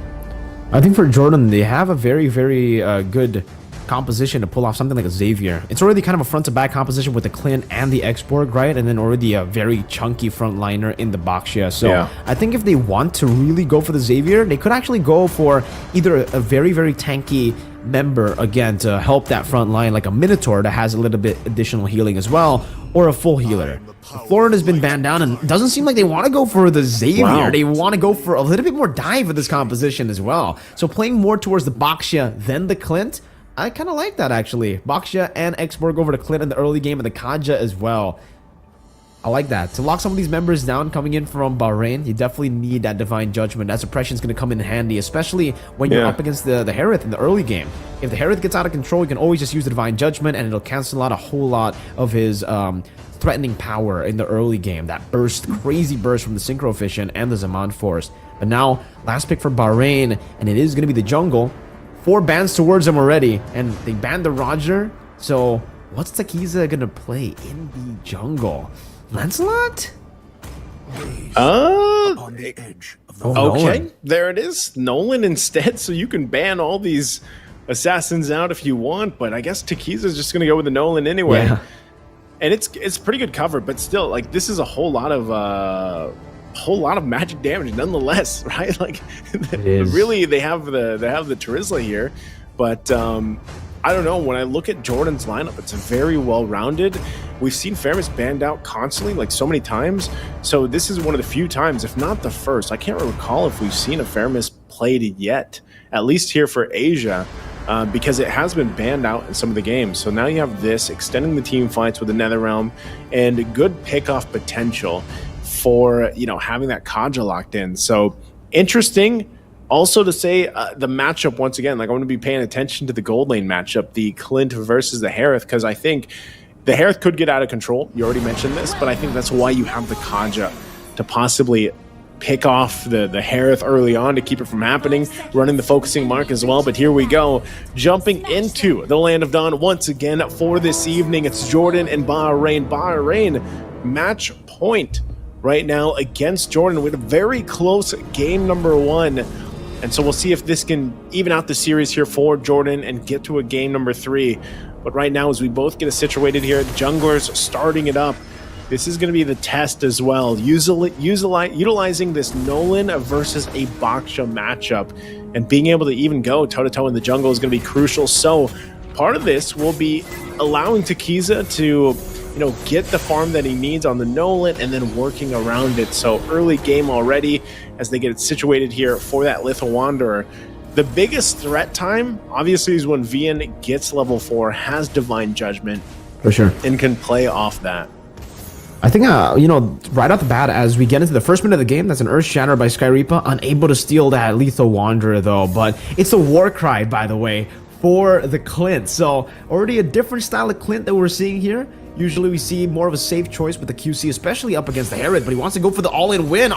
We forced the Flicker out to safety, and that's actually pretty unique as well. The fact that All has gone for a Flicker instead of the Purify. I like that adjustment. Against the Kaja, you have a better shot at actually flickering out than purifying. There's no way you purify out. Oh, Shield Unity in towards the turret again. It's going to be All who gets dove on. Their shot's going to be used up as well. Falcons needs one more shot, but doesn't have the Great Bombardment just yet. That's Earth Shatter to cancel it out. That's a Flicker forward. And Onivest will be able to claim that kill for members of Jordan in the bottom lane, forcing Skyreaper out, and Falcon is just munching on that turret shield as Bahrain fail to get a trade up top. Man, there was so much thrown at Al to get the kill, and they finally got it, but a whole lot of time. There's the turtle now spawning up, and it looks like, you know, Takiza will just go ahead and start this one up. Not sure if anyone would be able to... Oh, hold on. He's quite low. Very low. And it seems from Vian, this is well played, man. Oh, it's still going to be Takiza who takes it away with the Fracture and the Retribution. Now locked out by the Shield Unity, and the base damage is going to be enough with the Concussive Blast. Now it's going to be Vian who's able to flicker out of the penalty zone. Flicker, good read. Look at me now, burnt down by Forsaken. Last Insanity will be used, and the explosion will take him out. Okay, Jordan. They might have lost the turtle. I mean, I was still impressive that Takiza was able to get that with even as low as the lowest health he was. But Jordan, though, it doesn't matter for them. They get 3 kills on the board, and it's evenly pretty much spread out with that. So first items kind of already falling into place. Nothing completed just yet, but because of those 3 kills going and evenly distributed against Zid, Forsaken, and then of course Onivest, they're exactly where they want to be. And you're seeing it. Vian has the ultimate available. He has Divine Judgment available. Flickered out earlier, of course, earlier to kind of win those team fights, those early skirmishes. But now paying attention on this bottom side, it looks like Bahrain, if they can, it's really just to protect. Oh, hold on. Penalty zone going to be used defensively. Last Insanity down too. Bottom side, though. A little bit of an attempt there by Zid, but is unable to catch anyone. Seems Vian is actually going to be taking out Fracture as well now. Very interesting engage. The keys are going to be pulled back by the Shadow Stampede, and it'll end up being a 1-for-1. Vian for Takiza. Definitely worth it for Jordan as Zid goes in again. Tries to go for the steal, I think, but doesn't have the retribution. The shield unity connects, and now the quick draw. Do some damage to the Great Bombardment as well. Wow. Zid's going to be on a killing spree now. Zaman Force will be popped in the Earth Shatter as well. Sky Reaper trying to go and escape, but Divine Judgment pulls him back all the way from Falcon to get some free hits. The Grenade Bombardment and the passive to take Sky Reaper down. Man, you're really seeing it here, Miracle. You're seeing that combination I've been loving to see so far from yesterday and today. The Warcry emblem with the focusing mark. And even without the Divine Judgment earlier on, you already saw the amount of burst damage that was there. So they are going to get this turret, but up at the turtle, it's going to break out. They still are able to get it. The Last Insanity will also be committed down by Forsaken. Look at me actually getting a few good shots, forcing the Flicker out, and now they're on the chase. Look at me, still able to escape for now. It's a good Earth Shatter to provide him just that bit of space to escape, and it'll be a turtle traded for technically a bottom lane tier 1. Yeah, so there, I mean, it's very similar to what we saw previously, man. You know, just trading across the map. Sometimes it's for kills, and you know, sometimes it's for the objectives. Hold on, just Stampede. Primal Wrath going to be used. Yeah, Sky Reaper's just trying to kind of wait now with the help of the Curse Blast as well. Burrito has ways to actually help him. Sky Reaper flickers out of the way. Eternal Guard knocks Zid up, but still has that poison. Takiza really was trying to go for a Fracture. He's so already going for it as well. Jumps in forward, goes in for Fracture, but the damage won't be enough. Not even close to take Zid down. That was such an awkward team fight. Like, I feel like they didn't know if they wanted to fight or not. So many ultimates and abilities were used at different times and not overlapped together. Sky Reaper should... Oh, he's going to get dragged. Yeah, but he gets the onward outside. Last Insanity. They'll take him out. That's all. He uses the Mons Force, but now it's going to be the Netherrealm to fight all the way all. Now using the last dash because there's no reset outside of the Zaman Force. Zid takes him out in the mid lane. We do see a trade from Takiza, so at least for Bahrain, they do get a few objectives. Actually up top as well. 3 turrets for Bahrain. Yeah, I think Bahrain's really just focusing on these objectives because honestly, the team fight's not going for them. We're gonna take a look at this replay right here too. You see Falcon, look at me, just gets that kill. Good usage of the Flicker, the penalty zone after Revenge Strike. He didn't want him to get away. Not only that, but he ended up getting the turret as well. So Bahrain finds what they can across the map, but Jordan still holds on to this little bit of lead.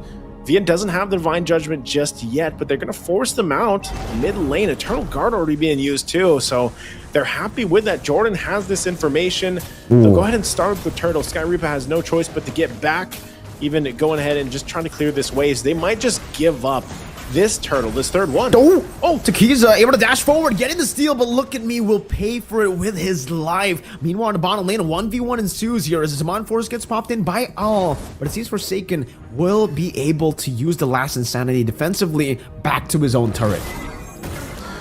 I'm surprised like Takiza was able to get that. I thought that there would just be a turtle now for Jordan, but at least for Bahrain, they're really just kind of sticking into the game through objectives. It's not really a team fights, and if you take a look at the items here, they mostly have those first items locked in. Get the Hunter Strike already for Takiza, get the War Axe there for Look At Me. Things fall into place as well. Defensively, a Starlium Scythe now on Al. But, you know, they might not just be ready to go against and have this team fight just yet because... Oh, hold on, Sid. That's a good penalty zone, locking him down with the Eternal Guard, right into the Zaman Force and the Synchro Fish and everything. And the kitchen sink thrown at Zid. And that's the jungler taken down. Luckily for Jordan, no neutral objectives up for grabs. Yeah, nothing for grabs. So, you know, that's what I was saying. Like, I don't know if they're ready for a full-on team fight. You saw how much they had to use just for Zid, but it was good that they got him because he was already, at one point, he was a 4-0 before that. So they kind of had to take care of Zid.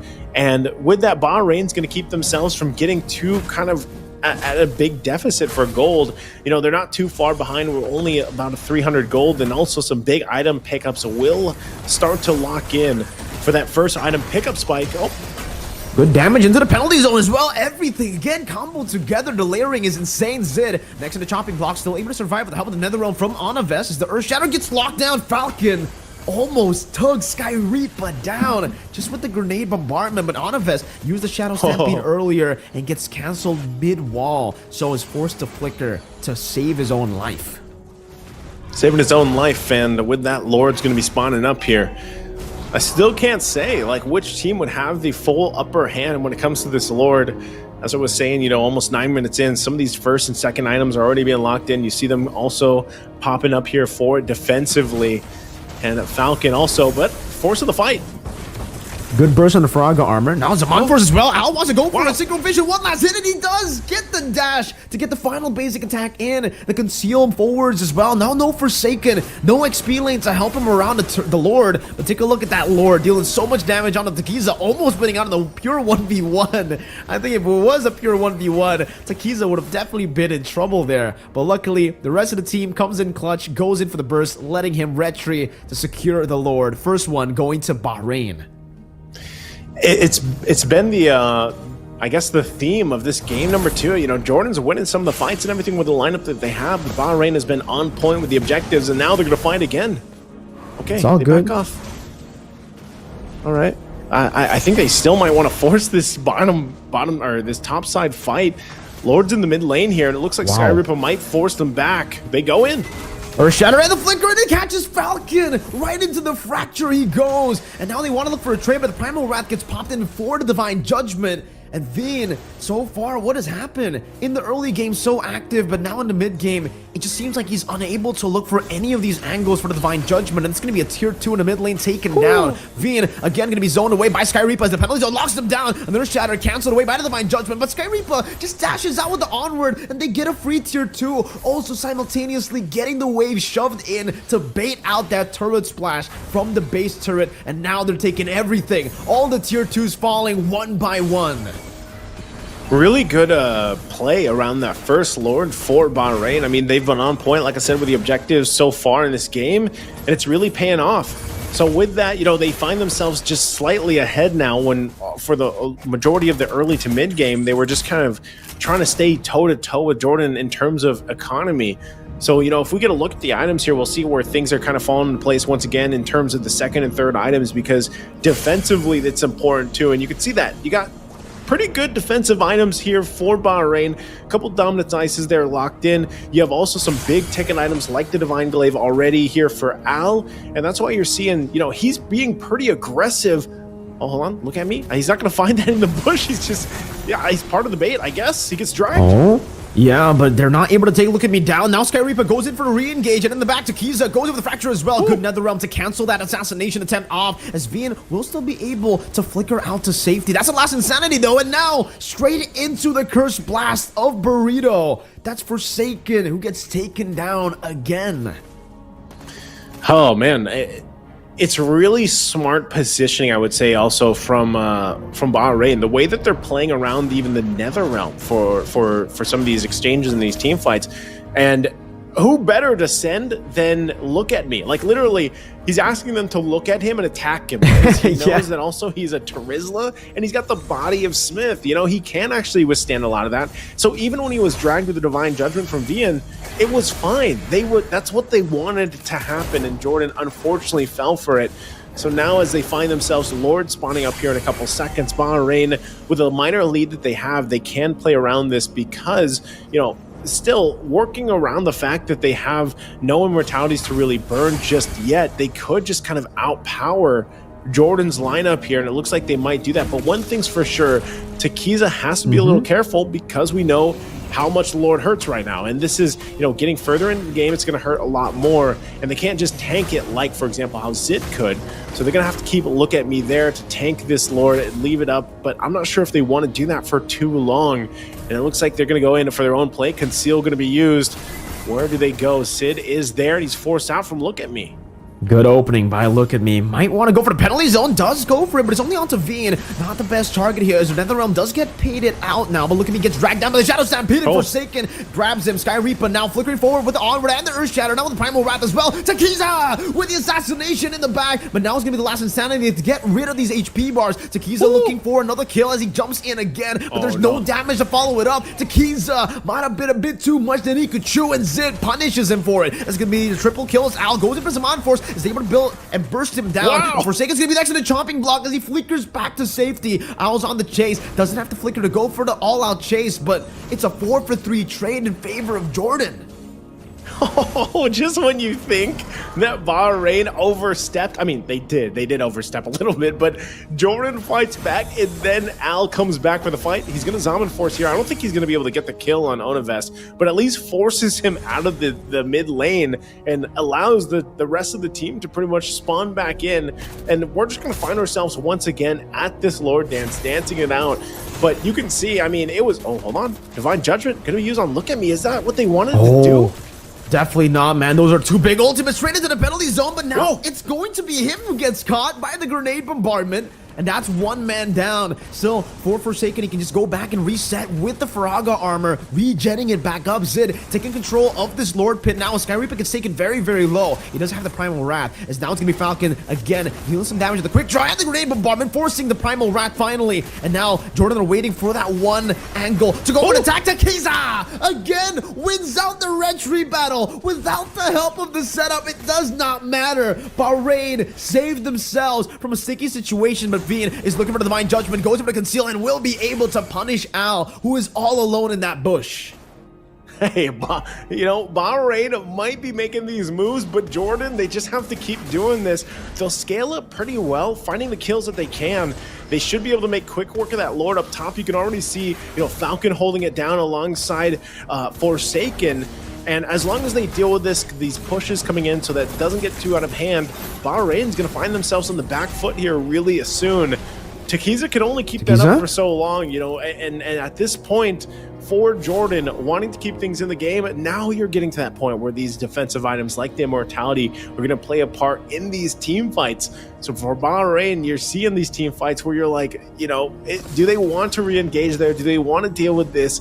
Because Vian, even earlier with the Divine Judgment on Look At Me, I was like, is that who they want to go for? Wow, Takiza, okay, he's going to back off. But Look At Me jumped in with the penalty zone and then ended up dying, unfortunately, because once that's used and once you don't have Flicker, you know, Trizla is just a walking slow man with the huge mace, you know, and it's kind of tough to move around with when you don't have those abilities available to you. So for Jordan, I feel like they've done a good job at punishing these moments where they're caught out a little bit. So for Look At Me, you know, kind of needs to adjust some of the game plan that they're going for now that they're reaching at this later portion of the game, and he goes in. Penalty zone onto Falcon. Now going to be baiting out that Flicker out. The NetherRealm as well. Sky Reaper gets the Onward and the Earth Shatter, and now the Fracture will be missed out, but it's still fine. Takiza gets the kill now. Look At Me doing some damage once again. Takiza going to go for the flanks. Falcon doesn't have the Flicker, so this is going to be a good angle of attack, and now it's going to be flickered forward by Burrito to get the Terrify. Takiza just going for the fade, and look at the quick draw and the grenade bombardment. Falcon completely isolated, but wins out of that skirmish. Takiza now caught in the burning damage of Forsaken and will be taken out all alone. Meanwhile, on the bottom side of the map, Onavest as well, trying to run away. Burrito still looking to go for it. Some help as well. The Curse Blast doesn't connect, and Onavest just needs one more Ghost Bursters to end Sky Reaper's life here. But still, it's a good Terrify to disengage. It's another 2-for-1 in favor of Jordan, and now they're starting to take control. Jordan, again, time and time, their fighting is getting a lot better here the further they get into the game. And, you know, just when you think, Bahrain, do they really want to fight this? That was on Look At Me again, as I was just talking about it. Oh, now they're going to have to defend the base. It looks like they should be able to clear things up pretty well. Whoa, Burrito! It's burnt down from across the wall, and All is not even able to find a little bit of a trade there. A penalty zone baits out the NetherRealm, which is going to be a good resource burnt out. Now they're on the chase. Look At Me doesn't have the penalty zone this time around, though, and Onavest will just get that Blood Wings back up. That's shielding. Oh, no. Now it's going to dash forward. Falcon has been shut down by Takiza. Bahrain find a miracle out of nowhere. The MM, the carry for Jordan, has been assassinated. Oh, man, just when you think Jordan made a great play getting Burrito, they lose their marksman, they lose their gold lane, and so the Lord is up here. But I think even without Falcon, Jordan is still quite a bit of a threat, unless Al drops the Zaman Force, but doesn't follow up on it. So now, who's going to take this Lord here? Look at the positioning from Bahrain. They're going to put the pressure once again in the mid lane, holding down the Lord. VN, Oh, and the Primal Wrath as well. They're actually using a whole lot of resources here. Forsaken losing Immortality and the Faraga armor. They're looking to go for it. The Netherrealm has been baited out. The Falcon has respawned back in the game. And Forsaken somehow is still able to survive, even though he got caught by the Eternal Guard. That Faraga armor doing work. 4 health bars, like we said in the draft, man. You know, that's why teams love the X-Borg as well.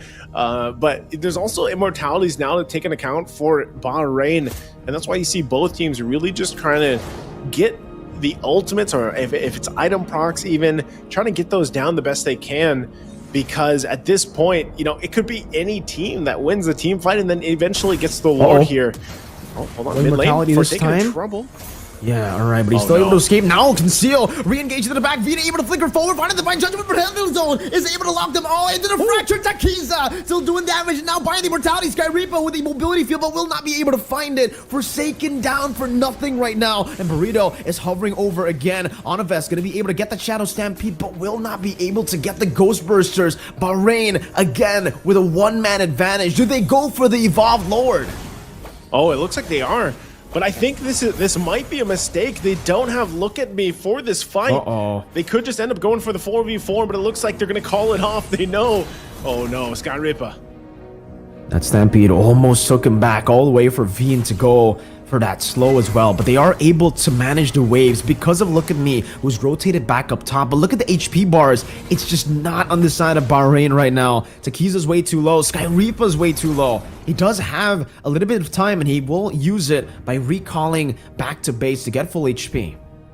Yeah, they have to. They have to go back here. Takiza as well has to be very careful, because we're talking about Vian with the Divine Judgment. He doesn't have the flicker, so at least there's that on the defense. But for Bahrain, they have to be kind of aware of especially these bush placements. And for Jordan, you know, it's really just kind of managing some of the waves coming in. But ultimately, Jordan's in a good fighting position, especially when you have an X-Borg on your side and Zid quite tanky himself. So it looks like, you know, we have to keep an eye on this. They might be also just waiting for the flicker to be available from VN, because that is the play maker right there.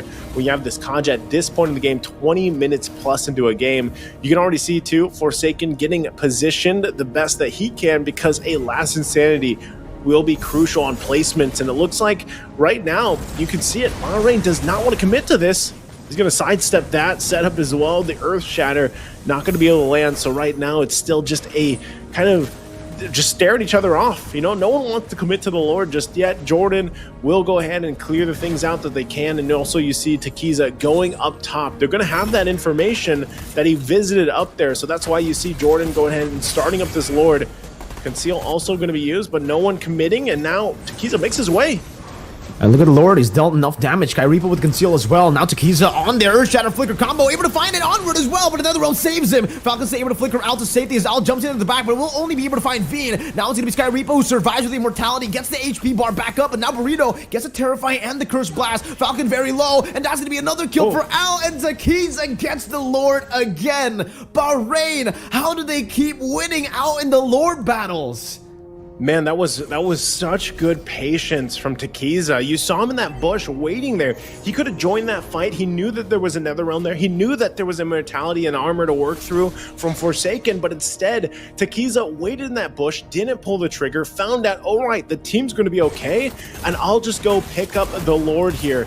And that's exactly how they get the objective. So now it's up to Bahrain to knock down these base turrets. Immortalities 2 being picked up here for Look at Me and Burrito. It looks like they want to get the base fully exposed and possibly even end the game here in a sweep. Can Jordan defend? They're going to have to work their hardest for this. Oh, the burst from the glowing wand helped out by the fracture. Now Zid pops into Poissons now with no honor vest, but he does still have the passive, so fully stacked up, he should be able to respawn back in the game. Zaman Force used up now by Al to go just for the base turret, and they're going to be happy with just the base turret. They have some massive advantages this time around with 3 base turrets taken down. Those are some big super minion waves that'll help him in their next Lord attempt. Those are massive at this point, but still for Jordan, at least, it's not game ending. They might still, they might have lost all the turrets, but they hold on to the game and the series, because right now, what we've been seeing is really a struggle just for one team to get the entire upper hand. It's really been a back and forth. And so far, even that last exchange was really up to just the team from Bahrain deciding on really when the window is to enter and fight those fights, and Takiza really being disciplined. So that same thing is going to have to happen here, because as you get further in the game, these items fall into place and they're swapped out and swapped in. Takiza's positioning is crucial. And look at this too. Sky Piercer picked up by Al. It looks like they're ready to, what I was just saying, no team was really decisive and completely winning. Well, now with Al picking up the Sky Piercer, having the Divine Glaive, you basically have so much penetration just from these 2 mage picks alone from Bahrain, and also a potion picked up from Takiza. So now, once again, it's up to them. Oh, look at the cutoff here. It's a 3v5, Earthshatter Falcon, great flicker out. Takiza goes in for the diamond, will lose out on his life. Look at me, unable to chase, now flickering forward onto Falcon, dealing some damage, but the Netherrealm saves him again. Falcon kiting back really, really well with the Eternal Guard placed down. Every single member of Jordan was able to survive, and Takiza, he has just been shut down. Oh, man. That is not what you wanted to happen with Takiza, right? I think he was thinking, all right, we're going to crash down. We're going to sandwich Jordan here. And then it ends up he gets blasted. And you kind of forget, I guess, when you're having this kind of moments for Bahrain, you forget that Falcon can pump out the damage, especially with a Warcry emblem. All he has to do is get a couple hits off, and then he gets that 8% boost, especially if it's paired up with a focusing mark. So now, once again, look at this. Lord's going to be started up, but keep an eye on Al. He's going to have to be dealt with as he's pushing down that bottom side. Bahrain knows this, and they're going to go ahead and dance off for this Lord here. Vian has the Divine Judgment available. Is Al just going to go and punch this one in against Forsaken? It does seem like that's what he's going to go for now with his Zaman Force as well. Look at me, going to be able to zone Zid away there, but Falcon does enough damage to get rid of him. In the bottom lane still, it's going to be the few waves coming down, and that's going to be the Lord. Who's going to get it? It's going to be Zid, who wins out the retry battle. Another mini wave spawning in the base right now, as that's going to be Burrito dealing enough damage to take Anavel down, and now it's another HP bar, but in the bottom lane, it does seem that Bahrain will not be able to end the game. However, they will be able to win out in this trade 2 for 1, and the Evolved Lord is still in the mid lane. Al and Burrito now charged to go for it, trying to go for the full clear, but Forsaken and Falcon, they can get the damage reduction off of this Evolved Lord as long as they stick around with it. This is crazy, man. I mean, back and forth, it looked like they wanted to go for a backdoor play with Al, but, Forsaken dealt with them really well. And that's the thing about this lineup, right? Even when they get that, they have to clear this Lord out, but they don't have a ton of physical damage to work with. So they have to be very careful in dealing with this. Luckily for Bahrain, they already get rid of the Lord, but they have to deal with the side lanes, and another wave pushing in is on top of that. So for Jordan, as long as if they could possibly get a pick off here, they still have to manage their base amongst it all. So with that, Bahrain buys themselves some more time into this game, because we had some crucial things happen there in the last exchanges, even earlier with Takiza going down. And you can see there's a lot more immortalities. Oh, Earthshatter. Comboed in together with everything, forcing out the Netherrealm, but it is a fracture already used up. Vian actually loses the immortality in that skirmish, by the way, and that's going to be a conceal as well. Skyreaper has the flicker, goes even onward, just on the Forsaken, who still has the immortality, now the Primal Wrath as well, getting rid of the Faraga armor, but Forsaken somehow still keeps it intact, and Skyreaper is back to the normal form, able to disengage again, and there's still 80 seconds for the 26th, or actually later when it spawns, the 28th minute Lord to spawn. What is our longest game again, Mirko? Did we hit 30 minutes? I don't think we've hit 30 minutes. Oh man, this has to be close to one of our longest, right? Like this has to be.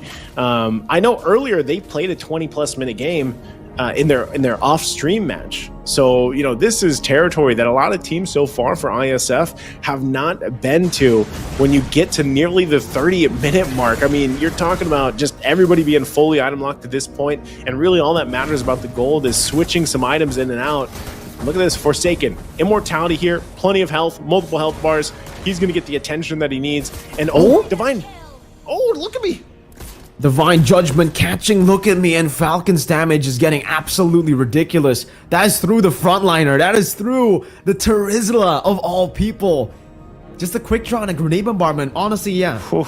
With the help of Onavest, but still, that's some crazy damage. Yeah, it is. I was literally looking at Forsaken. I should have been looking at look at me, because he got Divine Judgment and just deleted so quickly. And he's a Terizla with a Body of Smith passive, and almost nearly in an instant he was taken out just with the lineups here. So once again, you're seeing this power of these emblems too, and now Forsaken doing some good damage onto Forsaken, Al, but in the bottom lane, it does seem like Zid wants to go and rotate over as well. Remember, the Lord is up, so this is an interesting fight to go for the last Insanity as well. I'm not too sure he can actually deal as much damage as the Hereth, even in this all-in, and it does seem like, yeah, the Immortality for Forsaken will be popping. Now the Faraga armor is back up again. Those are the 4 HP bars we were talking about, and it seems like for Zid, he's trying his best to go for the shield unity, but Bahrain have just bought enough time for Look at Me to respawn once again, Naisu. It is crazy at this point, Mirko, because like I said, you just think this fight's gonna break out, but all the time the plan is to extend the game so that at least Look at Me is back in for the fight. And so that's exactly where they find themselves. He's available and the Lord is up. So this one, now that we're at this territory, like very late game territory, this Lord is not going to be so easy. Look at the damage it's doing to Zid. Oh man. And he is a box shot, by the way. You know, No way. you can see just how much it hurts. You cannot just sit there and tank it up like you used to. So, Absolutely you know, not. Bahrain knows this, and they'll go ahead and play around the fact. That's why you see them not even going ahead and pulling this Lord out of the pit here. They're going to find out. That was close, man. It does bait out a flicker. That's a big flicker, by the way. That's the combo that V needs to go for any one of the picks. I don't think he can actually just go for a Divine Judgment randomly. It'll be so difficult with so many disengage tools from Bahrain. And at the bottom lane, it's already a slow push. So now it's Look at Me who's on the Lord. But at this point, I don't even think you want to be on the Lord, right? Look at the damage that it's placing down. And Takiza actually is going to go for it as well. Loses a bit of HP there. You can see he needs to go back. I don't really think the Lord Dance is possible at the 30th minute of the game. They might have to just go look for a fight across the map or use these waves in a different way. Ladies and gentlemen, this is our first 30-minute game here for the Asian Championship for Mlbb, and you're seeing right now just how deadly the Lord is at the 30-minute mark. You can't just sit there like you used to before. And they even send Skyripper. Skyripper, go ahead and tank this thing up. We have to be able to take this. Also, Al waiting patiently on the bottom side. Skyripper. Divine Judgment locking Skyripper down, but he does still have the Immortality. He gets the onward down before that happens, though. And now the Lord is still in half HP. They can actually go for the full commitment, but Skyripper is just very low. Takiza getting 1v1 by the Lord, getting soloed, and is forced back again. We're gonna see another reset on this Lord Dance that really doesn't even feel like a dance. It just feels like they're getting completely obliterated by the Lord. Look at Me, might be forced to use the penalty zone. No, he goes for the flicker instead, and he is able to escape. But my goodness, now Jordan have a chance to control the Lord. Jordan does, but like you said, I don't think it is a Lord Dance. I think it's just the Lord bullying here. You can see Al still staying on the bottom side, fighting it off with Falcon. Oh no, they're actually going to make a play on Al here in the bottom lane. Let's see it now. Al's still able to flicker out to safety, and there's no flicker on Veen just yet. 5 seconds, and it might have just given over to Lord. But take a look at how slow they take it. They can't even go for it. Takiza is going to be soloed by the Lord. This is some crazy HP bar, some crazy margins that they're playing with. It's still at 34,000 HP. Naisu, and Zid now pops into Poissons. That's the only way he can actually take the damage from the Lord now. Is that's going to be the Shadow Stampede. Bring a Look at Me back. Penalty zone to lock him down. Zid is going to be locked down, but Look at Me will lose his life. Only the Immortality, though, as Takiza walks back in. That's a fracture. Now give me the Eternal Guard onto the back as well. Takiza finds the Evolved Lord. But take a look at Al in the bottom lane. Now on the Divine Force. Going for the base straight out, locking it down. There's still one more cannon minion. And Bahrain will do it in the 32nd minute of the game to find a clean sweep against Jordan. Victory! Oh my goodness. What a game. My God, my guy. I was speechless there at the end. I'm still What in an end. shock with the Lord, man. Like, finally, because I have not, I've been watching Mlbb since the patch, and I have not seen a game yet get to this 30-minute mark. Same. And The Lord was the fun. Lord is a bully. And this excites me. That's why I'm hyped, because it excites me, because this changes the dynamic of these late games. And the Lord dance is different. Oh my goodness. You could, even a Baksha could not just sit there and take the Lord. And He had to pop Poissons to even bear with it, dude. Yes. Gone are the days when you could just not hit the Lord and he comes out, walking on out, and you're just like, yeah, hit me. And then it goes to the other jungler, hit me. That's not happening anymore. Oh my goodness, that was so good to see. And again, Bahrain able to withstand. That is an endurance battle, by the way. That is a mental game still, because they would say the old Lord dance was a mental game because you had to be very calculated, and you still do. You still have to be super calculated with this because it's just doing much more damage. So then you're forced to almost act, right? So take a deep breath, everybody. Let's take a look at the highlights here for this game number 2. It was just as an amazing game here than it was from game 1, because this is our first time breaking into that 30-minute mark. 32 minutes was the time for this game. As we jump into the highlights here, I'm sure there's a lot to really kind of break down and look at, but Jordan started off on a great foot for this game. They were really punishing Bahrain. And the story of this is really just early on, it was Jordan taking the kills, and it was Bahrain taking the objectives. And they would do that time and time again throughout the game, to the point where, Jordan was just trying to snowball the best they could based off getting these fights and these kills. And that's what they wanted to do, especially with the Kaja. Like we see there from BN. BN got so many good divine judgments. But Bahrain, eventually, they kind of get into this point, especially towards that mid-game, where they're able to fight back. And part of that too is with the composition that they came with was very magic damage heavy, and you can see time and time again Tikiza did an amazing job at just swooping on in and getting these objectives. And it makes me kind of wonder now, okay, I get it, why they they straight up 4-man ban Tikiza. I can't imagine what he does on other assassins. It's always the Ling and the Hayabusa that are banned out. Maybe he gets his hands on that one day, because even with this Nolan, who traditionally, or at least statistically, gets difficult, especially the later the game goes, especially against a Baksha, Tikiza played this really well on the Nolan. And for the rest of the team here, responding to the rotations going on with a fast-moving Baksha and a Kaja to work around, you got to give it up to Bahrain, the way they responded to a lot of the rotations. And sometimes they found good setups. Sometimes, look at me, might have overextended a little bit, but for the most part, look at me did a good job at playing this Terizla. Man, he was the one setting things up, starting these fights, and then it was really just up to the rest of the members of Bahrain to capitalize on and build up on. I still think Forsaken also was a big thorn in the side of Bahrain for a lot of this game, and that's why Xborg is still a top, I feel like, banned hero, to deal with because of the 4 HP bars, basically. But, at this point, when you got to that 30-plus minute mark, everybody has immortalities, everybody's juggling items, and it really is just kind of a very intricate thing, the way you have to approach it. So, at this point, this was the second Lord that was taken here. And how many times do we see this where VN would go and get the pull that he was looking for, they would get a kill, they'd then start to march towards the base, but there would be a response from Bahrain like this. And time again, this was a great play from Falcon when you were like, dang, insane. This damage is there, this gets scary from this Clint. But still, like I said, Bahrain was really able to hold things together. This is Burrito. Look at Burrito in this exchange. He walks up and gets fried. I don't know what happened there. He did drop the Eternal Guard, but he gets taken out, and like I said, Tikiza really playing this Nolan to a T.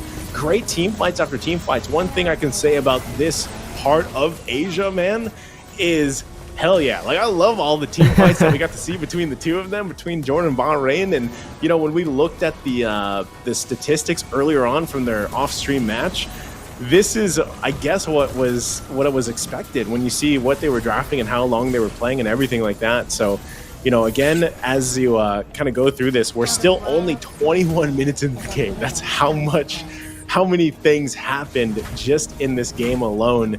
And, you know, at this point, this is really where Bahrain gets the base at least almost exposed. I think they do get that mid turret as well down, but eventually they force a fight again. So again, fight after fight, Falcon surviving. I think a part of this too, if Falcon was able to survive a little bit longer in some of these team fights, then it could have turned. But look at this, like even for this fight, he stays together, he has to go back to base, clear things out, and Bahrain wins that fight. That's 25 minutes in. So they clear this. That was the Lord taken by Jordan. So again, Look at Me gets taken down. That's when we were talking about, holy moly, he's a Charizla and he's getting deleted. And this was that Lord, nearly 32 minutes in, just massive damage. Takiza does it again, where he's so disciplined and goes in at the right moment, really relying on the team to just initiate for him. And then this was that push, right? And there was nothing at this point where you could stop this from happening. Al waited so long for on that bottom side to push that in while the whole team was handling that so-called Lord dance. Like, it wasn't a dance, it was a Lord bully fight, whatever you want to call it. But hey, he's the MVP as well for Al on this Harith. Nearly 140,000 damage here. Again, congratulations to Bahrain. What a performance in this best of 3. Well played.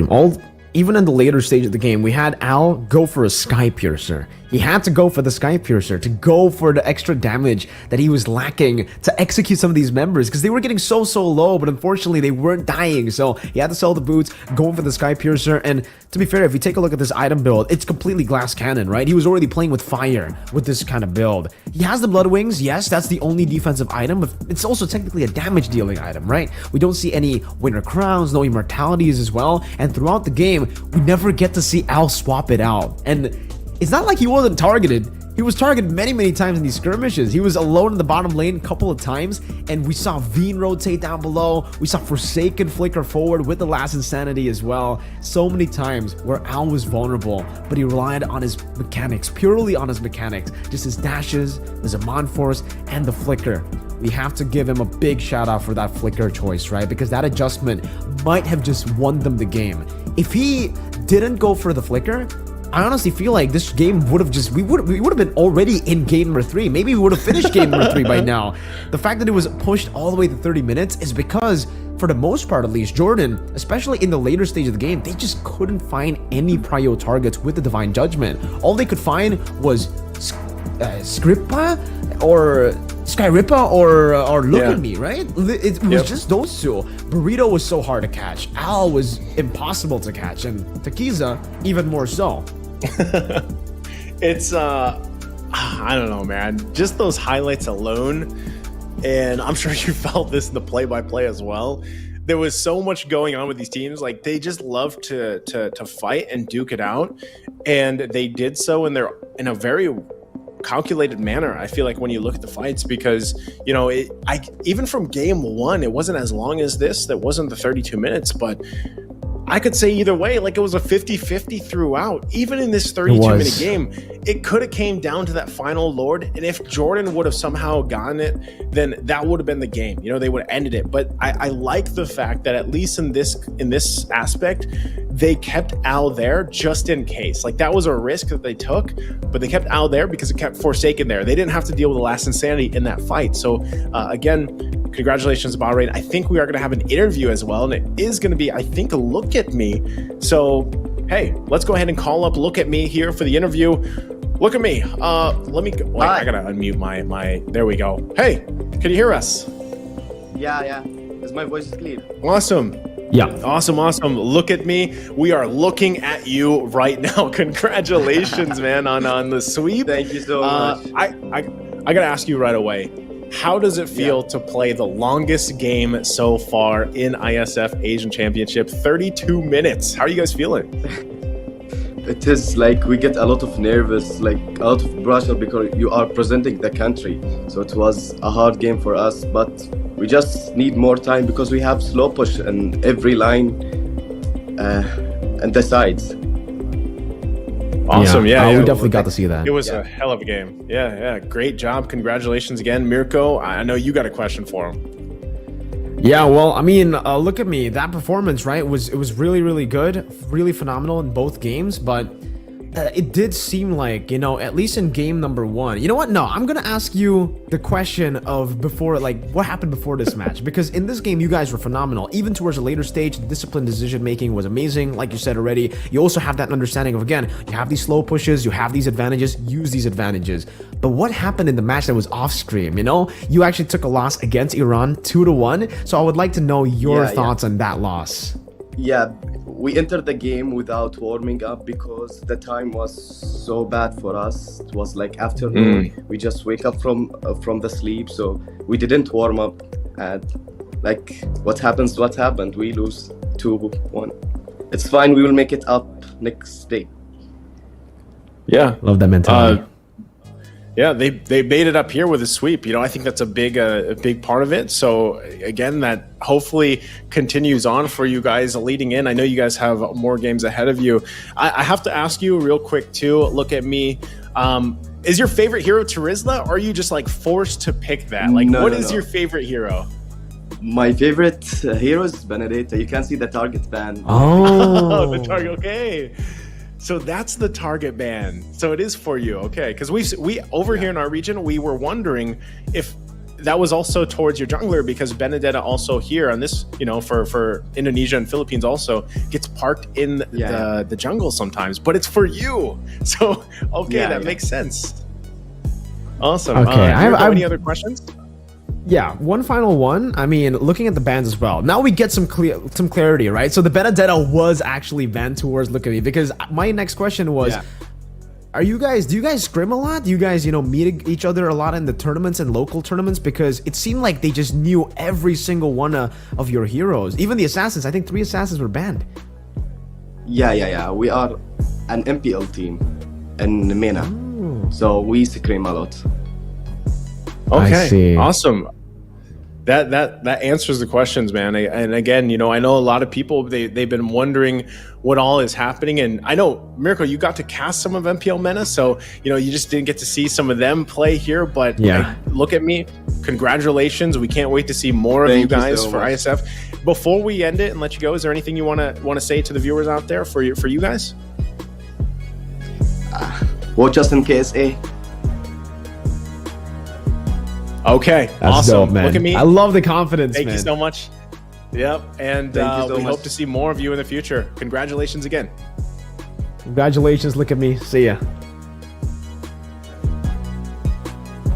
There we go. There we go. Okay, man. Good confidence, and now we have the answer. Mirko, we have the answer on exactly what the Benedetta was for. No wonder.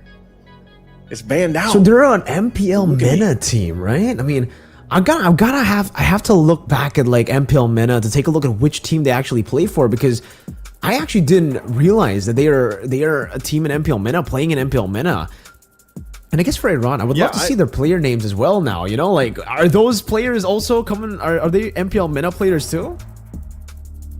That's what I was saying. That's what I was saying. I was gonna go look at them. Like, look at me. I pulled them up on Wikipedia, and unfortunately, they don't have pages. So that's why I'm surprised. You know, because I pulled it up and I was like, thinking they were a team, but there's no Wikipedia page, and that's usually, you know, our default to look at past experience with these teams in history, right? So great to know, though. Great to know. And now I'm going to be looking at some of their other games that they had in the past and where they go in the future. But that is going to wrap it up for us, guys. We're going to have a very short break, 5 minutes before we go for the last series of the day, which is going to be a women's match. We're going to go back to Mlbb women's, and it'll be Mirko and Arashi joining you. So that's it for me for today. I'll see you guys tomorrow, but Mirko and Arashi will see you after 5 minutes. We'll be back after this.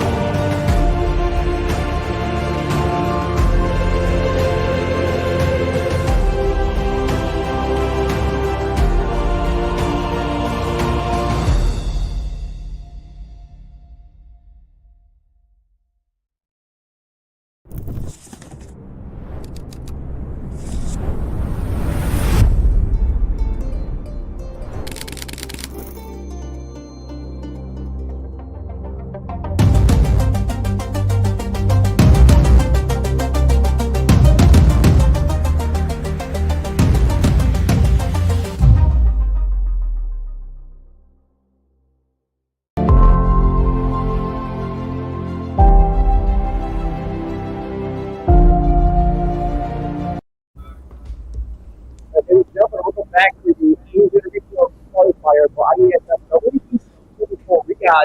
where we have just witnessed the longest game so far. Post 30 minutes, man. Insane stuff. Mirko was on duty on that game. How are you feeling, man? I'm feeling great personally, right? I mean, we got to see so many of those crazy plays happen, and in the end, we also saw Takiza go for so many steals. I think there's a positive to be taken from a long game like that. It definitely shows you that they are very, very disciplined, right? Because the fact that you were able to play it so slow, play it so well in the later stage of the game when all the pressure is coming onto you, it's really impressive to see Bahrain just take the dub like that. I mean, it was a long fought out battle, but in the end, they got it done. Despite the fact that there were some moments where, they're probably getting you in the edge of your seats, just trying to yell at the screen, come on, bro, it's so close, get it done. But that's why we're just having such a good time, man. And to think that there's just one more match left here, so there's still even more fun to be had. There's much more fun to be had. I mean, again, for you guys who maybe missed out on on Naisu's statement before the break, it's going to be Indonesia taking on Laos for Mlbb Women. So we're going to be shifting back to Mlbb Women's after seeing 4 incredible matches for Mlbb Men's and even one team that qualified already to the main stage. Shout out again to Guam for that amazing performance up against New Zealand. But here it is. Up next, Indonesia taking on Laos. The heavy favorites, Indonesia. This is the team that hasn't lost a single tournament in 30, it's about to be 40 soon, I don't know. It's just way too long of a reign for in this Indonesian rep. So I think a lot of the audience are very confident that Indonesia has this. But hey, that is the moment where you need to be careful, man. That is where the mistakes happen. That is where the upsets begin. So especially after crazy stuff like the previous match, we have our fingers crossed, man. We never know what's gonna happen. Fingers crossed. Hopefully for Indonesia, though, I mean, looking at how they were able to play yesterday, maybe for Laos, I don't know how they're actually going to be, how are they going to perform up against Indonesia. Indonesia is such a big force in the women's scene, especially when it comes down to how they can actually move around the map. I think that's the biggest advantage, right? Because obviously, mechanically, they have an advantage, but how they can take control of the game and end it before even the 10th minute, before even the first Lord, has got to be with their lineup, understanding crazy macro advantages that they can use in the game. Well, for Indonesia, this is their lineup. There's going to be Sini, Vivian, Shell, Fumi Echo, and Vival. Vival? I mean, depends on how you want to pronounce it, but what is for sure is that they have been just on a crazy run, non-stop, unstoppable, despite everyone's efforts to try and stop this hype train almost, and they've been reigning supreme. So this is where the real challenge begins, right? When you're set up against other regions, because domestically, I think they're done. They've won almost everything. They've won literally everything. They haven't just, maybe except for Iesf, because this is the first time ever that we are going to get to the Mlbb women's division. But if they win this later on as well, but firstly they have to qualify, then yes, they will have won every single possible title in the Mlbb women's scene. And that's ridiculous, considering that for some of these members as well, for Vivian, I think she's the longest standing member on this team. Like, there was a point in this lineup where it was just Vivian and everybody else left. So then Sini joined in, Chell and Vival, and then I think just recently, it depends on how you think recent is. For Naisu, a minute ago is like a year ago. So a year ago, a minute and a half ago, Fumieko actually joined in this lineup, and it has given them even more strength. Like with Fumi Echo, it just definitely seems like they actually kind of leveled up, and now they have a new analyst as well. They got a new coach. It seems like Indonesia are just looking real strong now. But of course, with changes, there must be, time to get used to, right? Like how will they synergize together, the coaching staff and the players? Up against them today, though, from Laos, it's BB, Mint, Cindy, Nu, and Tuk.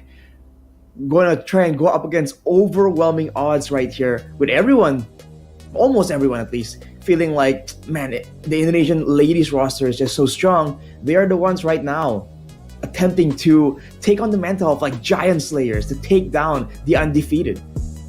That's everybody up against Indonesia, right? And we'll see if Laos can actually get the title here up against Indonesia by beating them, or at least taking a game off of them, because it definitely seems like, as I look to this through the stats of Iesf.gg, which you guys can do too very easily by just typing it in your browser, man. www.iesf.gg. If you're already watching, might as well open it up, go and take a look at what matches you guys want to see, the standings as well, because there are some of these matches that are being played just without it being streamed. So if you guys want to catch up, go ahead and check it out. And I'm actually going to be checking it out as well to see the standings as of right now.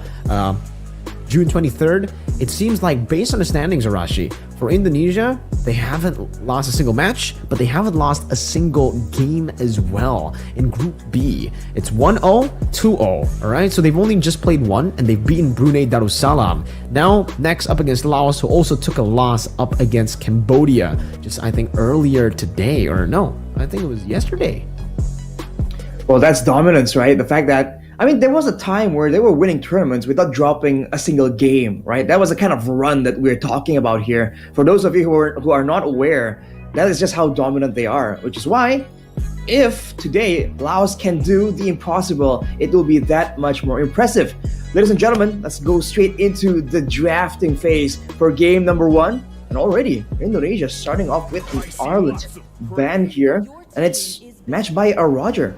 This Roger has been a great option for flexibility, and we've seen it, and I think Mirko was talking about it earlier, how it's now great in the early game, mid game, but in the late game, actually not too shabby either. So a lot of teams really like having it on their side.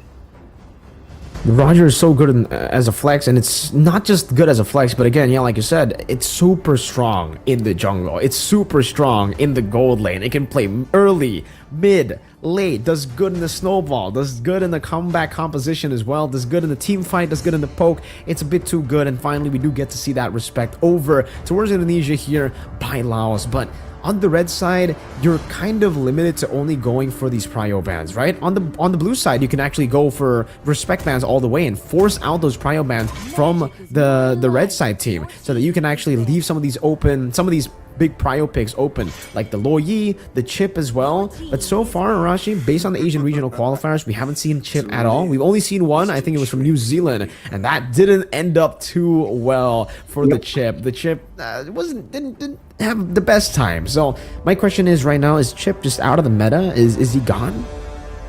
I think it's very situational at this point. A lot of teams have learned to try and at least deal with the basics of how to deal with a chip.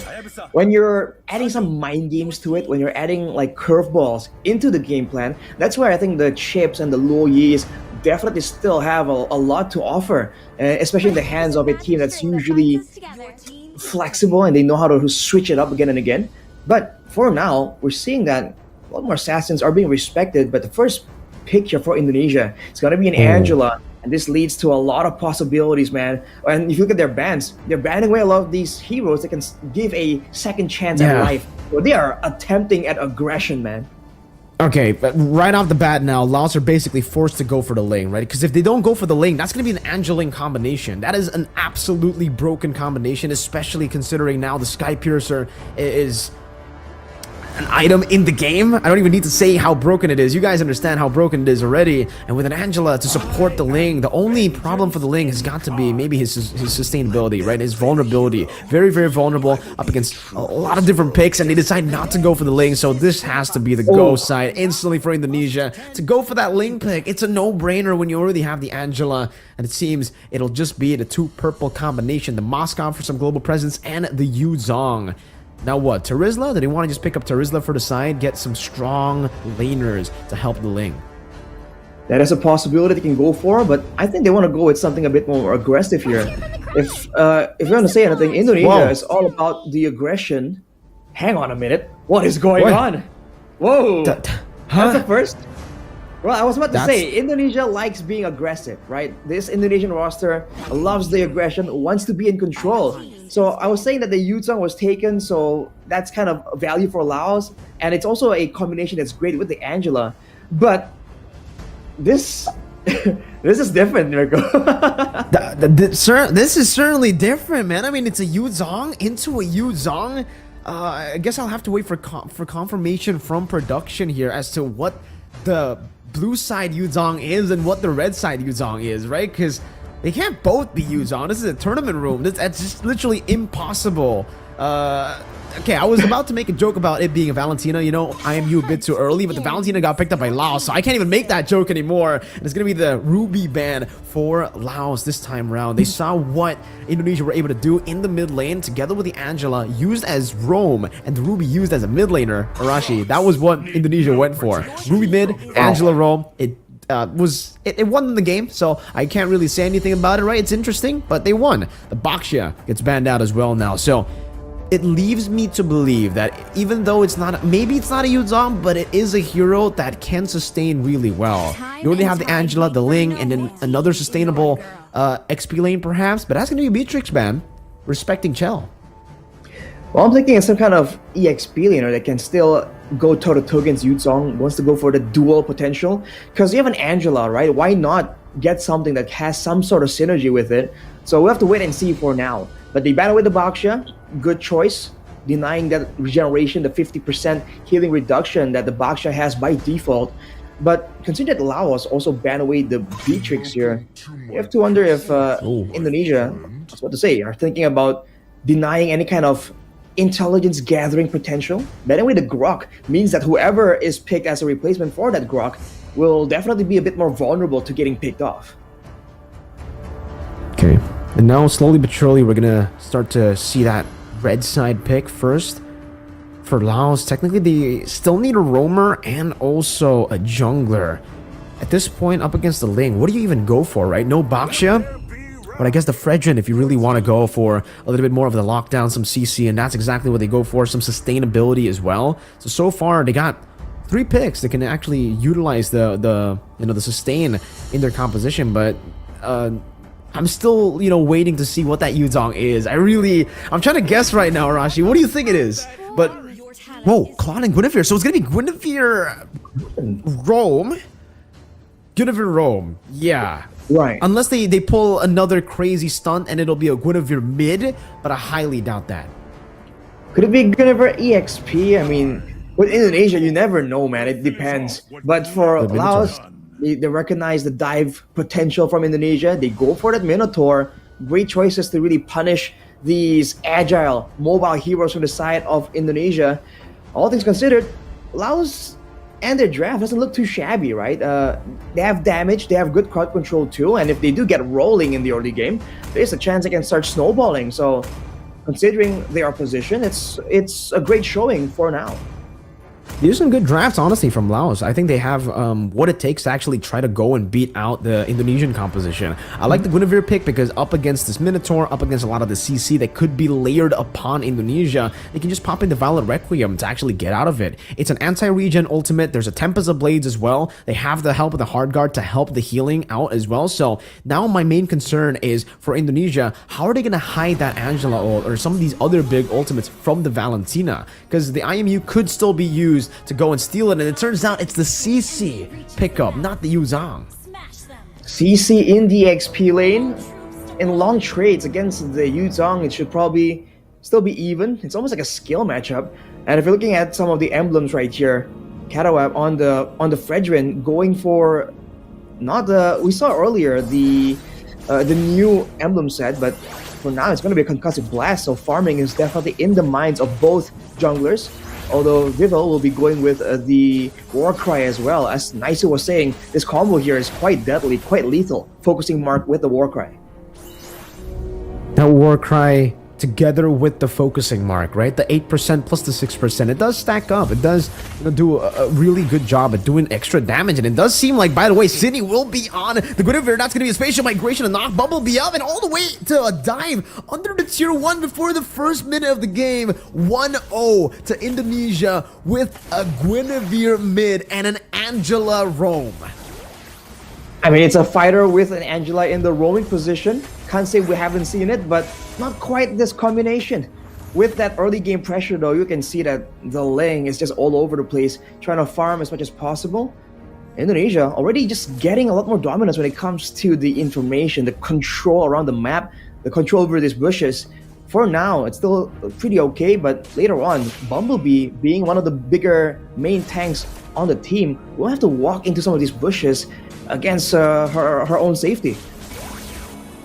In the mid lane again, it does seem like Mlbb is going to be bullied. Vivian actually taking 2 turret shots there in the mid lane too, just to establish some dominance. As Vival gets level 4, a little bit ahead when it comes down to the jungle matchup against Cat Awap.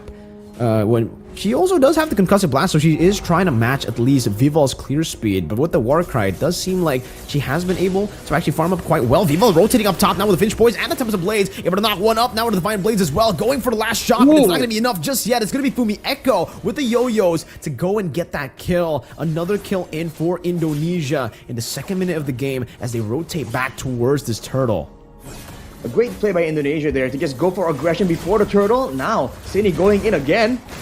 Good spatial migration into Violet Requiem, forcing that flicker from Nu. And now, with the purple buff still being taken away by Vival, they've actually done it. They've successfully zoned Cat Awap and Mlbb away from the turtle. That should have been free, with the purple buff still being taken away by Vival, but now Vival already has the purple buff, goes back into the turtle, and Mlbb wants to walk back up. Sydney doing some damage now, so that's gonna be the curtain call, locking him down with the spatial migration too. No Violet Requiem, but it's enough damage to take her out of the game. Fumi Echo still able to dash out as Cat Awap goes in again, but the retreat battle will not even be a retreat battle. Vival just takes it away, and now it's gonna be Sydney who jumps in forward again. That's gonna be Sydney doing some damage, but again, it's gonna be the Tempest of Blaze to lock them down, knock them up, and take them out of this Land of Dawn game. Spatial migration, another knock up into the Violet Requiem for Fumi Echo to take the kill.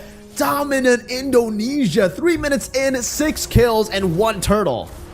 An absolutely stellar performance as expected, but man, despite the best efforts from Laos to really try and stop it, to try and get at least a winning combo for the neutral objective, level 4, Indonesia says no problem. We don't want to go for a team fight, so we're gonna pick off your members one by one. We're gonna take over the bushes, and afterwards keep soloing, keep one-shotting the main front line, the first person again and again. And look at how they're able to split the focus of the team from Laos.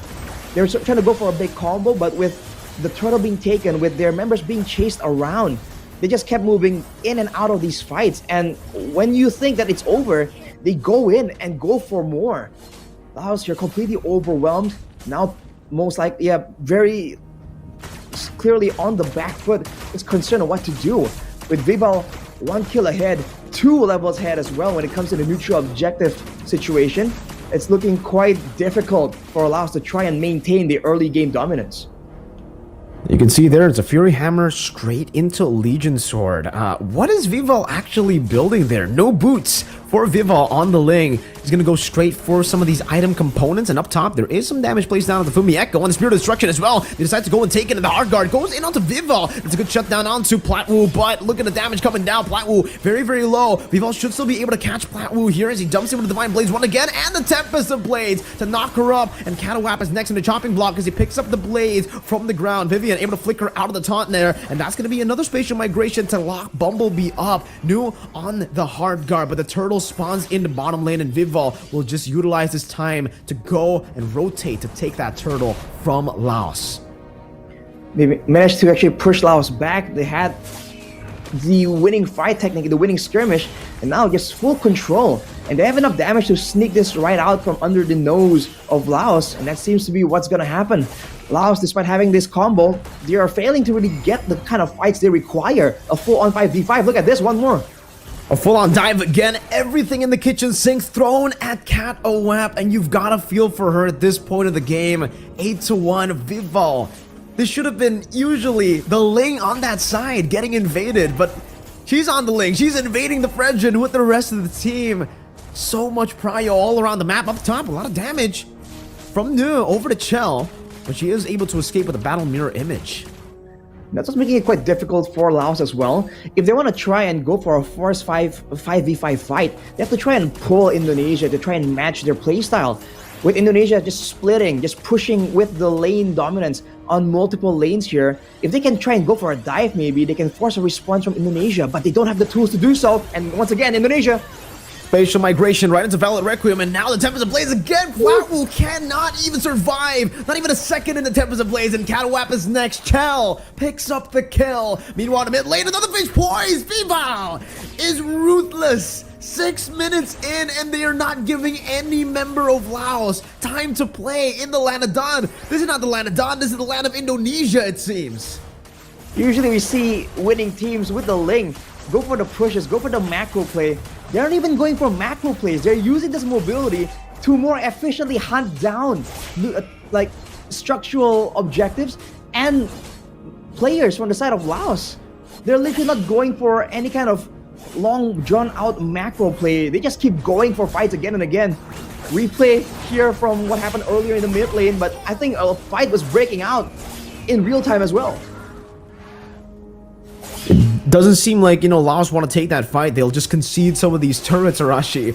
But the fact that they've gone all tier 2s before, not even before the Lord, before the third turtle spawns in the game, and they're looking for a fight under the turrets, it does seem like turrets just don't apply to them. As the Venus Fury gets used up with a flicker too, but Cindy's able to pop in the Valor Requiem just in time, and now the full dive commences in the back with Chell, doing a lot of damage, trying to gun down the dragon. It seems for Vival, Nu and Bumblebee get shredded down without any of these resources being committed. Vival just poked them out down. Vival didn't even use the Tempest of Blades, Arashi. That's why I was so confused. I was looking at that green. Oh, Chell sidesteps the Spear of Destruction there in the bottom lane as well, denying any sort of full engage. And it seems for Sydney, she'll have to use the Furious Dive defensively. Chell on the Claude, 8 minutes in, is snowballing to a point where she can actually fight the Yuzong 1v1. Another spatial migration up top of the Violet Requiem. Catawap trying to survive, and maybe now we get to see Vival use the tip of the blades, and it does get used up. Trying to go for all the blades, but actually she's able to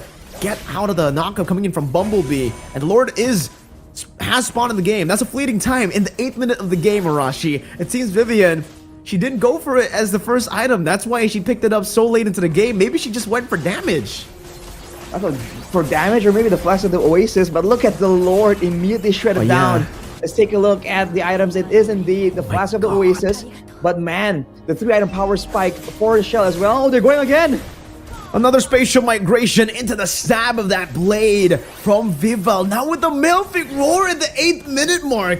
She already has a Sky Piercer, a Malefic Roar, a Berserker's Fury. At this point, she might as well get a Blade of Despair to get through everyone with one Defiant Blade. And now the Hard Guard is already placed, hovering over Vival. The Lord is marching down in the mid lane, and they've already dealt with the Turret Splash earlier. Catawap trying to frontline here, but at this point, no one's the front line. No one can even withstand the damage. Another Defiant Blade into the front, onto the Flying Dragon. But even with the Blade, she's able to dish out so much damage. Has good Petrify onto her, and she will be shut down. Finally, in this game, some punishment to Chell. Pops in a Blaze into Wet. That's a good appraiser's wrath by Catawap to survive and also to get some damage back onto Indonesia. But now with Chell jumping in with the Battle Mirror Image, that's a spatial migration from Sene with the Violet Requiem to lock them down. And the base is wide open in the 9th minute of the game. Chell doesn't want to go for the base just yet. Wants to go for some of these kills. Dashes forward again to pick up the Maniac before they end game number 1 in 9 minutes.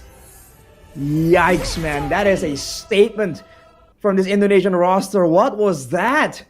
This completely just ran through the team from Laos, not allowing them to even get back into their own jungle.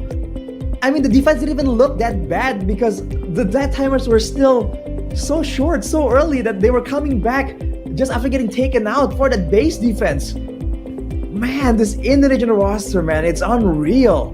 I mean, we keep saying it, but you're seeing what we're seeing, like this is just brutal. Absolutely brutal. It is, I don't know what word to use. It's fatal, it's brutal, lethal. Whatever word you decide to use, you know what it is, right? It was a complete stomp in game number 1. What was the scoreline at the end of the game? Was it 21-2? Something like that, I believe. I'm sure about the 2. I don't know about the 21. Man, the only 2 kills picked up. One was there on the Ling, right? So there's that. But the other one was just so early on. And it's not that they were snowballing so hard that they were able to play so aggressively.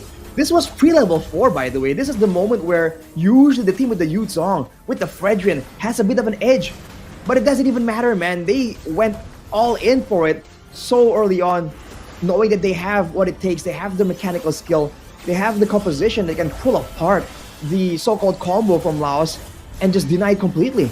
You're not seeing a single spell being used by Laos that can actually get into like a combo. And even under the turret, man, no one is safe just because like the tanking from Indonesia here is so clean, so neat and disciplined. I think discipline is a bit of an understatement, right? At this point, the fact that they were able to just completely dominate, it was the proper amount of risk as well, because I don't know, if you're playing just purely with discipline, I don't think you would be able to actually go for all these crazy plays. They were playing with just instincts, I feel, Arashi. Not even just discipline, right? They were just thinking about, they weren't even thinking, I think. They were playing the game just how they always play the game, with this in a dominant fashion as well. I don't even know how to really describe some of these plays, because even this tier 2 dive, this is a tier 2 turret we're talking about in the 7th minute of the game. This is the turtle, the third turtle just spawned in, and Vival was able to shred all of them without the Tempest of Blades. Make it make sense, Arashi. I don't know how to make sense of it, man. They were just that good, and they know what they have. They know that this draft allows them to do risky plays, the hard guard, the healing, the fact that the Oasis rushed on early. And even here, when you thought that, okay, Laos has evaded from the main big play from Indonesia, out of nowhere, Cine comes in and gets a 2-man knockup. This is that EXP lane Guinevere. Out of nowhere, we were just confused on where things are going, and just like that, they're just showing again why it all makes sense, how it all ties in together. Even though at first glance it looks confusing, in the end, it just worked so well, especially in their hands. So it's definitely something that they have tried out before. The player of the match is going to be Cine with a 3-0 and 14 KDA. I mean, it's a all-out tank build, but at that point, when you have such a reliable damage dealer that is so mobile that she can be anywhere on the map, anywhere in the Land of Dawn, who needs more damage? All you need is more utility to enable the snowball even more. Cine only had that. She was building tank.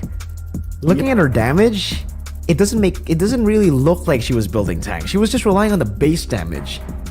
And that's how much damage she was able to do with just the base damage. Imagine if she had gone for magic. I think anyone or everyone who got hit by the spatial migration, especially the Violet Requiem, would just disappear at that point of the game. It was such a massive snowball. At this point, we're waiting for game number 2, and again, Arashi, you know, when you're up against Indonesia, you get the chance to be the Giant Slayer, the King Slayer, the Queen Slayer. I don't know what names you want to come up with, but oh my god, 21 and 2. So it was 21 and 2. 21 and 2. Well, you're seeing again why we've been hyping it up so much, why we're saying that it will be such an achievement for Laos if they can take even a game. It's not us disrespecting Laos. This is just us saying it as it is, man. If you can take a game from this Indonesian ladies roster, that in itself, so far in Indonesia, is an achievement. That is just how good it's been. And you're seeing it yourself in the Land of Dawn, in the macro play, in the mechanics, the instincts. And I said discipline earlier, but I don't even mean like, oh, the slow pace, slow tempo. Yeah. I meant discipline when it comes to how they orchestrated those dives, man. Because those were clean. Not a single time did we even feel like, even though the health bars did get low, for some reason you're seeing them, pull it off, and you don't even feel like, oh, someone's gonna miscalculate and take an extra target shot. No, you just felt like, all right, everything is going as calculated. They make it seem that good. At this point, Arashi, I'm confused as to what hero Cine can't use, right? She's already gone with the Terizla pick in the mid lane, the Ruby pick in the mid lane just yesterday, and now she shows up with the CC. Or sorry, not the CC. See, I'm getting so many heroes mixed up. She goes in with the Guinevere, but I would actually love to see her play the Tigreal and the Gwyn and the CC as well, right? Some of these new picks, maybe pull it off in the mid lane. At this point, Cine, it feels like she can play any hero in the mid lane and make it work. It feels like that statement could be said about any one of these members, because even yesterday Chell played Lunox in the gold lane, made it work. Everything went to plan with their playstyle, I guess, their game plan as well. My god, Arashi, I don't know. Again, even from the drafting phase, right, you're seeing why it makes sense. Like we're talking again about the composition from Laos. It's not bad, man. For the longest time, by the way, at least in our own region, the Yuzong and the Minotaur were prio picks. It was always first picked for a lot of situations, especially if you want to play for the neutral objective. But we already highlighted this. It doesn't matter when you're against a team that understands the strengths and weaknesses of themselves, but also their opponents. They know that the last thing they want to do is give a proper fight, a full-on 5-man fight to the side of Laos. So if you look at the whole game, I don't think there was a single fight where it was an actual 5v5. Even the final sequence, it was a 2v4 and then another 2v4 afterwards. So they were just completely pulling apart Laos at the seams, man. They really were. It was just really, really tough to watch. And the Sky Piercer build, what were her items at the last portion of the game, right? At that point, I really wanted to see, for the Ling at least, what items did she have in her inventory? Because last time we saw it was the Malefic Roar, and usually Malefic Roar is like the cherry on top. It's usually the last item you actually go for in your inventory there. So if she actually did have already the Berserker's Fury with the Sky Piercer and maybe a BOD before that Malefic Roar in 10 minutes, that's absolutely ridiculous. Chell as well, already with the 3 items and the Malefic Roar. I think she might have even had a Windtalker at that point. So almost full items on a gold laner that is supposed to be the weak side, especially up against the Moskov, right? You try to jump in with the Battle Mirror Image, you go with the Blazing Duet, you can get cancelled out by the Spear of Misery. So many outplay maneuvers from the opposing team. They even got a Fredrin in towards the later phase of the draft to counter the Ling, maybe try to invade the Ling, and it did not work out. No invades were made. And Arashi, I understand that, invades are kind of tough to have to make happen now in this current patch, after the last patch even, right? Because you take more damage when you invade early on. But tell me how the Ling invaded early. Tell me how they were able to make that work. How they were the ones to go up against a utility jungle, win out in the enemy jungle, and get the trades, not even trades, to get the wins all across. W's everywhere on the map, every single lane, even the weak side lane. Well, see, the honest answer is like, I don't know. But if you're trying to figure it out somehow, some way, right? I guess it's the Angela Ling combo is just so good. It gives you the sustain. So even if you take a bit of extra damage, you have more recovery available to you. And the way they were playing it, they weren't tanking damage, right? They were avoiding it. They were moving in and out, dealing damage. They were hitting, but then avoiding getting hit themselves. And that way, even if they're supposedly supposed to take more damage, technically it can still come out on top if the damage doesn't quite land. So maybe that's it. But honestly, if it was said after a different game, not this game, you would have said like, no way, what is that? That's baloney. But I feel like that's the only way to really kind of theorize what happened there in game number 1. I guess that is really the only way to really try to understand what happened in that game, right? And I guess for now we are going to be getting ready for the next match, for the next game actually. And Arashi, what are we expecting in game number 2? Do we expect the Link to be banned out at this point? If it's not banned, they kind of walked into that too, by the way, right? It was the Angela picked up. If you don't go for the Link there, you're done. Even against, we're not even talking just about Indonesia, right? Like normal compositions as well. When you see an Angela, you do not want to give the Ling over, because if you give the Ling over, it'll be such a tough road up ahead. And that's exactly what we saw. And that's why the first pick just works so well, right? You're allowed, or you have the chance to really play those mind games, kind of force your opponents into certain strategies. Because maybe Laos weren't really feeling the whole assassin. But again, with the way Indonesia was drafting, they were kind of forced to do so, right? And if they don't, they pay the price. The kind of tough decisions that you can throw onto your opponents are definitely something that is a great weapon if you do know your own players and their specialties and what they can pull off. And to a degree, if you know your opponents also, that could be a very good strategy. But on that topic, Mirko, about Laos here, what can they do? What will they do? I feel like they will respect the Ling somehow, but the issue is if this repeats, right, and the Angela comes out first and they're supposedly supposed to pick or deny the Ling, I think that would lead still to something else being open for Indonesia. That's the difficult part. It's not just the pure mechanical skill, the macro, the game plan. It's also the flexibility, like you were talking about earlier. Most of these players here from the side of Indonesia, they are able to just play so many different heroes, so many different styles of heroes as well at a high level too. It's not just decent. They actually can use a lot of different heroes to make crazy outplays. They make it seem like that's part of their arsenal in the first place. It's like their main hero. We'll just have to see what they actually go and decide to play, right? At this point, I don't think it'll be crazy even to go for a CC in the mid lane, to go for any of the other fighters. But you know what will be crazy?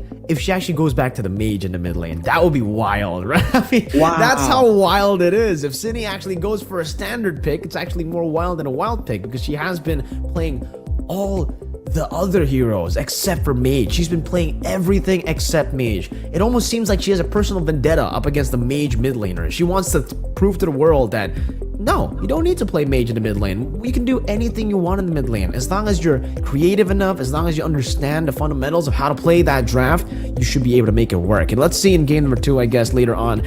Oh, we get into drafts right now. Laos, blue side, they ban out the Harith, Arashi.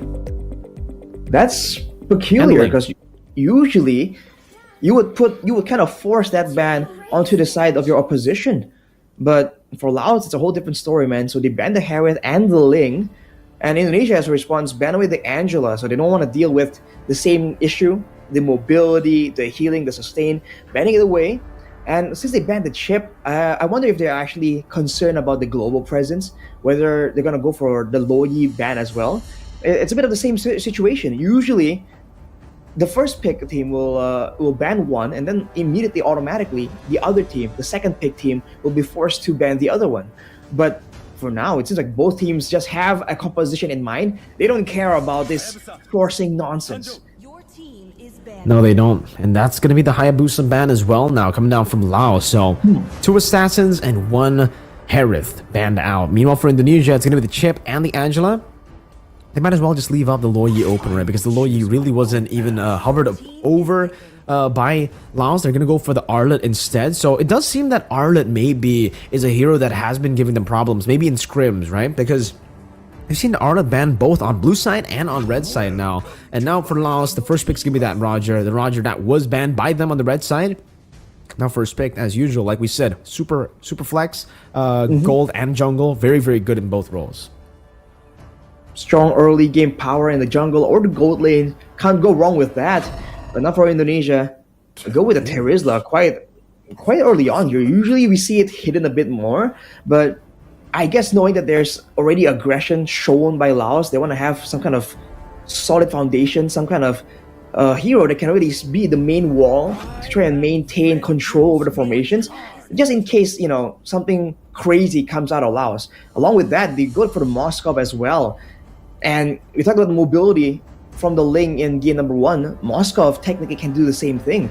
If the Ling was to start the show for game 1, in game 2, it could be this Moskov. Because, earlier it was a Claude that should be countered. And yet, we saw that Shell was still able to perform really, really effectively. Same thing can be said here for this Moskov. Yeah, with the Moskov ban, Moskov pick and the Terizla pick, they're already setting up for some neutral objective control. Because, at this point with the Terizla, you're almost automatically getting so much more prio compared to any other XP lane when it comes down to the first turtle. On top of that, you already have a Moskov, so you technically have global presence as well, so you'll be more active compared to the enemy gold lane. And now, I guess, it'll really depend on what they want to go for. They could go for a mid laner, they could also just go for a jungler. I think the safe choice would be to go for a jungler first here, up against the Faramis and the Yu Zhang. I really like this composition so far for Laos, by the way. and I even liked their composition in the previous game. But the Loyi has been left open, and finally we get to see Cine on a mage, on a normal pick in the mid lane. Something strange to say after seeing, you know, all the crazy picks she's gone for, but she's back. She's back on the Loyi. Who would have thought, man? That's crazy, bro. But now with the Terizla, I mean, earlier there was a Yutong, but the matchup was that's set up by Indonesia was the CC, right? To try and match that aggression. Now it's going to be Terizla, so in a way, at least on paper, this Yutong will have a bit more cryo in the early game, more aggression to maybe try and go for those early kills. So we'll have to see. With that being said, I'm thinking the Roman Reps is someone a bit tankier to maybe try and capitalize on the strong early game and maybe go for some dives. A Yuzong and a Roger can serve very well for those big dive situations. But Indonesia is the one banning away the Minotaur and the Grok, so they are denying all these combo picks that can be maybe used to force them into a fight where when Laos do have this Netherrealm at their disposal. But if they clump up too much, penalty zone, Moscow with the splash damage on the basic attack, and the Lo Yi with all the AoE, the passive as well. If you're going for team fights, I feel like Laos will be forced to try and go for some more tools here to just guarantee the fight goes their way. All right, so it's going to be the Nolan ban as well. So even here in the second phase, respecting Vival's prowess on the Assassins, and it does seem like for Indonesia here, red side pick, first pick, it is going to be the Mathilda that has been left open. Man, oh, so much more utility. You already have the Lo Yi, you already have a diversion. Now also, to add on to the diversion, plus the Spear of Destruction, some crazy global presence already, you add in the Mathilda with a lot more mobility. And at this point, they might even just go for something like a Barat in the jungle, right? You already have a Mathilda, so you can go for someone that can clear super fast. They can actually chomp on someone, even the Faramis later on in the skirmish to deny the Netherrealm maybe. And for Laos, what are they going to pick? No Grok, no Minotaur, no Tigreal as well. None of these big picks that can actually really punish down on the Moscow. They decide to go for a healer, the Estes there, together with the Faramis, so trying to out-sustain Indonesia. And now the last pick coming in from Indo. What is it going to be? What is going to go into the jungle? Will we still see an assassin? Will we still see something like maybe a Lancelot come up? Or are they going to go for the standard? Oh, I think Mardis would be pretty good, by the way. No? Mardis? Potentially. Just bursting down before the healing can come through. But with the S still around, it might be a bit too risky. I'm thinking some kind of assassin won't be the worst of ideas, with the guiding wind to assist you with the diversion to put you into the right situations. Well, they go for the Baksha for the healing, sustain reduction. There is an Estes and a Faramis, and the Yutong and Ruby, technically everyone requiring that regeneration. But for the side of Laos, this is very early game heavy here. They want to go with fighters. They want to just barrel through towards Indonesia, and they want to make sure that they win out when they fight together. And now without an assassin, Indonesia might be forced to take a more straightforward approach here. Before, they can just go for split pushes, go for multiple things at the same time and pull them apart. But now, I guess technically, they have the same option with the Moscow. So we have to see. Indonesia can oblige them for a proper fight if they feel like they have the winning conditions, or we're going to see, yet again, some macro play here to deny this very solid teamfight composition coming in from Laos. All right, we'll just have to see how they play this game, how they can actually utilize this composition, Arashi. Take us to the Land of Dawn. All right, ladies and gentlemen, welcome to the Land of Dawn for game number 2. Potentially the final game of today if Indonesia gets a clean sweep. But Laos has brought out the artillery, the sustain machine, all the supplies to try and take down the dominant robots. We'll have to see if they can do so, but let's take a look immediately at the jungle here. The clear speed has always been a very important factor, especially talking about the early game. And this Baksha already is getting a bit more faster clear speed, being assisted as well. Already invading very early on. Vival going to be able to get that green camp away and might actually be taking everything in the bottom side jungle. Yes, wow. Vivian getting Vival the additional maneuvers there with the guiding wind as well, and they will be able to actually create some space for the invades to happen very early on. And for Catawap, it's already a very interesting start to the game, actually opting to go after the purple buff up top instead of the bottom lane. The shield unity almost used up by Vival to catch Nu. And it seems for Catawap, she's just going to be so behind. She didn't even go for the lethal Wanderer, Arashi. That was up top on her side as well. So Viva already getting a massive advantage here. Should be able to get level 4 while also denying that level 4 for Catawap as the turtle spawns in the game. That's a fresh look coming in from Vivian. Usually we see the Baxia just take over purely by the movement speed, by the shield unity just rolling around the map. But we're seeing now Vival on the Baxia, assisted by Vivian in maneuvering in order to get to those camps a bit earlier. And looking at this already, threatening the mid lane. For the side of Laos though, we have to see team fighting is definitely their priority right here, so they want to play it a bit safer. Later on, Mlbb on the Estes is running the temporal rain though, so there'll be more healings and slows technically, but look at the damage, man. Vivian wants to go for the last few hits and finds it. First blood over to Vivian with just the blooms, and it should be Vival who takes this for free because the Roger Catawap is in the bottom lane actually, trying to go for the turret, but with Chell there with the Inspire as well, I don't think there's really any threat into that Moscow, and they give away the entire top side, not just the turtle, over to Indonesia. Vival, who's already holding an overwhelming lead, will be even further ahead now as she won't even bother to get any more of the green camp. She'll just go straight to her own purple buff, play it safe. It's a 1-0 start on the shield unity, get into the mid lane, straight into the dispersion and the rotation. Bumblebee completely obliterated, even faster than News reaction. Diversion in the bottom lane. Say goodbye to Platwu, who's trying to survive, has the flicker too, and will be able to escape into the dispersion, and the rotation catches her again. Cindy playing with the space over the turret, the guiding wind to bring her over towards a different angle to attack Platwu.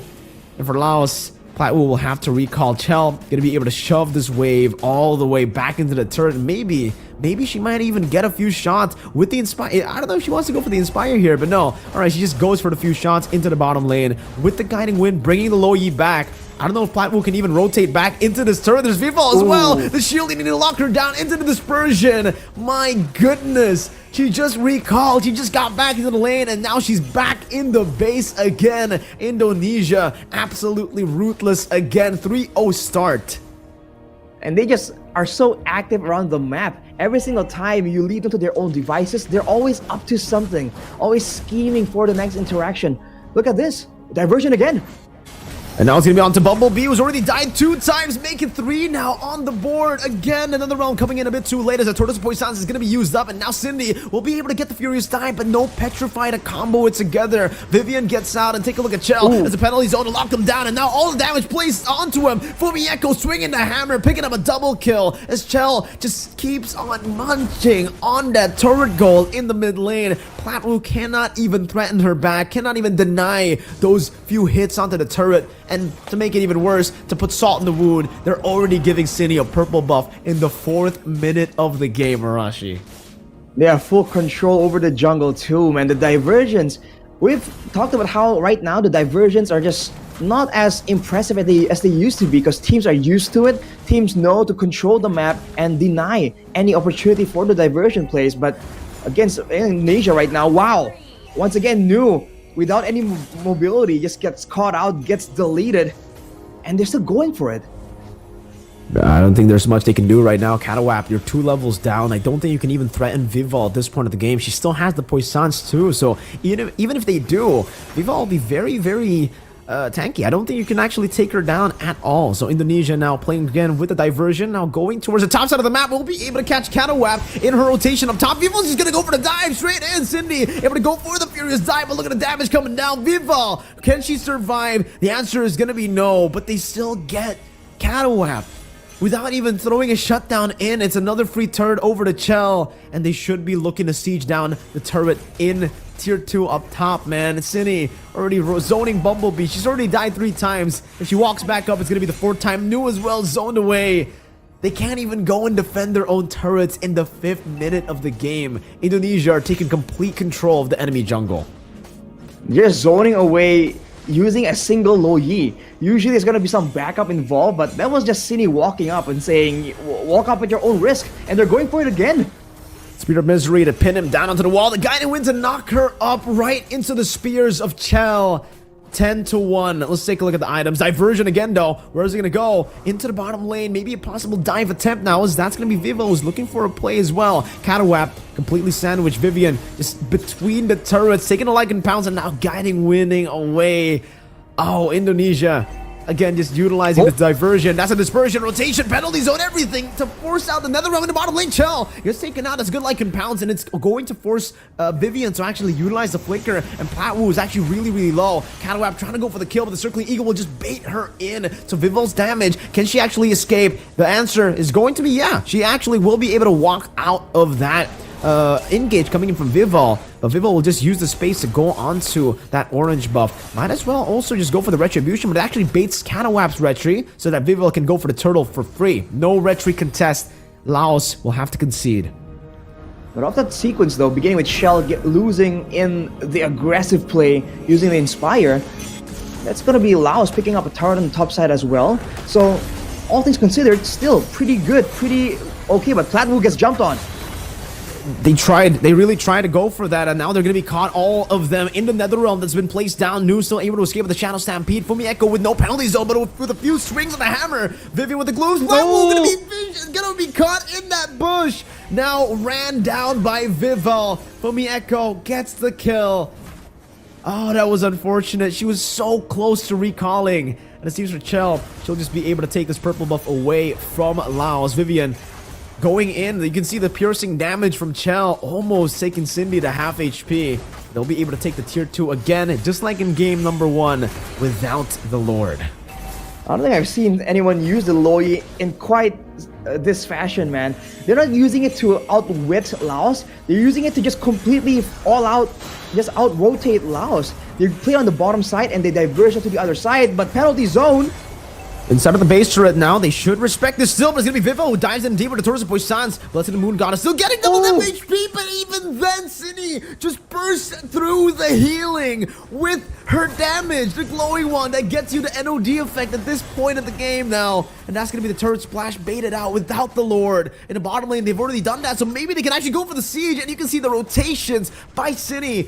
Used up disgusting Chell, finally getting that item power spike, but she might not even need it. No, it's gonna be bursted down by the roamer of all people. Chell's walking forward with the Abyss Walker, trying to deal some damage. Platwu now caught in the dispersion and the rotation. Chell still using the Inspire, trying to cut away, now gets caught by the I'm Offended, but will just use that as gap closer to finish Platwu off. Vivo's still alive, she still has the immortality, and now they go for the tier 2 in the mid lane, all without a Lord. In the 8th minute of the game, they might actually be threatening the end right now. Fumi Echo has the penalty zone. Chell jumps in with the Mistwalker again as Vivo gets pulled back, but only loses the immortality. It's gonna be a lot of damage placed down again. Chell is dealing all the damage onto every single member. None of them will survive. Now the Spirit of Destruction to the back. Cat Owap will fall, and it is a complete wipeout. Platwu will finally spawn in back into the game, but it's gonna be sidestepped away that I'm Offended. 7 seconds on the death timers. Platwu with no I'm Offended getting taken down again. 2 wipeouts in a row as Indonesia will end it quick. 9-21, quicker than game 1. An absolute brute force approach.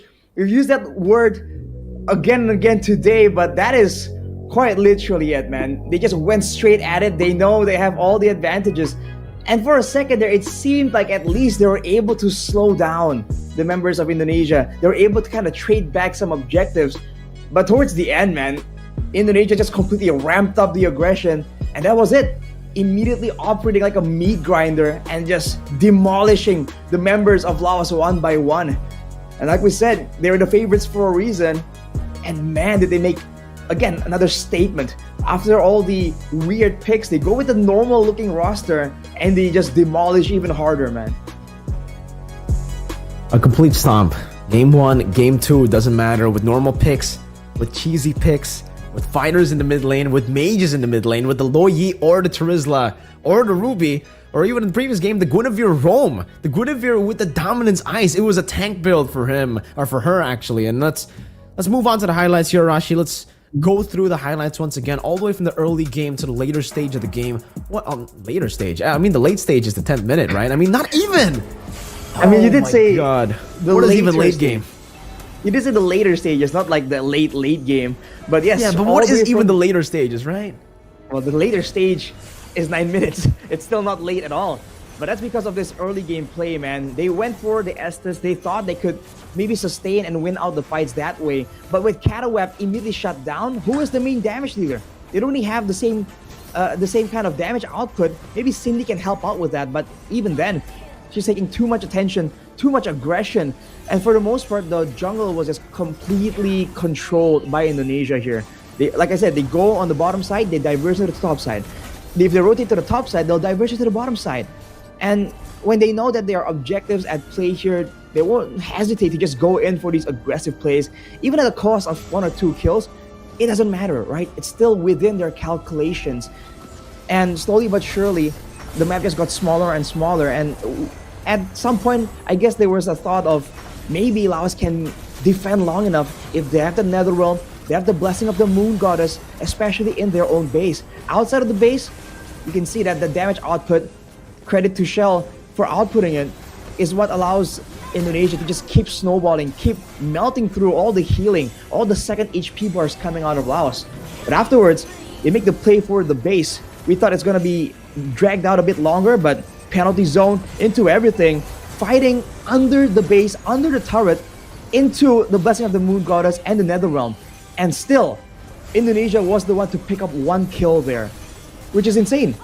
That doesn't really quite make sense when you think about it. But even with the damage reduction right there, Indonesia just kept going at it. They have the Matilda that does provide some form of healing as well. But everyone, Sini has that shielding. Fumi Echo has that healing as well from her own spells. And you can say the same thing about Shell, especially with the Inspire.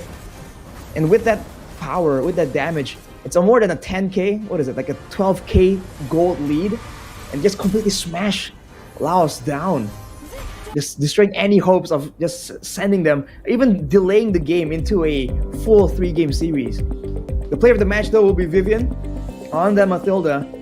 She was the one who initially started the aggression with the first bit of action. But afterwards, when the fights go like that, and when you're that far ahead, she just did everything right, you have to say.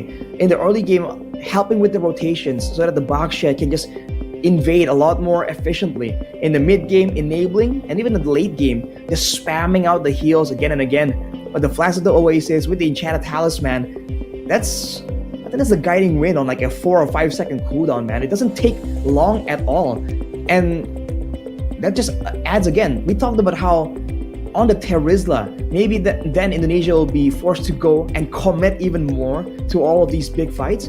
But that's not even the case. They go in and they have this guiding wind as an extra bit of utility tool so they can still do the same back and forth movement even though they have a Baksha, even though they have a Terizla. And again, the flexibility of finding different ways to play the game, even though you have like a big change in your roster, I feel like that is something that Indonesia shows that they can do very, very well. And that's a testament to just how well they understand the game. I don't know, Rashi. You know, we're definitely gonna have to ask Vival some solid questions here. At this point, you know, we've asked her.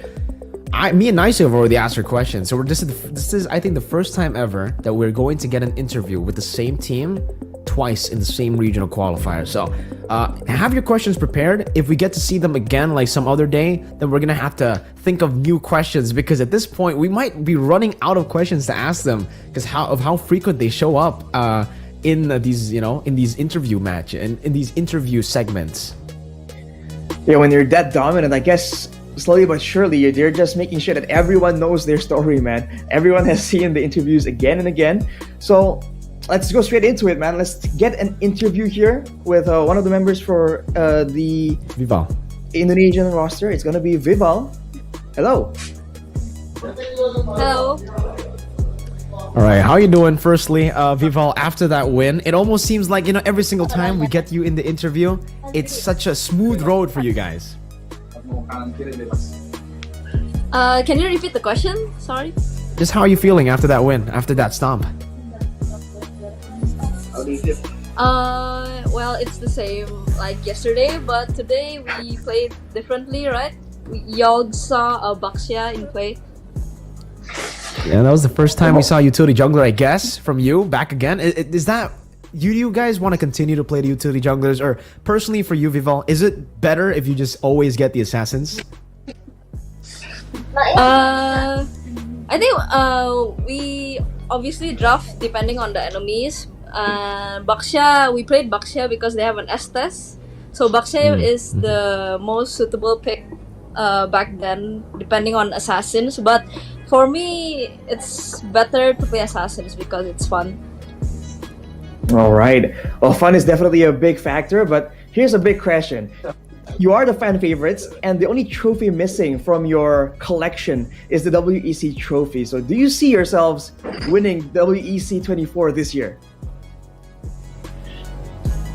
Well, in theory, yes, but we still have to watch out to not to still respect all countries and still play at our best. Who knows, can happen, right? The unstoppable ones maybe stop like anytime if we don't be careful. So, yeah. Great mentality to have, right? The fact that they're already at the top, they've won almost everything. Now they could win everything with this final trophy, maybe with WEC 24, but they're still keeping it level, Arashi. I mean, that's a great mindset. So, honestly, do you think that? How do you see what's your feeling about the new changes here to the items and with the new patch? Right, it brings the assassins back into the meta, kind of. Do you think it's a great addition, or do you feel like some things maybe could have been better? No, I don't think so. There is anything needs to be changed because we are very, very, especially me as a jungler myself. Before tank junglers has been the meta, but now because of this new packs, this new items, assassins can be played. So yeah, especially me, I'm very happy for this patch. Great stuff. Even with this, I mean, the Sky Piercer, we saw that built up by so many teams, a lot of different, links here and there. But I want to ask you got your reactions. This is the final question, I think. Your reactions to game number 1 when you got the Angela, right? Usually, when you first pick the Angela, it's almost guaranteed that the enemy team will deny that Ling over. But you guys got the Ling, so what was Vival's reaction to that? Because you said you love the assassins. We definitely saw how good you are on the Ling. On top of that, you got the help with the Angela. Whenever you get the Angela Ling combo, what's the Vival reaction? My reaction will be like, oh, if they don't pick the Ling, then we will pick the Ling right here. Is it a sure win though? When you get the Angela and Ling, do you automatically think, all right, GG?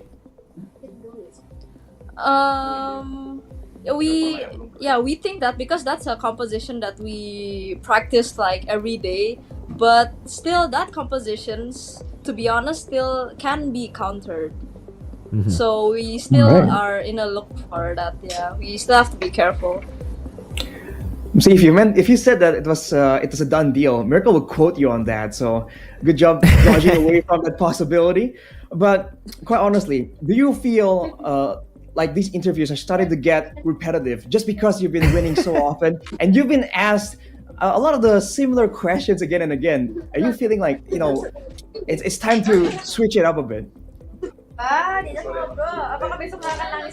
Well, yesterday we didn't get to finish the interview, right? Yeah, true. That's true. Oh, yeah. It's not repetitive. I think next time we win, another person will be interviewed. Y'all get to interview another person and not me again. All right, the next time you win and you get interviewed, can you promise that the whole team will be there, right? Even Susugaja and Dewa. We would love to see them. Okay. We'll have to drag all of us. Yeah. All right. Well, that being said, Mirko, you have any more questions here? I feel like you have a curious look in your eye. No, that's it, man. I'm just curious to see how they'll perform tomorrow and how Susugaja and Dewa will actually appear on cam. That's it. Right. I mean, that's definitely something we're all looking forward to. So, as always, Vival, is there a message you want to send out here to your supporters as well as the Indonesians here who are definitely rooting for your success, just cheering on for you to just immediately secure the ultimate, most complete collection of championships? Well, my message is, same as always, the championship is not over. This is just the starting. This is just the first qualifiers. So keep on supporting us. We will continue to do our best until we continue our win streak again, hopefully. Okay. Just like that. All right, Vival, thank you very much for your time. I guess that's the time we have for the interview. Thank you for joining us, and good luck tomorrow. Thank you, Vival. And as we mentioned, we're looking forward to the appearance. Okay, thank you. And at this point, right, Arashi, it does feel like, you know, when we're talking about them winning again, like, you gotta make a promise, right? The whole team needs to be there. If she just says yes, it means all right. The winning part, I think, is the easy part. The interview part for them, I guess it's a bit harder. I mean, technically, we have access to the coach in the back there. We can kind of, you know, force them to actually enter the camera for tomorrow's interview potentially. So we'll have to see. But ladies and gentlemen, the winner will be Indonesia, as we saw earlier. A dominant performance, man, showing again that the hype is real. It's not overblown. It's not just, you know, biased casters always talking very highly about this team, about this roster. They are really quite literally that good. Yeah, if you watch the same game, you know, you probably have the same reaction to us right now, kind of speechless about their performance. Is absolutely dominating in every single way possible. But it does seem like we are entering, you know, the end of the day. We are at the end of the day already. We've casted 5 matches. Well, me and you, we've casted 4. You know, nice, you casted 3 as well. But in total, in the stream, we have 5. We've had crazy matches, and all those 5 matches have been played all the way. Starting things off with finally a game that didn't go to a clean sweep. Everything else was a clean sweep, though. All right. Yeah, that was a bit more exciting. And then there was that game where you got all the back and forth, the aggression, the fighting, the longest game so far as well. So it's been a very eventful day, and it's great to just see all these different regions again. We saw some unique strategies come out of New Zealand and Guam as well. So it's always great to see that these regions as well, that we don't see too often, they're developing their own style, they have their own understanding of the game. And I look forward to the continuation here, to the next stage, where we can see those strategies, those thought processes get kind of contested by the more common, the more accepted standard here in the bigger regions. And yeah, I guess we'll get a look at tomorrow's matches before we end the day, just to give you guys a little bit of a glimpse of what we have tomorrow in store for you guys, because I believe we have 4 best of 3s ready for everybody watching back at home who are waiting for tomorrow. I don't know if we'll have that graphic pop up for tomorrow's matches, or we're just gonna tell you guys to watch later on tomorrow, Arashi. Yeah, I have to wait and see, but definitely don't miss out, because the matches, man, some of these matches on paper at least feel like, oh, they're not really worth watching. Some people would say like, oh, it's a region nobody knows about, we haven't seen too often, they're not like world champions, why would you watch them? But you're seeing again that there is a lot of entertainment value, and there's a lot of interesting things, like a lot of different approaches to the same result, the same kind of victory. But these different approaches can be valuable. And who's to say that one of these teams won't show up out of nowhere and use a strategy and create a meta that is so good that it will be picked up by the bigger regions.